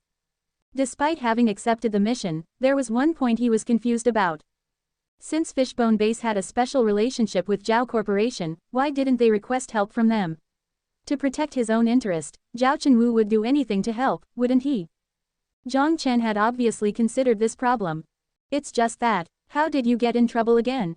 Sitting in the virtual boardroom, Zhao Chenwu smiled wryly. Trouble finds me, Jiang Chen shrugged. 6th Street is not too peaceful these days. I really can't send out some forces to face the mutated humans from the 7th area. Maybe you should consider relocating. Zhao Chenwu pondered for a moment before proposing. Relocate. That means all my efforts would have gone to waste. I have spent almost 400,000 crystals for the construction of the base. At any rate, I won't give up on the base, especially since my odds of winning are not low. Then I'll pray for your victory. The batch of Sentinel machine guns, I'm finally able to fulfill the contract under the pressure of the council, and I can deliver it to you tomorrow. Pressure from the higher-ups. When did the council start encouraging a breach of contract? Jiang Chen jested. It is a critical time. What kind of trouble did you guys encounter? Seeing the graveness on Zhao Chenwu's face, Jiang Chen also became serious. Although it is considered a secret, if it was like any time before, the news would spread out regardless. The military government controlling Northern Alliance District has declared war on us, and they are currently on their way. It's them, have you heard already? Seeing the shock on Jiang Chen's face, Zhao Chenwu shrugged. In order to obtain the space-based weapon wreckage landed somewhere in the metropolis, they came from thousands of miles away to incite trouble. Zhao Chenwu obviously misinterpreted something. The reason why Jiang Chen got shocked was that the organization that partnered up with the mutated humans was also from the Northern Alliance district. Except it was not the military government but a rather strange organization with an even peculiar name, the Dusk Church. The God's Cane? Jiang Chen asked solemnly. That's right. To defend against Northern Alliance's invasion, the group of 10 council passed a proposal to create a defense line at the rural area to defend against the invasion. But if it was just this, it wouldn't be so problematic. Zhao Chenwu's face was cast in gloom. He paused before continuing. Although we agreed to fight off the enemy before hunting for the treasure, almost everyone has already been secretly sending in exploration teams into the metropolis. Especially when the news of 1 million crystals mission has spread out, everyone has gone insane. Those fools, who were previously reserved and heading out secretly, are now blatantly sending out their forces and rushing downtown. Just like those gamblers who had completely lost their mind on a gambling table. No one has realized that doing this at this time is foolish. Jiang Chen had no other emotion except for derision. Not everyone is foolish, and that includes me. Zhao Chenwu bleak expression stared at the table. If anyone obtains that thing, it would be a nightmare for everyone else. If could dominate all life and death, just like a scepter from God. Saying this, the ruthless businessman had a hint of insanity between his brows. Just imagine this. If there is a sword hanging over everyone's head, who else can resist your reign? It only takes one shot from that tungsten rod that can't be intercepted to silence all voice of resistance. And that sword is now somewhere in the city center, behind all of us. Now, everyone wants to become a person wielding the sword. This damned democracy. Everyone wanted to become the dictator. If there was only a single voice from the beginning, it wouldn't be this chaotic. Asking help from Zhao Chenwu was not possible anymore, but that was to be expected. He already had enough chips in his hands. Without 1 or 2 guests, it wouldn't interfere with the fireworks. Counting in the Black Blood mercenaries, the total number of soldiers that could fight on the front line had already reached 200 people. Although there was still a huge discrepancy, he still had his last resort. That was none other than the survivors from Qingpu. After the last expedition, they had been unified under the Fishbone Base banner. After a month of doing business, the relationship between the two parties was further strengthened. Since the beginning, Jiang Chen had always included them in the plan, and he was just waiting for an opportunity. The opportunity to unite everyone, the opportunity to display the might of Fishbone Base. And now, the opportunity had presented itself. Outside of the Fishbone Base, in front of the concrete building used for trading goods, a long lineup could be seen. Long time no see, Zhao Gang. Ma Zongchen hugged his old friend whom he hadn't seen for a while as he regarded the winter garment on Zhao Gang enviously. The whole set would probably cost 30 to 40 crystals, which would be equivalent to the price of a Reaper rifle. Despite Zhao Gang's usual taciturn behavior, when he saw his old friend, a smile emerged on his face. Jiang Chen called Chen Huo back yesterday and was once again sent to the front line. Zhao Gang pulled Ma Zongchen to the side. He passed him a cigarette while he also put one in his own mouth and then lit it up. How are you doing these days? Same old. Nice smell. What brand is this? The base's own produce. The boss brought it back as part of the benefits for employees. As for its exact origin, Zhao Gang couldn't be bothered about it. The winter is so cold and you guys are quite well off, Ma Zongchen remarked as he enviously eyed the large caliber machine gun on the wall. It should be us, shouldn't it? The two stared at each other and started laughing. The line in front of the concrete building moved up slowly. People coming out of the room had switched into the winter gear as they entered the base under the supervision of the soldiers. According to the agreement, all the survivors joining the Fishbone Army would receive housing and upper-class citizen treatment, and their family would receive lower citizen treatment. Either contributing in war and being promoted tonight, their family would also enjoy upper-class citizen treatment. As of today, more than 20 community-sized survivors have joined Fishbone Base. All the people were incorporated into a newly created foreign army with Zhao Gang as the commander. Currently, there were only 81 people in the force, but everyone was a sharpshooter. With a bit of training, they could become a force to be reckoned with. So far, the Fishbone Base's soldiers had exceeded the 300 mark. The day of the decisive battle was gradually approaching. God's Cane was formerly known as God's Cane Space-Based Kinetic Energy Weapon System. NATO completed the deployment of the weapon system in 2030, but now its compatibility was no longer limited to kinetic energy attack. Over the past 100 years, NATO had continuously perfected this weapon system. Although its core attack was still a vertical strike by tungsten rod bombs, in addition to that, NATO had also added high-power microwave weapon (HPM), wide-area electromagnetic pulse (EMP), as well as particle shields aboard the weapon system. NATO completely transformed it into a hedgehog-like existence, a near-Earth orbit weapon platform. Though Jiang Chen had already experienced the power of this weapon, after listening to Lin Lin's explanation, he still got astonished. Seeing the shock on Jiang Chen's face, Lin Lin haughtily raised her head and paused before continuing, "That is a really powerful weapon. It is believed that to destroy it, Pak launched 27 nuclear missiles to the low Earth orbit, but they were all unfortunately intercepted. Finally, while the God's Cane's HMP was on cooldown after it had just attacked the Holy Shield system, relying on the Aerospace Special Forces attack at 10 crystals cost near-Earth orbit landers, they finally managed to capture it. However, before they even had the opportunity to hold the Cane, NATO had initiated the God's Cane's self-destruction program in the hope of destroying it and preventing it from falling into the enemy's hands. So the superweapon that was in the service for over 150 years had turned into a space junk. No one knew this weapon better than Lin Lin. After all, she was a former Pak researcher, so she more or less understood the specifics of the weapon. "Wait, space debris? Yeah, is there any problem?" Lin Lin asked, tilting her head. "Didn't God's Cane fall onto the Earth's surface?" Jiang Chen asked with a frown. "Of course not, I can attest to that. The post-war World Alliance organization had considered recovering the remains at the near-Earth orbit, but the proposal was not implemented because shortly after, the implementation of space colonization plan was passed with a landslide victory. You know what happened next? 6 colony ships were sent to the deep space." "Is that so?" Jiang Chen said thoughtfully. "Why the sudden interest?" Lin Lin was puzzled. What if someone used a supercomputer to determine that the remains of God's Cane fell into the downtown of Wanghai City? "That's impossible. You've been duped," Lin Lin unceremoniously denied. "Did I get fooled?" Jiang Chen fell into deep thought. Or did everyone get fooled? This was troublesome. Inside an ancient room, a tripod incense burner stood on top of a table, smoke floated on top of it. A man with gray sideburns leaned against a recliner, his eyes were closed, and he appeared to be taking a nap. Next to him was a woman dressed in cheongsam, and though her face could not be considered gorgeous, she certainly looked graceful. The old-fashioned visage obviously didn't match the high-rise buildings outside the window.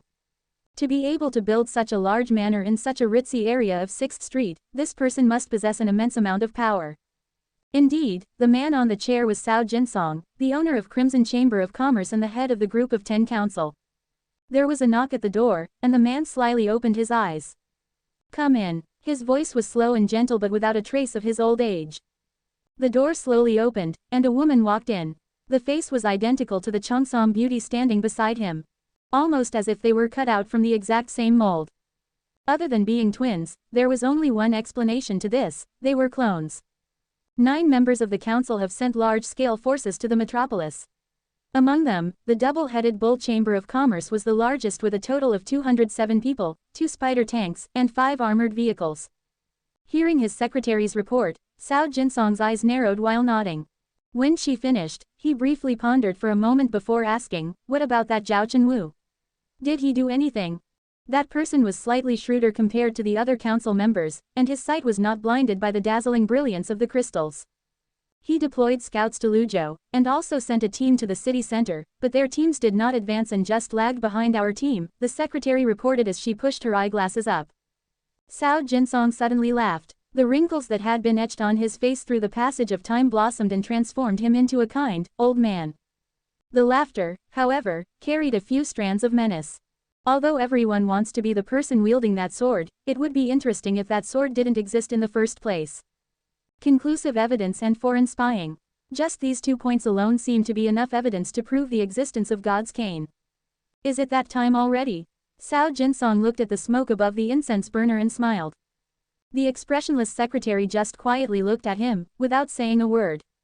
"Bring that thing over. It has already been prepared." A trace of a smile appeared on the female secretary's face. She took out the holographic computer pen from her pocket and handed it to him. He took the holographic computer pen, but his forefinger stopped at the start button. On the metal surface, 2 faces were reflected, one old and the other young. The young face belonged to his wife. She was so frail that she couldn't get through the first year. Before she passed away, he promised her that he would bring order to this chaotic wasteland. Afterwards, he would join her down there. After the collapse of all civilizations, a new civilization would be reborn from the ashes. The new civilization would be powerful as ever and rise from the phoenix fire. It would learn from the past mistakes of the ruined civilization and abandon any weaknesses from the past civilization. In this radiation-filled wasteland, not only the mutants' claws and humans' marksmanship evolved, but also things of a higher level had also evolved. 13 years ago, the walls of 6th Street were built. The gathering place built by the survivors of the settlement gave birth to the seed of civilization. However, this seed had been dormant for far too long. Even though the expedition brought prosperity to it, it was only a basic level of prosperity. When it came to one's own interest, the council would engage into endless squabbles. Without a unified voice, nothing would come out of it. He had enough of these endless disputes. The people from Northern Alliance District would perhaps come, but definitely not at this time. What they wanted was definitely not the God's cane but something entirely different. 10 years ago, the unification of the Northern Alliance was completed. If this continued, 6th Street would no longer be its match. It would become a mere speck in the history. But everything here was the fruit of his hard labor, and he couldn't bear to end like this. This piece of land needs a dictatorship. Hero or criminal, only history will tell. Muttering to himself, Cao Jinsong closed his eyes. Suddenly, he opened his eyes and looked at the secretary in front of him. Qin Lian, could you lend me some courage? The woman didn't say anything and merely put her hand on his. The woman in Cheongsam standing beside him also came over and held out her hand. Taking a deep breath, a crazed expression returned to his face. Then let's begin. He pressed the button. A fire started burning and the manor of the Crimson Chamber of Commerce in the 6th Street was completely incinerated. Rumor had it that it was the conspiracy of Zhao Corporation plotting for the treasure. At the same time, another fire broke out in the center of the city dozens of kilometers away. It was the fire of civil war. What do you think is the boss planning? A soldier wielding a rifle and clad in carbon nanotube armor walked at the forefront of the troops. I don't know. The commander next to him was silent. The tactical helmet hid the expression on his face, but the way he was looking around betrayed the anxiousness in his heart. They were Zhao Corporation's private soldiers. 2 spider tanks, 5 armored vehicles, 4 modified trucks, 20 power armors and 120 soldiers. 80% of their fighting force had been placed on the gambling table. There were only 5 kilometers left before they reached the metropolis. The area was filled with nuclear craters, a place not even the Death Claws would dare to enter. The order that Zhao Chenwu had issued was very vague: follow the troops of Crimson Chamber of Commerce, wait for further orders. Just simply follow. The 2 sentries in the front row weren't the only ones who were anxious, but also the squad leader, Chen Wei, sitting in the armored vehicle, looked grave. Staring at the screen of the Wanderer tanks, Chen Wei swallowed. 10 meter long, 3.8 meter wide, and 2.6 meter tall, weighed 112 tons, and could accommodate 3 to 4 passengers. Its main weapon was the 52 type particle cannon and a 2 kg class electromagnetic pulse cannon as coaxial guns. Its whole body was covered with 140 mm thick A-grade steel armor with a built-in high-density supramolecular compartment that could withstand high-energy neutron radiation caused by a neutron bomb explosion, while the particle shield could effectively resist energy weapons attacks. It was practically a moving fortress. A wave of zombies advanced, but under the giant's oppression, the only thing the zombies could do was to provide lubrication for its track with its flesh and fat. The thick primary cannon was covered in snow and had never fired a single shot the moment it left the base. The 2 kg class electromagnetic pulse cannon also appeared very dormant and would only occasionally fire whenever it encountered a Roshan. Under the power and influence of this metallic monster, even in the danger-filled metropolis, these 2 forces couldn't provide much resistance. They stopped. The sentry from the front row casually said, "It's probably their time to rest." Because the zombies in the forefront had already been cleared out by the Crimson Chamber of Commerce, they didn't even need to fire, so they could casually chat among themselves. The expression under the sentry's tactical helmet gradually turned to that of horror. "No, this is odd. There's something wrong with their cannon." Vroom. The sound of a cannon firing drowned his astonished voice. The 2 kg bomb easily separated his flesh and ripped through the roof of the armored vehicle. "We're under attack by our allied force. Damn it, what do they think they're doing? Take cover. Go take cover in the bunker, quick. Attention everyone. That is not a friendly force. I repeat, that is not a friendly force." Chen Wei's voice began to echo in everyone's communication channel. The forces in the forefront, who were taking cover, immediately began to fire back. The aerodynamic spider tank slid around on the main road. 6 sets of weight-bearing wheels were separated in the middle to form into 4 square-shaped mechanical legs as they quickly began to climb on top of the half-destroyed buildings. The remaining 4 armored vehicles along with modified trucks also promptly turned around the corner, using the terrain to avoid the barrel of the Wanderer's tank. Whereas the infantries in the area searched for shelter while taking out their rifles and rocket-propelled grenade launchers and begun firing back. Because Chen Wei sensed something was amiss from the start, he ordered the team to form a long formation. Although it was much easier to defend against zombies in a square formation, if an enemy attacked at the front, the long formation would allow the force in the back to quickly disperse and minimize the loss. Have they found the remains of the satellite yet? Chen Wei struck at the armor shell as he stared at the image transmitted from the Solidar's tactical helmet. The reckless movement of the tank completely ignored the rocket launchers flying towards it. Even if he had 2 spider tanks as backups, he still didn't have the confidence to win. Less than permission to fire back. Greater than. 4 big yellow characters appeared in the center of the screen and a rueful smile appeared on Chen Wei's face. They already started to retaliate. Although he was counting on the boss to stop the war through diplomacy, it now seemed like they have to fight through it. Boom! 2 rounds of shell were fired at a 50 degrees angle from the roof of a half-destroyed building. With an orange flame trail, it smashed onto the Wanderer tank's turret before it got deflected into the window of an abandoned shop. The shell was deflected. The eerie blue electric arc had enveloped the shell of the tank but didn't even leave a dent.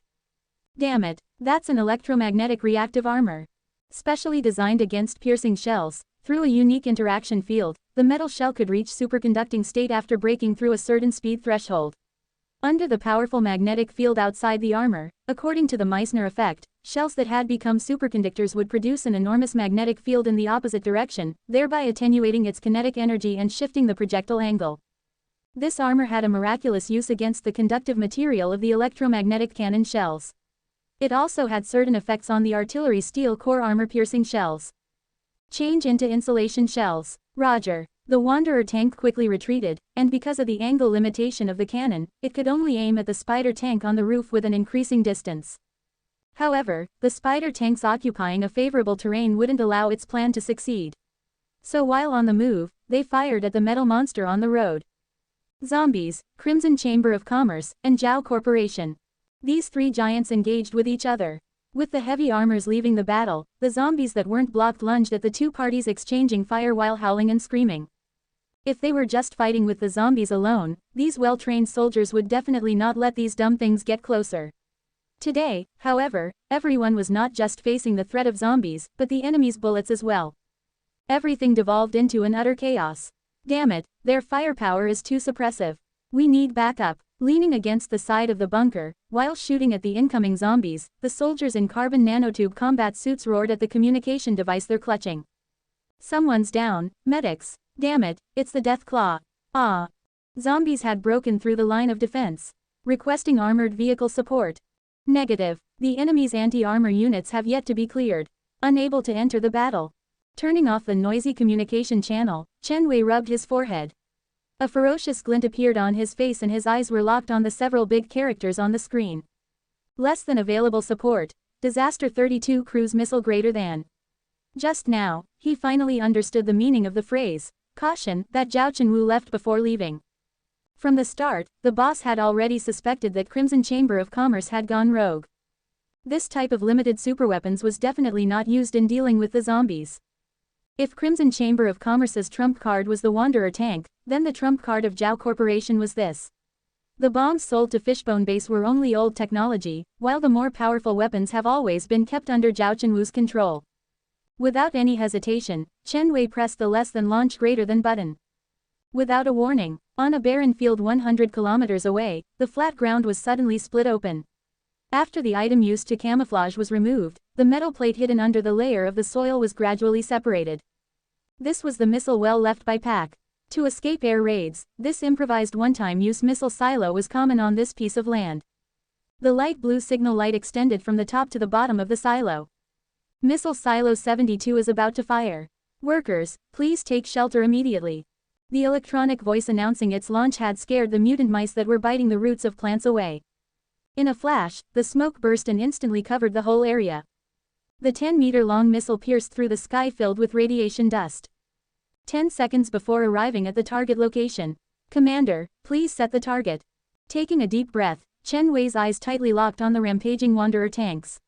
Using his finger, he dragged the crosshair onto the red box. Less than target lock successful. Greater than. Attention. Attack A, Attack B, immediately move away from the target area. Roger. After receiving the command, the spider tanks quickly jumped off the building, the 6 pairs of weight-bearing wheels formed together reverting back to driving mode. Seeing that the enemy units suddenly retreated, the wanderer tank realizing that it might have been targeted by long-range weapons immediately fired heat-induced bait bombs and electromagnetic decoy targets. It then shifted into overdrive and crashed into the side of the building.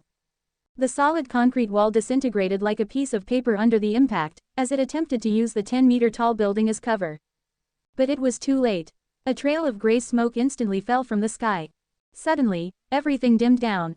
The arc-shaped flames instantly ignited. The shockwave didn't just blow away the concrete blocks and scattered the particles shield away, but also the armor shell as well. The buildings that survived the aftershock of the nuclear blast had collapsed due to the direct impact of the cruise missile. The Disaster 32 cruise missile was designed based on a fictitious aircraft carrier, so taking care a tank was definitely no big deal. Even those from thousands of meters away felt the tremor of the ground. The flames on the horizon made the thick snow lose its color and deafened the continuous gun-firing shots. The tide of war was instantly reversed. The Crimson Chamber of Commerce that just lost its strongest armored unit was immediately under heavy fire suppression by the 2 spider tanks. Aside from the Wanderer tanks, they didn't bring more armored units, only 30 infantries and dozens of powered armors. Seeing that his own soldiers had the upper hand, Chen Wei slowly let out a sigh of relief. Zhao Corporation had already won the battle, although the price was expensive. The 6th Street Council was probably making a ruckus at this moment, but it was something not for him to worry about. Gunshots were getting sparse, the soldiers of the Crimson Chamber of Commerce fought valiantly, preparing to fight to the bitter end. But this still could not change the outcome of their defeat. Enemy units have been cleared. Hearing the communication by his ear, Chen Wei was relieved. Regroup, set up a blockade to block the zombies, recuperate, and prepare to head back. What is that? God. 2 soldiers opened the trunk of the captured armored vehicle. Staring at the screen, Chen Wei's pupil contracted. Nuclear bomb. Staring at the distant mushroom cloud, Cao Jinsong's face flashed a touch of mockery. At the moment, he was standing on a barren land a few kilometers away from the wilderness, and there was a pickup truck parked next to him. Sheesh, you've finally used Disaster -32. He shoved the binoculars in his pocket, shook his head, and returned to the truck. Whether or not the Sword of Damocles exists, the sword hanging above his head had disappeared. The price of a Wanderer tank in exchange for the trump card that scared the living daylight out of him. A nuclear missile and 72 lives in exchange for 80% of Zhao Chenwu's force. And Wanderer tanks, he still had 4 of these left. If it had been a poker game, then the outcome of the battle had already been decided. Did you hear the noise? Sun Jiao raised her eyebrows as she asked Jiang Chen. The snow was thick, as the 2 were standing on the bank of Teifu River. I think so. Did something explode? Jiang Chen stared towards the east, but the flurry blocked his vision. There were 2 explosions, it was hard to tell which one was louder. It seemed to be from somewhere in the far distance. Let's not be distracted anymore. Sun Jiao sighed, her eyes narrowing while staring across the river. The party is about to start. You were right, Jiang Chen smiled. All combat units have been sent to the front line. 271 soldiers, 8 tigers, as well as 15 modified pickup trucks. The Black Blood mercenaries have already sneaked past the river as they had taken cover on a snow hill a few kilometers away. Everything was prepared. He dragged the scarf away from his neck as white mist emerged from Jiang Chen's mouth. Let's start. Understood, my commander. Sun Jiao naughtily blinked her eyes before she turned around to step into the T3 power armor. The night began to fall as the snowfall slowed. The searchlight in the center of the camp, as well as the 4 corners, shook rhythmically and lit up the snow hills around them. Rows of mutated humans carried rifles as they patrolled their camp. Their steel armor, lined with fur, prevented their skin from being in direct contact with the steel. There were around 50 trucks parked on the empty lot in front of the camp. The daunting gun and cannon barrels create a metal forest. White sheets covered them as they blended into the snow. They didn't even consider the enemy across the river an opponent. In their eyes, only a round of attack would allow them to drag those cowards out of the trenches and shred them into pieces. Shooting was not their strong suit. Because of their fat finger, to make it easy to shoot, they had to saw off the trigger ring. This was also why they preferred machine guns, as most machine guns were not as small as rifles. Due to their build, they didn't need to consider the large, heavy firepower and weight of the guns.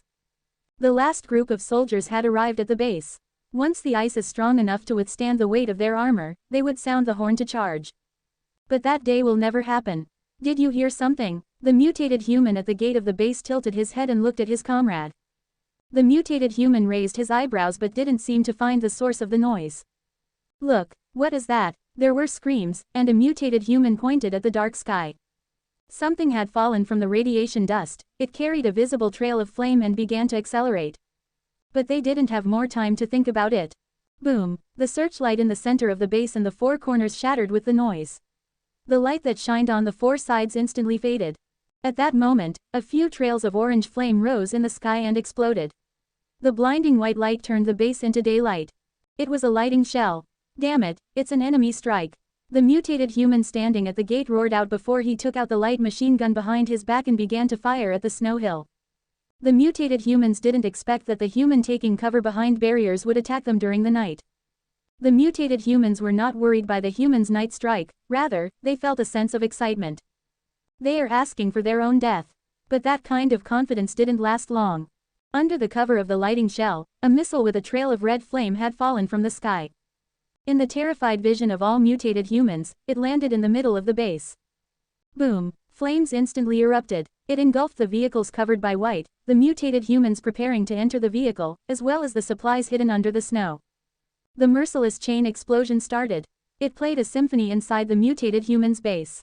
Running, screaming, desperately trying to remove the scorching steel armor, and falling when out of energy as they waited for the Flame Grim Reaper's cultivation.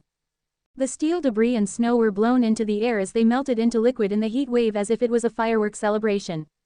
It was living hell. No one suspected the rats across the river possessed a cruise missile. Of course, it was obviously not a cruise missile. It was only a rocket equipped with 1,000 kilograms of concentrated explosives. 1 kilogram was 20 crystals, and along with the cost of the missile, the mega firework cost Jiang Chen 30,000 crystals. But so what, compared to the effect it caused, the 30,000 crystals were well spent. Gazing at the fire across the river, Jiang Chen pulled out the flare gun, and he shouted at the top of his lungs. Attack! Roger! The red flare broke through the night sky. 8 homing voices rose as the 5 kilograms bombs smashed into the base across the river. The shock of the missile explosion had blown away the snow piles. There was no cover between the two forces. With the range advantage, the electric pulse cannon unloaded its firepower. The infantry with their rifles stepped out of the trenches. Under the leadership of 6 power armors, they all charged at the opposing river bank. The Black Blood mercenaries, who've crossed the river, engaged in crossfire with the mutated humans already. The raindrop-like lighting shells lit up the night sky. Because the explosive was made of magnesium powder and other oxidants, the flames didn't fade away for a long time. Under the intense light, the position of the mutated humans was fully exposed. But it was a problem even for the mutated humans with rifles to aim at the target in the dark. They could only respond by firing randomly into darkness. Seeing the battle visual on his tablet, a smile emerged on Jiang Chen's face. The anti-air power had been completely dissolved. The unexpected missile had not only wiped out half of their force, it completely disrupted their command structure, which forced them to fight on their own. The mutated humans wielding armors were strong, but only in the front. On an open field, if they were surrounded with bullets flying in all directions, mutated humans without formation would only be slaughtered. The infantries fired with pace as they pushed forward under the cover of cannons. Within the virtual reality training system, they have practiced this countless amount of times. Sun Jiao led the 6 power armors with their high mobility as they roamed among the mutated humans to prevent them from gathering information. Seeing the swiftness of this girl's action, even if she was in a metal box, recalling her shyness under himself, the feeling was indescribable. With a face slightly red, Jiang Chen coughed as he got rid of all the unhealthy idea in his mind. The battle was approaching its end. The soldiers used their gun barrels to smash the half-dead mutated humans as they finished the kill-off with a dagger. There was no need for hostage. Death was the best fate for these monsters. He retracted the tablet as he got in the armored vehicle. Cross the river. Yes, Commander. As the leader of the base, Jiang Chen began to realize he could no longer fight like a soldier on the front line. Since Fishbone Base had already passed the initial growth phase where they lacked people, he gladly accepted the perspective Sun Jiao insisted, which was to stay in the back and wait for the battle to end.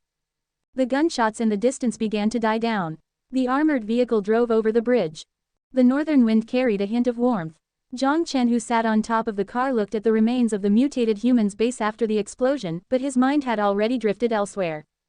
This was where the mutated humans stored most of their supplies. Even if there were still 2,000-something mutated humans there, this major loss would render them unable to fight another battle.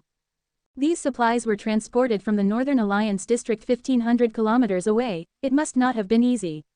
Now that these supplies are destroyed, and the spy Sun Xiaoro was captured by Jiang Chen, what would the dusk that suffered defeat do?